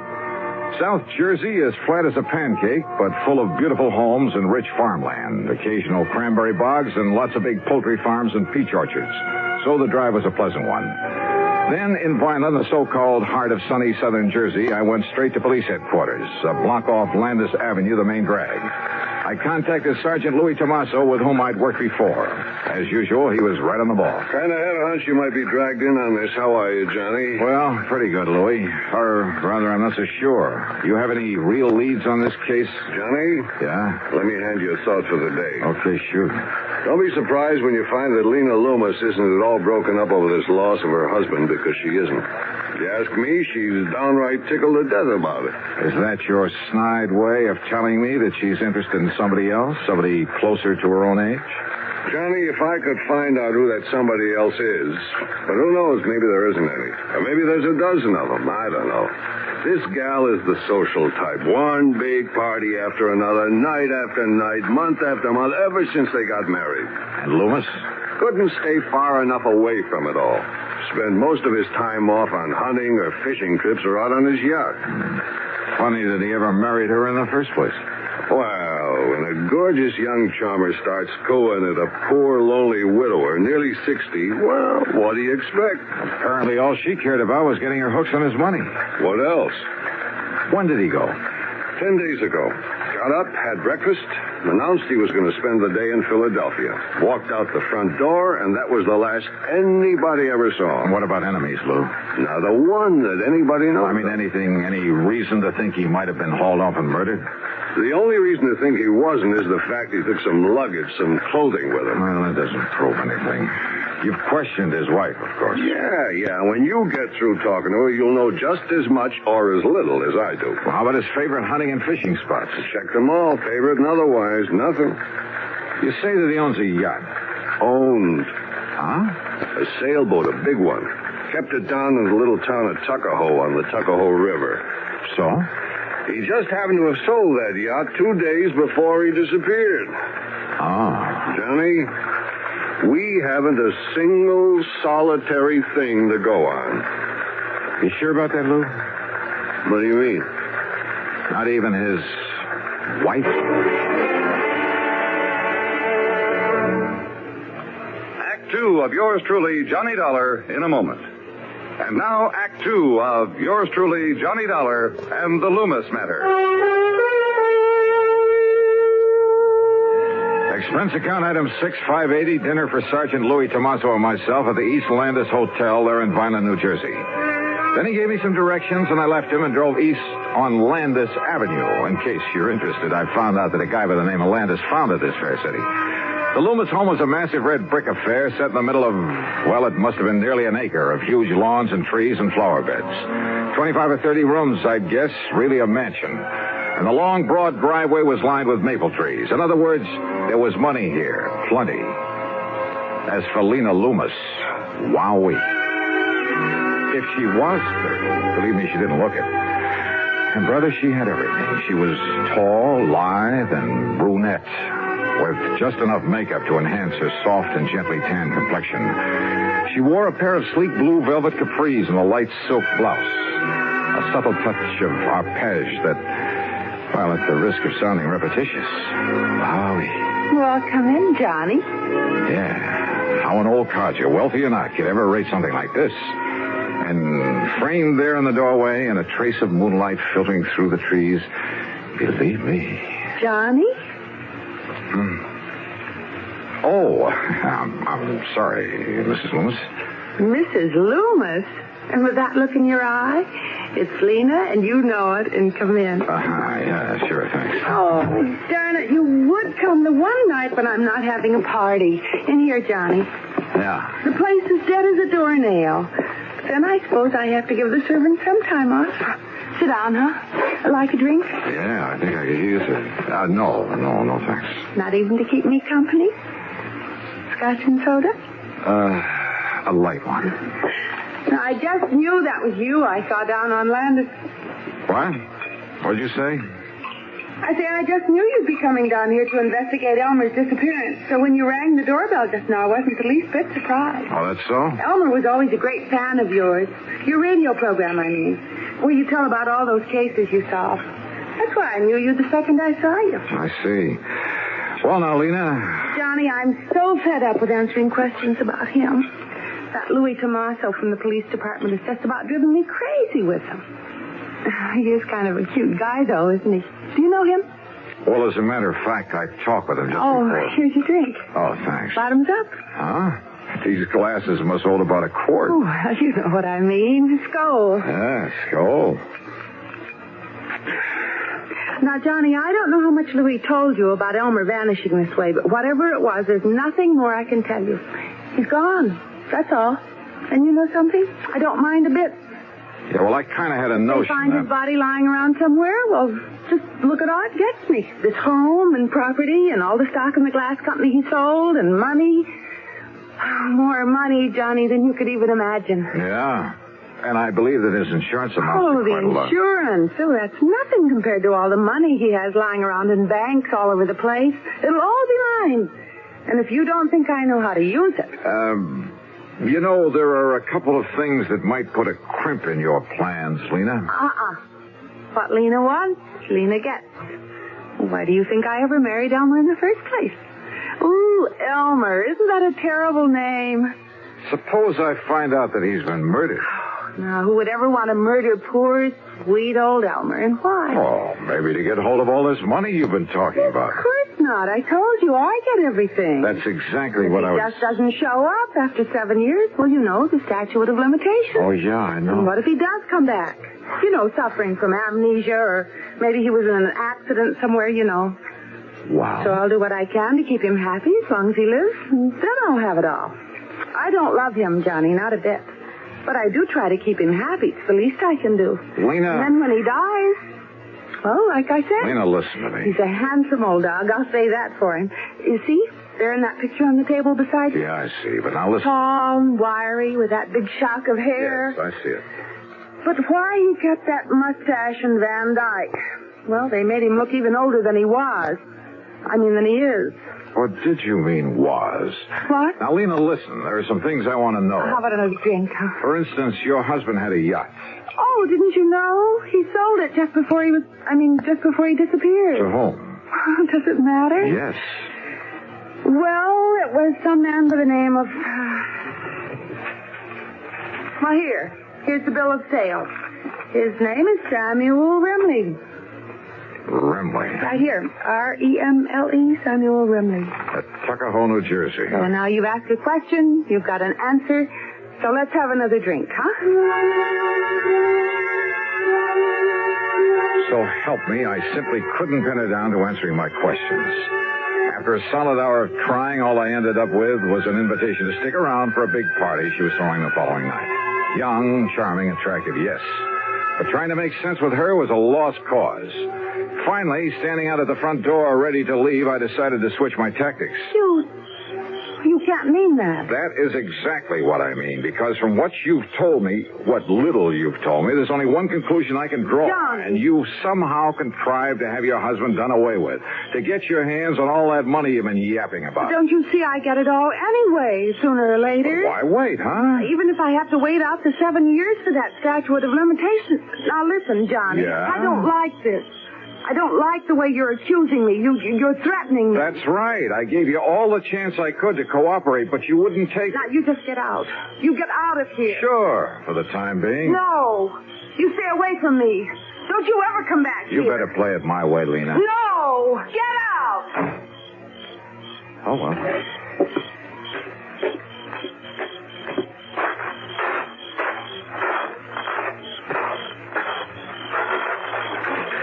Hey, just a minute, buddy. Oh? Who are you? Me? I just happened to be looking out for Mrs. Leumas. Yeah? Yeah, and I don't like what I was hearing just now. Oh, that's too bad. Now, if you get out of my way. Oh, no, you don't, Buster. Oh, no. Jerry? Jerry. That's right, me.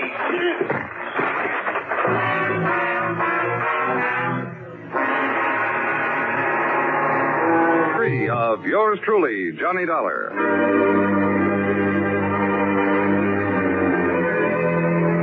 When I came to, my card case was gone. There was a lump on my head that must have been made by a blackjack. And inside my head was the solid conviction that Lena Leumas was, without question, responsible for the disappearance, possibly the murder of her husband. I climbed painfully back into my car, drove to the hotel, and after a dirty look from the night clerk, got a rum and hit the sack. Early the next morning, I was down at police headquarters. Well, not having had a good look at him, you don't give us much to go on. Yeah, well, look, if you pick them up, Lou, let me take care of them. Now, Johnny... Let's just say I want to question them. Did you get anywhere with Mrs. Leumas? Oh, Lou, the only question I got straight answers for was... Hey, wait a minute. Yeah? The yacht. Did you check out that yacht? I told you Leumas sold it just before he disappeared. I saw the bill of sale on it myself. Yeah, so did I. But, Louie, I got a hunch. How far is Tuckahoe? 35 miles. He kept the boat at Wilson's Landing. Good. Now listen, Johnny. Lou, I'm going to play this hunch for all it's worth.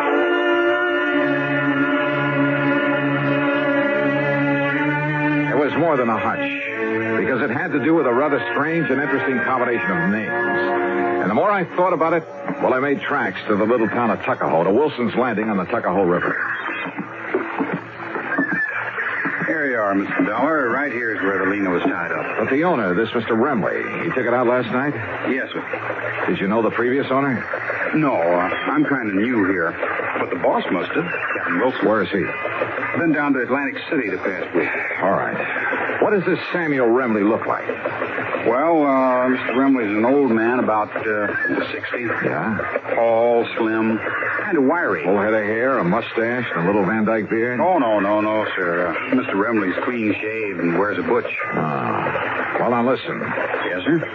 Do you know where he headed for when he took off last night? No, I don't, sir. Then show me the nearest telephone. Item 7, $3 for telephone calls. I hit pay dirt on the 4th one to the Coast Guard station at Cape May. Why, yes, Mr. Dollar. The Lena pulled in here a couple hours ago. Good.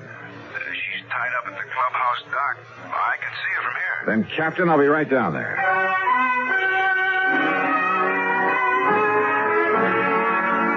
The highway police must have all been looking the other way, for I'm sure I deserved a handful of tickets for speeding on the trip down to Cape May. And there I found the Lena, tied up and taking on supplies. The owner? Well, when I told him who I was, he spread his hands quietly, smiled, led me down into the cabin, and poured a couple of drinks. Salute, Mr. Dollar. Salute, Mr. Well, is it Leumas or Remley? Either. The names tip you off? It took a while to get through this thick skull of mine, but, well, the rather unusual spelling of your right name, Leumas. Yes. And spelled backward, it comes out Samuel. Elmer spelled backward comes out Remley. Elmer Leumas, Samuel Remley. So obvious, I hoped it might be overlooked. But... Oh, incidentally, I'm sorry about Pete and Jerry. Pete and Jerry? The bodyguards I left for Lena. Unknown to her, of course. Oh, yeah. I can't wait to meet those boys again. But I wanted to be sure she'd be watched over while I was away, taking time to really figure out what to do about her, about our rather pitiful relationship. That's the reason for the disappearing act? Yes. I knew that if I suggested just going away alone, she wouldn't hear of it. So... You were staying right here in Tuckahoe? Old Cap Wilson at the landing knew who I was, of course, but nobody else did after I cut my hair and beard. Nobody else had really known me there anyway. So then last night you took off? When the boys came down and told me... Oh, here, by the way, you'd better have your credentials back. Oh, thanks. Where were you going? I don't know. Most anywhere. I might have realized I wouldn't get away from you, though. I'm a great admirer of yours, Dollar. Well, thanks. So, what now? You've, had time to make up your mind? About your wife, I mean? No. Yes, I suppose so. Well, I don't know of any formal charges I ought to make against you. Of course, the Vineland police. I'll somehow try to make up to them for all the trouble I've caused them. Would you like to sail back to Tuckahoe? No, thanks. I've got my car. And who knows? Maybe you'd like a little more time to think. Alone.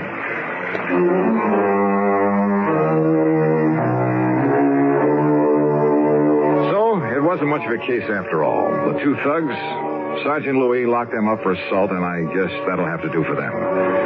As for Leumas and his wife, well, I'm glad it isn't my problem. Expense account total, including the trip back to Hartford, $89.50. Yours truly, Johnny Dollar.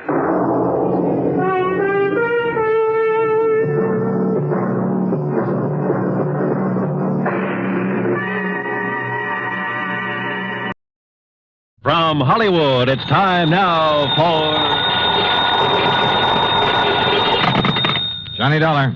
This is Barry Winters at Masters Insurance and Trust. Oh, hi, Barry. It's been years. Sure, Johnny, because we don't usually have trouble with our accounts. You mean you didn't? Huh? Until now.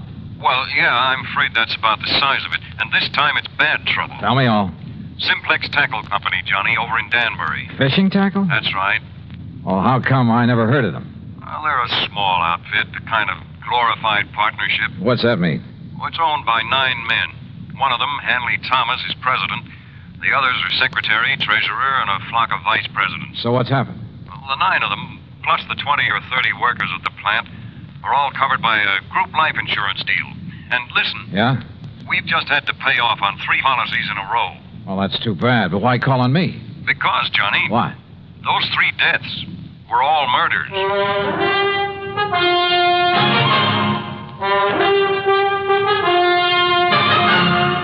Bob Bailey in the exciting adventures of the man with the action-packed expense account, America's fabulous freelance insurance investigator. Yours truly, Johnny Dollar.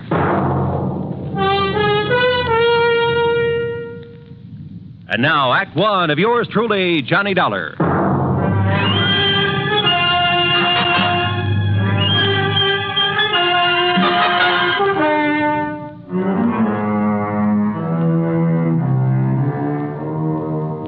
Expense account submitted by Special Investigator Johnny Dollar to the Masters Insurance and Trust Company, Home Office, Hartford, Connecticut.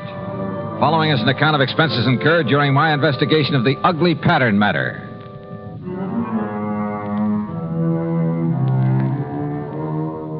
Expense account item one, $1 even taxi to Barry Winter's office at Masters, where I hoped he could give me something more to work on than he had over the phone.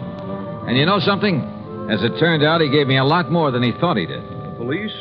Sure, they've been working on these murders, Johnny, but they haven't come up with anything, except a theory that one man is behind them all. Why, Barry? Because the victims have all been members of the Simplex Tackle Company.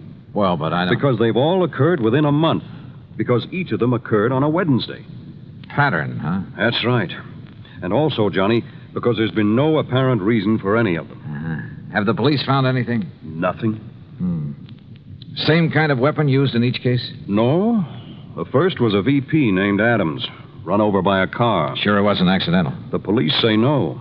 The second, John Bowers, was strangled, and Frank Dalvers was shot in his own home. No pattern there. I mean, in the way they occurred. Apparently not. But Hanley Thomas and the police don't agree. Thomas is president of Simplex, you said. And a real financial wizard. Used to be a promoter. Not much ethics, but a sharp businessman. As a friend or partner, I imagine he's a fine man. Here.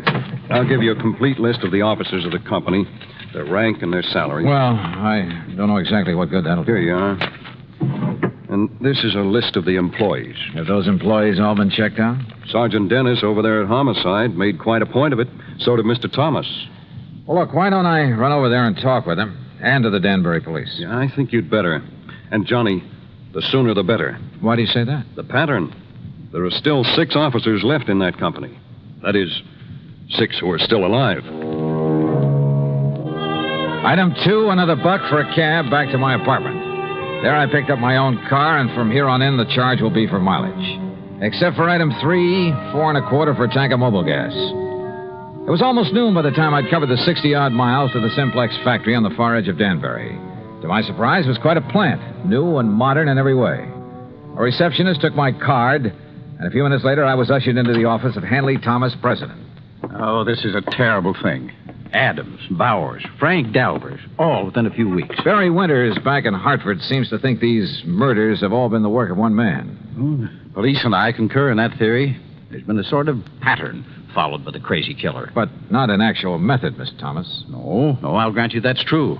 Car accident, strangling, pistol shot. But they were done by someone who must have been very familiar with his victims. How do you mean? Well, someone who knew, for instance, that Ben Adams took a long walk alone each night. He knew the route that he took. Same thing applied to the second victim? John Bowers always drove to work through a little woods. It was there he was stopped and strangled. Frank Dalvers always stayed at home alone on Wednesday nights while his wife was out playing bridge. Someone broke in on him, huh? Have the police checked that? Well, it was someone he must have let in. In other words, someone he knew. That's a possibility, I suppose.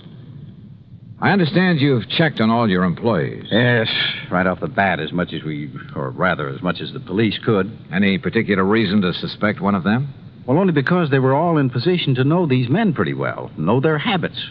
We're a small company, Mr. Dollar. Our employees, including the girls in the office, only number 21. That was your only reason to think one of them may have done it? Oh, of course, we've had our share of labor troubles, a few dissidents in the ranks, so to speak. I suppose some of them resent the rather top-heavy management here. You mean the fact there are 9 executives to only 21 employees, huh? Yes, and I must confess the profits have been pretty good lately. Barry Winters gave me a list of, here it is. Now, according to this, all of these...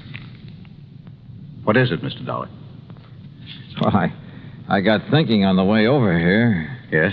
Part of the pattern you mentioned. The 3 men were killed in alphabetical order. What? Well, yes. Adams, Bowers, Dalvers. But now that I look at this list again... Of course. The pattern again. No, I think that was just coincidence. The pattern, if there is one, is based on their order of rank. That is, if these salary figures mean anything. I'm not sure I understand you. Well, look, first was Adams at the lowest salary among you officers. Well, yes, Adams received $12,000 a year. Yeah, look. Bowers came in next at $13,500. You're right. And Frank Dalvers earned $15,000. So, if this pattern should continue... You mean to say you think there might be more of these murders? If this pattern continues, the next to go would be... Good heavens. Would be James Williams or Charles Hart, both earning $16,500. Then a couple of more. Then you, Mr. Thomas. Mr. Dolly. Where'll I find James Williams? Why, Williams is on vacation, a little place not far from here, Parvin's Pond. When did he leave? Last week, on Monday. Have you heard from him? No, I haven't, but... Of course, if the alphabetical pattern is the right theory... Oh, excuse me. Yes? Sergeant Dennis, Mr. Thomas. Oh, it's the sergeant at homicide, Mr. Dollar. So I hear. I'll hold the phone so you can hear what he's saying. Mr. Thomas. Yes, Sergeant. I'm afraid I have some bad news for you. Oh? Another one of your partners. Williams. Mr. John Williams. Yes? Discovered his body over at Parvin's Pond this morning. He's been murdered. Good Lord.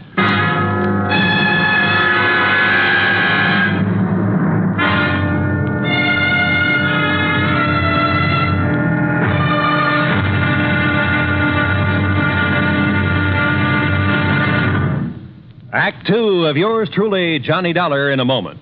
And now, Act two of yours truly, Johnny Dollar, and the Ugly Pattern Matter.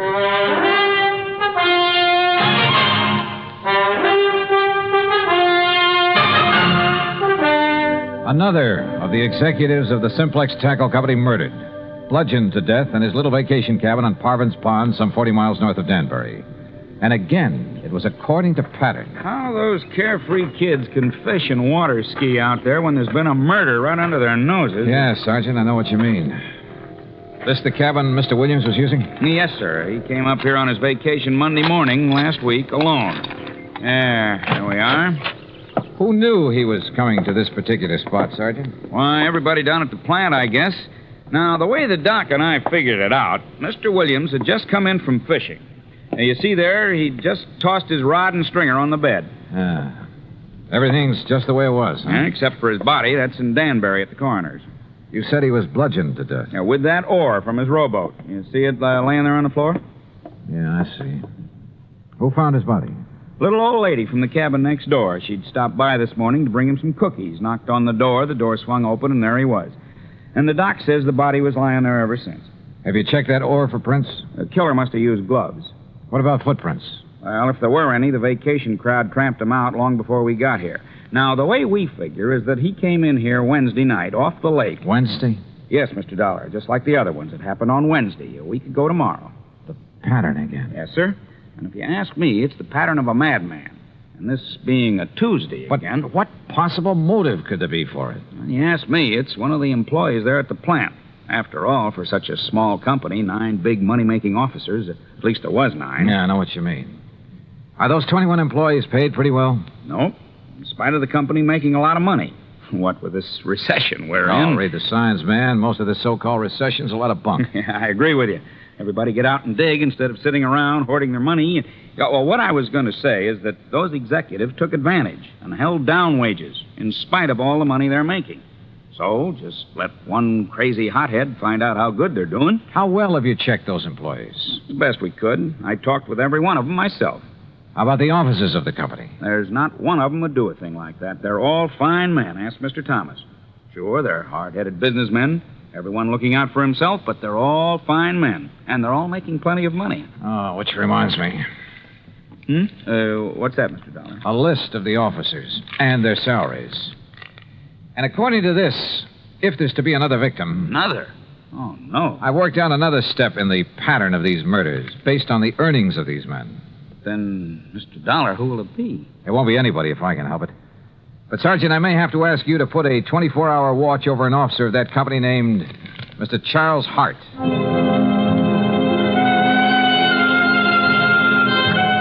I didn't bother explaining my own idea of the pattern to Sergeant Dennis. After all, my theory could be wrong. But I drove back to the Simplex factory, to the office of Charles Hart. I found only a secretary there. No, he isn't here, Mr. Dollar. Well, where is he? To be perfectly honest about it, I don't know. Hasn't he been in at all today? No, sir. Hasn't been in since about last Wednesday. Look, Miss, whatever your name is, have you called his home, his wife? He's a bachelor, Mr. Dollar, and lives in a little apartment in Danbury. Have you tried to call him? Well, no, sir. You see, there was Does Mr. Thomas know about his not being here? There's nothing unusual about Charlie's leaving without telling us, Mr. Dollar. Oh, Mr. Thomas. He often goes off on sales trips like this. He was last seen the day Mr. Williams was killed. Well, surely you don't think Charlie Hart had anything to do with Jim Williams being... Oh, no. Did you find out anything over at Parvin's Pond? No, not much, I'm afraid. Could this Charlie Hart have had any reason for wanting Williams out of the organization, and Adams and Bowers and Dalvers? Of course not. Yes. Yes, he could. What? Miss Gregg. What do you mean by that? Mr. Hart was the one who built up this company, the one who developed the products, put all his money in it. Now, just a minute. He's the one who sold all the product that made all the money. He and Mr. Adams were the ones who started the business. Is that true, Mr. Thomas? Yes, of course. And when Mr. Thomas and his relatives came along... Miss Gregg. What she says is true, Mr. Dollar. Charlie Hart and Ben Adams did start this business. They took on a couple of partners, Al Bowers and Frank Dalvers. They were the ones who decided on the expansion program, who came to us for the financing. With the others gone, it should have been Mr. Hart's company. Oh, wait, Miss Gregg. Our financing made this present operation possible. But to imply that Charlie could have been driven by jealousy or any other motive to commit these crimes, that's absurd. How could you suggest such a thing, Miss Gregg? I didn't say he did it. I only tried We know what you said, and you've said enough. Tell me one thing, Mr. Thomas. Yes? What happens to his share of the business when one of the partners dies? Or in this case, when he's murdered? Well, the other partners absorb his share. Then, if Charlie Hart eliminated one of you, it would add to his holdings. That's true. Okay, I'll see you later. But, Mr. Dollar, if you believe for one moment that Charlie Hart... Why, I've known him for years. Yeah? Well, I think I want to know him a little better.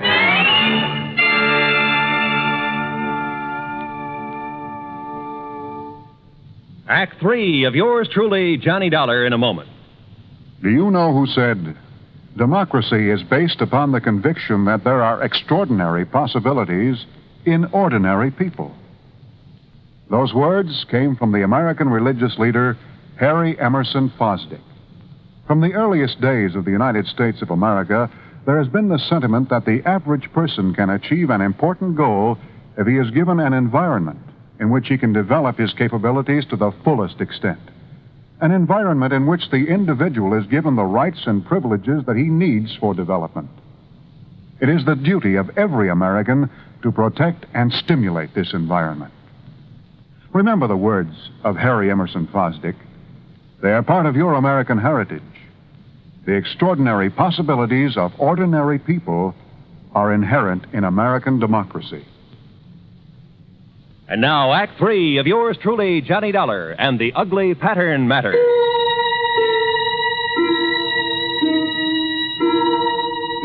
It was pretty plain that Charlie Hart, supposedly next on the list of victims, had plenty of motive for eliminating some of his partners in the Simplex Tackle Company. I guess the same applied to any other member of the company. But he, having started the business, knew all about the others, their plans, their habits. And he'd been last seen just prior to the murder of James Williams. I got his address, hopped into my car, and drove back to Danbury. But ringing his bell and pounding on his door got me nothing. Here, young man. You want Mr. Hart? You'll probably find him at the factory. Are you the building superintendent? That's right. Then I want you to let me into Mr. Hart's apartment. Well, now... All right, here are my credentials. I'm an insurance investigator. Investigator? Yeah, here, see? Johnny Dollar, special... And if that isn't enough, here's a 5-spot for your trouble. 10. Well... But now don't you let on that Okay, Dad, thanks.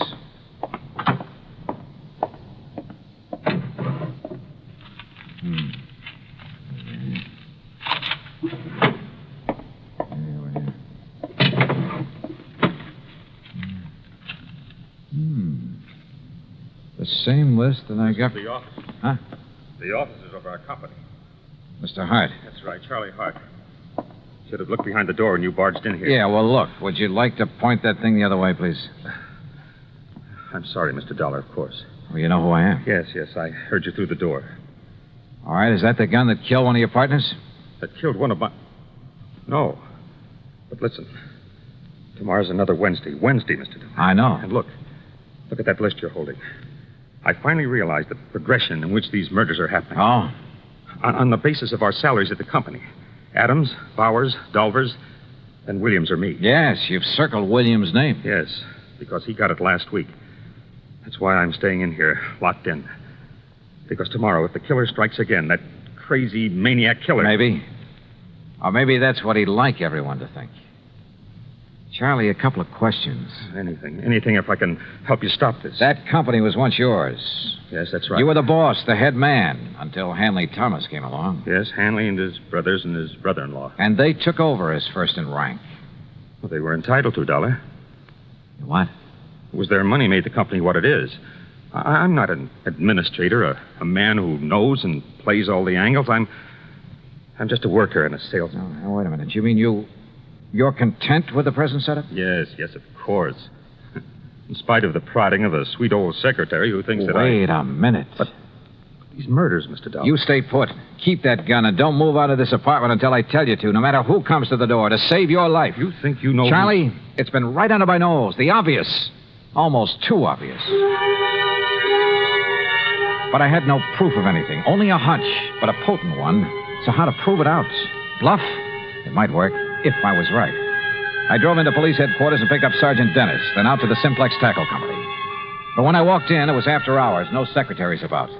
When I walked into the office, I borrowed the sergeant's handcuffs and made him wait outside, his ear glued to the door. Well, Mr. Dollar, I didn't expect you back. What do the handcuffs mean? They mean arrest for the murder of your partners. That's a very bad joke. You and your brothers and brother-in-law, the whole company yours, once you got rid of the men who started it, who made it possible for your capital to make it pay off. But tell me, were you going to kill off your relatives, too, one by one? This is the most absurd thing. You covered your tracks pretty well. Perfect crimes. Except for that ore you used to kill Williams. Fingerprints as big as life all over it. Impossible. I figured the gloves you wore must have had holes in them, or have been worn very thin. What? That you just didn't notice in the excitement of the moment. And when I finally found those gloves... You've been out to my home, ransacking my home. And when your wife confessed that you weren't at home at the time of any of the murders... That's a lie. She helped me plan the whole thing. Oh. Then you admit the murders.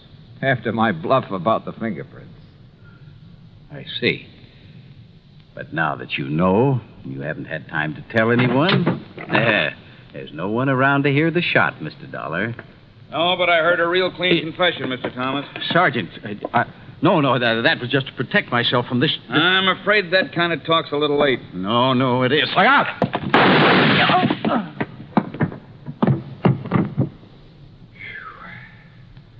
Sergeant, I haven't seen that fast a draw except on TV. That's where I learned it.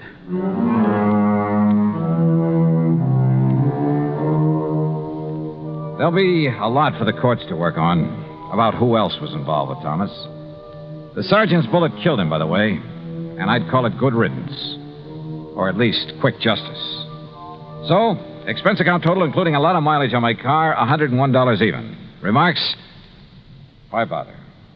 Yours truly, Johnny Dollar.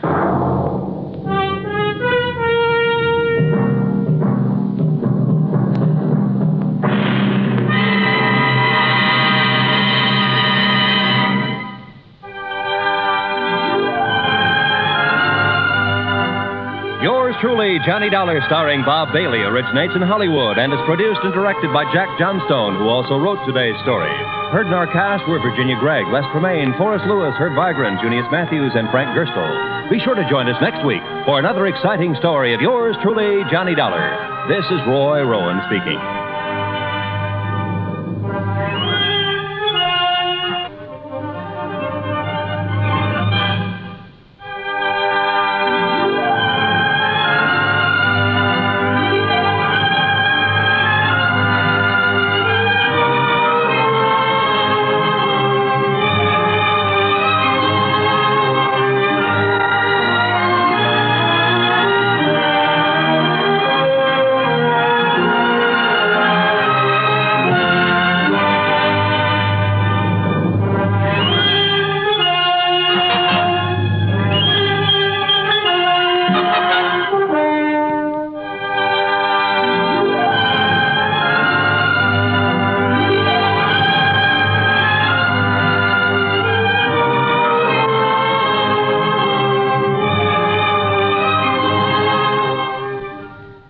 Johnny Dollar has come to you through the worldwide facilities of the United States Armed Forces Radio and Television Service.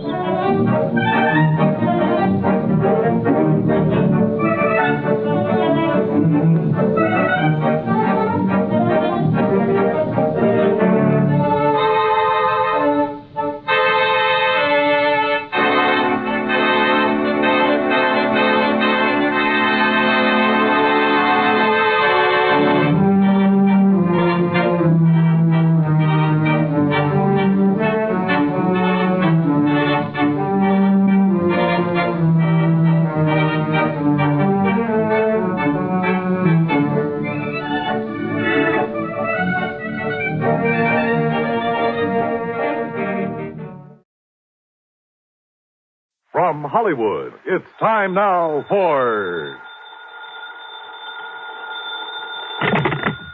Johnny Dollar. Marty Bruce, Johnny, at Worldwide Mutual. Oh, hi, Marty. How are you? Did you ever hear of the Mei-ling Buddha? Nope, I'm afraid I never. It's probably the most valuable piece of jade there is. A little statue not more than 3.5 inches high. Made during the Mei-ling dynasty. And you've insured it? Yes. For how much? $40,000. So what's happened to it? I don't know. I don't know if anything's happened to it. Well, if nothing's happened to it... I'm not even sure of that. Huh? That nothing's happened to it. Come on over here and let's talk about it, huh? Yeah, I think I'd better.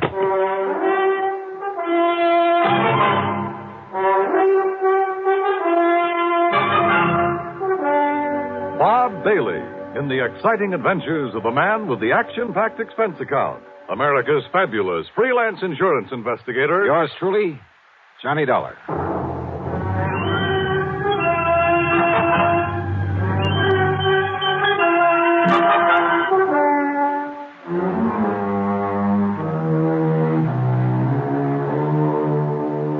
Expense account submitted by Special Investigator Johnny Dollar to the Worldwide Mutual Insurance Company, Home Office, Hartford, Connecticut.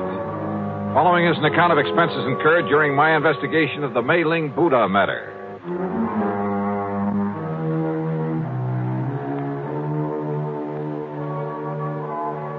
Expense account item 1, $1.10 for a taxi from my little apartment to the office of Worldwide Mutual, where Marty wasted no time in getting to the point. I'd know for sure if it weren't for that knuckle-headed Ray Kermer. Who's he? One of our account men. Got back from a European vacation just this morning. For being so stupid, I ought to fire him. He knew we'd insured that jade Buddha. And when he saw it over there in Paris a couple of weeks ago, he should have looked into it. Found out what it was doing there. Doing just exactly where, Marty? In a dingy little antique shop, somewhere on the Rue de la something or other. He didn't even have sense enough to get the address or the name of the place. Oh, where was it supposed to be? Locked up in the home of the late Darrell Harcourt up in Boston. And of course it isn't.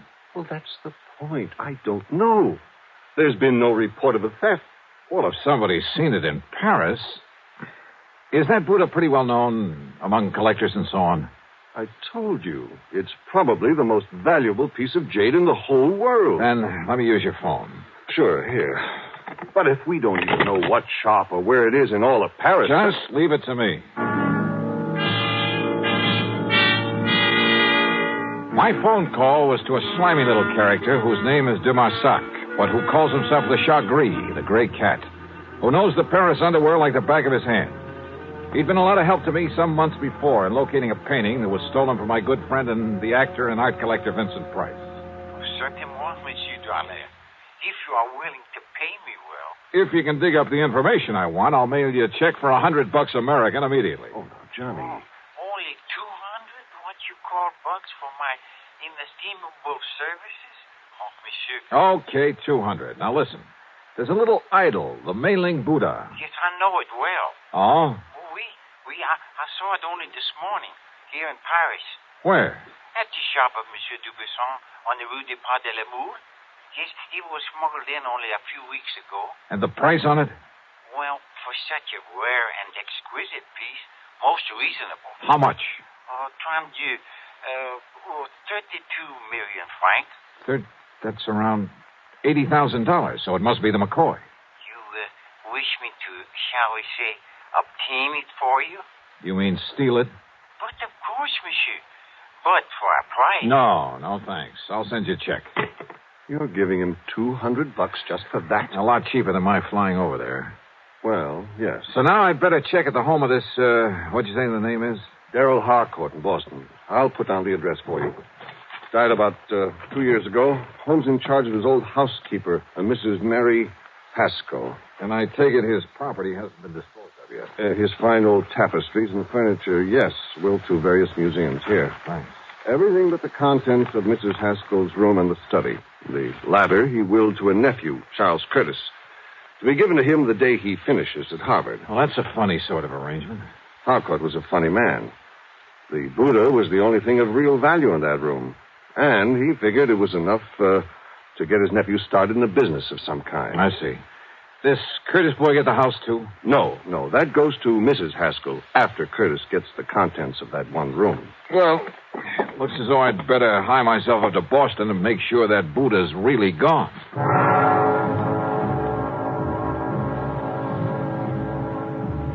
Item 2, the $200 check to my informant in Paris, who was sure he'd seen the Mei-ling Buddha, was sure it had only arrived there recently.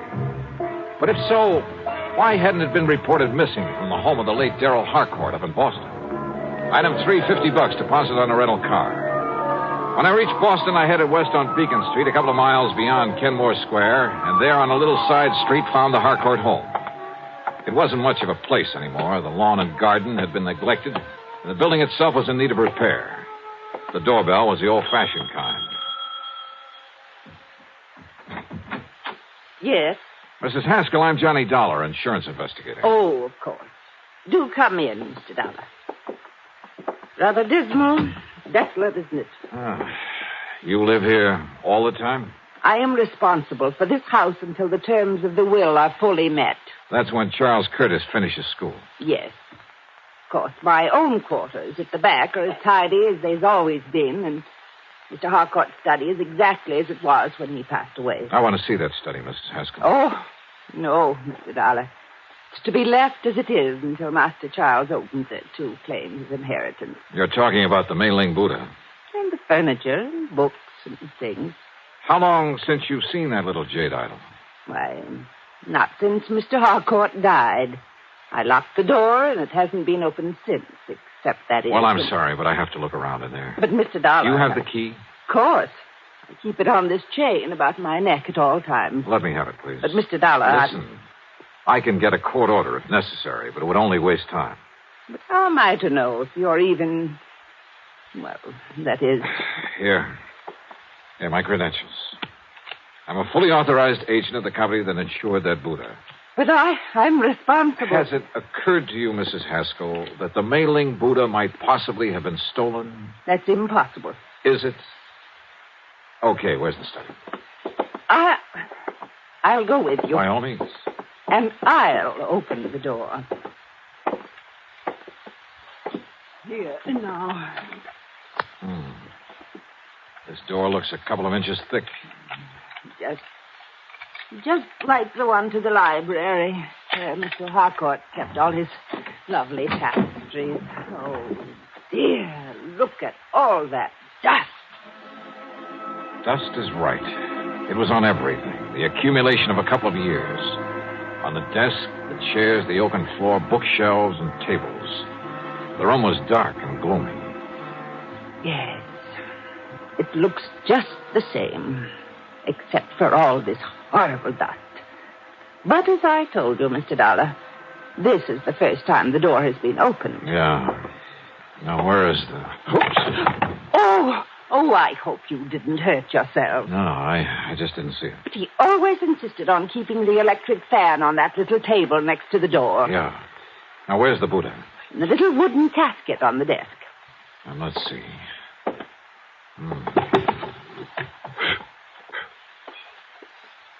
Now. Well, I was afraid of this. Afraid of what, Mr... Oh, no. It's gone. The Buddha's gone. Yeah. Oh, no. I searched the room thoroughly and found no trace of the Mei-ling Buddha. Somehow, someone had got in that locked room and stolen it. It must have happened recently. A piece as valuable as that wouldn't be allowed to lie around for long. The Barsock had told me it arrived in Paris only a few weeks ago, and I had no reason to doubt it. But how could anyone possibly have got in there without leaving marks in the dust that swirled about our feet every time we moved, that showed a clear imprint of every step we made, that left a mark on everything I touched? Oh, dear, Mr. Dollar, this is terrible. You're sure you have the only key to this room, Mrs. Haskell? Yes, it was entrusted to me to prevent this very thing. Oh, dear. What about the nephew, Charles Curtis? No, I'm sure he's never had one. You think he could have got hold of yours and had a copy made? No, impossible, Mr. Dollar. Oh, dear. Where is he? At school at Harvard. I think I'd better see that boy. Well, certainly you can't think that Master Charles did this. I don't know what to think yet. Tell me, you're absolutely sure you've let no one in here since Mr. Harcourt died? You can tell by the dust over everything that no one has been in here. Not for years. You're sure of that? Absolutely. Well, except for the federal tax man, of course, the appraiser for the estate. Oh? When was that? A month or so after Mr. Harcourt passed away. And yet the piece showed up in Paris only a few... I was with him, Mr. Dollar, and so was the attorney. Who is the attorney? Mr. Howard Bancroft in town. Do you have his address? His office is just off Copley Square. Uh-huh. Then I've got two people to see, Charles Curtis and Howard Bancroft. Mr. Dollar, about Master Charles. He's a good boy. Oh, yeah, I'm sure. You simply can't think that he... And anyhow, no one could have gotten here without leaving a trail. Mr. Dollar... Now, look, I want you to close up this room again and leave it closed. I'll be back. Please, Mr. Dollar, about Charles, listen to me. Maybe later, Mrs. Haskell. Later? Yeah. After I've talked to him.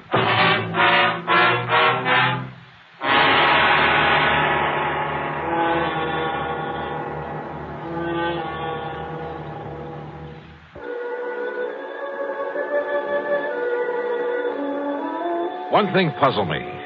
If young Charles Curtis did steal the Buddha, why did he do it? After a few months more at Harvard, he'd get it anyway. And he'd be able to sell it on the legitimate market for a lot more than it would ever bring on the Paris black market. On the way in to look him up, I stopped at the office of the lawyer, Howard Bancroft. I can't believe it, Mr. Dollar. Well, the fact remains, Mr. Bancroft, that the Buddha's not only missing from the Harcourt home, but has turned up in Paris. But the only person who had access to that room was Mrs. Haskell, in accordance with Mr. Harcourt's wishes. That room hasn't been entered for years, until today. And yet, if the Buddha has shown up only recently... I'm afraid I don't follow you, sir. Mr. Harcourt willed it to his nephew, didn't he? That's right. Charles Curtis, when he finishes school. And he willed the house to Mrs. Haskell, didn't he? Yes. And it will be little enough reward for her years of service to him. How do you mean? Mr. Harcourt paid her very little during all those years. She, and I too, quite frankly, felt she was entitled to a great deal more. You see, his really valuable things, the collection of tapestries, he willed to various museums. So I understood. They were kept in an hermetically sealed room, the library. Hermetically sealed? Practically. Didn't you notice the tremendous doors on the study and library, the sealed windows? Then how could any dust... What? About Charles Curtis, Mr. Bancroft. Admirable young man. In addition to the money his uncle always gave him, his own family is very wealthy, you know. No, I didn't know. Yes. They've given him everything he wants, and it hasn't spoiled him a bit. Even during college? He's an excellent, hard-working student. He's going to be a lawyer, Mr. Dollar, and he'll be a good one. And maybe my thinking about him has been wrong. Oh, definitely. Why, Mr. Dollar, he's planned to donate the Mei-ling Buddha to a museum when it comes into his possession. So you see... It's just that after handling more or less straight insurance cases for so many years, I almost instinctively suspect anyone close to the problem at hand. In this case, young Charles Curtis. Even Mrs. Haskell. Maybe even you. I beg your pardon. But I guess I'd better just shake the dust out of my brain and tackle this as a plain, ordinary... Wait a minute. Dust. Eh? It's a little matter of dust that really has me stopped. It makes it impossible for that room to have been entered since...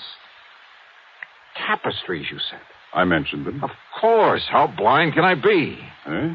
Look, you better get ready for some legal action on behalf of your client, the late Mr. Darrell Harcourt. What? I'm going to play a hunch, Mr. Bancroft. Maybe it's all wrong. Maybe it's crazy. But I'm going to play it to the hilt.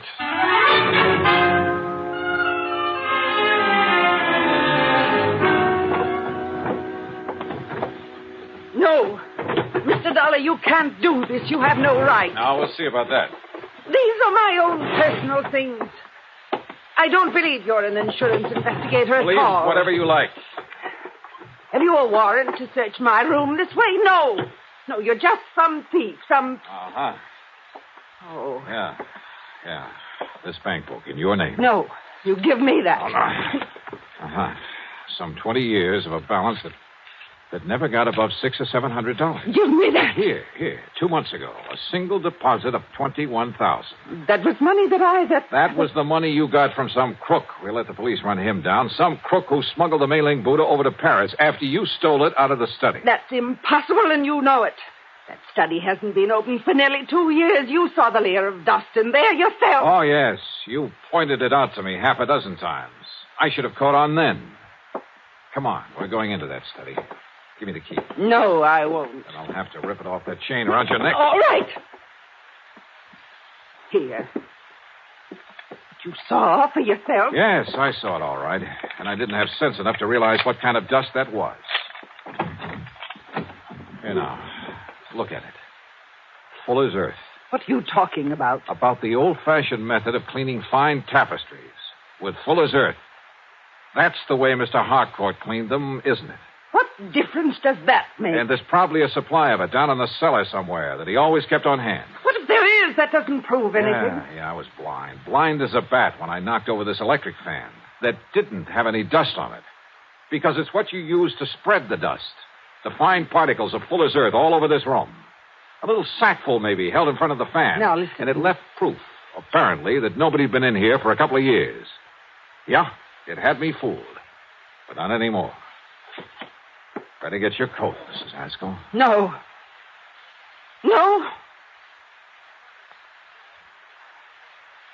Mr. Dollar, I deserved far more from Mr. Harcourt for my years of service. And of watching him squander his money on the idle tapestries. And on that nephew who had money of his own. Now I have money. Plenty. Plenty, Mr. Dollar. More than I need. I'm an old woman. But you're young. Perhaps you could use some of it. Perhaps $10,000 or $12,000. You'll have to think of a better way out than that, Mrs. Haskell. Please. And you know something? I have a notion you're going to have time to think about a lot of things. Plenty of time.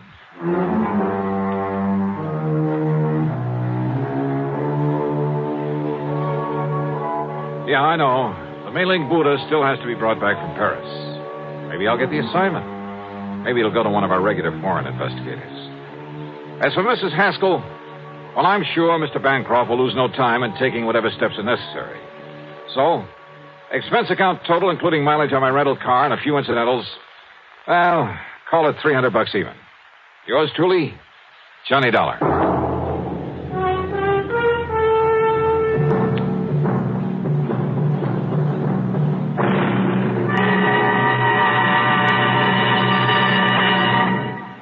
Now, here is our star to tell you about next week's story. Next week?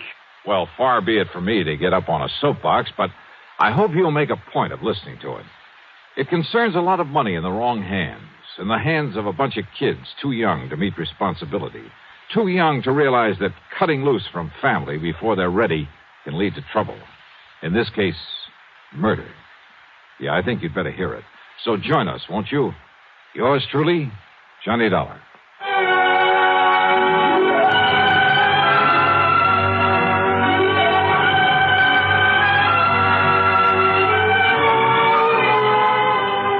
Yours truly, Johnny Dollar, starring Bob Bailey, originates in Hollywood and is written, produced, and directed by Jack Johnstone. Heard in our cast were Virginia Gregg, Paul Duboff, Will Wright, and Forrest Lewis. Be sure to join us next week, same time and station, for another exciting story of yours truly, Johnny Dollar. Johnny Dollar. Harry McQueen, Mid-Eastern Indemnity Corporation. Now, I'm glad you called, Harry. What? I've just been waiting for a chance to run down to New York, have some fun, taking a few shows and some nightlife. Yeah, on expense account, of course. Now, look, we'll pay the expense account, but not for a lot of theaters and nightclubs. Spoil sport. Johnny, can you come down here right away? Sure. Good. What's the trouble, Harry? Dan Diamond. Dan Diamond? That's right. Well, nice talking to you. Now, what's that mean? It means I suddenly think I have an important assignment in Podunker, Timbuktu. You mean you're afraid to get involved with our friend Mr. Diamond? Ah, It's Johnny. just that I relish the thought of maybe living to a happy middle age is all. Don't you remember what happened on that bank job over in Amityville? Oh, I remember. Not only a bank guard, but a police officer and the investigator from the insurance company. All of them suddenly turned their loving wives into widows. I know. Diamond. So he's still in business, huh? Well, apparently not. And I use that word advisedly.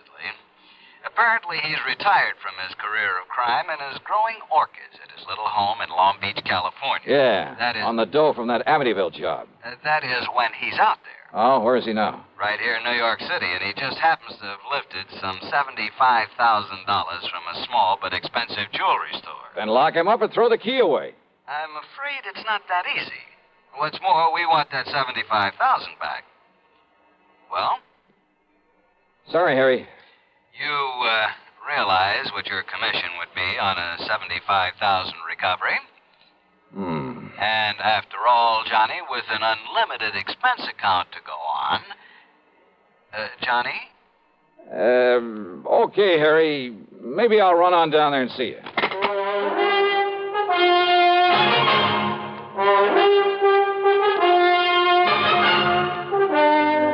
CBS Radio brings you Bob Bailey in the exciting adventures of the man with the action-packed expense account, America's fabulous freelance insurance investigator. Yours truly, Johnny Dollar.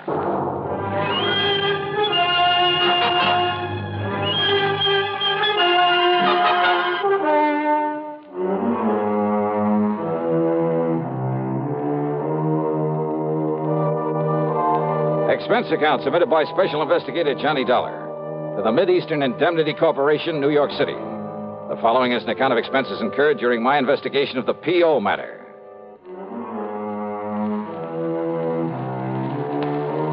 So who wants to tangle with a character like Danny Diamond?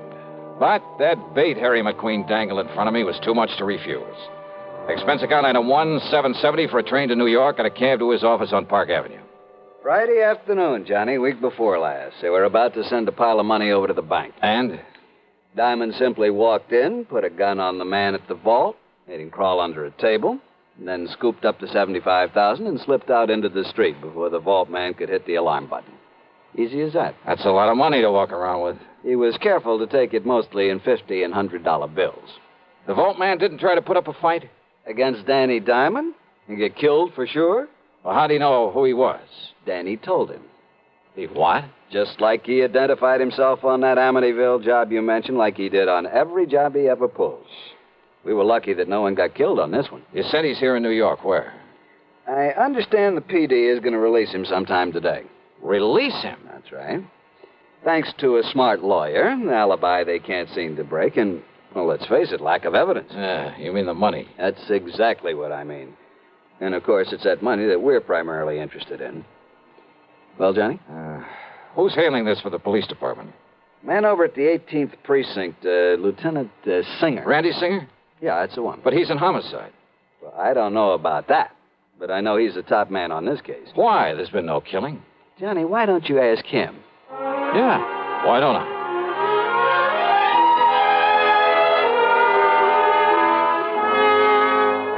Because on nearly every previous job that Dapper Danny pulled, there was a killing. And I was assigned to him. I got to know him and his routine, his methods better than anybody else in town. But not well enough to nail him down. Yeah, I'm afraid that's true.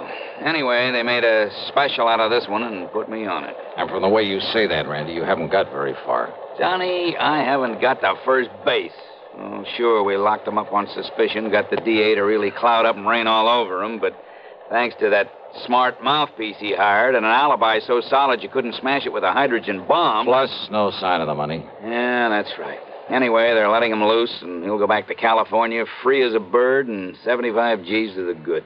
You sure it was Danny Diamond pulled this one, huh? Well, everything, Johnny. His perfect timing, his modus operandi, that egotistical trick of identifying himself, the description of him, His doing it solo, the fact he didn't stash it away in a bank. I've checked every bank in town. Well, everything, Johnny, says it's him.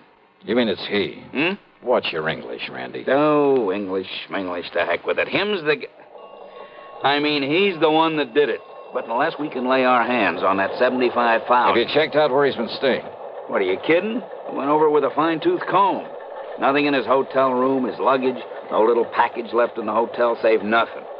He gave us a list of where he's been, what he's done since he got in town, and it all checked out to the minute. Yet somehow he managed to stash away that wad of money. Yeah, you find it, Johnny, and we'll nail him. Now, what's to have stopped him from passing it to some pal for safekeeping? No, Johnny. You sure of that? No, Diamond works alone. He'd no more let anybody else have a gander at that money. Why, Danny wouldn't trust it with anybody short of the United States government. And I'm sure he isn't turning any of it over to Uncle Sam. Ask me, Randy, you got a pretty thin case against him. Yeah, but I'd bet my own life that he did this job. And if you or I or anybody can find that dough on him or anywhere near him... You'll nail him. You said it. You want to take a crack at him? Mighty thin case, though. Johnny? Okay, if you're so sure that he's the one, Randy, well, that's good enough for me. Oh, what are you going to do? Answer your phone. Oh, sure. Singer. Yeah? Yeah? Well, where'd he... Okay, then all I can do is alert somebody out where he lives to... Yeah. They let him go, Johnny. He's on his way. To where? Who knows? Okay, then I'm on my way. Yeah, where? What are you going to do? To coin a real corny one. California, here I come.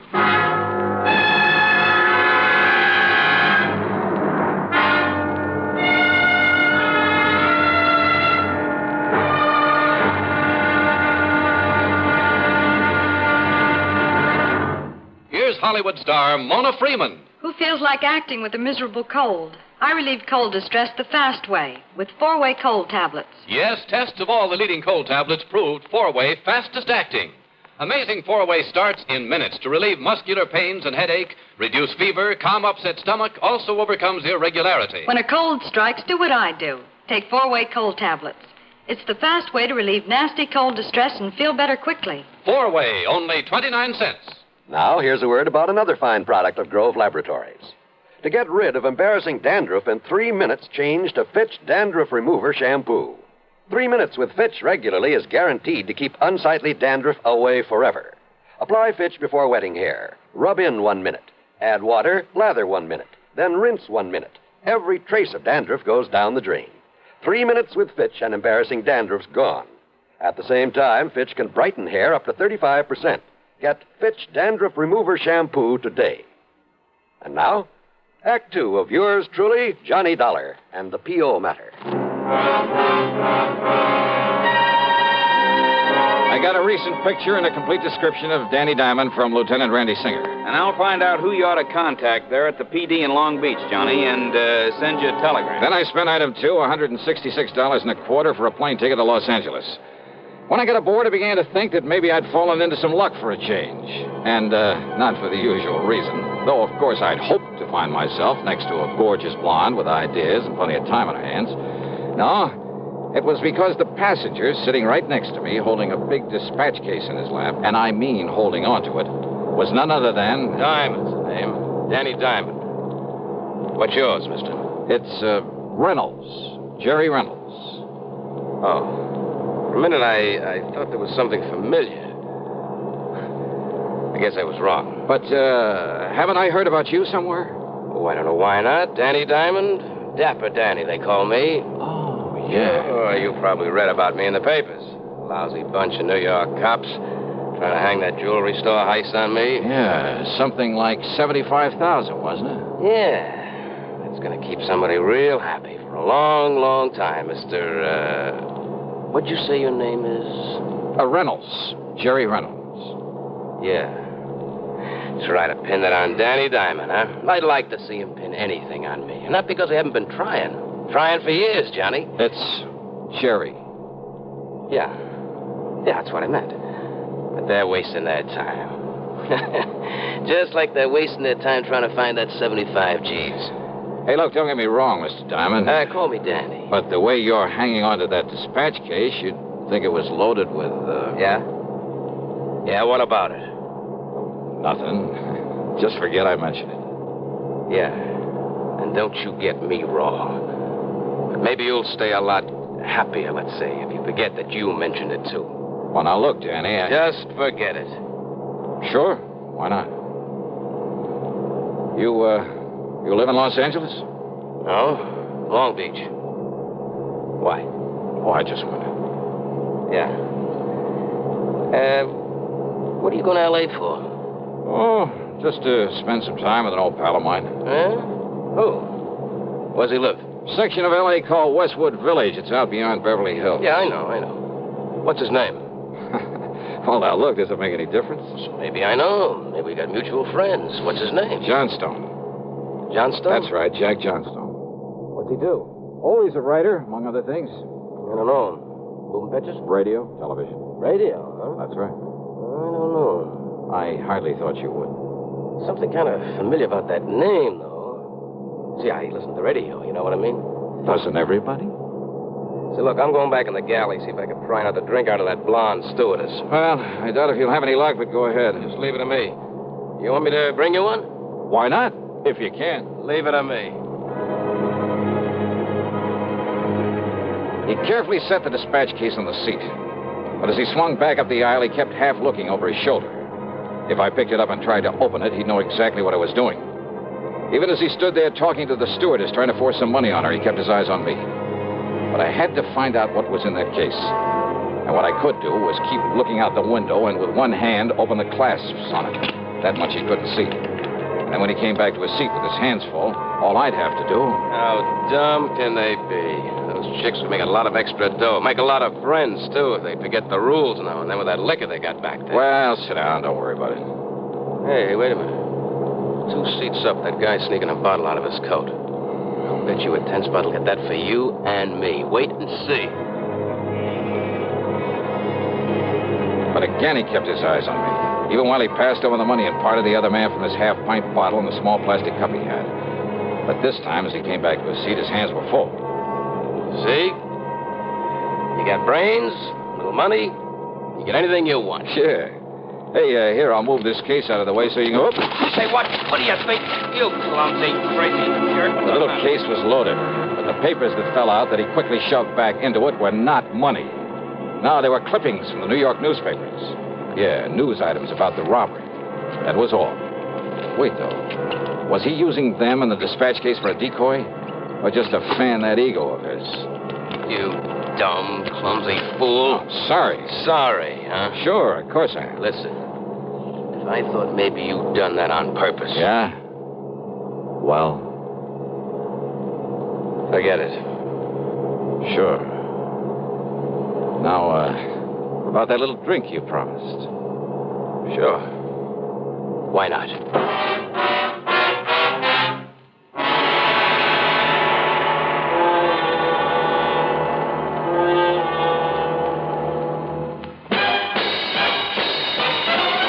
Are you smoking more now, but enjoying it less? Have a real cigarette, have a Camel. The best tobacco makes the very best smoke. Have a real cigarette, have a Camel. Are you looking for flavor and mildness? Have a real cigarette, have a Camel. The best tobacco makes the very best smoke. Have a real cigarette, a real cigarette, a real cigarette, have a Camel. If you're smoking more today, but enjoying it less, try Camels. The Camel blend of costly Turkish and domestic tobaccos has never been equal for rich flavor, easygoing mildness, real smoking satisfaction every time you light up. The best tobacco makes the best smoke. Have a real cigarette, a real cigarette, a real cigarette, have a Camel. And now, Act 3 of yours truly, Johnny Dollar and the P.O. Matter. There wasn't much conversation with Danny Diamond during the rest of the flight.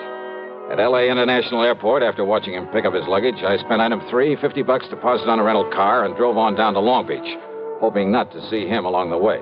I didn't. I got myself a room at the Villa Riviera, then checked with Western Union. Yes, we have, Mr. Dollar. It's from a Lieutenant Randolph Singer, NYPD, whatever that means. New York Police Department. Will you read it to me, please? Yes, sir, I'll be glad to. It says make contact with P.O. P.O.? It says make contact with P.O. Your man is Sergeant Wyman. Oh, I get it. That was a typo. Should have been P.D. The sender must have misspelled it. Oh, sure. But go on, please. Your man is Sergeant Wyman. Good luck. Signed, Randy. That's all? That's all. Okay, thanks.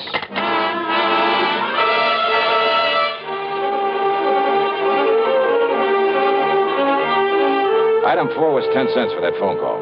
Then I wasted no time in getting over to police headquarters into a huddle with Sergeant Raleigh Wyman. Dollar, we know all about Danny Diamond. What he is, where he got his money for that house of his out on Fern Drive, and for living it. But unless he tries to pull something around here, there's nothing we can do. I know what you mean, sir. But if you can get something on him and make it stick, this whole town will love you dearly. Something like that 75,000 robbery in New York? Yeah. Oh, Lieutenant Singer told me on the phone that's what you're out here for. That's it? Said some pretty nice things about you, too. If there's anything we can do, if it just... There is. I want to look at not only Danny's home, but the luggage he just brought in the plane. Well, not in order to get out a search warrant. No search warrant. What? Look, can you get him over here for a couple of hours before he has a chance to unpack and settle down? I made real time driving here. He ought to be arriving just about now. Well, let me think. Hey, call him up. Tell him you want to see him here at headquarters. Can you get him down here? Sure. He loves to sit around here and shoot off his big mouth and try and make fools out of us. What excuse? Oh, tell him there were some prowlers around his place while he was away. Tell him anything. Now, look, Dollar, if you're planning what I think and without a search warrant... Sergeant, so far as you know, all I'm going to do after I leave you here is take a nice long walk along the beach. Well, okay? Okay, Dollar.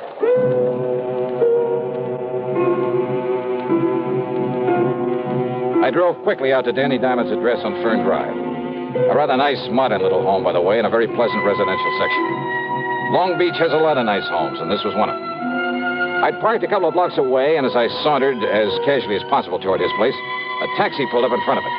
Out came Danny and his luggage. He paid off the driver and went in. And I waited, praying that Sergeant Wyman would call him before he had a chance to... Wyman must have done all right. Within 3 or 4 minutes, Danny came out the back door, went into the garage, then pulled away in a fancy little sports car.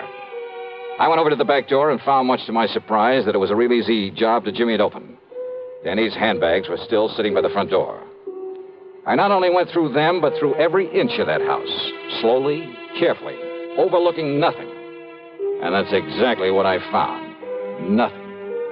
Except that is for a large floor safe under one of the rugs. But I knew he hadn't had time to get to it, and besides, the dust around it showed it hadn't been opened recently. No, Randy Singer was wrong. If Danny did take that money, he must have stashed it away somewhere, or left it with somebody, probably back in New York. Despite what Randy had said about his operating alone, trusting no one, not even the banks, about trusting no one short of the United States government. The government? Wait a minute. I beat it back to police headquarters and Sergeant Raleigh Wyman. I kept him here just as long as I could. Danny only left a couple of minutes ago. A couple of minutes ago, huh? Dollar, did you find anything? What?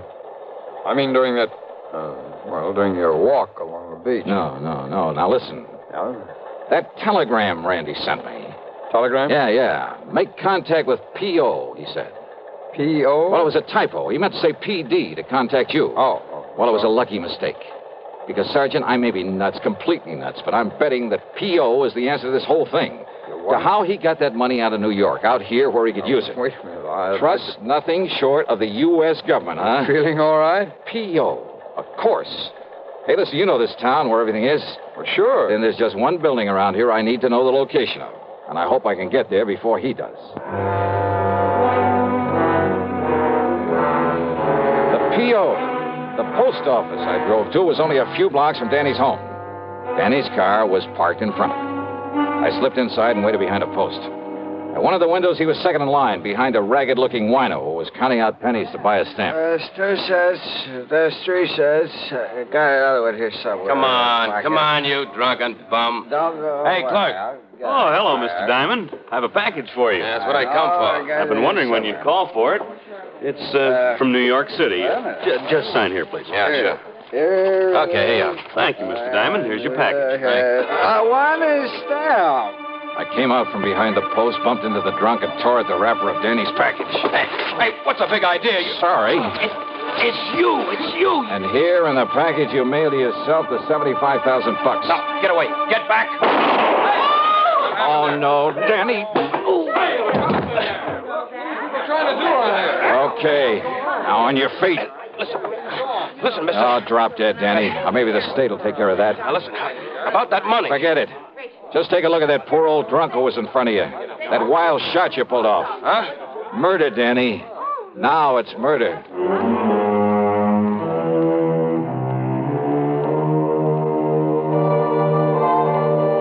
So, from here on in, of course, it's in the hands of the law and the courts. As to credit for solving this one, well, actually, it all goes to a simple typographical error. Funny. Expense account total, including hotel and the trip back to Hartford, $397.70. Yours truly, Johnny Dollar.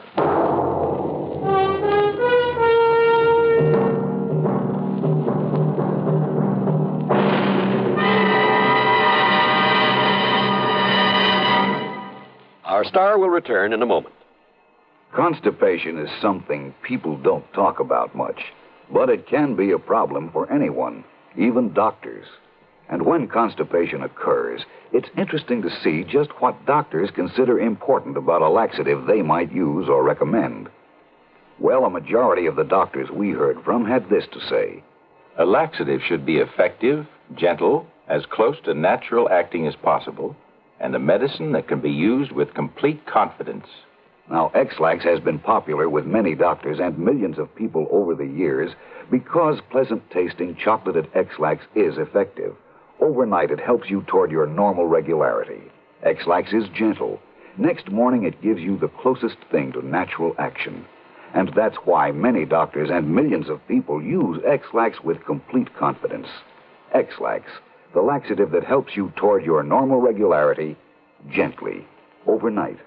Is X-Lax in your medicine cabinet? Now here's our star to tell you about next week's story. Next week, a real wildie, a real strain on my sanity. But I think you'll like it. So join us, won't you?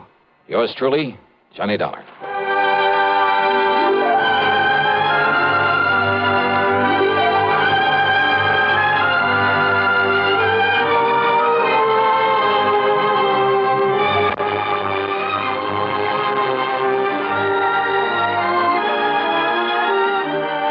Truly, Johnny Dollar, starring Bob Bailey, originates in Hollywood and is written, produced, and directed by Jack Johnstone. Heard in our cast were Virginia Gregg, Harry Bartell, Herb Vigran, James McCallion, Stacey Harris, and Gil Stratton. Be sure to join us next week, same time and station, for another exciting story of yours truly, Johnny Dollar. This is John Wall speaking. Next, a modern mystery classic, Agnes Moorehead's 8th suspense performance of Sorry, Wrong Number on the CBS Radio Network. You are invited to attend Benani Berth's 5th Annual Sports Night, co-sponsored by Gideon Lodge number 140 and the Albany Olympic Committee. Admission is free, so plan to be there starting at 8 p.m. on Thursday, February 18th at Chancellor's Hall, to greet Mr. Olympics himself, the great Jesse Owens, who will be the featured guest of the evening. Other honored guests will be 12 high school seniors who have been each selected by their respective Albany high schools as exemplifying all-around fitness in the American boy and girl. In recognition of their outstanding achievements, Benani Berth will award each of them an Olympic-style jacket and achievement shield. And an annual sports night would not be complete without the presentation of Benani Berth Sports Award. This year's recipient will be Phillips Schuyler High School's popular basketball coach, Larry O'Neill, who is being given the award in recognition of his outstanding work with youth in the city of Albany. These are just a few of the reasons that you don't want to miss Benani Berth's 5th Annual Sports Night on February 18th. Radio 59, WROW, first on the dial, serving Albany, Troy, and Schenectady. From Hollywood, it's time now for... Johnny Dollar. Ben Orloff, Mr. Dollar, at Continental Insurance Company in New York. Oh, yes, Mr. Orloff. What can I do for you? Did you ever hear of a place called Virtue? Are you kidding? I'm very serious. Oh, wait a minute. Virtue, South Carolina? That's right. You, want me to go down there? Yes, if you will. Do you have a bulletproof vest and a couple of extra handguns I can take along? Well, my one suggestion would be that you do not take along any firearms. After all, ex-gangsters... Yeah, I see what you mean. All right, what do you want me to do? Our representative has his office in Georgetown. He can give you the whole story. His name is Joseph Pigatello. Got it, Joseph Smoky Pigatello? The guy whose name was linked with Murder Incorporated a few years back? Yes, Dollar, Joe Smoky Pigatello. You, sure you want this assignment? Well, I'll tell you this, Mr. Orloff. Yes? If you don't have to pay off on my insurance policy before I'm through, well, mister, this is going to cost you a whopping big expense account.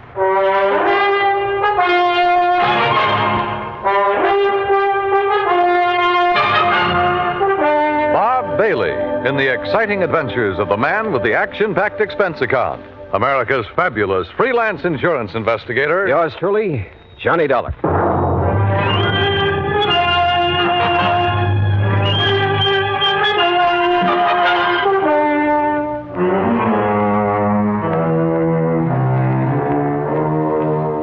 Expense account submitted by Special Investigator Johnny Dollar to the Continental Insurance Company, Georgetown, South Carolina office. Following is an account of expenses incurred during my investigation of the Village of Virtue matter.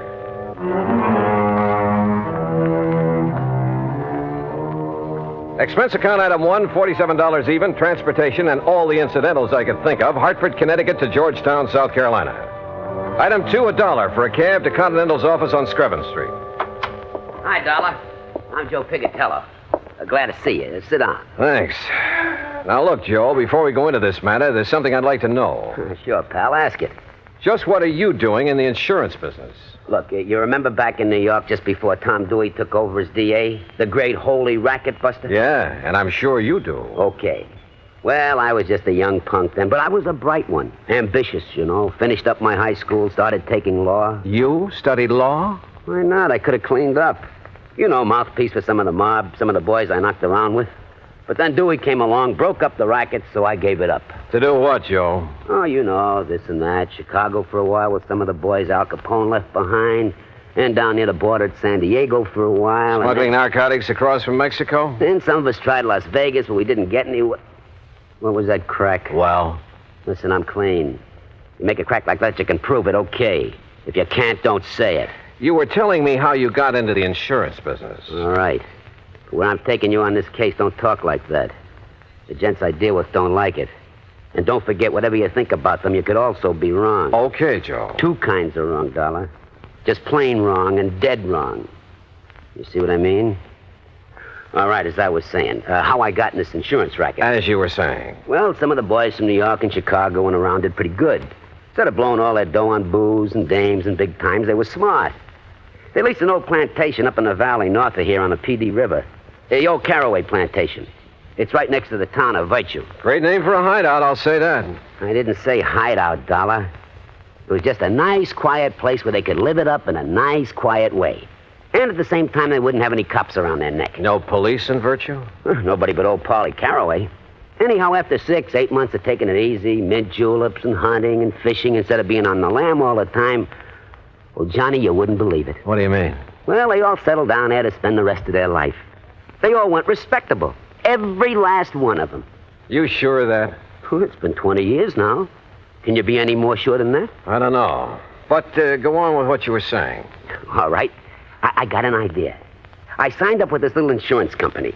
Then I went up to Virtue and made the pitch. They're all respectable now, and they got to make like respectable people and cover themselves with a lot of insurance. And it worked? You remember Lefty Stemper? The old-time numbers king from Chicago? Right, bookies, slot machines, everything. Old pal of mine. So when he told the rest he was buying insurance, well, Johnny, I got policies on every one of them. The rest of the town, too. On their life, their homes, everything. Okay, now let's get to the point. What's happened up there in Virtue? Trouble, Johnny. Old man Caraway phoned me. What kind of trouble? Well, 20 years now, the boys and the people in Virtue have been getting along fine. The boys have been behaving themselves, and the people in town are all nice people. Until a couple of weeks ago. What happened? Bully Magoon had himself a nice little fishing boat. Had it ever since he went straight and moved in up there. 20 years ago. Now somebody stole it. Well, why don't you just pay off his claim and forget it? Listen, a couple of days after that, Mr. Avery, that runs the general store in Virtue, had his boat stolen. So you'll have to pay another claim. But small ones, Joe. Look, will you listen? Ever since then, not a day has gone by that somebody hasn't had something stolen from him.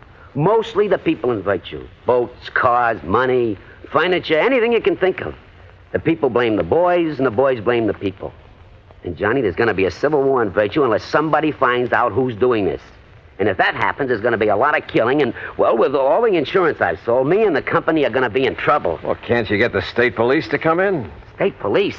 In Virtue? You said it's a real respectable community now. Yeah, sure it is, but, well, dragging them in might really start things off. That's why I had to send for you. Look, why don't we go up there so I can see for myself? Sure, Johnny, sure, but... Hey, open your coat. What? I mean, if you're going to take along that lemon squeezer, well, take my advice and don't. You have a pretty sharp eye, Joe. Johnny, boy, I can spot a shoulder holster a mile away. But so can some of the boys up in the valley on the plantation. And I don't want you to end up with a slug between your eyes. Real respectable people. Well, shall we go? My car's outside. Into the Valley of Death rode the 600. Huh? At least a couple of them. What are you talking about? Nothing, Joe. Let's go. Act 2 of yours truly, Johnny Dollar, in a moment. Our flag now numbers 50 stars, and behind each star there stands yet another flag representing one of the 50 states. Florida state flag bears the Red Cross of St. Andrew in sympathy with the flag of the Confederacy on a field of white. Centered over the cross is the state seal. Within a golden circle, the sun, an emblem of glory and splendor representing absolute authority, peers over a highland in the distance. Flowers, a symbol of hope and joy, are scattered by an Indian maiden, indicative of the Indian influence within the state. Centered is the cocoa or palm tree, an emblem of victory, justice, and royal honor. Florida state flag, the flag of the 27th state to enter the Union, was adopted in 1900. And now, Act 2 of yours truly, Johnny Dollar and the Village of Virtue Matter.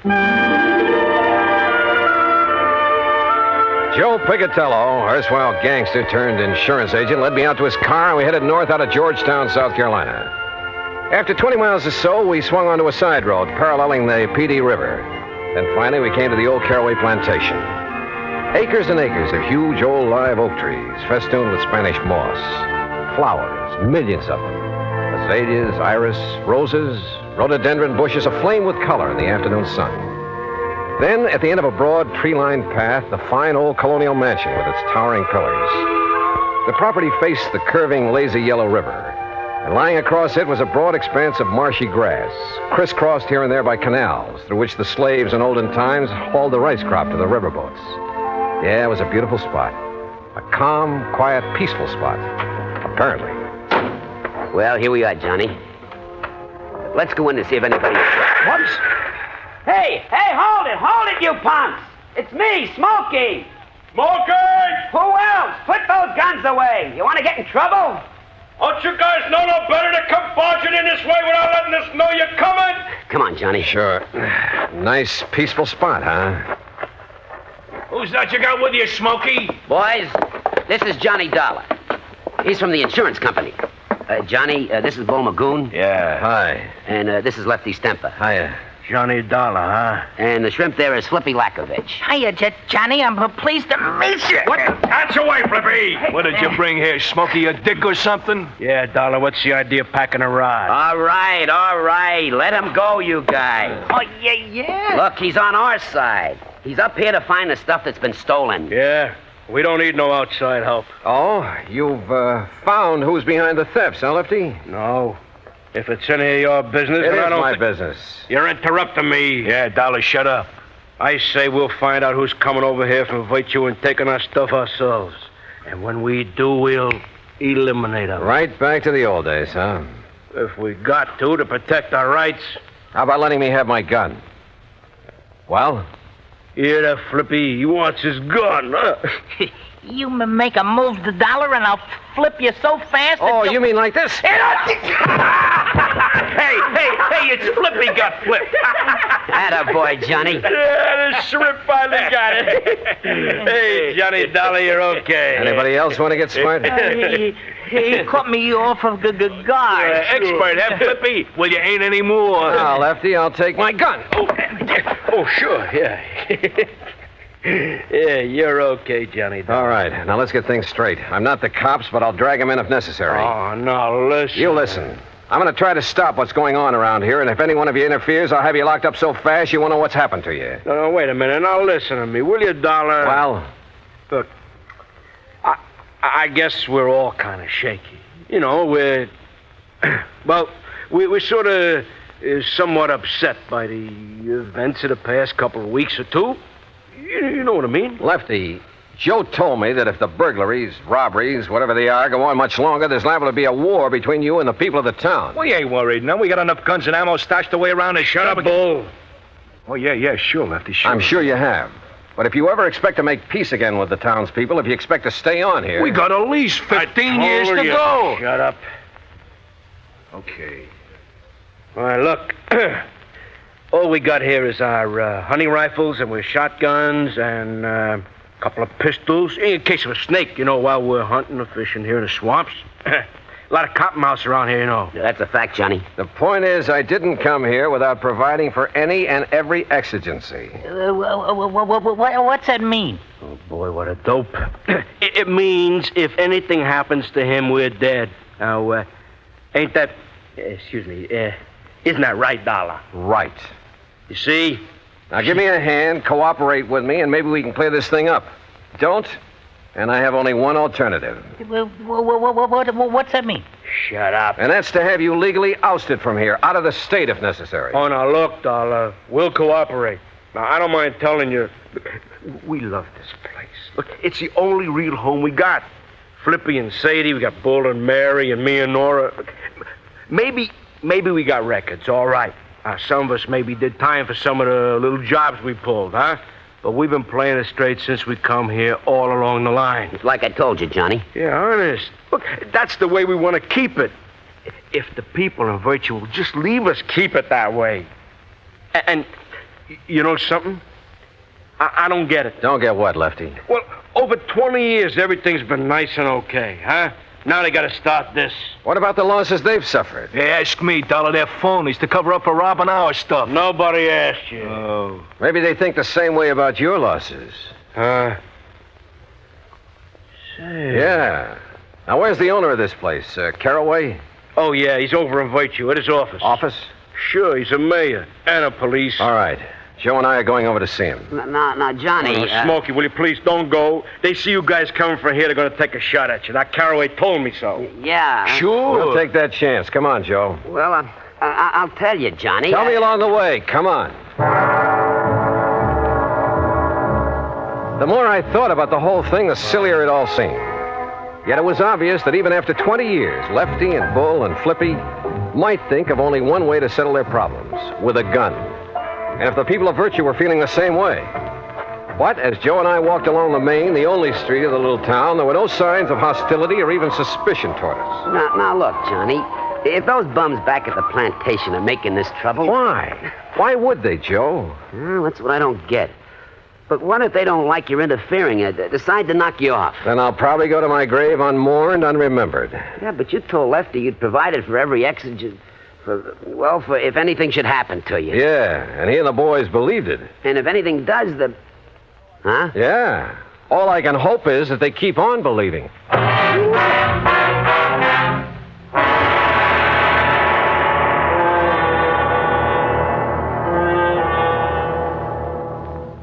Act 3 of yours truly, Johnny Dollar, in a moment. Sometimes a quotation is a helpful thing because it points out some wisdom that helps us to lead better lives. Here's one that struck me as being very wise and true. Dr. Samuel Johnson, that wise and witty man immortalized by Boswell, said, quote, "It matters not how a man dies, but how he lives," unquote. A man's life may be long or short, but the way he lives it is the important thing.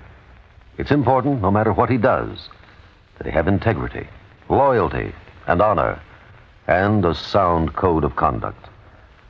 Enlisting at the age of 17 with his parents' permission, Corporal Charles L. Gilliland found himself, soon after his 18th birthday, in a narrow defile in the middle of the treacherous rocky terrain of Tongmangni, Korea.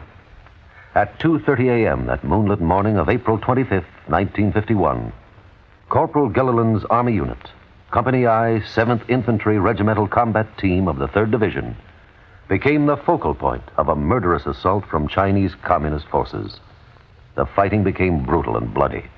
The brunt of the attack was directed up the defile guarded by Gilliland with his automatic rifle. The slashing barrage of small arms, automatic weapons, mortar, and artillery fire was dropping the men all around him.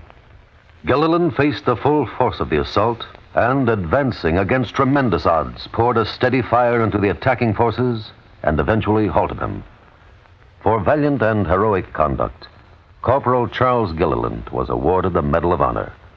Although in age, he still may have been considered a boy, he had lived and died like a man. And now, Act 3 of yours truly, Johnny Dollar and the Village of Virtue Matter.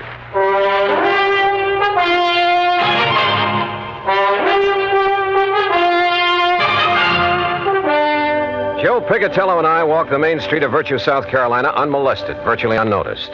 And we found the mayor, Parley Caraway, in the little shack that served for an office.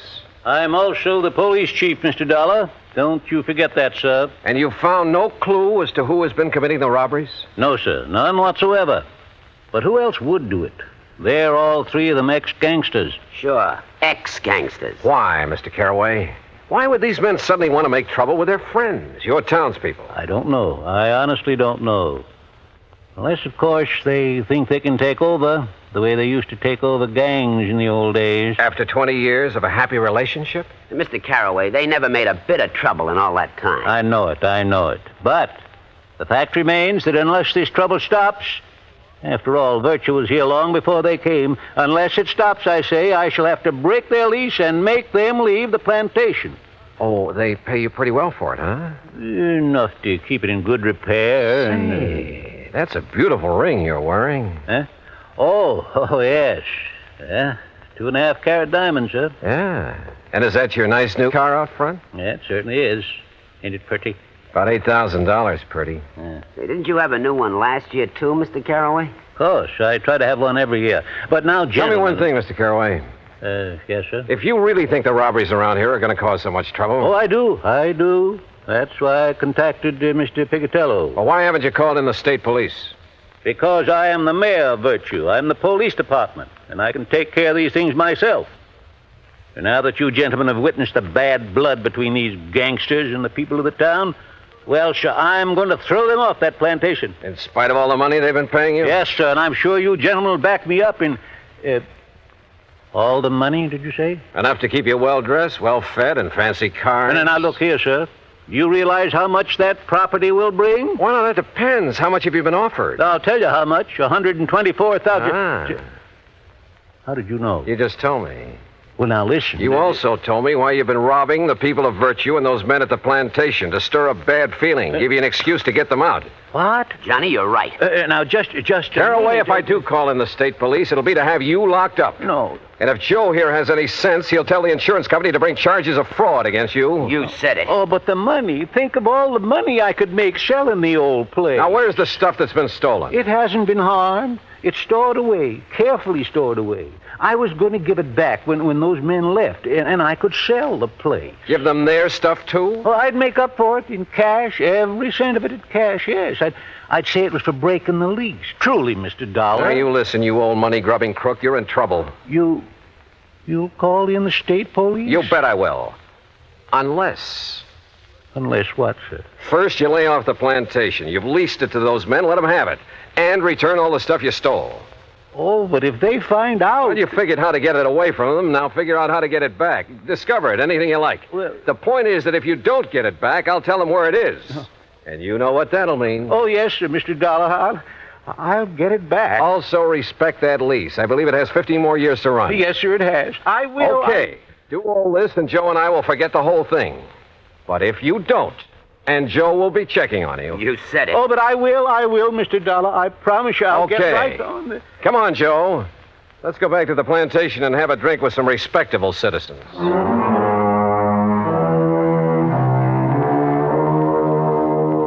Yeah, this insurance business really has some funny ones. And I guess it's the funny ones that balance out the bad, the tragic cases. Anyhow, I like it. Expense account total, including the trip back to Hartford, call it $100 even. And in view of our little secret, Joe, well, maybe you'd better pay it out of petty cash. And listen, those pals of yours, you better drop in on them now and then to make sure they do stay on the straight and narrow, as well as that old coot Caraway. Yours truly, Johnny Dollar.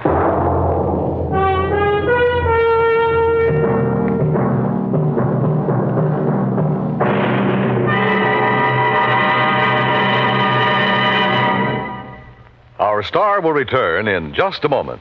Our flag now numbers 50 stars. And behind each star there stands yet another flag representing one of the 50 states. Michigan's state flag was born on February 22nd, 1837. Because of the strategic role played by Michigan in the War of 1812, the word "to a bore, I will defend" is prominent on the blue flag of Michigan. Beneath it, a rising sun casts its rays over a lake, and a man standing on a peninsula with his right hand raised, symbolizing peace, while in his left hand he holds a gun, indicating that although they love peace, the people of Michigan are ready to defend their state and nation.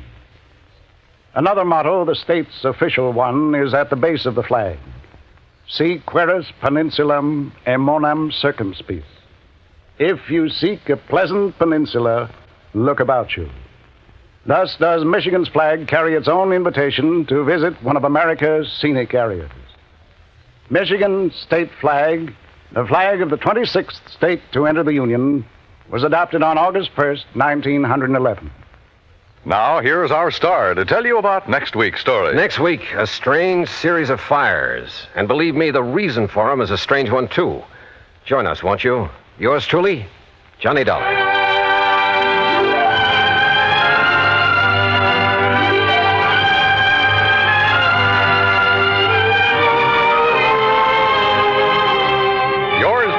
Johnny Dollar, starring Bob Bailey, originates in Hollywood and is produced and directed by Jack Johnstone, who also wrote today's story.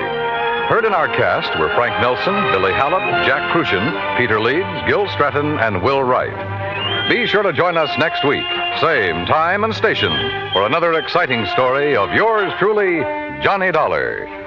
This is Dan Cubberly speaking.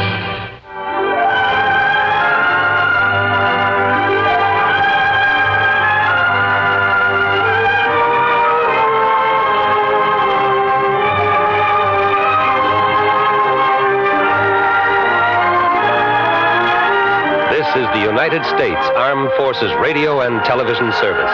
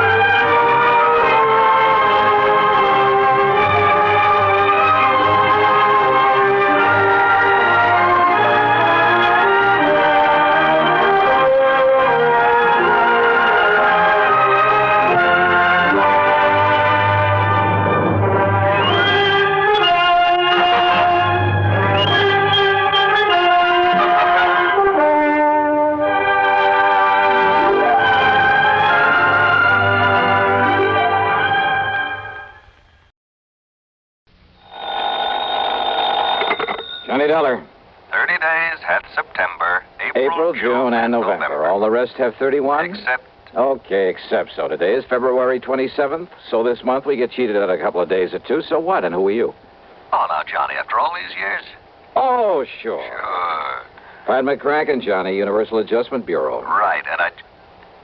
Hey, you mean I sound like that over the phone? Yeah, just like one of the pallbearers at your own funeral, Pat. Okay, let's get down to business. Yeah, why not? But what's the worry about February being a little short on days this year? And every year? Plenty, because of something that happened almost 6 years ago. A case that even the famous Johnny Dollar couldn't solve. Oh, look, if you ever start adding up all the cases I haven't solved.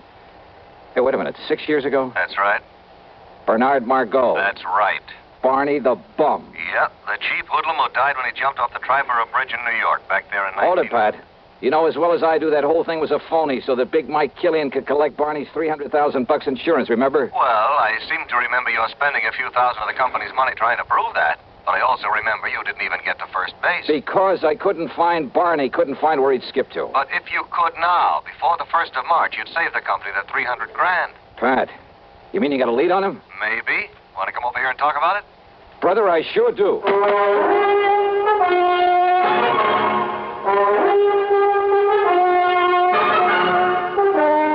CBS Radio brings you Bob Bailey in the exciting adventures of the man with the action-packed expense account, America's fabulous freelance insurance investigator. Yours truly, Johnny Dollar. Munch, munch, munch a bunch of Fritos, corn chips. It's not polite to smack your lips, but you can't help it with Fritos, corn chips. Munch, munch, munch a bunch of Fritos, corn chips. Next time you want something to munch on, try Fritos. They're so crisp, so tasty, so good. You'll see right away why we say Fritos are the corn chips made to munch. Fill a big bowl with Fritos next time you settle down to watch your favorite TV program. Boy, there's contentment in every munch. Munch, munch, munch a bunch of Fritos, corn chips. Fritos are golden chips of corn, as nutritious as they are delicious. So full of good, crisp flavor, such good-for-you nourishment. They're the ideal snack for grown-ups and children alike. Get a bag of Fritos corn chips today and munch a bunch. Fritos, Fritos corn chips. Munch, munch, munch a bunch of Fritos, corn chips. And now, Act One of yours truly, Johnny Dollar.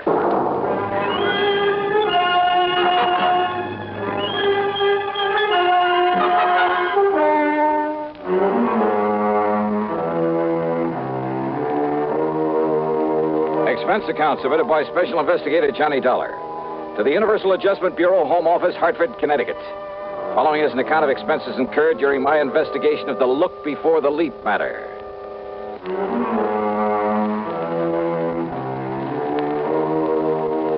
Barney Margot, Barney the Bum, a strong arm for Big Mike Killian, and his case had made me look like a fool. So, expense account item one, $1.25 for a cab to Pat McCracken's office. Now, this is one you'd really like to clean up, isn't it, Johnny? Sit down. Pat, Eastern Trust and Insurance were crazy in the first place when they issued a big policy on the cheap mobster. I know. When they let him name Big Mike Killian as the beneficiary. Well, anybody with half a brain should have known something was wrong with it. I know, Johnny. And then to top it all by waving the suicide clause. I know. The minute we found out about it, we asked them to cancel it, but we were too late. Barney Margot had apparently jumped off the bridge. And neither you nor the police nor anybody else at that time could prove that he hadn't. And just because some of Barney's clothes were found in the water, because of that phony suicide note he left on the bridge. Don't forget the witness, Johnny, the girl who saw him alone out there on the bridge before he disappeared. Yeah, I who remember. also saw something, presumably his body, topple off into the water. Mady Prescott was her name. Yeah, that's the one. And since Barney had been seen going onto the bridge but didn't show up after what she saw... So they took Big Mike Killian's word for it that Barney made the leap. That's right. Whereupon Big Mike immediately claimed the insurance. However, Johnny, Killian has not been paid that $300,000, nor will he be if you can produce Barney Margot in time. Yeah, but how much time? Well, according to the final decision of the courts, while we were fighting this payment, unless he's picked up before March 1st... Oh, are you kidding, Pat? Today is the 27th of February, and yes. According to that little rhyme you tried to charm me with over the phone, yes. Tomorrow is the last possible chance. Johnny, will you listen? Yeah, well... The girl, that Mady Prescott, just came back from Paris. Paris? Well, what's that got to do with it? She made a report to the police, and they passed it on to us. She says that only a few weeks ago, right there in Paris, she saw Bernard Margot. Oh? Oh. Yeah. Thanks to all the international red tape involved, there's no way we can possibly get him back here in time.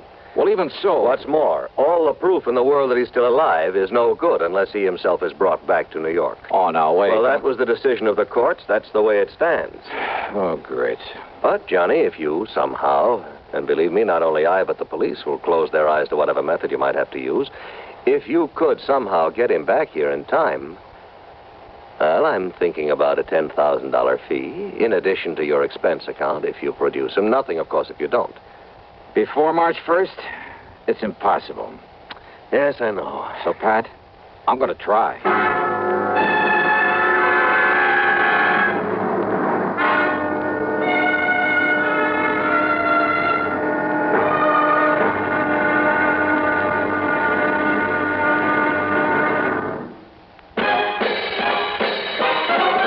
Are you smoking more now, but enjoying it less?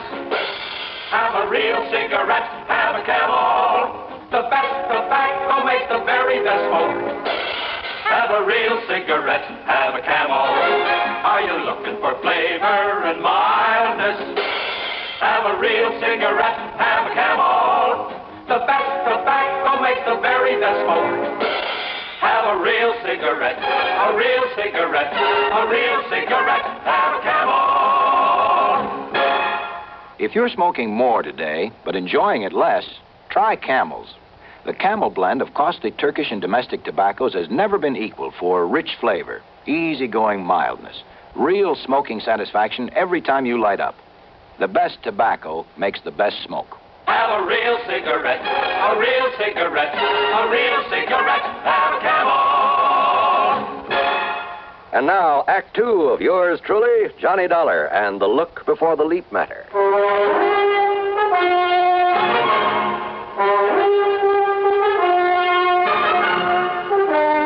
Item 2, 1050, taxi, a train to New York, and a cab to the 10th floor apartment of Miss Mady Prescott. I know, Mr. Dollar. My testimony that I'd seen him on the bridge and that I'd seen him drop off into the Well, water... that testimony, Miss Prescott, may cost the insurance company $300,000 unless I can produce Barney Margot before March 1st. Before March 1st? Yeah, and you say that you saw him in Paris. At an antique shop, run by a Monsieur Dubuisson. Dubuisson? What? Nothing. Go on. Well, I was startled, to say the least. But I'm certain it was he. Absolutely sure of it. Well, you were also pretty certain you'd seen him go off that bridge. I know, but I must have been wrong at that time. So you could also be wrong now. I know. But it's the only thing I have to go on. And you know, since you mentioned the name Dubuisson... Well, thanks very much, Miss Prescott.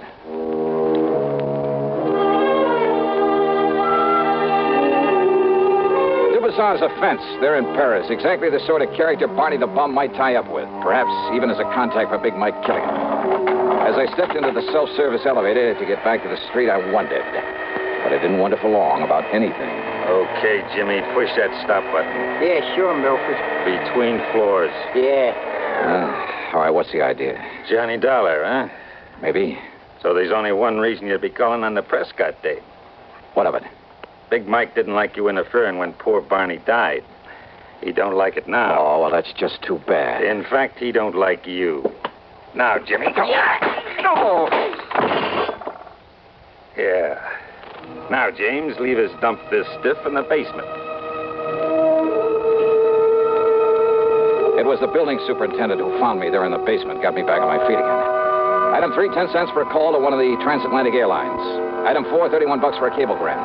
Then item 5, $1 for a cab to the 18th Precinct headquarters, my old pal Randy Singer. Sure, Johnny. A couple of Big Mike Killian's boys. Must have been. You want me to have them picked up? No. Only I warn you, Killian will have an alibi for him, sure as gun. Don't worry about him. I'll take care of that pair myself. Well, now, Johnny. And, Randy, all I ask is that you stand by until I get back here from Paris. Paris? Somehow I got to perform a miracle. I got to bring Barney Margot back here before March 1st. Today's the 27th. That means I have until midnight tomorrow night. So long, Randy. Johnny, wait a minute. Sorry, but every second counts, and I just have time to catch a plane. Hey, Johnny, listen. So long, baby, and wish me luck. I'm going to need it.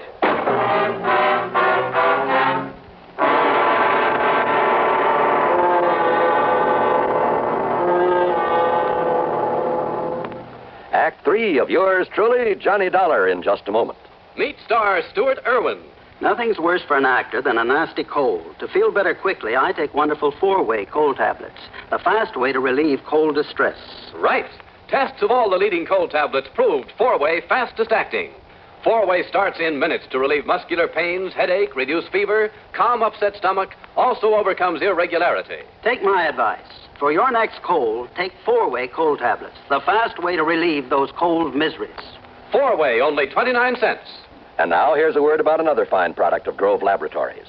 Does dandruff dull your hair, leave scalp itchy? Get Fitch Dandruff Remover Shampoo and get rid of unsightly dandruff in 3 minutes. 3 minutes with Fitch regularly is guaranteed to keep embarrassing dandruff away forever. Apply Fitch before wetting hair. Rub in 1 minute. Add water. Lather 1 minute. Rinse 1 minute. Every trace of dandruff goes down the drain. 3 minutes with Fitch. Unsightly dandruff's gone. Fitch can also leave your hair up to 35% brighter. Fitch Dandruff Remover Shampoo. And now, Act 3 of yours truly, Johnny Dollar.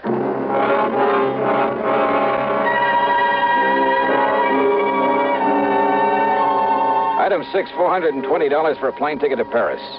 When we landed at Orly, I put in a call to Louis Dumassac, who calls himself a Chagris. If anyone in all of Paris knows the underworld, believe me, it's the Gray Cat. But I got no answer. Item 7, then, $2 American for a cab to the so-called antique shop of Francois Dubuisson. It was there that Matey Prescott swore she'd seen Barney Margot. I knew better than to expect any real help from him, but he was my only chance, and time was running out. Ah, bonjour, monsieur. Qu'est-ce que vous devez... Ah, Monsieur Johnny Dollar, the meddling American. That's right, Dubuisson. And to what does the fair city of Paris owe the honor of your presence, eh? Bernard Margot. Margot? That's right. I want to know where he is, where I can find him.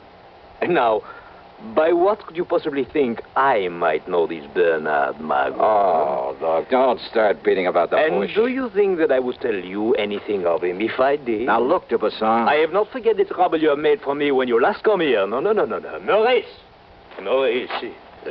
Monsieur. Oh, no, you don't. Just stay where you are, Maurice. Pardon? Monsieur Dollar. I suppose this gorilla's your bodyguard? Not at all. Well, if he tries to get rough, or you try any tricks, Dubuisson. You are a smart man, Monsieur Dollar, but also a fool. Yeah? Maurice, you have my permission to leave now to arrange the funeral of your friend. Ah, bien. You see, your alarm was for nothing. Okay. But now, about this Barney Margot. I told you I knew nothing of him.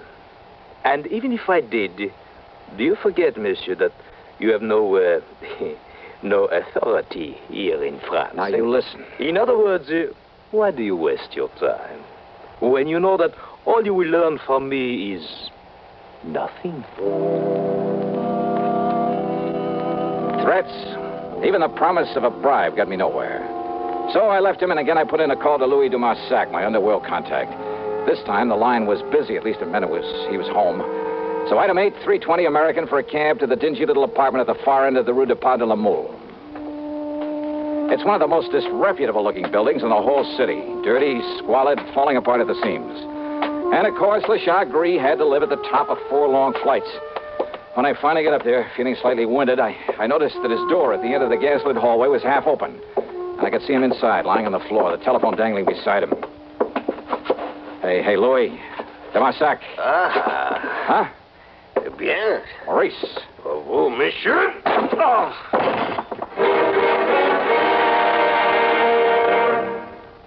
Hello, I'm Burgess Meredith.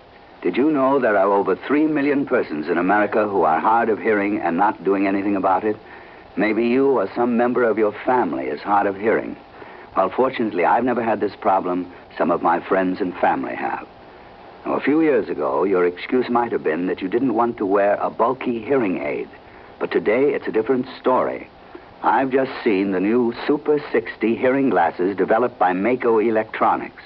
If I hadn't known they were hearing glasses, I would have guessed them to be regular eyeglasses. It's a wonderful way for any hard of hearing person to conceal a hearing loss. There are styles for both men and women. For an interesting free booklet on hearing glasses for yourself or a friend, stop in at Mako or write to Hearing Glasses, CBS, 485 Madison Avenue, New York. Don't wait until your hearing gets worse. It may be too late. Send for your booklet today. Write CBS, 485 Madison Avenue, New York. And now, Act 4 of yours truly, Johnny Dollar.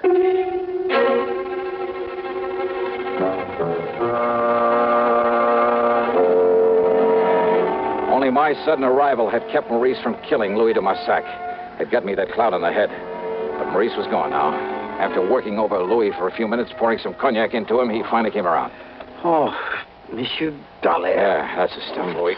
Just let me help you up here on this couch. Oh, but so much pain. Yeah, you really got it, brother. Only for you, my oldest, my dearest friend, would I suffer so? Yeah, here, take another slug of this. No, alas. Even that will not mend my broken head.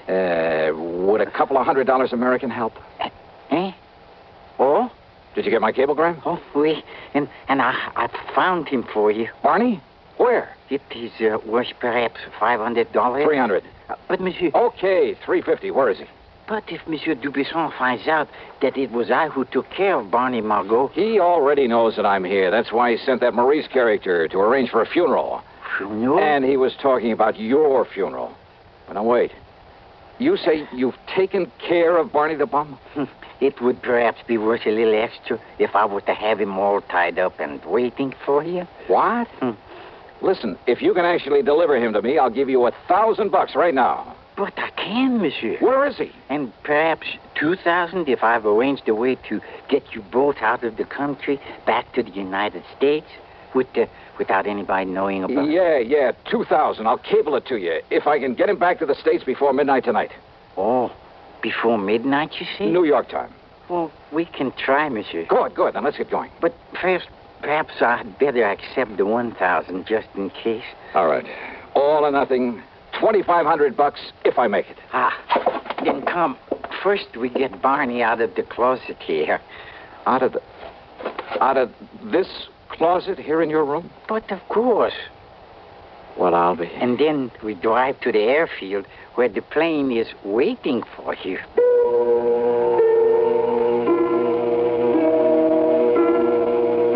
Believe me, we'd never have gotten away with a thing like this back in the States, or anywhere else I can think of, or without the help of the Chagris.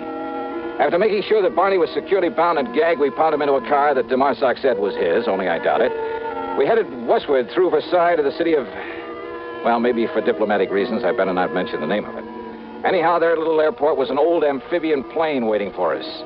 This time it was the pilot I had to haggle with. $7,000 for the trip. But there were $300,000 at stake.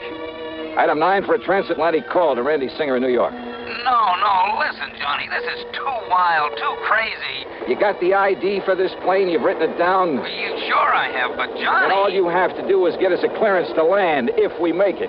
You're out of your mind. This stunt could cause an international incident that even the United Nations couldn't... You want Barney the Bum, don't you? Well, of course we do. Then I'll lay him right in your lap if you'll hang up the phone so that we can make our takeoff. Johnny, listen to me. Randy, I haven't got any more time to talk, because if I don't get Barney back there before midnight tonight... No, Johnny, no, listen... See you in New York.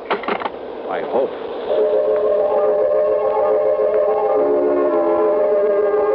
Oh, that plane trip was something I'll never forget.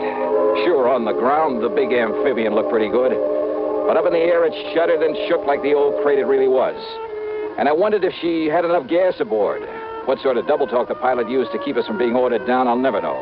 Any second, I expected a bunch of fighter planes to start buzzing us. But somehow we made it. And Randy, bless his heart, and I don't know how he did it, Randy got us a clearance to land.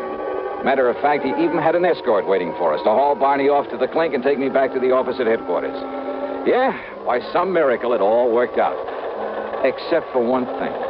But so help me, Johnny, if you ever again try to pull a thing like... falling asleep again, huh? Just like you did all the way in from the airport. Well, I can't say that I blame you. Mission accomplished, all that sort of stuff. Mission accomplished, Huh? Did you happen to notice what time it was when we sat down at the airport? Sure, right after midnight, 12:07. Just exactly 7 minutes too late. Too late? Ruling in the courts, don't you get Johnny. it, Randy?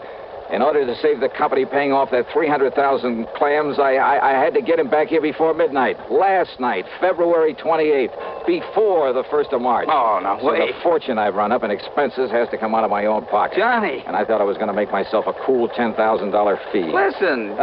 You were right, Randy. I should have known better. It was crazy. The whole idea was completely crazy right from the beginning. Johnny, will you listen to me? If I had any sense, I'd blow my brains out 7 minutes after midnight. That's right, February 28th. So you've forgotten just one little thing. Yeah. This just happens to be 1960. So what? I had to get that punk back here before the 1st of... Yeah, leap year. Randy. That's right. So today just happens to be the day before the 1st of March, February 29th. Oh, no. You mean I made it after all? You mean I... Oh, no. It's a fact, Johnny. Fact.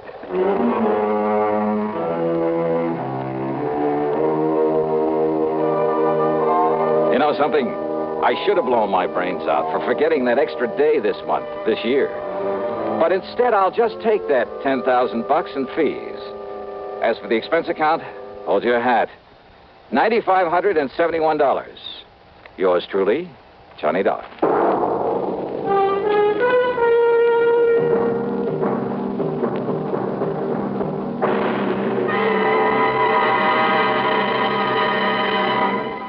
Our star will return in just a moment.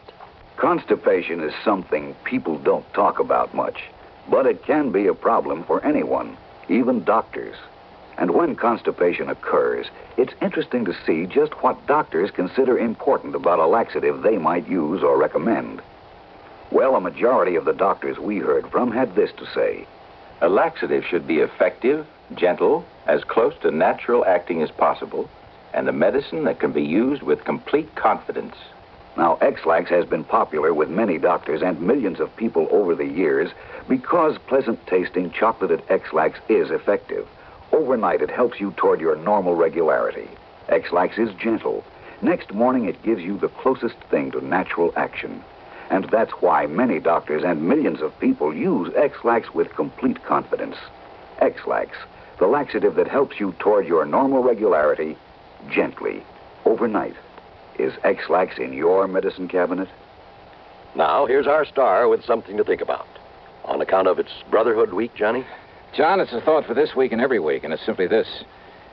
In my job, I run across all sorts of people, both the right guys and the wrong ones. And this much I'm sure of. A crook is a crook in any place, in any language. He's just no good. But an honest man, a man who respects the law and the rights of his fellow humans, regardless of his hue, his origin, or his accent, well, believe me, that one is yours truly with Johnny Dollar.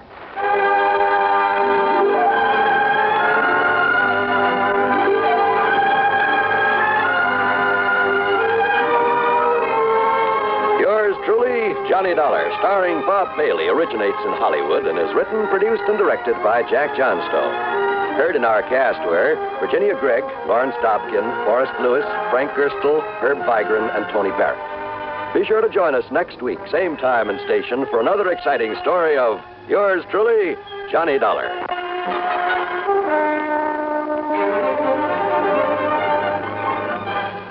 This is John Wall speaking. Listen next to Suspense on the CBS Radio Network. Hiya, folks. Jimmy Durante, in person. And I'd like to tell you about some of the things that's close to my heart. Well, Jimmy, I'm sure one thing that's close to everybody's heart is the Heart Fund. And that's especially true today, Heart Sunday. Hey, that voice sounds very familiar. Well, it should, Jimmy. It's me, Gary Moore. That's who that is, Junior.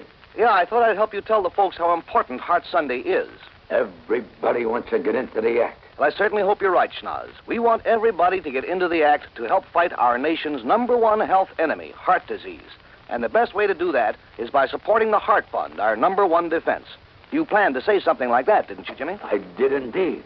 So, friends, when your Heart Fund volunteer calls on you today, Heart Sunday, remember your dollars will help our scientists develop new and better ways to safeguard healthy hearts and save those that are already afflicted. Come on, folks. Dig deep for your contributions to the Heart Fund. Believe me, it'll do your heart good, too. Radio 59, WROW, with the news service unmatched in the Tri-Cities. It's time now for... Johnny Dollar. Hi. Well, hiya, George. I've been wondering when you were going to come up with another wild one for me. That is not the case this time, John. John? Tell me, how is your, well, have you had a security clearance lately? Well, sure, in connection with that rocket fuel case I handled. Good. But, now, what's this all about? Well, I can hardly discuss it with you over the phone. Oh, top secret, huh? Top secret, and of tremendous importance. Okay, George. I'll run over and see you.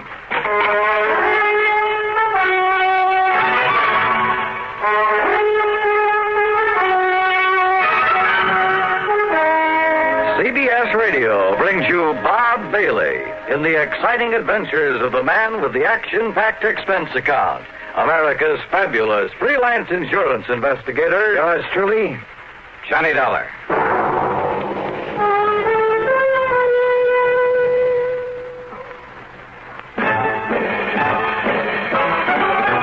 Are you smoking more now, but enjoying it less? Have a real cigarette, have a Camel. Are you missing the smoke? The nation like that. Have a real cigarette, have a Camel. Are you looking for flavor and mildness? Have a real cigarette, have a Camel. The best tobacco makes the very best smoke. Have a real cigarette, a real cigarette, a real cigarette, have a Camel. If you're smoking more today, but enjoying it less, try Camels. More people smoke Camels than any other cigarette. Any filter, any king, any regular.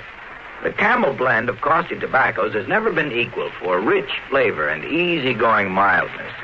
The best tobacco makes the best smoke. Have a real cigarette, a real cigarette, a real cigarette, have a Camel. And now, Act One of yours truly, Johnny Dollar.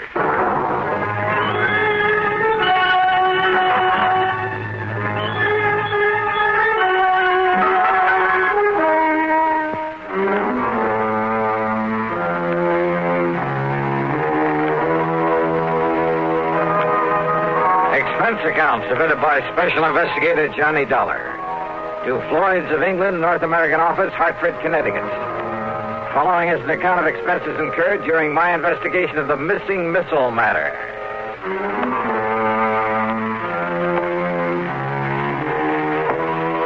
When George Reed starts calling me John, well, it must be pretty important. So expense account item 1, $1.25 for a taxi over to the square on the office of Floyd's of England. We'll use this rather isolated office in the back so as not to be disturbed. Yeah, okay. Or overheard. Now, if I seem to be somewhat vague about this whole thing, I assure you it's only because of my own rather limited knowledge of... Well, sit down, Joe. Oh, yeah, sure. Well, you can hardly expect me to investigate something unless I know what it's all about.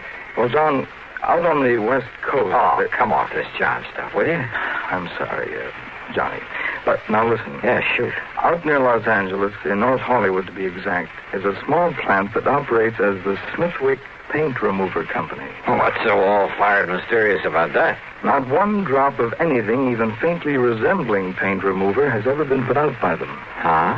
Actually, that name is only a blind, a cover-up. Yeah? For what? An outfit that might better be called the Smithwick Missile Development Company. Government stuff, huh? Johnny, they have no official connection with our government whatsoever. But unofficially? That's the sort of question we never ask. So far as anyone knows, our government simply doesn't recognize them, gives them no support, financial or otherwise. So far as anyone knows. Which means they receive no protection from Uncle Sam either. So Floyd's of England writes the insurance? Precisely. Under orders from our top brass. Well, what's happened out there? What's the trouble? Johnny, it appears from what Smithwick told me on the phone that one of their missiles is missing. Oh, well then. What? Yes. Oh, now look, George, I heard of a guy who mislaid a bass drum once and somebody who had an elephant stolen. Johnny. But one of those missiles? Oh, wait. Hey, maybe he was talking about one that got lost in outer space. But then why send for me? They have nothing whatsoever to do with the firing of those things. But don't you... A small plant out there, did you say? Yes. Oh, then it simply doesn't make sense. Now, George, Johnny, all I know is what Dr. Smithwick told me over the phone. I agreed to have you go out there immediately. He'll be waiting for you there whenever you get there. Well? Okay, George, whatever you say.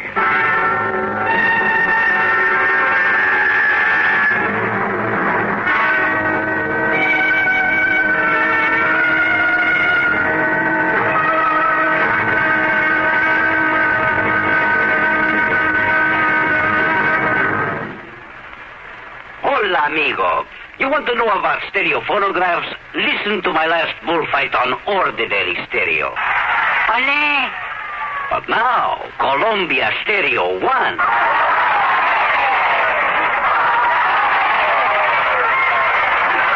There is a corrida de toros. Real lifelike, magnifica.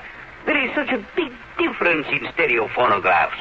With most, all you get is a couple of speakers shooting in different directions.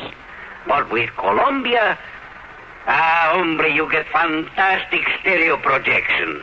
What it does is to send circles of sound sweeping through every inch of a room. You are surrounded with live sound, live feeling, live passion. Ole! Ole! How they cheered me. Ask your Columbia phonograph dealer to demonstrate Stereo 1 by Columbia. Prices start as low as $39.95 for portables, $129.95 for consoles. El Picador! Who let that bull out? And now, Act 2 of yours truly, Johnny Dollar and the Missing Missile Matter. Expense account item 2, $8 for a plane to New York. Item 3, $176 1/4 for a 707 to Los Angeles. I arrived about 6 p.m. Pacific time. Item 4, $50 deposit on a rental car, and I drove to North Hollywood, to the so-called Smithwick Paint Remover Company. As I walked into the reception room at the front, a good-looking blonde hurriedly closed the door in back of her that led to a huge room full of desks and drawing boards, but no people. Yes, sir. Oh, my name is Dollar, Johnny Dollar, and I'm here. Johnny Dollar, the insurance investigator. Gee. My name's Gloria, Johnny. Gloria Snowden. Miss Snowden? Will you just call me Gloria, huh? Why not? But look, I've come to see Dr. Smithwick. Oh, that's too bad, Johnny. He isn't here. Is what? Well, he left very suddenly late this morning for Washington or someplace, I guess. Oh, now that's funny. After asking He for me asked to me be to be sure and stay here until you came, and... Gee, I didn't think it was really going to be you, Johnny. He just said Mr. Dollar would be arriving. But anyhow, when he makes these sudden trips, he's always back here first thing in the morning, and I'm sure he wants to see you. So my. Funny, though. What? What, Johnny? Well, I suppose I'd better get something to eat and find myself a place to sleep. Oh, gee, I'm hungry, too. And it's all your fault, Johnny, because I had to wait around for you. Well, then the least I can do is take you out to dinner, okay? Oh, gee, yeah. And I'm free all evening, too, Johnny. Great. We'll do the town.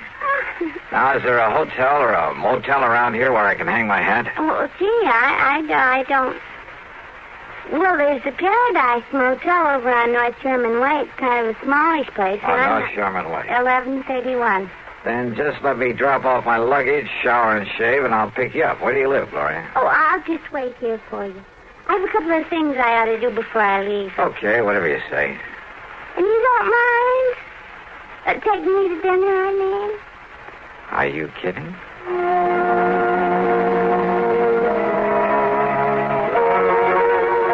Funny. All this big emergency, all this hurry. The man who'd sent for me was off somewhere else. I should have asked for directions because it was over half an hour before I finally found the Paradise Motel. It was hardly the place I would have picked, but oh well.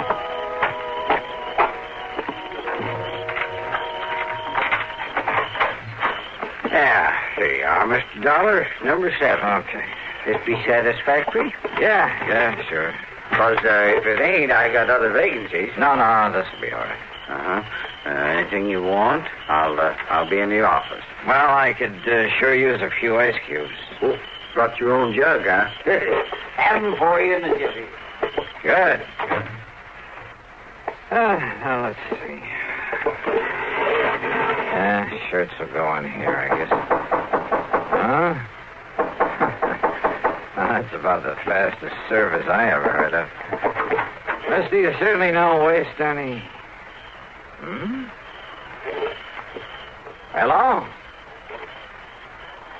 Somebody out here looking for...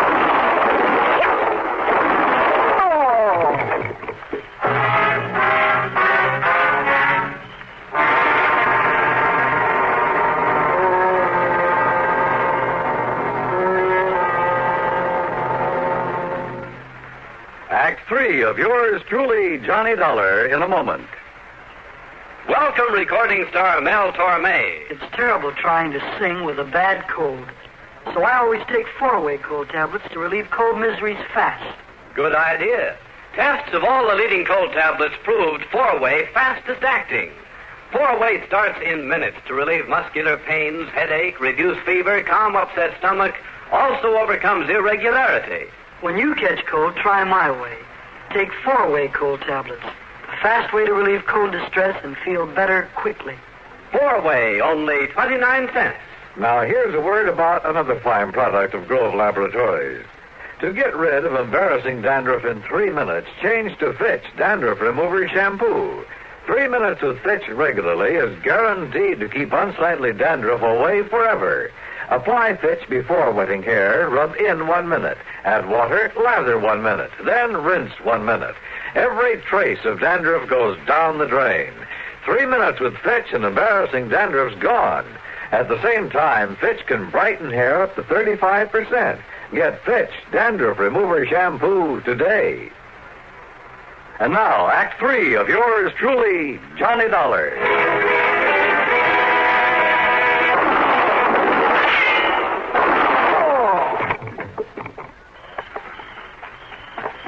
Mr. Dollar, what was that noise you been hurt? Then that was shots I heard. Mr. Dollar? Whoever fired him was a pretty lousy shot, thank heaven. Oh, then you're okay? You mean he missed you? Oh, how do you know that wasn't just a backfire you heard? Backfire? Yeah, from some passing car. Well, don't you tell me that was any backfire. Wait a minute. He, did you say? Well, yeah. Well, did you see him? Get a look at him. Oh, no. I was in back at the ice machine. So he could have gone into the office to look up my room number. I heard the noise and that car pulling away, and I just come running. Yeah, that car must have been waiting around the other side of this motel. Now, look, mister, what'd you say your name is? Barnwell. Jed Barnwell. And, Mr. Dollar, I'm going to call the police. No, don't. Huh? Well, now, I realize you're a special investigator, some kind of... That's right. And I don't want you to call the police in on this, not yet. But now, look... That's an order. You got the authority? Not only that, but, look, I want to rent another room from you. Oh, you mean you'll pay for both of them? That's right. You have another vacancy? Well, if you want the truth, you're the only guest I got tonight. I can understand that. So you take whichever unit you want, and I'll sign you into it. No, just let my name appear on the register for this one. Then you toddle off to bed and forget about me. Well, and here. Here's a 5-spot for getting me the key to the one next door, number 8. Oh, yes, sir. Yes, sir. Whatever you say, Mr. Dollar. And you still want them ice cubes? Brother, I sure do. I left one handbag and its contents in number 7. Then I sat quietly in the darkness of my own room and waited. But I suddenly remembered my dinner date with Gloria Snowden, so I jumped into my car and drove back to the missile development plant. The place was dark. I drove to a corner drugstore to a phone booth and looked for Gloria's name in the directory. It wasn't. So, back to the motel. In number 7, the room registered to my name. The door was still locked. I went back to number 8 and sat there trying to think this thing out. Huh? I doused the light, pulled my gun out of the holster, and sneaked quietly to one side of the doorframe. Mr. Dollar? Mr. Dollar, I saw your lights go out. I hate to disturb you at this time of night. Yeah? Who is it? My name's Bob McKinney. McKinney? That's right. Sounds familiar. Well, I used to work for CBS Radio, and, I used to handle that program dramatizing your insurance case. Oh. I want to talk to you. It's important. All right, come in, Bob. Hey, what's in that box? It's a tape recorder, kind of a special one.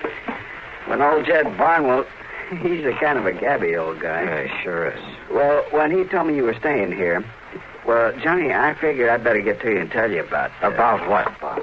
About some code signals I have here on tape. I picked them up about an hour ago. Morse code signals? Yeah, international code. It's like this, Johnny. I had my own amateur license, W6VFG, and I fooled around with a lot of high-frequency experiments. So?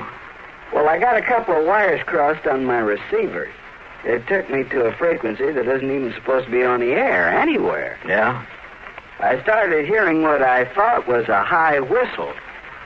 It was so high it was barely audible, like an oscillator note, a continuous squeal. Only it broke off now and then. Well, now, Bob, in spite of finding a key myself a long time ago, I'm afraid this is a little outside Wait, Johnny. my... I've also been experimenting with this tape recorder. Running the tape and recording at about 5 feet a second instead of 7.5 inches a second. Yeah, well, excuse me, but listen, please. Okay, I'm listening. I recorded that squeak, running the tape real fast, and then I played it back slowly. You know what it was, Johnny? All right. It was ultra-high-speed transmission, code transmission. Oh? And when I played it back as slowly as I could, so I could read it, will you listen to it? I've got a variable speed on this. Can you read international code? Go ahead, Bob. Turn it on. Yeah.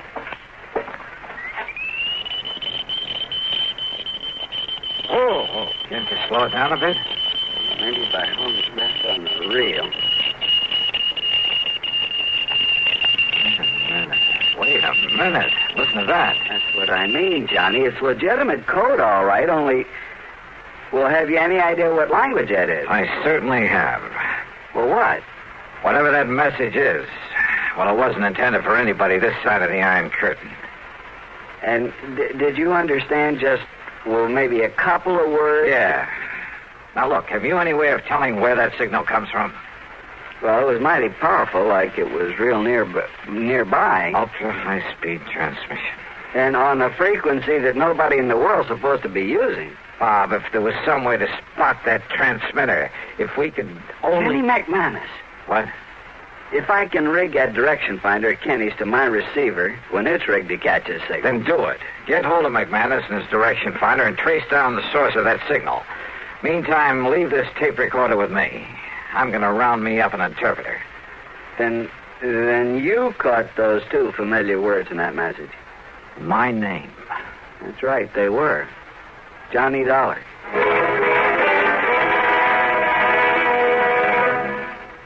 Act 4 of yours truly, Johnny Dollar, in a moment. And now here's a message from the watchmakers of Switzerland. Swiss vacation. Swiss vacation. Win a fabulous vacation for two in beautiful Switzerland. Enter the Swiss Vacation Contest. It's easy. Nothing to buy. Pick up a free entry blank at a jewelry store or other store that sells quality watches. Then in 25 words or less, complete this statement. A quality watch is the best value because there are 1,000 prizes. First prize, a 21-day vacation for two in Switzerland. You fly deluxe Swiss Air both ways. Visit many colorful places. All expenses paid for two people, plus $500 extra spending money. Second, third, and fourth prizes. 15-day Swiss vacations for two.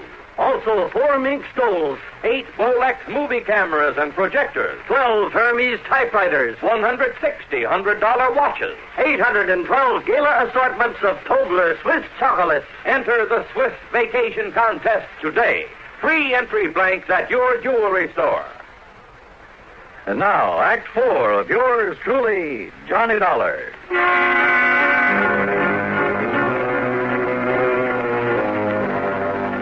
Two familiar words and that high-speed code message that Bob McKinney had intercepted. So high-speed it sounded like a continuous squeal until we played back the recording slowly and recognized it for what it really was. A secret message in that foreign language. Those 2 words were my own name, Johnny Dollar. My one good police contact there on the West Coast was Lieutenant Harry Golden of the Homicide Squad. Sure, it was out of his line. It was the middle of the night. But he rounded up Alan Orloff, an interpreter, sent him over to see me. It was nearly 8 a.m. by the time I transcribed the code message. And then when Orloff finished translating it. Mr. Dollar, do you see what this means? I certainly do, Orloff. But not only the threat against you, sir, because you are working on this very case. I know. But the sender of this message has somehow got hold of secret plans for a missile, a space rocket. Orloff. Has copied those plans, is holding them for an agent of this other government to pick them up later on today. Which means that somehow I've got to locate the sender of that message. But how? And it must be done immediately before the contact with this other agent. I know.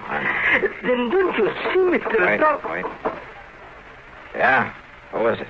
Bob McKinney. Oh, Bob. What'd you find out? Johnny, that secret transmitter's right here in North Hollywood. It's been working ever since I talked with you, up until just about an hour ago. Here's the address and the name of the person who owns the house. Good. Only the antenna must be set up in the attic or something. What do you mean? There's no outside antenna to show there's a transmitter working there. And, of course, using that frequency that nobody would ordinarily be able to pick up. If it hadn't been for my dumb luck in receiving an ultra-high-speed transmission. Did you record any further messages? I got them right here on tape, on this recorder. Good. Then while you transcribe them so Mr. Orloff can translate them, I'm going to the address you have on this... Huh? Kind of figured the name of that sender might surprise you. Surprise, huh? That is the understatement of the week. I'm going over to that missile development outfit. And I hope and pray Dr. Smithwick is there now.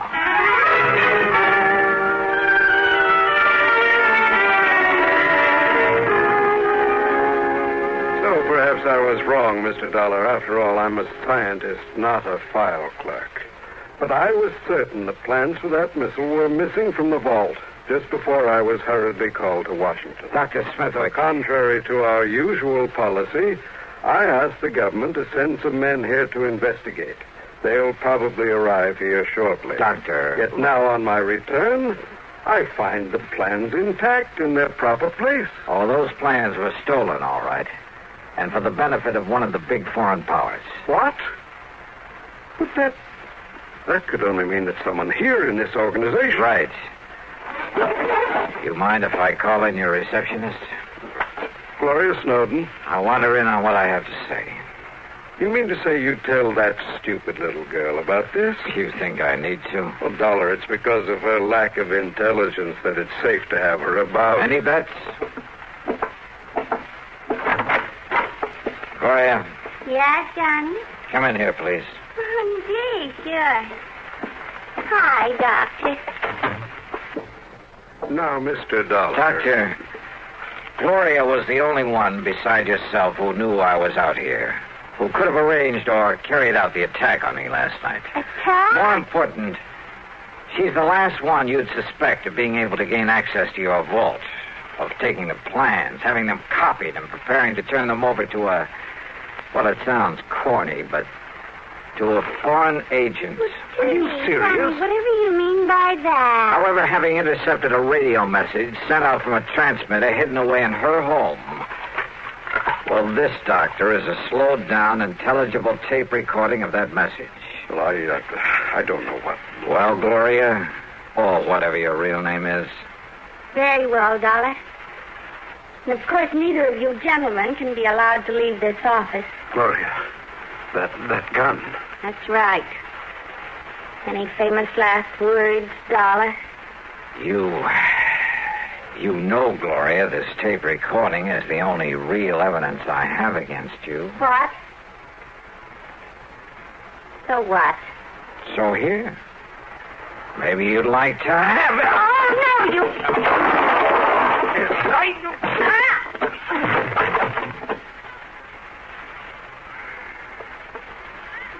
Mr. Dollar. Yeah, Doctor. And maybe those G-men you sent for will keep the date she made with her contact. The one supposed to pick up those plans from her.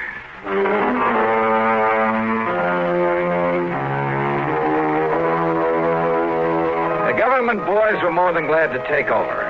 And I hope they can find some way to reward Bob McKinney, who really solved this case. Expense account total, including the trip back to... wait a minute. Forget it. In so good a cause, it was the least I could do. Yours truly, Johnny Dollar.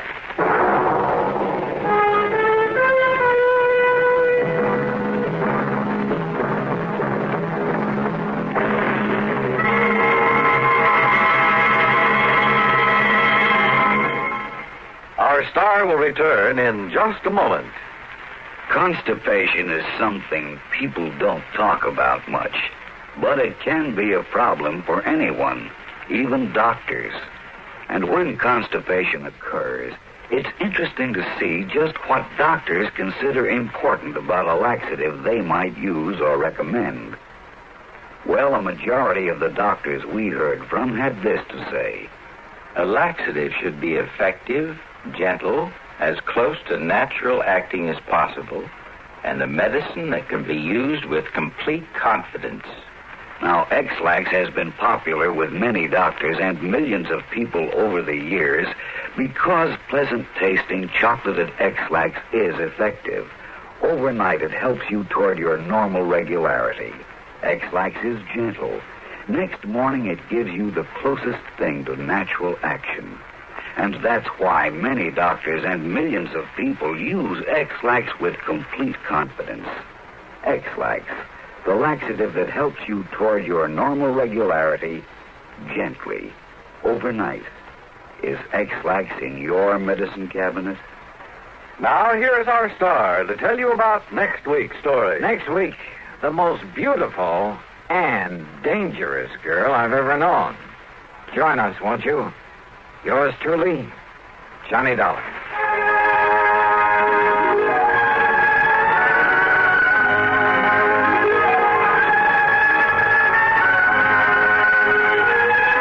Yours truly, Johnny Dollar, starring Bob Bailey, originates in Hollywood and is written, produced, and directed by Jack Johnstone.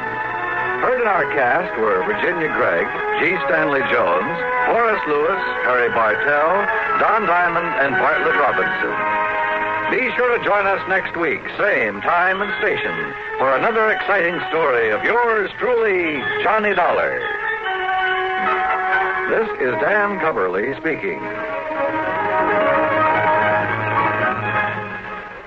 This is the CBS Radio Network. And this is Radio 59 WROW.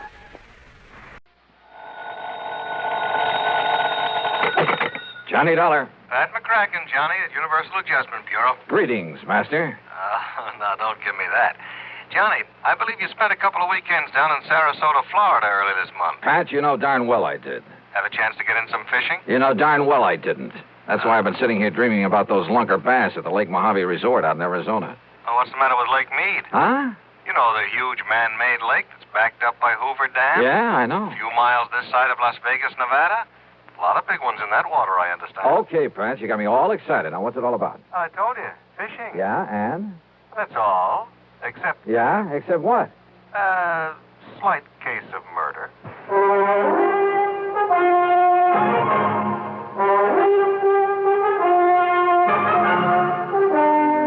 Bob Bailey in the exciting adventures of the man with the action-packed expense account, America's fabulous freelance insurance investigator. Yours truly, Johnny Dollar.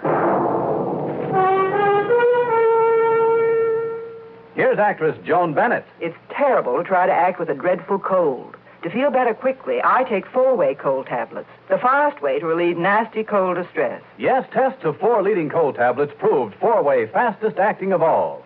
Amazing 4-way starts in minutes to relieve aches, pains, headache, reduce fever, calm upset stomach, also overcomes irregularity. When you catch cold, try my way. Take 4-way cold tablets, the fast way to relieve cold distress. 4-way, 29 and 59 cents. Now, a word about another fine product of Grove Laboratories. Had dandruff for years? Now get rid of it in 3 minutes with Fitch Dandruff Remover Shampoo. 3 minutes with Fitch regularly is guaranteed to keep unsightly dandruff away forever. Apply Fitch before wetting hair, rub in 1 minute. Add water, lather 1 minute. Then rinse 1 minute. Every trace of dandruff goes down the drain. 3 minutes with Fitch, embarrassing dandruff's gone. Fitch can also leave hair up to 35% brighter. Get Fitch Dandruff Remover Shampoo today. And now, Act 1 of yours truly, Johnny Dollar.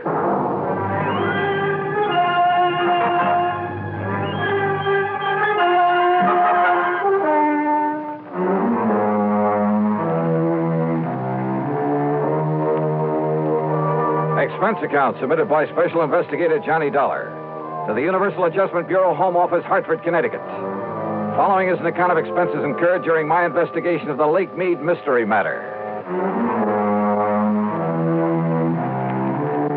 All right, now, Johnny, your contact will be Mr. Roscoe Trimmer. He's head of the local office of Greater Southwest Insurance and Liability right there in Las Vegas. You said murder. Can you give me any details? No, you'll have to get everything from Trimmer.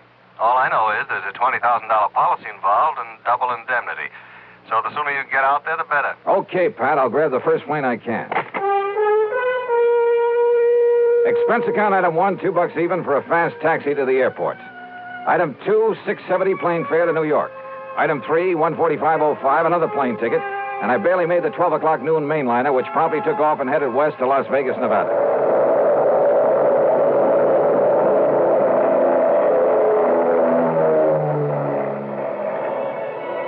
It was 9:45 p.m. Pacific time when we started the long glide down from a starlit sky to the landing strip at McCarran Field in Las Vegas, Nevada.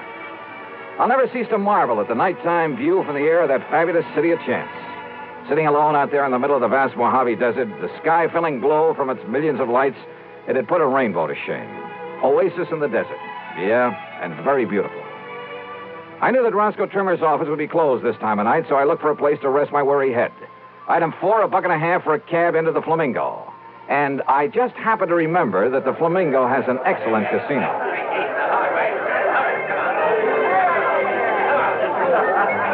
Now, I'm really not a gambling man in the usual sense of the word, but who can resist the lure of the dice and roulette tables, the blackjack, even the slot machines in a setting like this? Sure, the house always wins, and the sucker who forks out his hard-earned money doesn't stand a chance.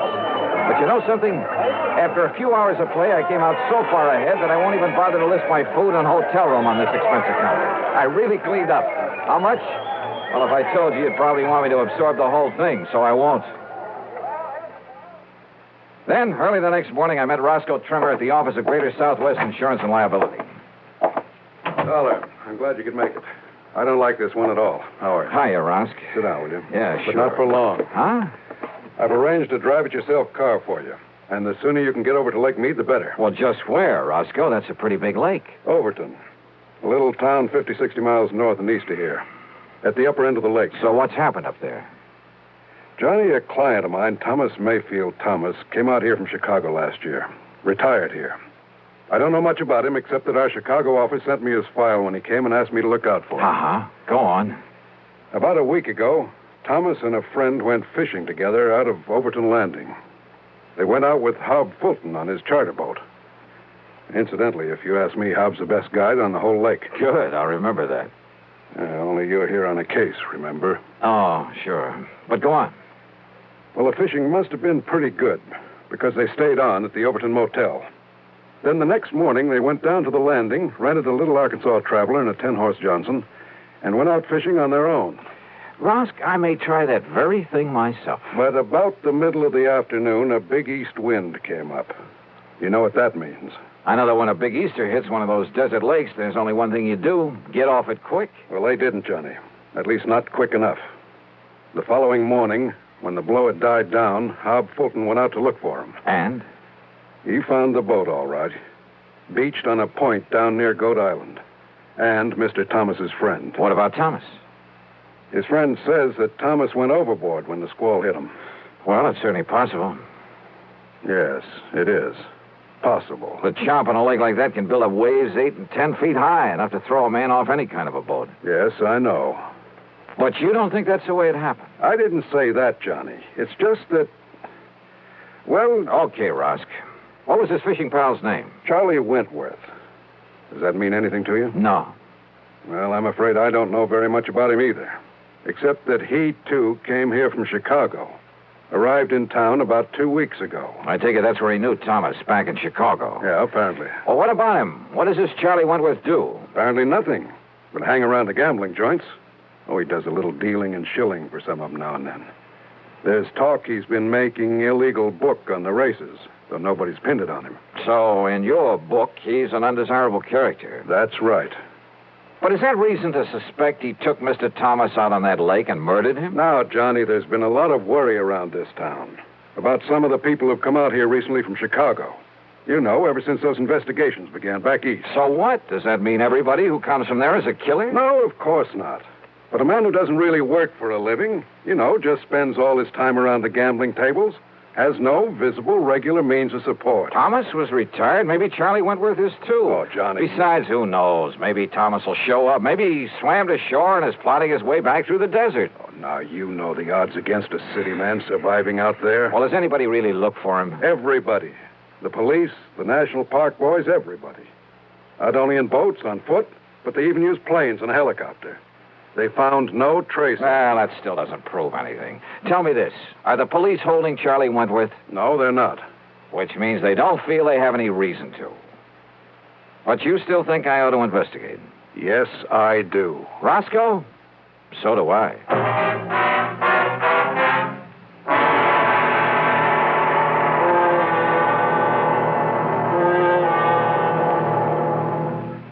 Act 2 of yours truly, Johnny Dollar, in a moment. Hey, Dad, did you check your car filters today? No, son, I didn't. Why? Because it might pay you $1,000. $1,000 for a car filter? That's right, folks. You may have a filter under the hood of your car worth $1,000 and not even know it. A Fram filter worth 1,000 silver dollars. A regular filter change is important to today's cars. So important that Fram Corporation is paying $60,000 to get you to check your filters now. Last year, in preparation for Fram's silver anniversary, 10,000 secretly numbered Fram filter cartridges were distributed all over the United States and installed in cars during regular servicing. These filters are worth from $1 to $1,000. You may have one in your car right now and not even know it. Check your oil filter and air filter now. If there's a specially numbered Fram filter in your car, you will win up to 1,000 silver dollars, and your dealer will win the same amount. Get in on Fram's big silver treasure hunt. Check your car filters now. And now, Act 2 of yours truly, Johnny Dollar and the Lake Mead Mystery Matter.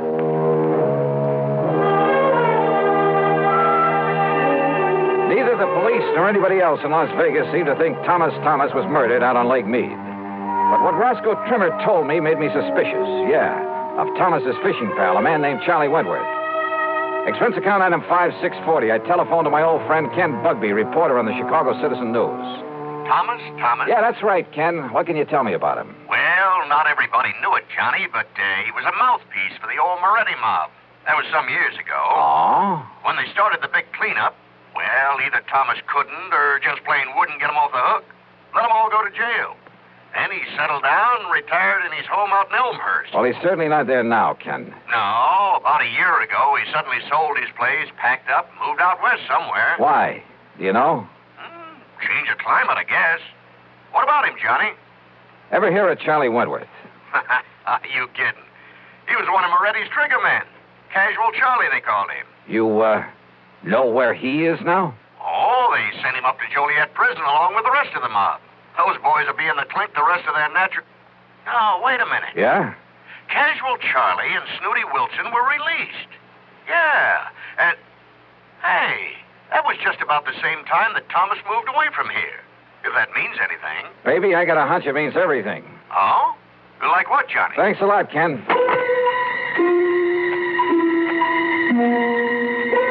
Next stop was the public library, the old newspaper files. Getting some info on the almost forgotten Moretti mob was a lead pipe cinch, especially about the time when the gang was broken up. And apparently, when Lawyer Thomas saw the jig was up for his boys, having made his pile, and to keep himself out of trouble, he left them flat. He'd let them get sent to the pen without raising a finger in their defense. So don't tell me that a mobster wouldn't want to get even with the guy who'd let him down. Sure, Charlie had killed Thomas. I was sure of it without even seeing him. But to prove it, without the corpus delicti, I spent item $632 even on some equipment at a sporting goods store. Then I drove north on Highway 91 to the quiet little town of Overton. There I learned that for once, Hob Fulton, the fishing guide, had a free day on his hands, that he was down at the lake some 12 miles east of the town. I met him at the dock, and within a few minutes, we were on board as Higgins went about and heading south. Lake Mead is a tremendous thing, something like a 550-mile shoreline, the biggest man-made body of water in the world, I believe. Just thinking about the record-breaking largemouth bass that have come out of that lake fairly made my mouth water. I carefully checked out the equipment I'd brought along. So you spent a lot of good money renting that stuff from Shelby's Sporting Goods down in Vegas, huh? Yep. Well, where's the spear? Bob, I don't think I'm going to need a spear. I don't think you can need any of that stuff. You ask me, Dollar, if you want to catch fish, borrow one of those rigs I brought along. Bob, I just want you to take me to the same spot you took Mr. Thomas and Charlie Wentworth. Too bad about that, Mr. Thomas. I got him a lot of nice bass, though. You know, fishing only the real deep holes. That's where they are this time of year. That's what I figured. If only they'd had sense enough to come back in that next day when the wind started to blow. Did they seem to get along all right, Hob? I told the police about that, Mr. Dollar, but I guess it didn't mean anything. Told them about what? Well, you ask me. Mr. Thomas wasn't any too happy fishing with Charlie Wentworth. But Charlie kept saying, let bygones be bygones, and let's enjoy the fishing, so... When you found Charlie in the boat the next morning, was there tackle still in it? Have you ever seen this lake when there's a big blow from the east, Mr. Dollar? I've seen Lake Mojave when it's been that way, but you haven't answered my question. No, sir. Their tackle boxes got thrown overboard along with everything else. Even that big one of Charlie's. Dollar, he had enough stuff in that thing to sink the Queen Mary. He did, huh? Like what, Hob? Well, I didn't poke around in it. When I heisted on board. Oh, look.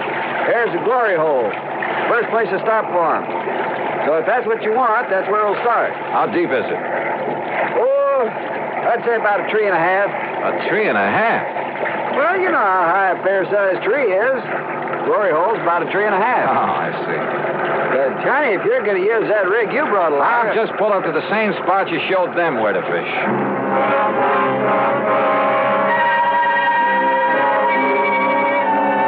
By the end of 2 hours, I'd tried at least half a dozen of the holes where Hob had taken Thomas and Charlie. No luck.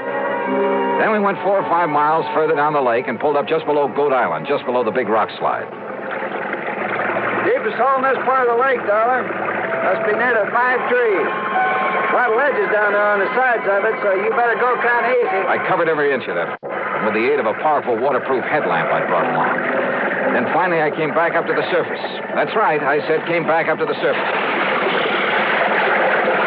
Here, Johnny, let me give you a hand back in the boat. No, thanks. I'll rest you in the water for a minute. That's a pretty deep hole. Yeah, but how you ever expect to catch bass in that skin diving rig without even a spear? Hand me a long rope, Hob. I found it down there. Huh? Yeah, on a ledge about 50 feet down, lashed onto that heavy tackle box you were talking about. That's what made it sink. What are you talking about, Johnny? The body of Thomas. What? Yeah, and there's a bullet hole right between the eyes. Act 3 of yours truly, Johnny Dollar, in a moment. Be sociable, look smart, keep up to date with Pepsi, drink light, refreshing Pepsi, stay young and fair and debonair, be sociable, have a Pepsi. When friends drop in, let your hospitality show you're sociable in the modern manner. Pepsi, you know, is the favorite of the smart and young at heart.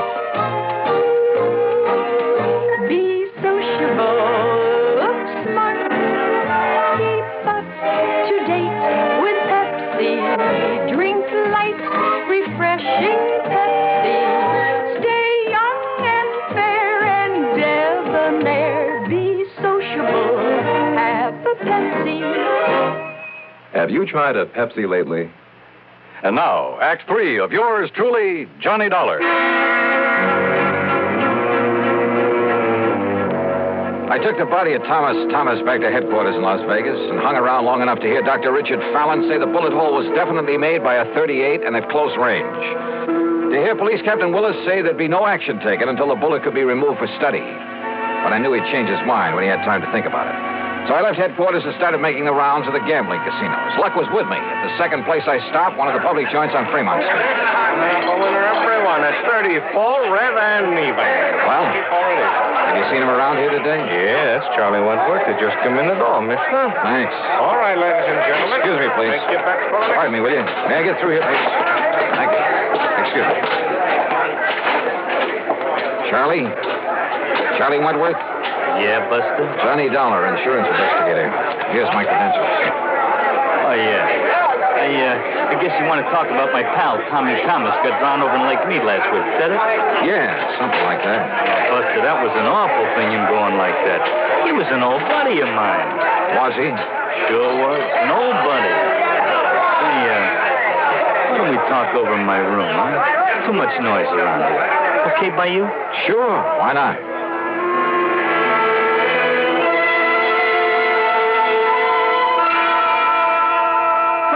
Are you kidding? I'm not kidding. No, listen, Dollar, I haven't packed a rod since the old days of the Moretti mob back in Chi. I'll bet. That's a fact. It's a truth. You think I want to get in trouble again? Well, you're wrong, see? Maybe. Look, I did my stretch, and it learned me a lesson. I'm all through with that kind of stuff. I'm all through with it. Oh, sure. It's a fact. It's the truth. I'm strictly legit now. You understand? What about making book around town without a license? Who said that? Well? You can't prove it. You or nobody else. And what's that got to do with Tommy Thomas and the poor guy getting drowned? Tell me that, huh? What is this, Dollar, anyhow? You really hated his guts, didn't you? Well, sure, wouldn't you if... Well... Sure. Because when the chips were down, he didn't give you a hand. He let you and the rest of the mob take the rap. Kept his own skirts clean at your expense. Listen, what are you trying to do? Get me excited? Say something I shouldn't say? I don't mean... Keep talking, Charlie. Sure I hated it. I could have killed him. At first, that is. Only at first. Anybody would have felt that way. But, you know, after a few years in the clink, you learn better. What good's it do you? Those things don't matter. You've learned your lesson. I know I did. Oh, you became a paragon of virtue, I suppose. I don't know what you're talking about, but that's all over. You hear me? When I just happened to find him living here in Vegas, that was all over. Let bygones be bygones. I mean it. We was pals. Charlie, there's about as much truth in that. That's a fact. That's the truth. Then why did you kill him? That's a lie. You can't prove it. That's where you're wrong. Huh? I have absolute proof. Oh, yeah? Yeah. I found it on his body. His body? I fished it out of Lake Mead this morning. Now, listen. You had Hob Fulton show you all the deepest holes when you went out fishing with him. Then the next day, you took Thomas out there alone. You killed him, tied that weighted tackle box to his body, and let him sink down in the deepest hole of all, down below the rock slide. That windstorm. Yeah. Gave you the greatest excuse in the world for coming back alone, didn't it? You couldn't have had it better if you'd planned that storm yourself. But it didn't excuse the bullet hole in Tommy Thomas's head from your gun. From my gun? Yeah. No longer packing a rod, huh? Dollar, maybe I sort of, kind of... Well, maybe I forgot about this one.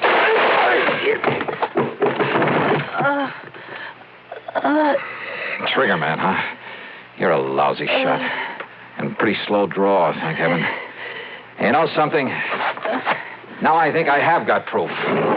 Yeah, this gun of yours.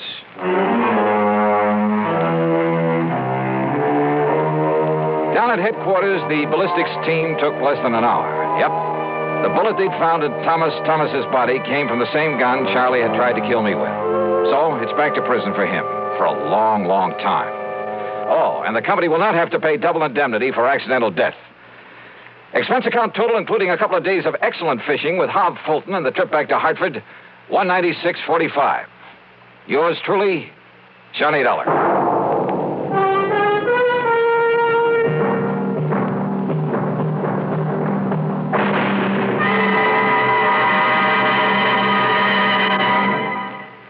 Our star will return in just a moment. I've used to medium-priced cars, but most of them raise prices way up for $59. Now what do I do? Come test our best, the Ambassador V8 by Rambler, the luxury car that did not raise prices. I've always bought medium-priced cars, but now they're just too long to handle, too hard to park, too big for my garage. Come test our best, the luxurious Ambassador, so compact it outturns, outhandles, and out-economizes other medium-priced cars. Just what is the Ambassador? It's the compact luxury car, finest product of American Motors. Ambassador has generous shoulder room, hat room, and leg room, and no awkward hump in the middle of the floor. Ambassador offers personalized luxury, individual front seats that adjust to each person's exact leg room, adjustable headrests, 270 V8 horsepower, best power-to-weight ratio in the medium-priced field, air coil ride. It's the finest car ever priced so close to the lowest. Come test our best, the luxurious Ambassador V8 at Rambler dealers. Now, here's our star to tell you about next week's story. Next week, a little boy in a small New England town leads me to tangle with a killer. Join us, won't you? Yours truly, Johnny Dollar.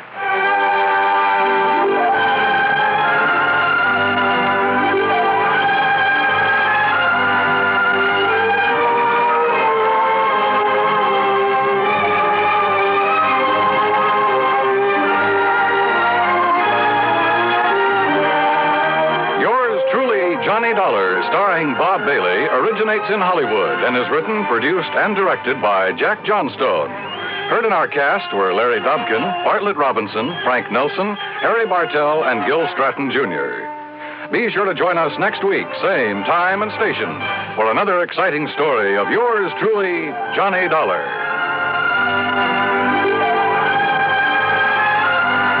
This is Dan Coverly speaking. By far, radio's outstanding theater of thrills, Suspense, next on the CBS Radio Network. 59 on your dial, WROW Albany.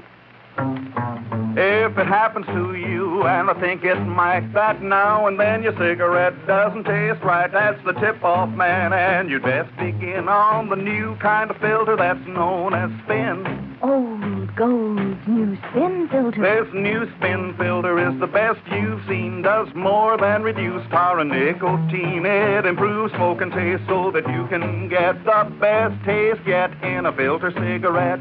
Old gold new spin filter. Test for taste, try your present brand against old gold. Test for taste, and it's 10 to 1 that you'll be sold. Test for taste with a cigarette, a carton, or a pack. Test for taste, find the flavor all the other filters lack. Old gold new spin filter. That's the story, boys. That's how you can get the best taste yet in a filter cigarette. Old gold new spin filter. 5:30. From Hollywood, it's time now for Johnny Dollar. I love you. Hello? I said I love you. Yeah. That does not please you? Oh, pleases me fine. Now, why don't you and I get together and we'll be able... That would be nice. Well, just name the time and the place and, Hey, wait a minute. Who are you? Carmela Jocares, Johnny. Oh, well, let's get down to earth. Carmela? Yes, Johnny. Well, Well, usually when my phone rings this way on a Sunday night, well... I know. You expect some dull insurance agent to be calling you. Yeah. With a dull insurance matter for you to worry about, no? Yeah, that's usually the case. But this one does not need to be dull. You mean you have an insurance problem on your mind? Of course. So maybe you will help me? Well, just name the company, any company, and I'm on my way. The Universal Adjustment Bureau would be interesting. So who cares if they're interested? Come on, Carmela, get to the point, huh? Come see me, Johnny. Tell your friend, Pat McCracken at the Universal. Yeah, sure. Tell him what? That I called you. Will you, Johnny? Are you kidding? Goodbye. Yeah, well, where can I... Hello? Hello? Huh?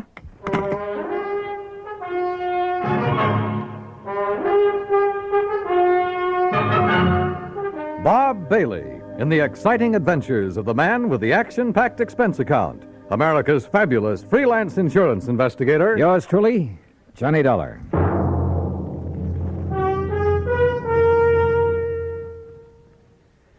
Now that the holiday season is with us, there are 3 different reasons why you should have several packages of Chef Boyardee Pizza Pie Mix handy in the house. The reasons are friends who drop in for lunch, friends who drop in for supper, and friends who come over just to say hello. Because pizza is perfect to serve friends and family any time of the day. And when you use Chef Boyardee Pizza Pie Mix, it's so easy. You see, everything you need is right there in the one Chef Boyardee pizza package that you keep on your cupboard shelf. Needs no refrigeration. You get the flour that turns into crispy golden crust. Chef's own pizza sauce, made according to the very same recipe Chef Boyardee brought with him from Italy. And even mellow Italian-style cheese, already grated to become a delicious, bubbling topping. Serve everybody pizza this holiday season. They'll love it. And you'll find pizza is so easy to make when you use Chef Boyardee Pizza Pie Mix. Get several packages.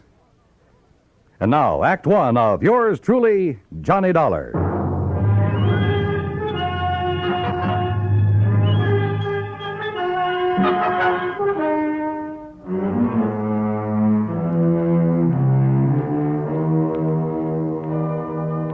Expense account submitted by Special Investigator Johnny Dollar to the Home Office, Universal Adjustment Bureau, Hartford, Connecticut.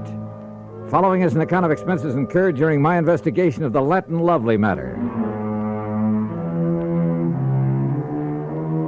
Expense account items 1, 2, 3, 4, and 5, 50 cents for phone calls early Monday morning, trying to reach Pat McCracken. Item 6, $1, taxi fare to the offices of Universal Adjustment. Oh, hi, Johnny. Top of the morning to you. Yeah, where the Sam Hill have you been all morning, Pat? All morning? You kidding? Look, the clock on this desk says exactly 9:02. For me, that's the crack of dawn. Now, what's bothering you? Carmela. Oh, Carmela Jocares. Yeah, only it's Jocares. Oh, well. Might have known she'd call you direct. I should have warned you, Johnny. You know her, Pat? She's threatened to come down here and camp on my doorstep any minute. Oh, can you think of a nicer ornament to have around? If she's anything like she sounds on the phone. She is, Johnny, yeah. That's why I should have suggested that Special Investigator Martha Mayberry Balderdale help her. Balderdale? Uh-huh. Now, how could an old battle axe like her know how to deal with a young, charming, beautiful... dancer like Carmela? Dancer? Is that what she is? Yes, yes. Not very good, but she's just as beautiful and seductive. No, maybe I better stick old Lady Balderdale on. All right, Pat, quit the kidding and tell me what it's all about. Who's kidding? Well, where do I find Carmela, her address? Now, you see, you're already emotionally involved with her. You haven't even met her. Emotionally? Client relationship in our business should be entirely objective, Johnny. How can I possibly expect you to look at Carmela's insurance problem with an unbiased mind? Pat, All she'd have to do is bat those lovely big brown eyes at you a couple of times. Look, will you stop baiting me and tell me what this is all about? Emotion. All right. I got involved with this little Latin Lovely as a favor to the company that issued her the policy, Surety Mutual and Trust. What kind of a policy? Retirement. Pays her $50,000 when she's 45. Meantime, if she dies, her beneficiary gets the $50,000. So what's the matter with it? Well, like I told you, Johnny, she's a dancer. Nightclubs. Always has a partner. Some good young kid who can make up for her shortcomings. Only a different partner every month or so. Well, what's that have to do with her insurance? Well, she has the company name her partner as beneficiary. Oh, I see. And if she keeps changing her policy... Right. And by now it has so many riders attached to it, the company's running out of filing space. And what's more important, the cost of servicing this one lousy policy and the time that's been wasted on it. And the last time... Well, she's been so insistent you'd think she was planning to die tomorrow. Well, maybe she is. Why doesn't the company just stall on making some of these changes? Oh, they've tried that. So what happened? She's on the phone every day, 2 or 3 times a day. Nobody has any peace. That's why they finally turned to me in desperation. And you said you'd have me talk to her. I did not. She asked for you. Why? How'd she even know about me? Oh, newspaper, some of the radio programs about the cases you've handled. Johnny, you're her idol. You're her dream boy. Oh, yeah, sure. But what to do about this? Well, you get her to settle with one beneficiary. Get her married, something like that, so her policy will stay set for a while. Yeah, married, even if you have to... Oh, yeah. You? Huh? Yeah. Oh, no, you don't. Not me. Oh, no. It's a great idea. Johnny, her address is 624 East 47th Street, New York. Now, you look, But just remember one thing. Universal Adjustment Bureau will not pay for your defense in a breach of promise suit, John. It's all the way or nothing. Oh, yeah, sure. Call me up sometime when you have a case for me. sucker. Me, that is. Because of item 7, 1940, plane fare and incidentals to New York City, taxi from the airport to 624 East 47th Street, a nice modern apartment building complete with a uniformed doorman. Miss O'Carra's? That's right. Can I have your name, sir? Johnny Dollar. Oh, yes, of course. So, if you'll just give me her apartment number... may I see your credentials, please? My credentials? Oh, sure. Why not? Here, take a good look. Well, seems all right. Thank you, sir. Now, look, she's expecting me. I know, sir. Then what's all this fuss about? Will you step into the lobby, please? Oh, sure. Now, what's the number of her apartment? One moment, please.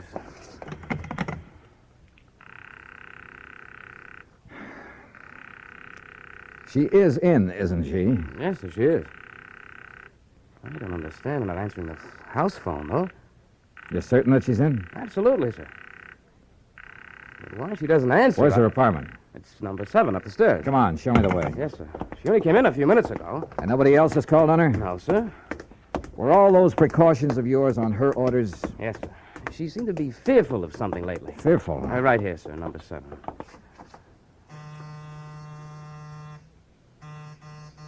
That's funny. Miss Ocades! Miss Ocades! Carmela! Listen. Now what? That sound inside. Well, there must be somebody You in got a there. passkey? Well, yes, sir. Come on, give it to me quick. But unless you have some authority, Mr. Dollar. I have all I need.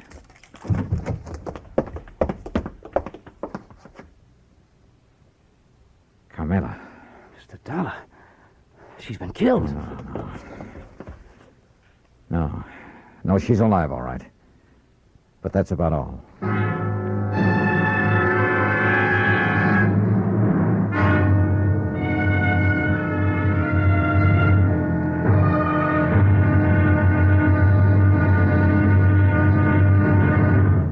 Act 2 of yours truly, Johnny Dollar, in a moment.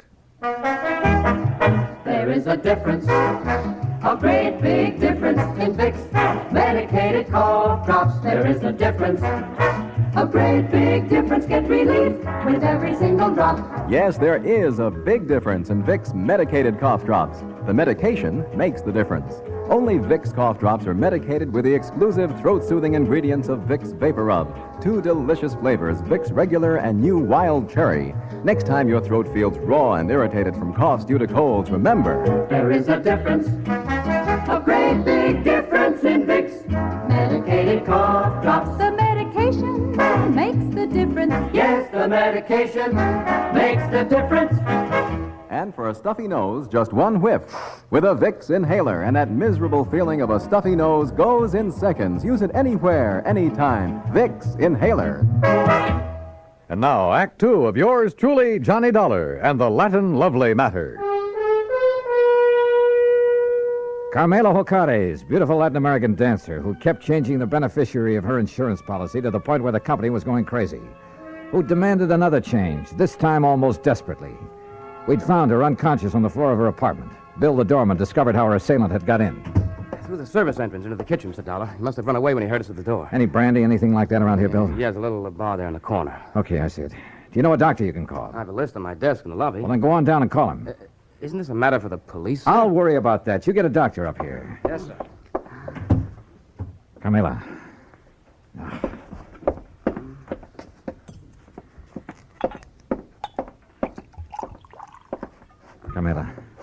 Carmela, here. See if you can drink this.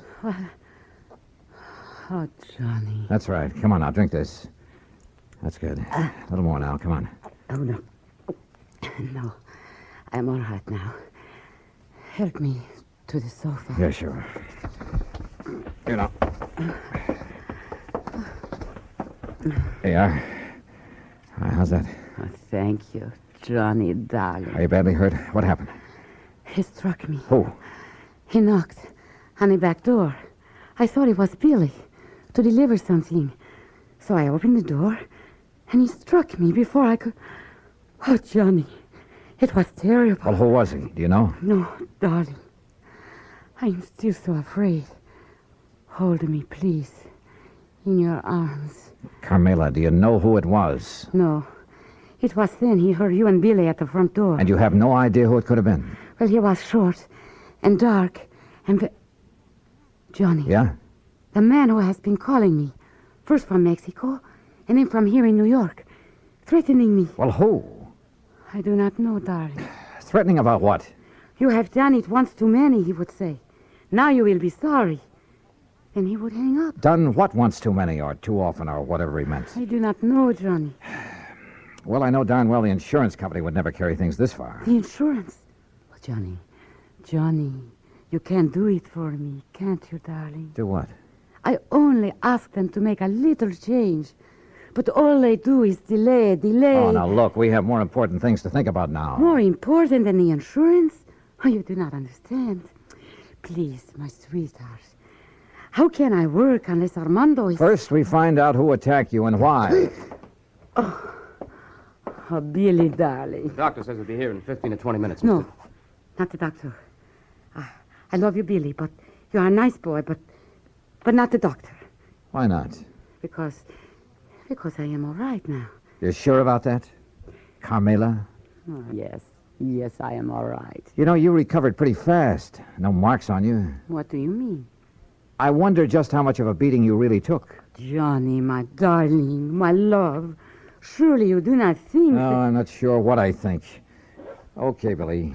Call off the doctor until I can find out what's what. Oh, thank you, my sweet. You do care about me. I love you. Oh, yeah, sure. And, Billy boy, you stay here until I get back. Yes, sir. My Juanito, where are you going? You know something, Carmela? I wish I knew.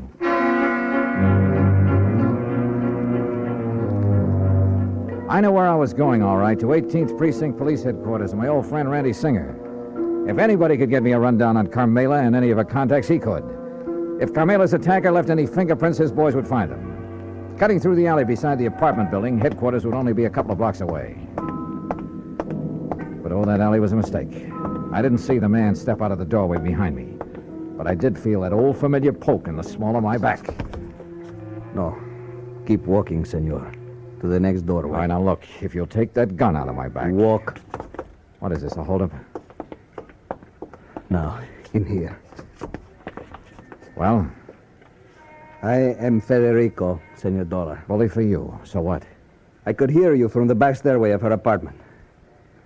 So you would help her, eh? Carmela? Maybe? No. You will not, because I will kill you first.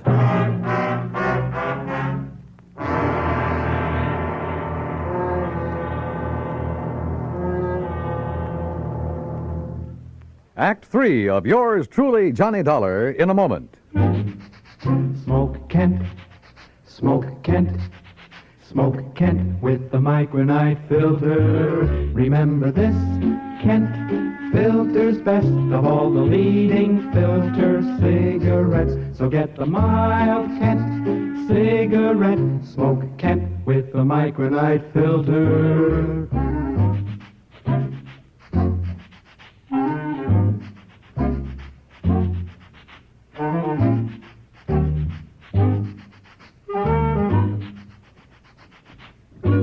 Remember this, Kent filters best of all the leading filter cigarettes. So get the mild Kent cigarette. Smoke Kent, Smoke Kent, Smoke Kent. What a wonderful feeling. Smoke Kent. And now, Act 3 of yours truly, Johnny Dollar, and the Latin Lovely Matter.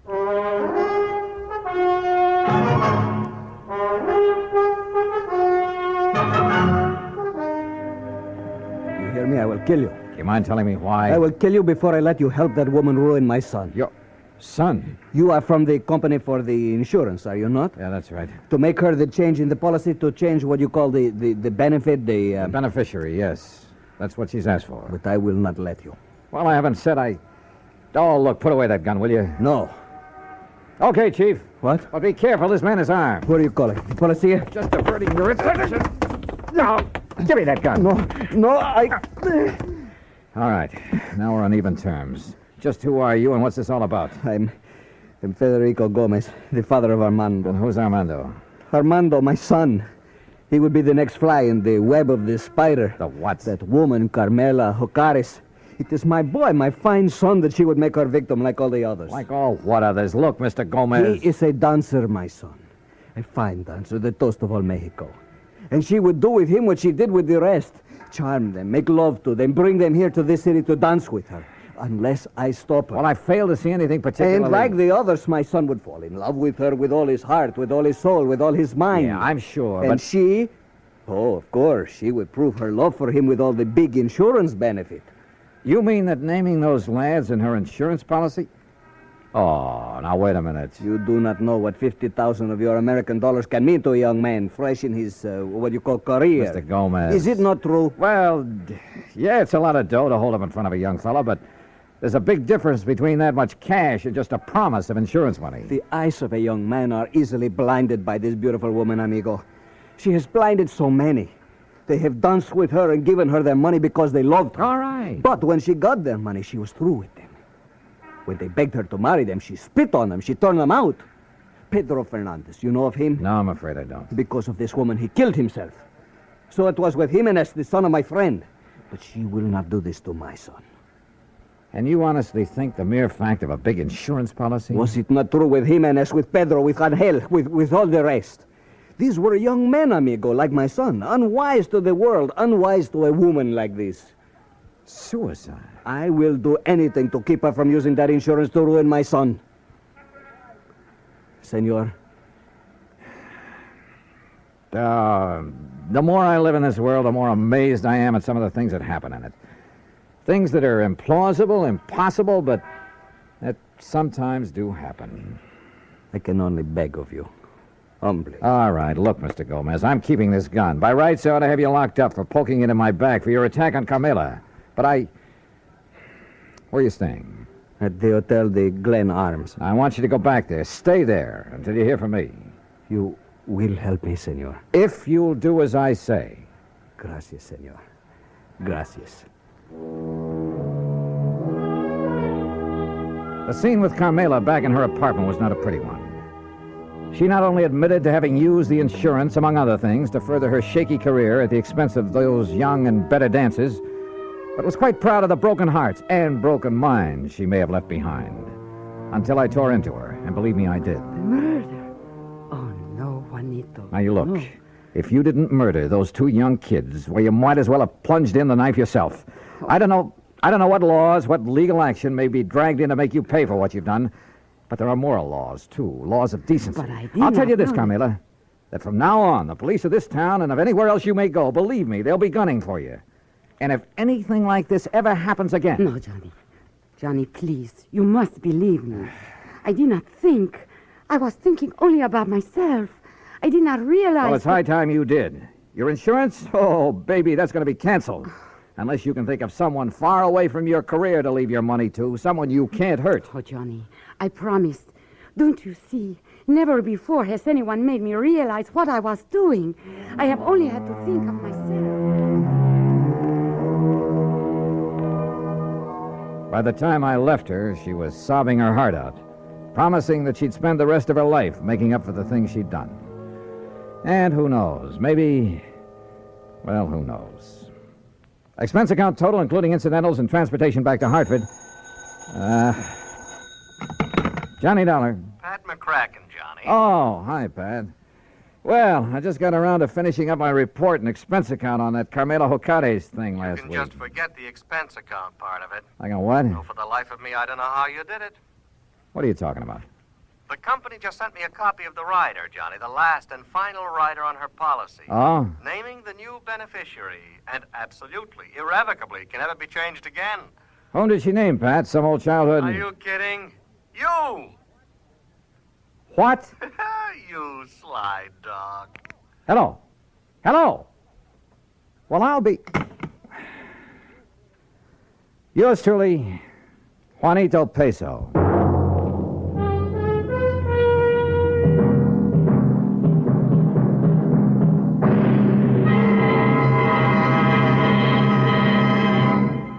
Our star will return in just a moment. Meet movie star Dorothy Lamour. Actresses can't perform with a rotten cold, so I take 4-Way, the fastest way to stop terrible cold distress and feel better quick. Right. Of all leading cold tablets tested, 4-Way's the fastest-acting brand. In minutes, amazing 4-Way starts to relieve aches, pains, headache, reduce fever, calm upset stomach, overcome irregularity. When you catch cold, remember my advice.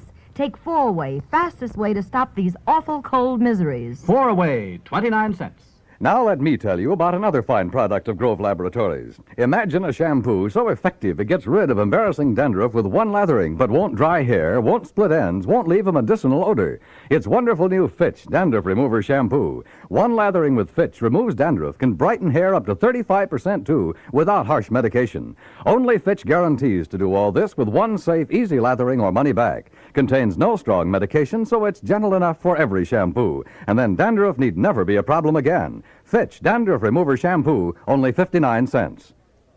Now, here is our star to tell you about next week's story. Next week, some priceless jewelry, a beautiful girl, and believe me, they add up to trouble. Join us, won't you?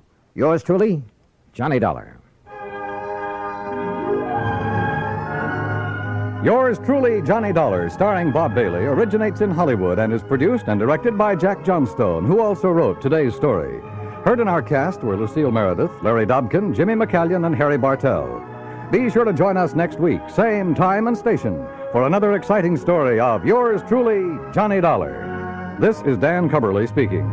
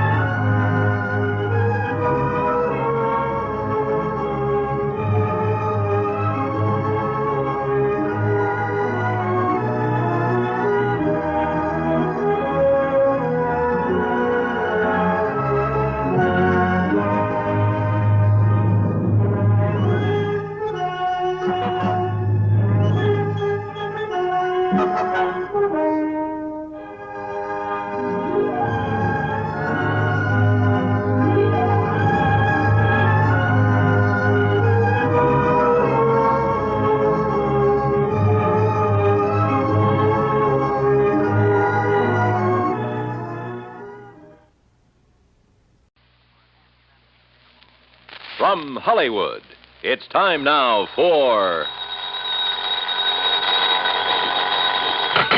Johnny Dollar.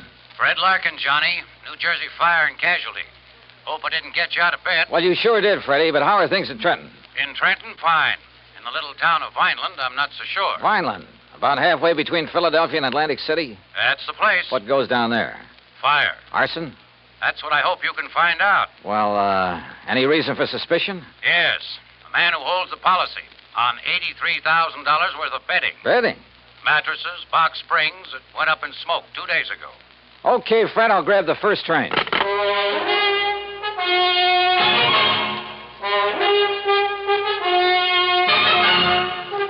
Bob Bailey in the exciting adventures of the man with the action-packed expense account. America's fabulous freelance insurance investigator. Yours truly, Johnny Dollar. And now, Act One of yours truly, Johnny Dollar.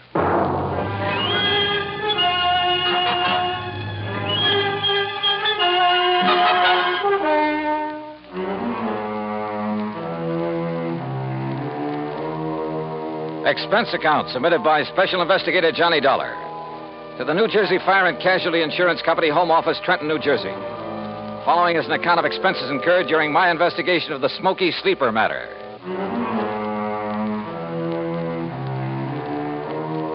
Expense account item 1, 1075, fare and incidentals, Hartford to Trenton. Item 2, 80 cents, taxi to Fred Larkin's office on West State Street. He lost no time in getting right to the point. That's right. $83,000 total loss. Well, who's filed the claim, Fred? Name is Ben Murray, sole owner and manager of Ben Murr Furniture Sales in Philadelphia. Sort of a small chain scattered around all over the city. I thought you said the loss was in Vineland. It was. That's where he had a big warehouse. Well, if his stores are in Philly... He claims it's cheaper than maintaining a big warehouse in the city. Also, apparently, it's close to a couple of sources of supply. He's been a good account, Johnny. We've made a lot of money on his policies. Well, it sounds like you've issued him quite a few. Well, we have. You see, in addition to the usual coverage on his stores, We've issued him a lot of short-termers on warehouse contents from time to time. I don't quite see what you mean. His whole business is based on special sales. Pre-inventory, going out of business, distressed merchandise, fire and water damage sales, summer, winter, spring, and fall sales. Anything you can think of. No kidding. Periodically, he loads up his violent warehouse with stuff he's accumulated for the next big sale, and we insure it. This time it was $83,000 worth of box springs and mattresses. Wow, that's a lot of betting for just one sale. Don't worry. He'd have got rid of it. His salesmen are the sharpest bunch you ever saw. Too sharp, if you ask me. Almost like a bunch of con men. You know what switching means in the retail trade? Isn't that when they advertise a well-known item at a very low price? That's it. Then when you try to buy it, they just happen to have sold the last one. That's it.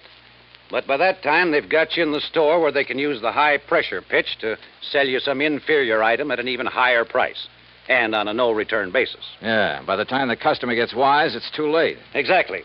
I suspect they're not above using the label switch, too. You know, have some local manufacturer make up a cheap item, then put a nationally recognized label on it, or a pretty good copy. My, what nice clients you have, Freddie. Well, what can we do, Johnny? As long as we don't catch them red-handed in something that directly affects us. Well, you don't need to write any more policies. The company says different, at least until such a time as they try to pull something on us, or we find proof of such doings. I see. Oh, where'll I find this Ben Murray? Either at his main office in Philadelphia or down in Vineland, looking over what's left in the shell of that warehouse.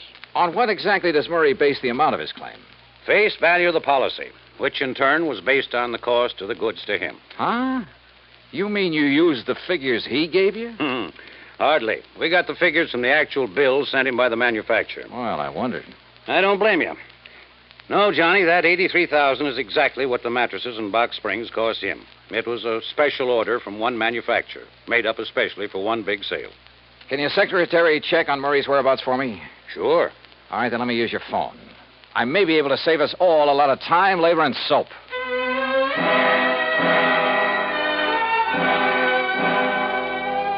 I called my old friend Adam Bowles, who lived within a few miles of Vineland, who, before he retired, was one of the top arson men in the country. Investigator, I mean. He wasn't home, but I left word for him to drive to Vineland and meet me in the lobby of the East Landis Hotel whenever I got there. Meanwhile, Fred's secretary had learned that Ben Murray was in his Philadelphia office. Expense account item 3560 for a train to Philadelphia and cab to the main office of Benmer Furniture Sales. The place was a madhouse. Okay, Dollar, go ahead in. It's that first office on the right. Thanks. And listen. Oh, wait a minute. Sales department, call me back. I'm busy. Listen, Dollar, if you can get a word in edgewise with Ben, ask him where's the contracts for that West Philadelphia deal, will you? Oh, sure. Sales department. Yeah? I'll turn a hose on some of that stuff and call it a flood sale. Something like that. Makes the picture in that advertisement look good, see? Put a lot of stuff around. Pictures on the wall, rug on the floor, stuff like that. Yeah, make the suckers think they're getting a 25-piece dining room suite, not just a table, 4 chairs, and 20 crummy dishes. Dollar, sit down. Thanks. Yeah, make it look like they'll be getting everything they see in the ad. Yeah. Now'd you get them sofas in from Sterling? Okay. Put a price ticket of $95 on them. And then mark it down to $49.95, and we'll clean out the whole... Mr. Murray. Huh? He what? Sterling charges $25 for those lousy sofas. Listen, we're giving them $22.50 for them, except for the demonstrator we show on the floor, the good one. Who does he think he is telling me the price he's going to charge me? Oh, that lousy bunch of chiselers trying to hike the price on me. Boy, what a business. From the looks of that outer office, you've got plenty of it. Yeah, volume, Dollar. That's what does it. I work on a narrow margin, see? Oh. Yeah, sometimes I even lose money, just to keep the volume up. I got 9 stores, see? They're all over Philadelphia. Hey, Ben. Yeah, what's the matter now? Pine Street wants to know the sale prices on those 3 grades of Night Cloud mattresses. What'll I tell him? What are the cost prices? All the same, $13 a piece. Cost us $13, huh? Well, price them at $39.95, $49.95, and $69.95. Okay, Ben. Hey, Larry. Narrow profit margin, huh? And now, look, Dollar, your card says you're an insurance investigator. That's right. Well, if it's about that fire I had down in Vineland a couple of days ago... That's exactly what it's about. Well, let me tell you something. Yeah, what is it? Oh, yeah? Well, listen. Hey, pick that other phone off the hook, Dollar. That noise is killing me, will you? Why not? I might learn something. Well, you tell him I don't care if he's the Department of Internal Revenue in person. Hello. We pay Hey, for protection Ben, against guys I like got a him, dame here in and the he'll look store at and whatever found set out of that books bed we want sent him to her look wasn't at. the Hear same that? one she saw on the floor. Well, no. Wait just a minute. She threatens to go see the Better Business Bureau. Well, look, this isn't Ben. Huh? That's what I mean. Just hold on a minute, will you? Hold And on. you tell that bookkeeper we got there, he either keeps the books the way I tell him, or either he... well, look, I'll call you back, see? Did you hold that call for me, Dollar? Yeah, here. Yeah. Hello? Yeah? Yeah? Well, don't take any chances. Give her anything she wants. Give her the one she saw on the floor. Go out and buy her one, a good one. Just make her happy. Keep her from... oh, you know what I mean. Yeah. Troubles. Well, now, look, Dollar. You think there was anything wrong with that fire, you prove it, I'll give you this whole business. What do you think I am, a crook? I haven't said that yet. Then what's the idea of investigating? Not you, but that fire. We always investigate when a claim this large is involved. Oh, yeah? Do it automatically. Look, I'm trying to run an honest business here, just barely scraping by. That phone call just now. A customer ain't 100% satisfied, we make her satisfied. Oh, sure. To keep her from blabbing about the way you rooked her. Oh, look, get out of here, would you? Can't you see I'm busy? I try to run a decent business here, and punks like you come in and... Oh, if I'm... Yeah, hold on. Look, you got some legit reason to investigate, Dollar. You come around then. Maybe I will. Now go on, get out, will you? Gladly. Listen, Charlie, you tell him he tries to outsmart me, I'll sue him for every cent he's got. Expense account item 4, $50 deposit on a drive-your-own car. I crossed the Delaware River Bridge and finally picked up Route 47 for the 35-mile drive down to Vineland. Flat country, this, with plenty of beautiful trees and rich farmland, and occasional cranberry bog. The soft smell of ripening peaches greeted me from the vast orchards I passed.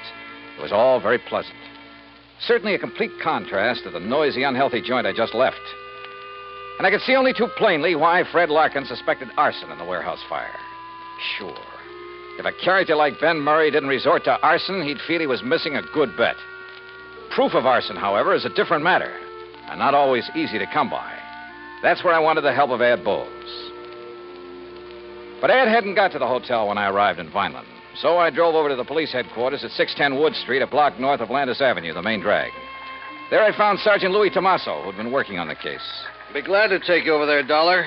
Just the other side of Chestnut Avenue. That's over south of town. All right, Sergeant, I'd like to see that warehouse, or what's left of it. Oh, there's plenty left of the warehouse. All metal construction. Come on.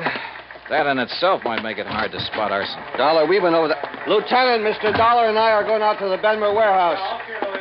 We went over that place with a fine-tooth comb, both during and after the fire. Came up with nothing, huh? Nothing that would give any cause for suspicion.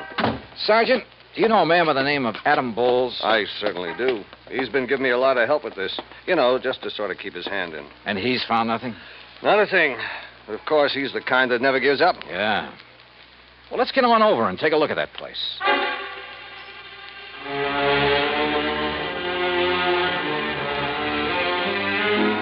It was obvious that the whole contents of that warehouse was damaged beyond repair. And apparently the big steel building had been packed to the roof. I looked over some of the damaged mattresses very carefully, sometimes with the aid of my pocket knife, and I learned some rather interesting things. Things that showed the best possible reasons for wanting to burn up a lot of merchandise like this. Wow. Well, have you seen enough, Mr. Dollar? Yeah, I guess so. But I still want to talk to Adam Bowles. So let's go on back to town. Wait a minute. Looks like Ed pulling up in that car there. Huh? Oh, so it is. Hey, Ed. What? Johnny. Yeah, well, hi, Ed. Sergeant, don't tell me you'd sent for a half-wit like Dollar. Just a minute now, Stinky. Why, the greenest rookie on the force would get further. Ed, I'll brain you. You two know each other. You kidding? Johnny, how are you, baby? Great, just great. You got my message, huh? Yeah, but I hereby inform you that, as usual, you got here too late. Oh, is that so? When I found out you were coming, I decided I'd better get to work, if only to show you up. So I did, and I found out who started the fire. Well, I've got a pretty good suspicion myself. Who did it, Ad? Poor old Jerry Cumber. Who? Jerry? The old town ne'er-do-well? Yep, that poor, foolish old wino. Well, how'd it happen? Oh, he was just wandering around that night, as he often does, with a bottle to keep him company. Found the back door of the warehouse open, thought he'd take a little nap, or rather sleep it off. He certainly had his choice of nice soft beds. Yeah, so he went to sleep with a lighted cigarette in his fingers. And there you have it. And the funny thing, Sergeant. Yeah? Only charge you can really hold the old bum on is being drunk and disorderly. And, of course, trespass. What? Well, you look it up. You'll see I'm right. As for you, Johnny, you can just go on back to your company and tell them to pay the claim. Oh, that's so? Yes, sir. Case is closed. At least for you. That's where you're wrong. Huh?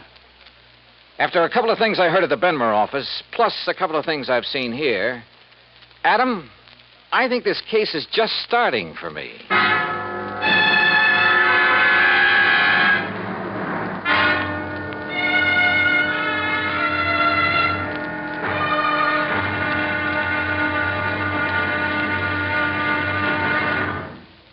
Act Two of yours truly, Johnny Dollar, in a moment. For a long time, people have been saying that the Earth is shrinking because transportation is getting faster and faster. And because this is true, people are getting closer, too. Today, our neighbors are not only the ones who live next door to us, they're all over the world. It is axiomatic that one should help his neighbor. But Americans have gone a step further. In addition to individuals helping individuals, now many American cities help many other cities through the Sister City program. Now, perhaps you've heard how it works. If not, here's an example or two. In the fall of 1959, a large area of Nagoya, Japan, was struck by a devastating typhoon. Her sister city, Los Angeles, California, sent tons of relief materials to Nagoya by way of an Air Force plane headed for the area. The Marines and the Navy rendered vital emergency aid during the disaster. When earthquakes shook Viña del Mar, Chile, during the summer of 1960, her sister city, Sausalito, California, sent hundreds of dollars worth of relief materials to help out. Another case in point, the school children of Clovis, New Mexico, sent a number of cultural exchange packages to students in their sister city of Adana, Turkey. There are hundreds of such examples because there are hundreds of sister cities. By using this means of diplomacy, friendship and understanding have increased throughout the world and paved the way for permanent freedom, the right of all men everywhere. And now, Act Two of yours truly, Johnny Dollar, and the Smoky Sleeper Matter.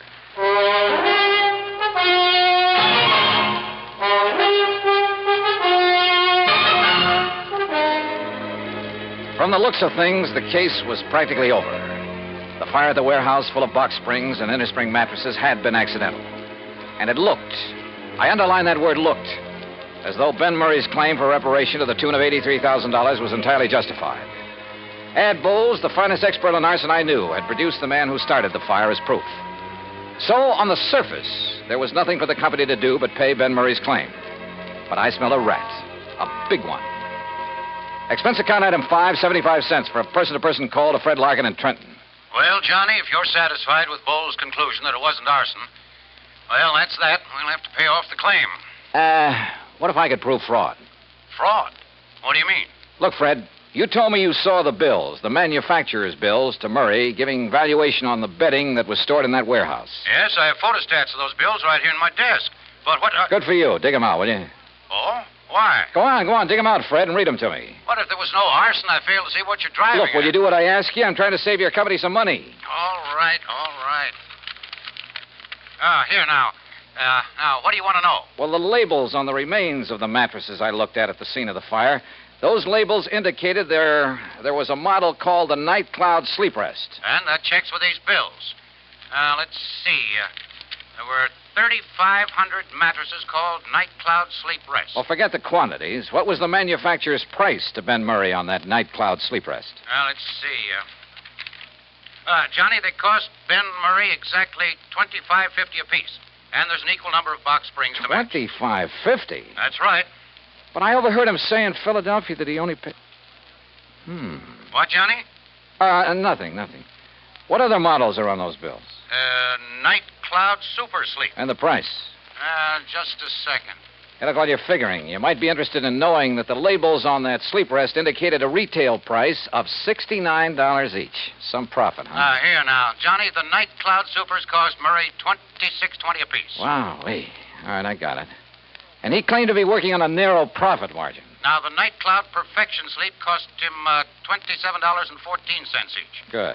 Any more? Those were the only ones he bought and stored in the warehouse. All right. Now, give me the name and address of the manufacturer. Easy. Golden Bedding Corporation, Woodbine, New Jersey. Good. Now, one more thing. Can you think of the name of another big chain of furniture stores, like Ben Murray's, only in New York or Chicago or some other big city? Well, of course, there's Glauder Brothers in New York. Glauder Brothers. Only they're such a disreputable outfit that when they try to talk insurance with us... Freddie, that's all the better. Thanks a lot. Now, wait, Johnny. You still haven't told me... Oh, I will, Freddie. Don't you worry. I will. Why I didn't get pinched for speeding somewhere along Highway 49, I'll never know, because I certainly didn't hold back the horsepower. Just short of the town of Tuckahoe, I turned off on 557 and then a few miles later pulled into Woodbine. Although it's a small community surrounded by farms, it boasts a big hat factory, a couple of clothing factories, a vast, sprawling state institution, and on the far edge of town, the Golden Bedding Corporation's huge plant. I figured the best thing to do was put on a bold front and bull my way into the president's office. But any such tactics proved entirely unnecessary. Barney Glauder, huh? Yes, Mr. Golden. But just Barney's good enough. Well, I should say it is, because you must be Barney Jr. I've known your papa for years. Sit down, my boy. Would you like a cigar? Why, no, thanks. You don't look like your old man, though. You know that? Not a bit. Of course, I haven't seen him since 42. Barney Glauder. Yeah. Well, what are you doing in this part of the country, huh, Barney? Oh, business. Pleasure trip. Business, huh? What's the matter? We haven't had any orders from you people lately, huh? Well, up to now, I haven't really had anything to do with the business. Living off the old man's millions, huh? Smart boy. Did you go to college? Yeah, full 4 years. Yeah, that's the way. Smart boy. Now you are in the business. Buying, maybe? Well, if you mean from you, that depends. Well, if you're as sharp as your papa. How old is he now, huh? Pop? Yeah. Oh, let me see. Yeah, how's your mama? Mama? She... look, Mr. Golden, if you don't mind, we'll talk business first. Chip off the old block. Sure, business always first. After, maybe you come out to the house and have dinner, huh? Talk over old times, your family. Sure, maybe. All right, you go right ahead. Tell me what you want to order. 1,000 mattresses in Box Springs, huh? 10,000? Anything you want, my boy, and at a good price. Well, like I said, that depends. Uh-huh. What kind of a deal? Is that what you mean? Yeah. All right, I'll tell you. Your papa's a very smart man, you know that? He's a good businessman. I know what he's thinking, so I know what you're thinking. All right. If you want to give me a nice big order for a lot of merchandise, I'll name you a price that you... Listen, Barney, I've got such a good customer in Philadelphia these days. Not mentioning any names, but you'll pardon me, I don't even miss your papa's business. Understand me? But to get your business back again, I'll make you the same type deal I give this man. For a firm order, that is, you understand? No cancellations.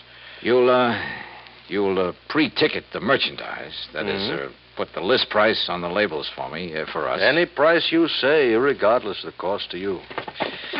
Now, look over here, my boy. The pictures of our merchandise here on the wall. Uh-huh. Night Cloud Perfection Suite. Well, we'll put on any name you like. One should sound like some national brand, we'll think up a name for you. Not a bad deal, so far. And we make up as many models as you want. You know, we change just the ticking. They look different. All 196 springs. I personally guarantee it. Only 196? That's all you need, sure. Nobody can tell the difference. Except, of course, the demonstrators you keep on the floor to show the customer. The demonstrators got 392 springs. Those you can jump on and bend them anything you like. Yeah, and the customer thinks that's the kind he's getting. What else? I tell you, Barney boy, just as smart as your old man. Yeah. Now, what about the price? The price. Now, Barney, this you can't resist. You understand, out here in the country, low overhead, no labor problems, nobody snooping around. Yeah, I know. How much?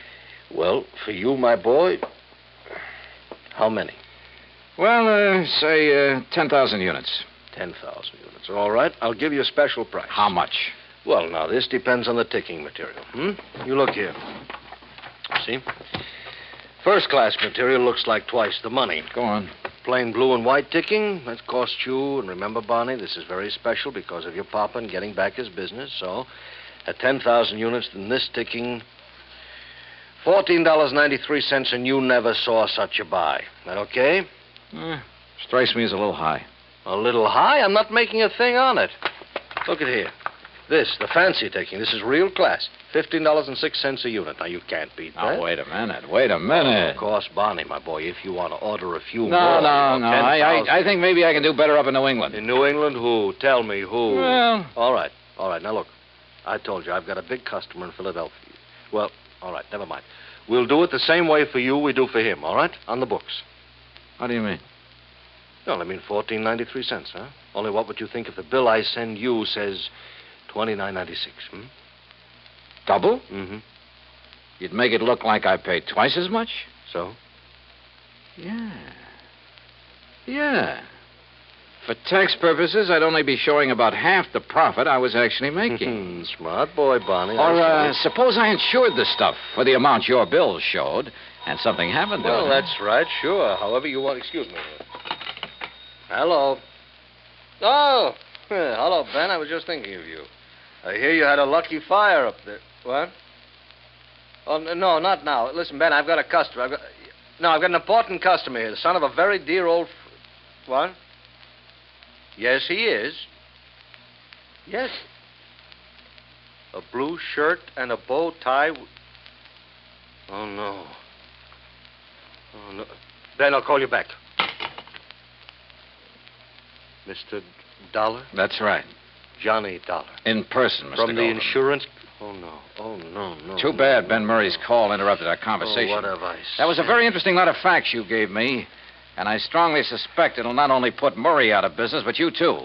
And a lot of people you've been dealing with. Now, Dollar. Brother, I hate to think of what the Better Business Bureau will do when they get hold of these facts. To say nothing of the Federal Trade Commission. Dollar, listen to me. But I have a notion it'll help to clear up one of the dirtiest chip rackets in years. There's no need Even to the go on. long-suffering public understands this sort of shady operation when it's brought to their No, attention. it's not at all. As for the decent, If you legitimate national understand- firms you've been practically Now, stealing listen to me, from... Dollar, will you please listen a minute? Yeah, go ahead. Business has been good. I've made a lot of money. Oh, now, wait a Maybe minute. you could use a little bit. We'll call it the commission, huh? Say $10,000. In cash, it wouldn't show. Golden, I wouldn't even spit on that kind of money. Oh, I could maybe persuade you. You couldn't persuade me to have any part of it. Brother, you've had it coming for a long, long time. And believe me, I'm going to see that you get it. Understand? Yes, Dollar, you make it... I understand. I understand you, too. You dirty crook. You faker. You liar. You cheating, dirty, conniving, chiseling liar. You ruined me, you hear? You ruined me. Yes, Fred? I'm afraid that your nice client, Ben Murray, based his insurance claim on a lot of values that didn't exist. On the hiked-up prices. Hiked up to cheat you and the income tax boys. And if that isn't outright fraud, I'll eat my shirt.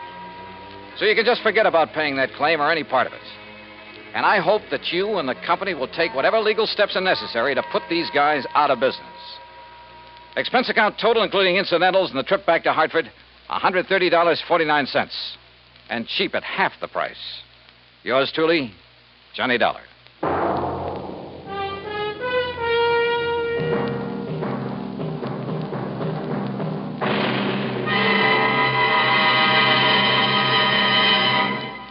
Our star will return in just a moment. Our flag now numbers 50 stars, and behind each star there stands yet another flag representing one of the 50 states. Kansas' state flag is dark blue, and in the center is the state's seal, surmounted by a large sunflower, the official state flower. The seal reflects the history of Kansas, the train of ox wagons going west, for most of the great roads pass through Kansas. An Indian is depicted chasing a herd of buffalo, recalling the words of the official state song, "Oh, give me a home where the buffalo roam." For this truly was the home of the buffalo and Indian. The east is represented by a rising sun, and the promise of future prosperity is indicated by the steamboat on the river and the farmer plowing the field. Above a mountain range are 34 stars, for Kansas was the 34th state admitted to the Union. Over all is the state motto, Ad astra per aspera, to the stars through difficulties. Kansas state flag, the flag of the 34th state to enter the Union, was adopted on March 23rd, 1927. Now, here's our star to tell you about next week's story. Next week, the case of a girl who was willing to kill for money she didn't need. Join us, won't you? Yours truly, Johnny Dollar.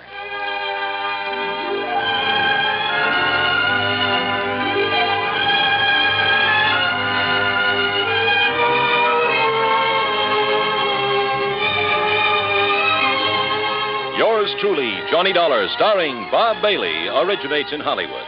It is produced and directed by Jack Johnstone, who also wrote tonight's story. Heard in our cast were Russell Thorson, Jack Edwards, Will Wright, Paul DeBob, Lawrence Dopkins, and Vic Perrin.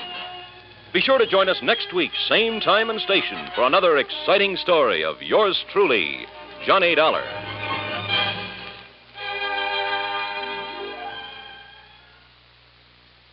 From Hollywood, it's time now for Johnny Dollar. Paul Kendrick, Johnny, over at Eastern Allied Casualty, remember? Oh, sure, Paul. How are you? Seen any good fights lately? Prize fights, that is? Yeah, the championship bout at the stadium over in Mulville last week. Were you there? No, I had to miss it. But it didn't miss me. Huh? The minute Georgie hit the canvas in that fourth round, it cost me $50. Johnny, do you remember Al Coronado? Are you kidding? I've watched that boy come up from the Golden Gloves. Well, he fought in one of the preliminary bouts. I know. I lost on him, too. $20. Come on over, will you? And I'll tell you why the company may lose $50,000 on it.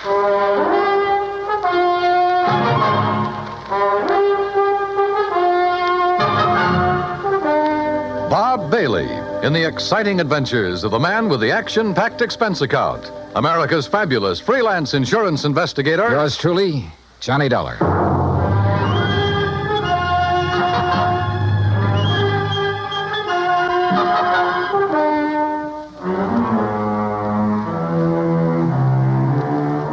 Expense account submitted by Special Investigator Johnny Dollar to Eastern Allied Casualty Insurance Company, 422 Spidal Building, Hartford, Connecticut. Following is an account of expenses incurred during my investigation of the Squared Circle Matter. Expense account item 1, $1.10, cab from my apartment to the offices of Eastern Allied. When I got upstairs into his personal cubicle, I found Paul Kendrick pacing the floor. Sit down, Johnny. Have a drink if you want one. No, thanks. Hey, looks like you're the one who could use a drink. What are you worried about?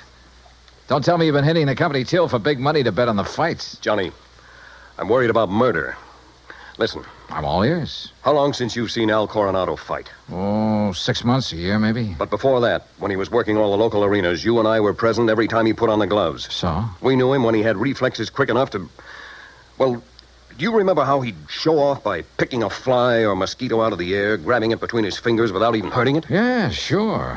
He was no metal giant, not by a long shot, but he had the fastest eyes and hands I ever saw in a man. Right. But something has happened to him, something very wrong, and I think I know what it is. Listen. I'm listening. A few years ago, his manager, Ricky Malone, took out a $50,000 policy on him. Annuity. So what? A lot of managers take out policies on their boys. And then get him killed? Look, Al is fighting again tomorrow night in a small town outside of Joplin. Joplin? Missouri? A little place just across the state line. Johnny, I want you to be there.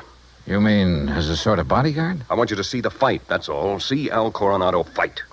Yeah, but this murder crack. I'm having a copy of the policy made, and you can pick it up at the Joplin post office. General delivery. Now, Paul... I know. I may be all wrong. This may only be a hunch without a single legitimate reason for suspicion. That's why I took a whole week to think it over before calling you. That's why I want somebody who knows Al as well as you and I do to... Look, will you go down there and see him? Well, We'll pay the freight. Pad your expense account, anything you like. Oh, now that's an attractive But do offer. it, Johnny. Will you?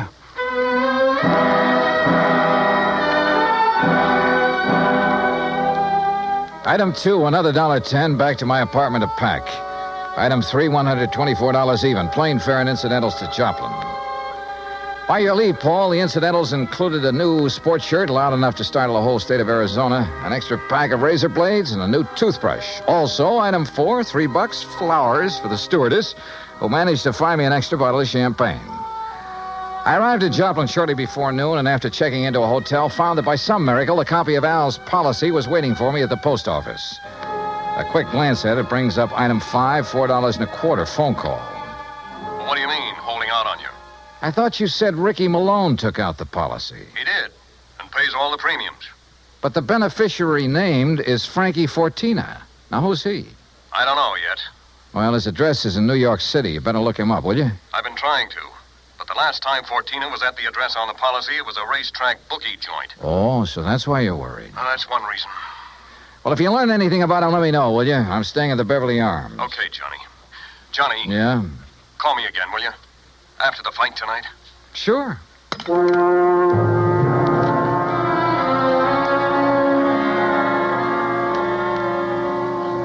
I was tired, so I had a big lunch. That's item 6. Went up to my room and slept. I overslept.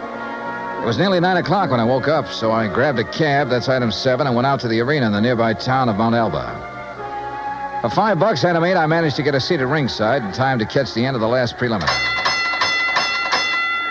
The winner in 1 minute 10 The program seconds told me of the Al third was round, scheduled for the main event Ray against some local boy named Rafe Cummings. I never heard of him, and I doubt if anybody outside of Tucson ever had. I understood why when he stepped into the ring. This kid looked like the rankest kind of amateur. Strong, sure, and in good condition, but clumsy. He almost tripped over his own size 15 feet. And it was no act of fooling an opponent either. Al, when he came in, looked as good as ever. He gave me a quick glance of recognition, though I'm sure he knew nothing about me except possibly my name.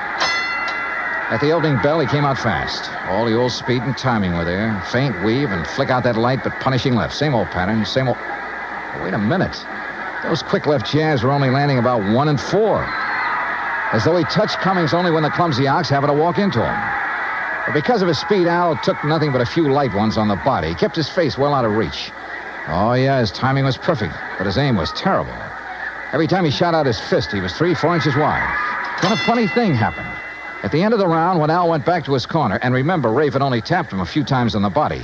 When he went back to his corner and started to sit down, he almost missed the stool.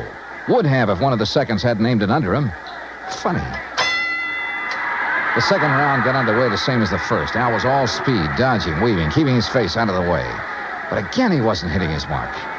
And then it happened. He missed Cummings wide, then practically ran into his glove, catching it hard in the cheek, and down he went.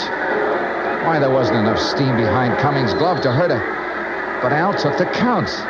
He'd been hurt by that tap on the face. Then another thing. The second he was counted out, his handlers practically hauled him out of the ring and back to his dressing room. And believe me, Al looked terrible. His eyes had a strange, almost far-away look, as though that little smack had knocked his brains loose. My seat was on the far side of the ring, but I elbowed my way through the crowd and back to the row of dressing rooms in a hallway built on one end of the building. Al Coronado. I told you on the way up the aisle, Doc. Huh? We don't need you. The boy's all right. Go on, Doc. Beat it. You hear me, Doc? Listen, this is Johnny Dollar. Huh? Old fan of Al's from Hartford. I want to see him. Some other time. No, now, right away. Come on, open up. I said some other time. Don't you understand? We're pulling out of this, Berg, and we ain't got time to stand around and talk. Now, look, buddy. Malone's the name. I'm Al's manager, see? And when I say get out, I mean vamoose. Al, are you okay, boy? This is Johnny Dollar. Oh, no, you don't. Brother, that's where you're wrong. Hey, Al. Al. Good Lord, Al, what's the matter with you? Hello, Johnny. Hey, Al, look at me. No, I mean straight at me. Here. Al. I'm all right, Johnny. You're in bad shape. You should never have fought tonight. Oh, that's all right. Where are your seconds, your trainer? Ricky, he don't let nobody in after fight. Look, Al, can you get up off that table, stand up and walk? Oh, sure, Johnny. Then come on, I'm taking you out of here to a doctor. Johnny. Easy, Al. No, look behind Al, you, Rick. Please, He's up, he's good. You bet I am, Dollar.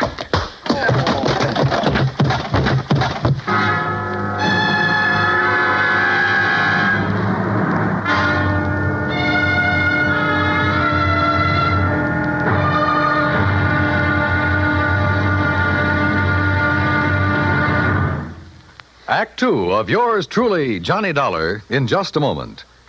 Each Monday through Friday evening, most of these same stations bring you the Amos and Andy Music Hall. Variety entertainment at its best. For top songs, informal visits with top stars, and for a never-ending supply of fun. Turn your home into the Amos and Andy Music Hall 5 nights a week. Now, Act 2 of yours truly, Johnny Dollar, and the Squared Circle Matter.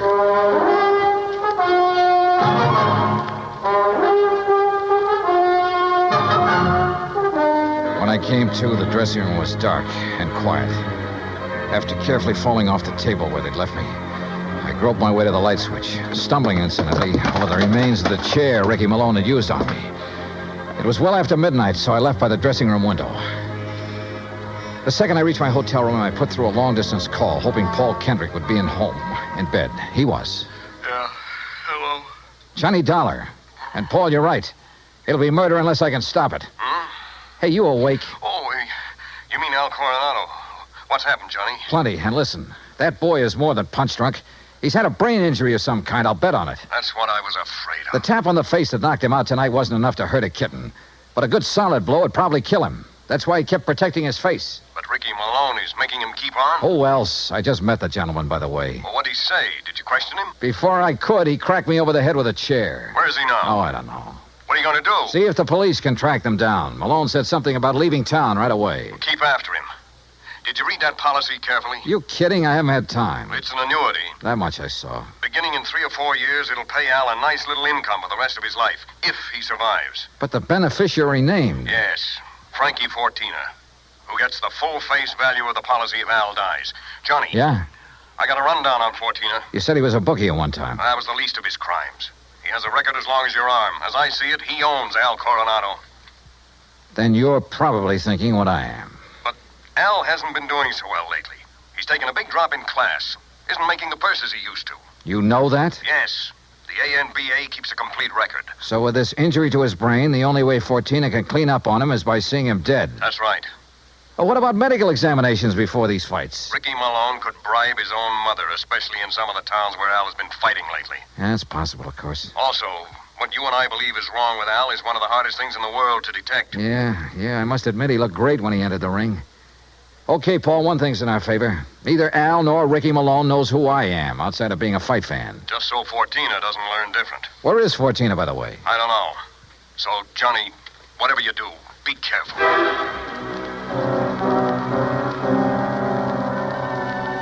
Expense account item 9370 for a couple of phone calls, some breakfast, then a taxi to police headquarters. I'll say this for the Joplin police. When they go into action, they really get things done. Within less than 2 hours, Sergeant Danny Ruskin dug up all the information I wanted. Well, that ties in with what Conroy found out at the airport. No, that does it, Herm. Thanks very much. Something? Well, I think it gives us the whole story, Johnny. Al and his manager, Ricky Malone, checked out of their hotel, the Rayberry, at 1 o'clock this morning. Just the two of them? Right. There was no third party by the name of Fortina or anything else, just the two of them. They caught the 140 plane for Oklahoma City. Oh. And there they bought tickets routing them to Monterrey, Mexico. Mexico? How soon can I get a plane? Going down there, huh? I told you, I gotta save that guy's life. All right, look, in Monterrey, look up Sergeant Romelia Garcia, Main Homicide Division. You mention my name, he'll give you anything you want. Good. Now, what about that plane?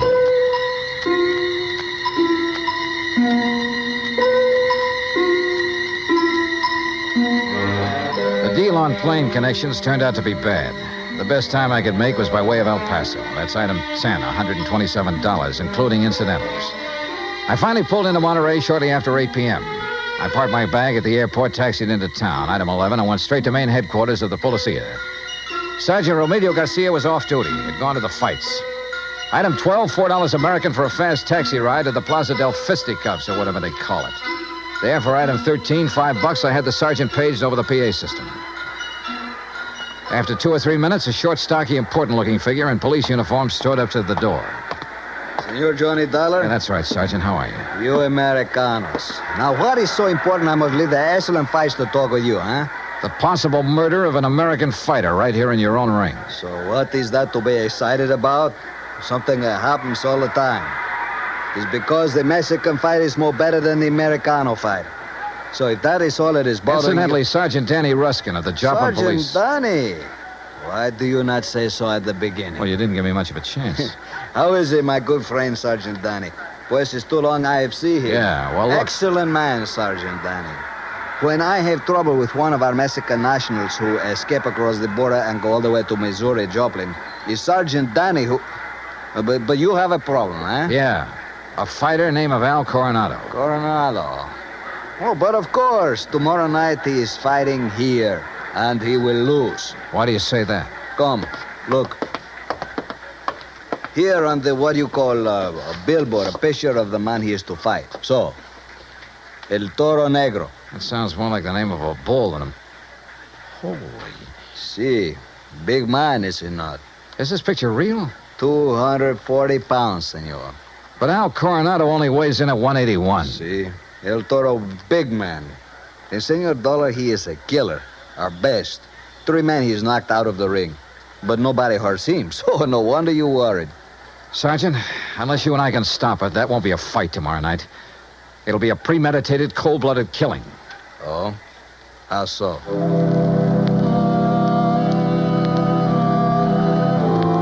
I showed Garcia my credentials, then told him what I knew and what I suspected. But until we have proof of this, senor, to start what you call an international situation, you are not now in your own country, you know. Still, he agreed to cooperate. First thing, of course, was to locate Al and his manager. In this city of nearly 200,000, that could be pretty rough. But he said he'd try. He drove me by the airport to pick up my bag, then to a hotel. And there, as the bellhop unlocked the door of my room, I got a real break. The next door down the hall opened. Hey, kid, how'd you like to bring me up a glass of warm milk, huh? Al Coronado. Huh? Oh, hi. Here, boy. Just put in my bags inside and leave the door open. Gracias, senor. Hey, Al, are you alone? Oh, sure. Hey, you're Johnny, ain't you? Yeah, that's right, Johnny, and I want to talk to you. I used to see your rig side all the time up in Hartford, huh? You saw me in Joplin, too. Only you don't remember. Where's Ricky Malone, your manager? Oh, he said he had to go meet somebody. He's always going out. Look, Al, I'm an insurance investigator. Oh? Oh, I got some insurance. Yeah. One more fight and somebody's going to collect it. Ah, no, Johnny, that's my retiring money. The only one who'll retire on it is Frankie Fortina. Hey, Frankie, he's my owner. You know him? Hey, who takes all the aspirin around here? Me. I get a lot of headaches all the time. Maybe that's why I ain't been hitting so good lately. Yeah. Here, catch this bottle. Hey, now... now look what you did. No, Al. You look what you did. You missed that bottle by 3 inches. For the same reason you haven't been hitting well. Why you have these headaches. All right, I'll give it to you straight. You've had a brain injury, Al. One good wallop on that head will kill you. And that's just what Ricky and Fortina want. No. Ricky always says to keep my head protected, so you must be wrong. Am I? Well, Ricky's good to me. Why, you numbskull, he's trying to get you killed. Johnny, you're all wrong. You know the man you're up against tomorrow night? Well, I know his name. Well, he's the one scheduled to finish you off. Johnny, I don't believe that. Al, listen, you gotta believe it. Now, where's the Here. Who you gonna call? Hello, this is an emergency. Get me Sergeant Romilio Garcia at Central Police Headquarters. Cops? That's right, Al, and a doctor. No, Ricky says to stay away from doctors. All they do do is stop you from ever fighting again. And that would make you worth just $50,000 less to Frankie Sergeant Johnny Dollar. I found Al. Hotel room right next to mine, room 915. Bring a doctor, a brain specialist if you can, even if you have to drag him out of bed. Oh, look, we'll fight the international situation when we come to it. You get a doctor up here, you hear me? You hang up or I'll blow your head off. Well, Mr. Fortina, I believe. Frisk him, Ricky. Sure, boss. He's clean. Huh? I hate to shoot an unarmed man, Dollar, but if you make one phony move... So you know who I am, huh? Well, Ricky here may be stupid in some ways, but he had sense enough to call me from Joplin after you broke in on him there. Finding out what you're up to wasn't difficult. Finding out what you're up to wasn't very tough either, Fortina. But it's all over. Not for me, Dollar. That's where you're wrong. That phone call I made was to the police. I know, to Central Headquarters. That's over 3 miles from here. By the time your sergeant finds a doctor and gets here, you'll be dead. And I will be gone. Have you forgotten that you have a border to cross, Fortina? You think I'm stupid? Frankie Fortina has never been here. Has never been even in Mexico. Because my tourist card reads Charles Edward Smith. And since the next plane leaves for the States in about 20 minutes, Ricky... Yeah, boss? I think Mr. Dollar had better have an accident. Fall out of the window, perhaps. Oh, now, wait a minute, What? boss. I mean, well... Listen to me, Malone. I had 2 reasons for coming down here. To see if you were right about Dollar and to make sure of that fight tomorrow. You've been stalling with Al. You've taken too long. The heat is on up north. I need the dough. I told you, boss, that El Toro will do it tomorrow. fellas, Shut up. And look, if you take care of Dollar, what about me? What? Maybe you can get back to the States, but me, with Dollar laying dead here, and if Al talks... Al won't talk. You won't either. Frankie. Dollar has given us a perfect setup. He came here to Al's room. You found him here. You had a fight. Dollar ends up in the street below. But what happens to me? Haven't then? I always taken care of you in the past when you were working for me? You know what will happen if you ever try to cross me. No, All right, listen, all right, Frankie. all right. I have contacts down here. I have plenty of them. I have lawyers, good ones. It's going to be self-defense, pure and simple. But what if Al talks? I told you before, Ricky. You've taken too long with him. Frankie, listen. While I hold this gun, you're going to take care of Al, too. The way you should have a long, long time ago in his fights. I don't understand. No, listen to me, Frankie. You listen. I can't You've been do in it. this whole thing just as deep as I have, and deeper. Because you're the one who's kept Al fighting. You've paid off all those phony medicos. You set him up for this El Toro tomorrow night. You'll do it, Ricky. No. Then I'll use the gun on all three of you. Frankie. You're out of your mind, Fortina. Am I? It'll still look like a fight between you and Ricky. Boss. Al just happened to get hit accidentally by the gun that will be found beside your body. Boss. Boss, I'll do it. You bet you will. I'll do anything you say if you just help me get out of it. Okay. Go ahead. Dollar is first. And, brother, if you think it's going to be It's easy... either the window or this gun, Dollar. So far as you're concerned, I don't care which. Go on, Ricky. Okay, Just remember, boss. your own life depends on it. You bet Play dirty, will you? The window, Ricky. The window, I said. Remember, it's your own life, Ricky.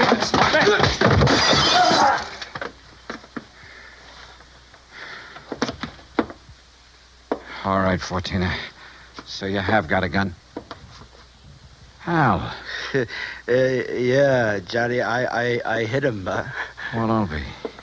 Si, Senor Dollar, with one very fine, clean left hook. While Fortino was watching you and the unfortunate Ricky. Yeah. You got here a little late, Garcia. You see, but tell me, Senor, what makes you think this Al Coronado has lost his punch? Expense account item 13, $100. Legal expense, mainly a deposition for a lawyer to take to court. Just how Garcia got me out of having to stay in Monterey for a hearing, I will never know, but he did. As for Al Coronado, I suggest the company make some adjustment in his policy that'll permit paying his annuities immediately. And why not?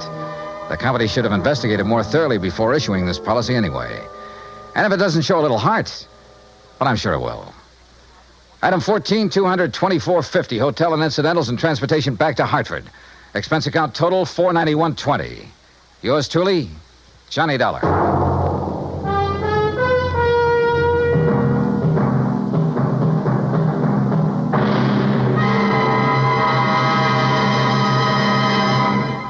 Now, here is our star to tell you about next week's story. Next week, a fast trip to the West Coast to an impossible case involving an impossible man. Join us, won't you? Yours truly, Johnny Dollar. Yours truly, Johnny Dollar, starring Bob Bailey, originates in Hollywood. It is produced and directed by Jack Johnstone, who also wrote tonight's story. Heard in our cast were Harry Bartell, Herb Ellis, Victor Perrin, Jack Crucian, Les Tremaine, and Lawrence Dobkin. Musical supervision is by Amerigo Marino. Be sure to join us next week, same time and station, for another exciting story of yours truly, Johnny Dollar. Stay tuned for 5 minutes of CBS News, to be followed over most of these same stations by the FBI in Peace and War. Dan Cubberly speaking.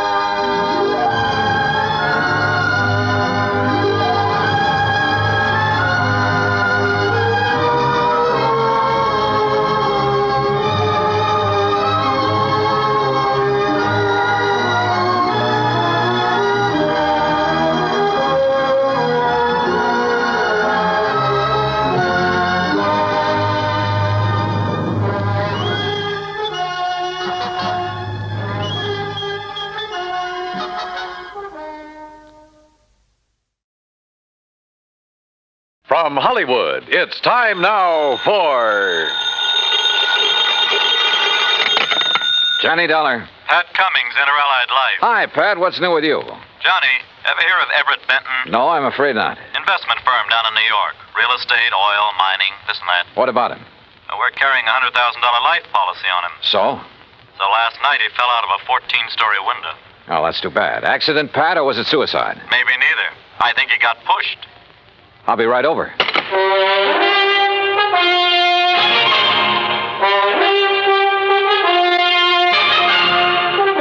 Bob Bailey in the exciting adventures of the man with the action-packed expense account.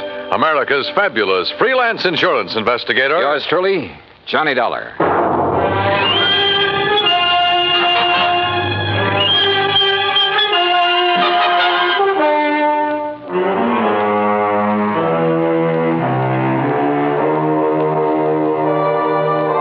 Expense account submitted by Special Investigator Johnny Dollar to the Inter-Allied Life Insurance Company, Hartford, Connecticut.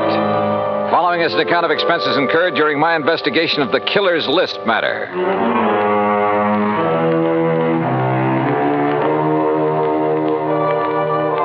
Expense account item 1, $1.20 for a taxi from my apartment to the offices of Inter-Allied. Pat Cummings looked worried and got straight to the point. I don't know, Johnny. Maybe Benton wasn't pushed out that window. But there's something about this deal that just doesn't smell right to me. What can you tell me about this man, Benton? Everett Benton, 45 years old, doing very well in business, so far as we know. Last night about 10 o'clock, he fell or jumped or was pushed out of his office window. This policy on him, who's the beneficiary? His wife, Claire. What's she like? About 12 years younger. Redhead. I see. Yeah. Well, what do you think? I think I better have a talk with Mrs. Benton. Item 2, $14.40, transportation and incidentals to New York City. The Benton's apartment was on East 67th, very fashionable, very expensive. And Claire Benton looked right at home in her surroundings. Do you mind if I fix us a drink, Mr. Dollar? Not at all, Mrs. Benton. It's been a pretty wearing day. I imagine it has. Police, questions, reporters. You know. I'm sorry to be throwing more questions at you at a time like this. I'm used to it by now. Here's your drink. Thanks. Cheers. Yeah, cheers. You know, you certainly seem to be bearing up very well. Yes, I suppose so. Mr. Dollar, I think it would save time and embarrassment if we had a few things understood. Such as? You've heard of the ideal marriage. Well, Everett's and mine was not it. Oh. Naturally, I'm very sorry he did what he did, but... Well, we weren't exactly happy together. I take it you think he committed suicide, Mrs. Benton. Is there any doubt about that? Apparently not in your mind. None at all. If it was suicide, why did he do it? I wouldn't know. Everett hadn't confided in me for some time. We haven't been very close recently. Oh, Mrs. Benton, just suppose it wasn't suicide.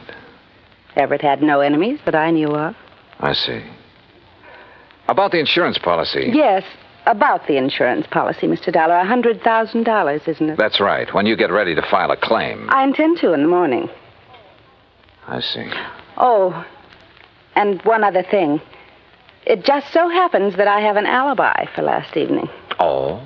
And it's the nicest kind of alibi there is, Mr. Dollar. What do you mean? It's airtight. And that was Claire Benton. Very calm and collected. And incidentally, anxious to collect. I thought her over all the way to the office of Detective Lieutenant Tovich of Homicide. That's item 3, $1.60 cab fare. Yeah, I talked to her, Johnny. She's a hard one to figure out. Well, what do you think, Tovich? Did he jump or get pushed? You got any ideas? How about financial troubles? He was in the investment business. Have you looked into that? According to his lawyer, his affairs are in good shape.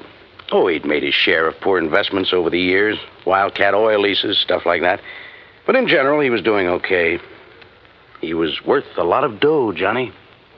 Okay, let's assume he was pushed out that window. What was he doing in his office at 10 p.m.? I've wondered about that, too. Any indication anybody was with him? No. The night watchman was in another part of the building when Benton came in. Let himself in with his own key.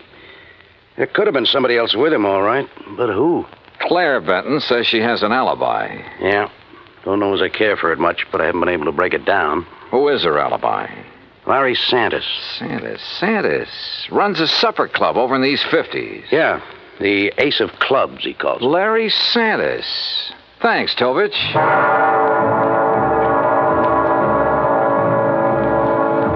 So I went calling again, but this time it was different from my visit to Claire Benton.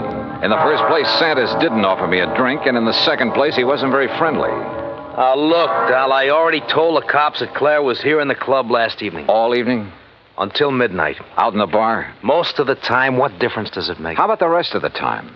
We were talking here in my office. Just the two of you? Just the two of us. Now, look, Dal, What it boils down to is you've each got alibis for one another, huh? That's right. Now, look, nosy boy, Claire didn't kill Benton. At the moment, I wasn't thinking so much about her. Well, wait a minute. If you're trying to pin this on me... You and Claire have been pretty friendly, Santis. She benefits to the tune of $100,000 by Benton's death. Look, Dollar, you're blowing smoke in the wrong direction. I like the arrangement the way it was. Why should I try to change it? Well, that's a good question. So just let it drop. You get me? You got nothing to worry about, Santis. If you've got nothing to hide. I don't want this kind of publicity. It's bad for my business. You know what's wrong with you, Dollar? You got nose trouble. Yeah, occupational disease. You better just get over it. Sometimes it turns out to be fatal.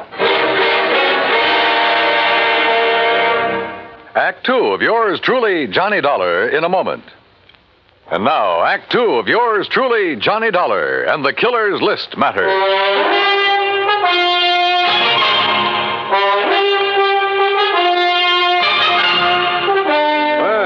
Looks like you didn't get any further with Larry Santis than I did, Johnny. Look, Tovich, both Santis and Claire Benton had a motive for killing her husband. Matter of fact, two motives. Money and getting Benton out of their way. Johnny, I'm with you. But we're not even sure yet it was murder. We do have something that indicates somebody might have been in Benton's office with him, though. Yeah, what is it? We found a cigarette butt in one of the ashtrays. Different brand than Benton smoked. Could it have been left there during the day? Janitor says he cleans out the ashtrays about 7 in the evening. Of course, he could have overlooked one. So I don't know whether it means anything or not. Oh, excuse me. Yeah. Homicide, Tovich. Oh? Where? Okay, I'll be right over. Johnny, looks like we've got ourselves a little epidemic. What do you mean? Ever hear of a guy named Arthur Mayfield, promoter? No, what about him? They just found him in an alley, dead. Wait a minute. Don't tell me. Yeah. Fell out of a 10th floor hotel room.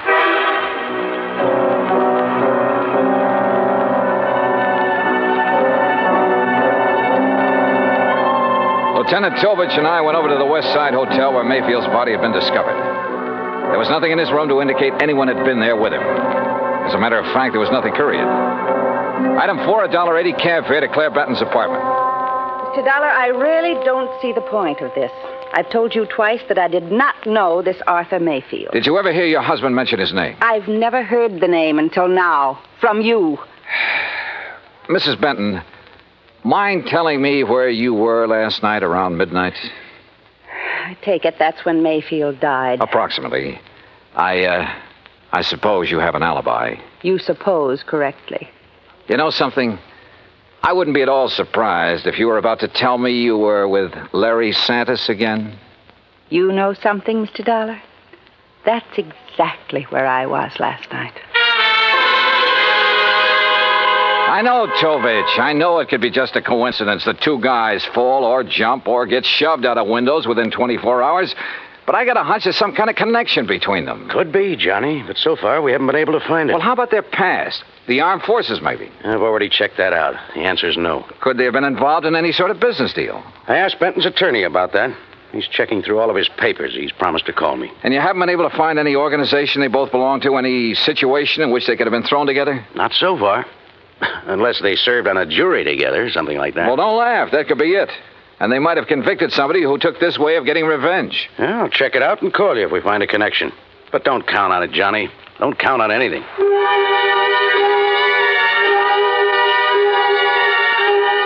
I went back to my hotel room and stretched out on the bed while I rehashed the whole deal in my mind. I thought about Claire Benton and Larry Santis. I didn't trust either of them. But as Tovich had pointed out, it was another thing to prove it. Okay, coming. Yeah? Mr. Dollar? That's right. You're investigating the murders of Benton and Mayfield? Well, I don't think they've been officially described as murders. No, but they are, Mr. Dollar. I'm certain of it. Who are you? My name is Alvin Whiting. I have some information that may be of value to you. May I come in? Come in. Thank you. If you don't mind, I'd like to look out the window a minute. You're being followed? I don't know, but it wouldn't surprise me. What is this information you have, Mr. Whiting? A couple of years ago, 3 men got together and bought an oil lease from a man named Tom Nolan. Did you ever hear of him? No. Well, he was a very eccentric man, hot-tempered, violent. He needed the money badly, so he sold the lease, which then was little better than worthless. Benton and Mayfield were in that deal together. I see. But I still don't understand what that has to do with their murders. I'm convinced their killer is Tom Nolan, getting revenge on them in his own warped way. Revenge? For buying a worthless oil lease from him? Last week, oil was discovered on that property, a lot of it. The property is now worth millions. Ah. I think that Nolan, with his twisted way of looking at things, probably feels that he was cheated out of that property. You're suggesting that this Nolan isn't quite all there, huh? Exactly. That's exactly what I mean. What's your connection with all this, Mr. Whiting? I'll tell you what my connection is, Mr. Dollar. I was in on the deal with Benton and Mayfield. I was the third man. Ah. So, you see, if my suspicions are correct, if Nolan is the killer, then I'm the next man on his list.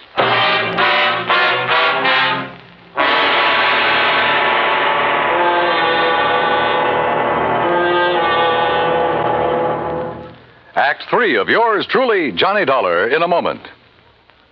And now, Act 3 of yours truly, Johnny Dollar, and the Killer's List Matter. I took Alvin Whiting down to Lieutenant Tovich's office, and he told his story again. I could see that Tovich felt the same way I did, that at last we were getting someplace. Matter of fact, Johnny, I was about to call you. Benton's lawyer just turned up the lease agreement linking Benton, Mayfield, and Mr. Whiting here. Question is, where's Tom Nolan? I don't think I'll draw an easy breath until he's been found and arrested. We have a bulletin out on him, Mr. Whiting. One thing we found out, about a year ago, he served time for assault and battery. Oh? Mr. Whiting, I'd suggest you take every precaution until we pick up Nolan. Don't worry, Lieutenant. I propose to remain in my apartment until you apprehend him. I'll post a man in the building to look after you. Thank you, sir. Homicide, Tovich. Oh, what's the address? Right. Thank you. We've located the little hotel where Nolan's been staying. Come on, Johnny.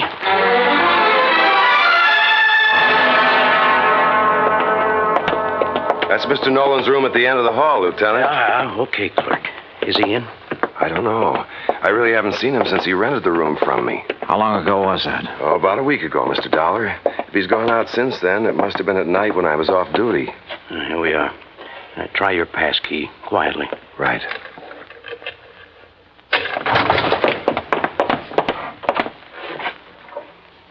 Well, gone. Bag and baggage. Yeah. Room's been used recently, though. Hey, in this ashtray, cigarette butt. Same brand we found in Benton's office. Doesn't prove anything, but it might tie in. Yeah, Tom Nolan could be our boy, but where is he? You say he rented the room from you, clerk. What did he look like? Oh, middle-aged, as I remember. Bushy hair, sort of a wild look to him. Fits the general description Alvin Whiting furnished us. And the mugshot I pulled out of the files. Well, all we can do now is rig a stake out for him here, and then wait. Lieutenant Tovich posted a couple of men in Nolan's room, and we went back to headquarters. While he was getting out another bulletin, I went through Nolan's record. Assault and battery, resisting arrest. There was no doubt he was a violent sort of guy. And with the indication Whiting had given us that Nolan was a little unbalanced, the weird revenge motive might fit. Then something in the records caught my eye. I went back to the office of Larry Santis at a supper club. Oh, look, Dal, I told you the last time you were here. Now, I got a few things to tell you, Santis. The 2 murder victims, Mayfield and Benton, went in on a business deal with a man named Alvin Whiting. All right, so what? They bought an oil lease from Tom Nolan. All of a sudden last week, that lease got real valuable. Alvin Whiting figures that Nolan's the killer. Says he's not all there, and he was trying to get his own strange kind of revenge. Look, Dollar, what's all this got to do with me? That's what I want you to tell me. Look, I don't know anything about any of them. Last year, Nolan was arrested for assault and battery. According to the police records, the man who put up bail for him was you. Okay, so I put up bail for him. Look, Tom Nolan's my uncle, Dollar. Sure, he's offbeat, but he's harmless. Assault and battery? Harmless? So he beat up a guy. That doesn't mean he'd kill anybody. How'd he get mixed up with Benton, Mayfield, and Whiting? Well, he was broke. I asked Benton's wife to get her husband and the others interested in buying Tom's lease to get him some dough. I didn't know the lease would turn out to be valuable. After Nolan got out of jail, he left town, moved to Coopersville. That's upstate. Yeah? Well, he's had a room right here in the city for the last week. I didn't know that. Believe me, I didn't. Look, I haven't heard from him for 6 months. That's the truth. Dollar, I've told you all I know. I still didn't trust Santis, but decided to follow up the lead he'd given me about Coopersville. Maybe Tom Nolan had gone back there. I called Tovich to tell him, and he had a nasty little surprise for me. Alvin Whiting had disappeared from his apartment. I didn't know whether Tom Nolan had gotten to Whiting or not, but I did know I had to find Nolan in a hurry. I hightailed it to Coopersville. It was a small town with half a dozen hotels and rooming houses. I made the rounds, flashing Nolan's picture. Finally, I struck pay dirt. Why, yes, I recognize that picture. That's Tom, all right. But he told me his last name was Niles. You say he roamed here, Mrs. Carr? Yes, kept himself mostly, but he didn't make no trouble for anybody as far as I could see. Moved in here about, 6 months ago. Around the end of September it was. And then last week he left us. Sure, he probably found out they'd struck oil and moved into the city. You don't understand, Mr. Dollar. When I say he left us, I mean that last week Tom Niles died. And there I was. But all of a sudden, the deal started adding up in my mind. It was after dark when I got to the graveyard, and my flashlight picked out the simple headstone. Tom Niles. Yeah, Tom Nolan. Resting in peace, right where he'd been, all through the murders he was supposed to have committed. The shot knocked the flashlight out of my hand. I hit the dirt, but the flash had pegged the gun for me.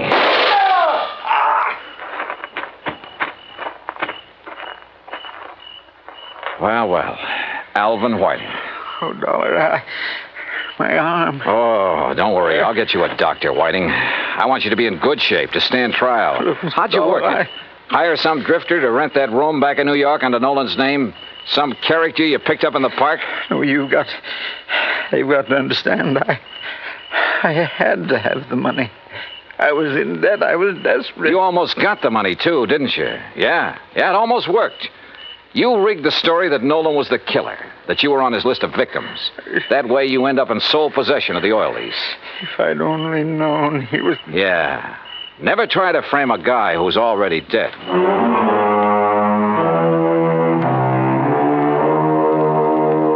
Expense account total $146.50. Remarks? I turned Whiting over to the police and he made a full statement. Yeah, his motive was money.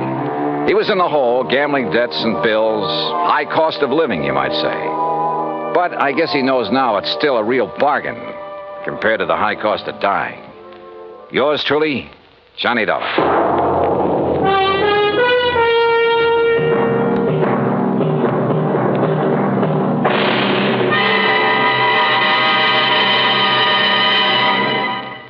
Our star will return in just a moment.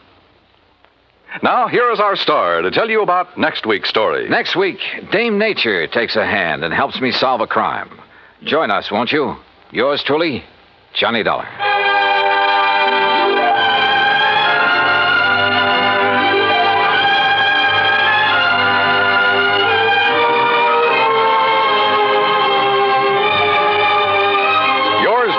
Johnny Dollar, starring Bob Bailey, originates in Hollywood and is produced and directed by Jack Johnstone.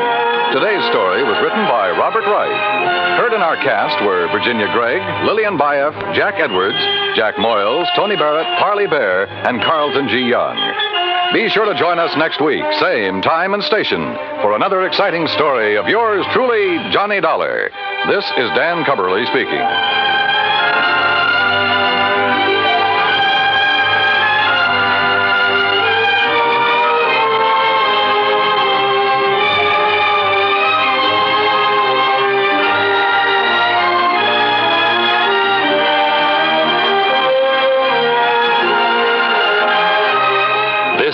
United States Armed Forces Radio and Television Service.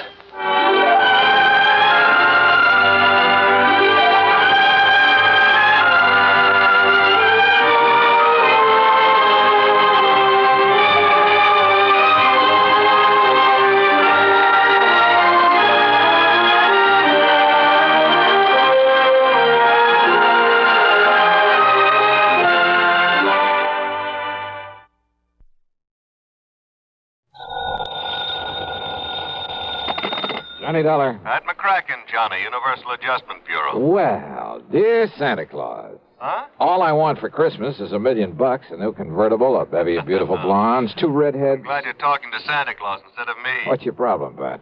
Plain old-fashioned greed. Greed? Plus a no-good Samaritan. You want to go to work on it? What's the fee look like on this one? I can always use a few extra bucks this time of year. As who can't. But you know something? What's that? When you find out what this is all about, Johnny, well, believe it or not, even you may suddenly decide to make like one of Santa's helpers. Oh, now, wait a minute. If that means no fee. Come on over. Let's talk about it, huh? Yeah, I think I'd better.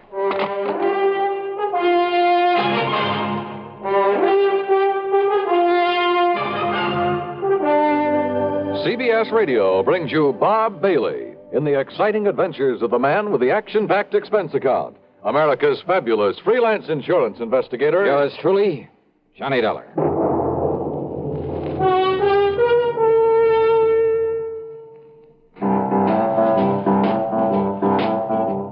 Talk about best-selling records. Here's a familiar tune about America's best-selling filter cigarette, Winston.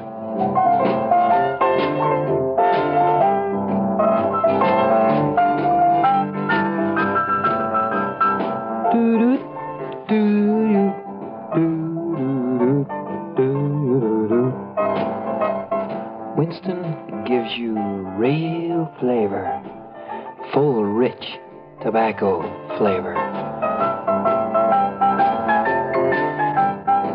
And you know, that's because only Winston has filter blend up front. Choice, flavorful tobaccos, specially selected and specially processed for filter smoking. No wonder Winston tastes good, like a cigarette should. Smoke Winston. And now, Act One of yours truly, Johnny Dollar.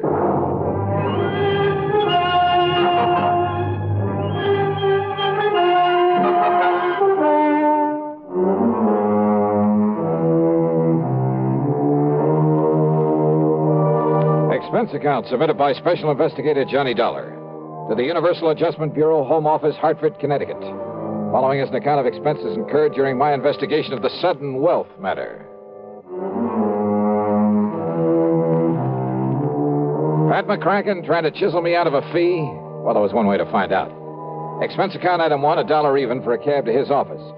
On second thought, just in case, let's call it $1.50. When I got there, Pat got straight to the point. Johnny, as you know, we adjust insurance claims, do a lot of other services for a lot of small companies. So? Well, a good many of them cater to the farming communities.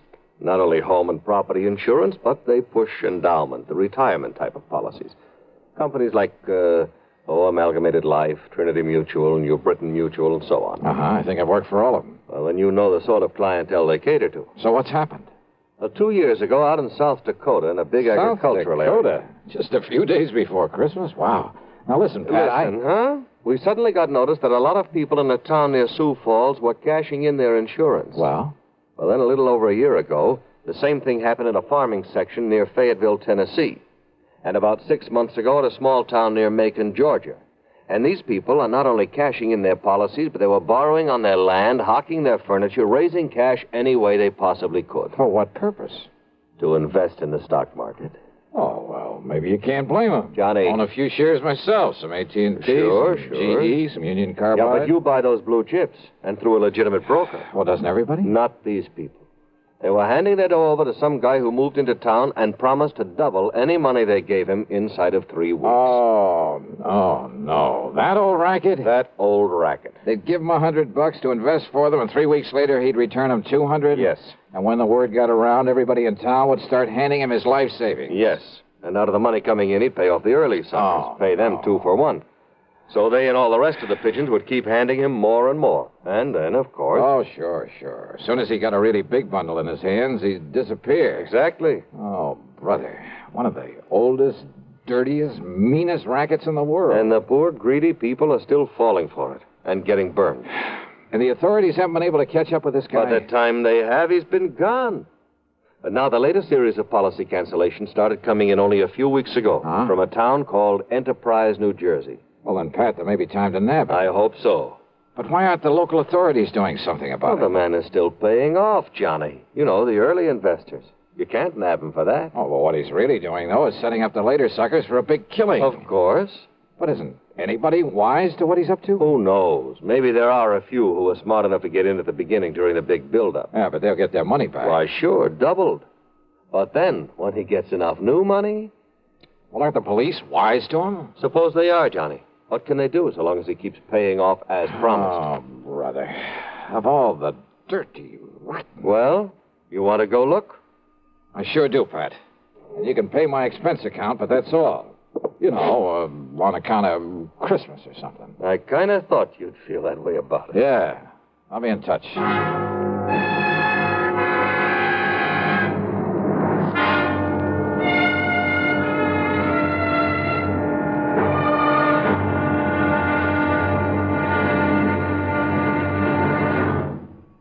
Take your teenagers, give them a Stereo One portable by Columbia, and there's a new sound of pleasure in your home and a brand new kind of fun. Only Columbia gives you a big 6-speaker stereo portable phonograph with all the rich tone and range of big console models, and it's only $139.95. Columbia has a wide selection of portable phonographs, and they're all flawlessly engineered by CBS Electronics. They all play any and all records. 45s, 78s, and the new LP and stereo records, and play them better with true big sound.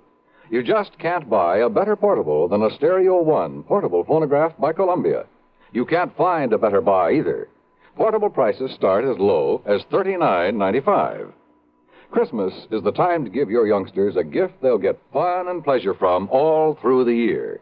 Time to give them a Stereo One portable phonograph by Columbia. #1 in the wonderful world of sound. And now, Act 2 of yours truly, Johnny Dollar and the Sudden Wealth Matter. Expense account item 26250. And it includes a plane to Philadelphia, and there, in the city of brotherly love, a $50 deposit on a rental car. I drove south on 47 into the farm country, through Vineland, then Millville, and finally to the little town of Enterprise. It had a main street a few blocks long that looked a bit run down at the seams. There was a food, clothing, and a variety store, a drugstore, a movie, and a couple of gas stations. There was a railroad station for shipping out the farm produce, but the lot around it was overgrown with weeds. A block east of the station was it was an old, somewhat nondescript sort of building, but over the front door was a weathered wooden sign that told the world it was the city hall. Inside, at the end of a corridor, I found a door that bore the legend Police Headquarters. Police Headquarters? That's right, son. I'm the chief of police, Chief Walters. What'd you say your name is? Well, I didn't, but it's Johnny Dollar.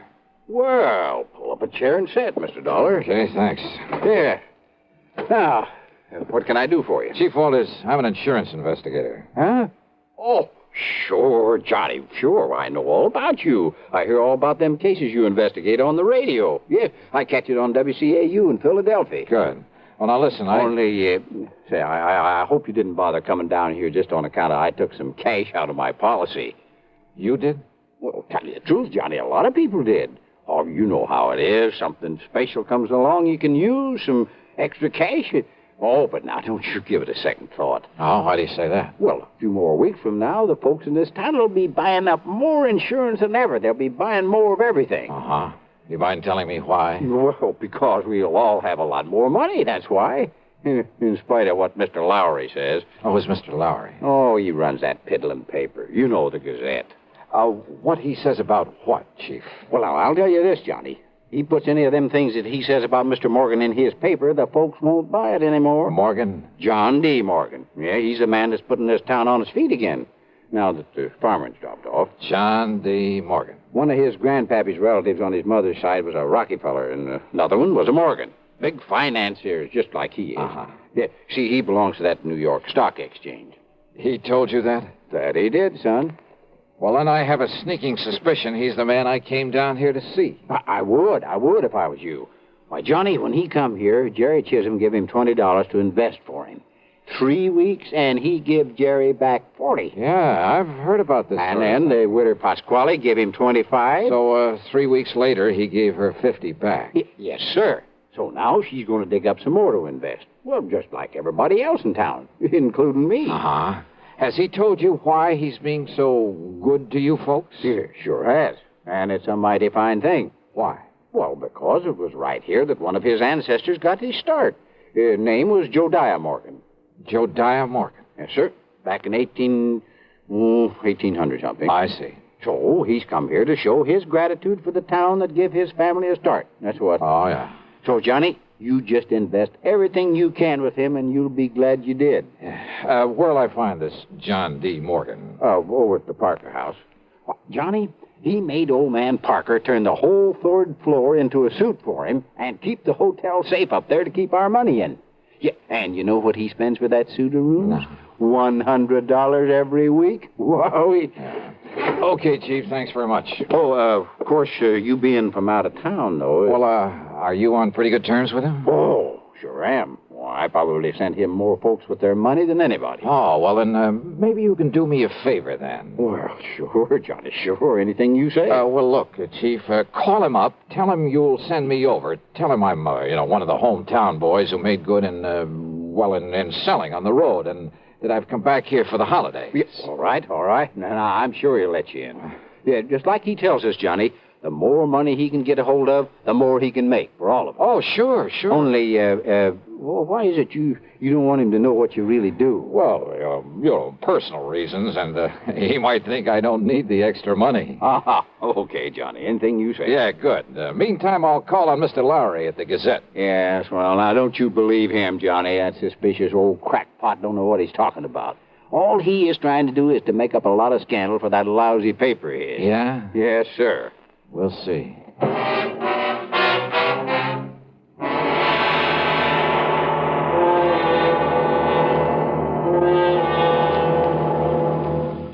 Act 3 of yours truly, Johnny Dollar, in a moment. Meet star Stuart Irwin. Nothing's worse for an actor than a nasty cold. To feel better quickly, I take wonderful 4-way cold tablets. The fast way to relieve cold distress. Right. Tests of all the leading cold tablets proved 4-way fastest acting. 4-way starts in minutes to relieve muscular pains, headache, reduce fever, calm upset stomach, also overcomes irregularity. Take my advice. For your next cold, take 4-way cold tablets. The fast way to relieve those cold miseries. 4-way, only 29 cents. And now here's a word about another fine product of Grove Laboratories. Does dandruff dull your hair, leave scalp itchy? Get Fitch Dandruff Remover Shampoo and get rid of unsightly dandruff in 3 minutes. 3 minutes with Fitch regularly is guaranteed to keep embarrassing dandruff away forever. Apply Fitch before wetting hair, rub in 1 minute. Add water, lather 1 minute. Rinse 1 minute. Every trace of dandruff goes down the drain. 3 minutes with Fitch, unsightly dandruff's gone. Fitch can also leave your hair up to 35% brighter. Fitch Dandruff Remover Shampoo. And now, Act 3 of yours truly, Johnny Dollar.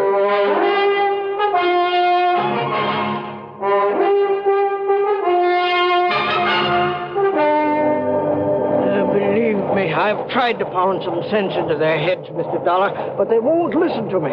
If I print something about that shyster in my paper, they won't buy it. It's unbelievable. All they do is keep handing over more of their hard-earned money to us. Oh, sure, but they're getting it back, aren't they, Mr. Lowry, plus a handsome profit? Sure they are, those who gave him money over 3 weeks ago. So what do they do then? They go out and beg and borrow some more and give that to him. You just can't reason. So he keeps taking in more than he's paying out? 10 times as much, every day. But as soon as he's got hold of every cent these people can cough up for him, well, you know. Oh, yeah, I know. Oh, if only I could get some action around here. Get him locked up in jail. Yeah, but how can you as long as he's paying out on the original investments? Yeah. You have no case against him. I know. Well, he'd sue for false arrest and have you over a barrel. Of course. Oh, the suckers would rally to his side and you couldn't prove a thing on him. I know. You simply can't touch him, Mr. Lowry, until he makes a break for it. Yes, but who knows when he'll try it. If he's clever enough to do what he's doing. And with the stupid one-man police force in this town... Wait a minute. Yes? There's one way of knowing when he'll try to duck out of here. How? By giving him the necessary encouragement. The only encouragement you could give to a man like him would be in the form of money. That's right. Now, look, I got a plan, Mr. Lowry. It'll take your complete cooperation. And it may take the use of some of your money. My money? It's a chance, but the one chance we have. Now, that's carrying things a little too far. Hey, look. Back. Are you on my side or his? Well, you know the answer to that. Okay, then our job right now is to convince him that we're on his side. What? Yeah, sure. The only thing that'll make this John D. Morgan pack up and leave is more money. Well, of course. When he gets all he can out of the people. So listen to me, please. I want you to do two things. Now, I hear the press running back there. Yes, I started the run of today's paper just before you came. Stop the press. What? Yeah, set up a new front page. An apology for your previous attitude toward him. Apology? You know, now that you've seen with your own eyes what a good Samaritan he really is, what he's done for these people, what he'll continue to do for them. Mr. Dollar, I don't... Look, call in every kid in town if you have to, but get that paper in circulation. Then you call on Morgan. Call on? Yeah, with every penny you can scrape up. Give it to him to invest for you. Hey, is the local bank still open? It will be in for a couple of hours, but now look here, Mr. Dollar. Then I'll try to get hold of some money myself to give to that crook. You? Well, Dollar, don't you see Do you think he'll hang around once he's got his hands on a real bundle? Hey, don't you understand, Mr. Lowry? Well? Why, yes, of course. Sure. It's the only way to make him try to leave town with it. Yes, it's a chance, though, Mr. Dollar. Have you got a better idea?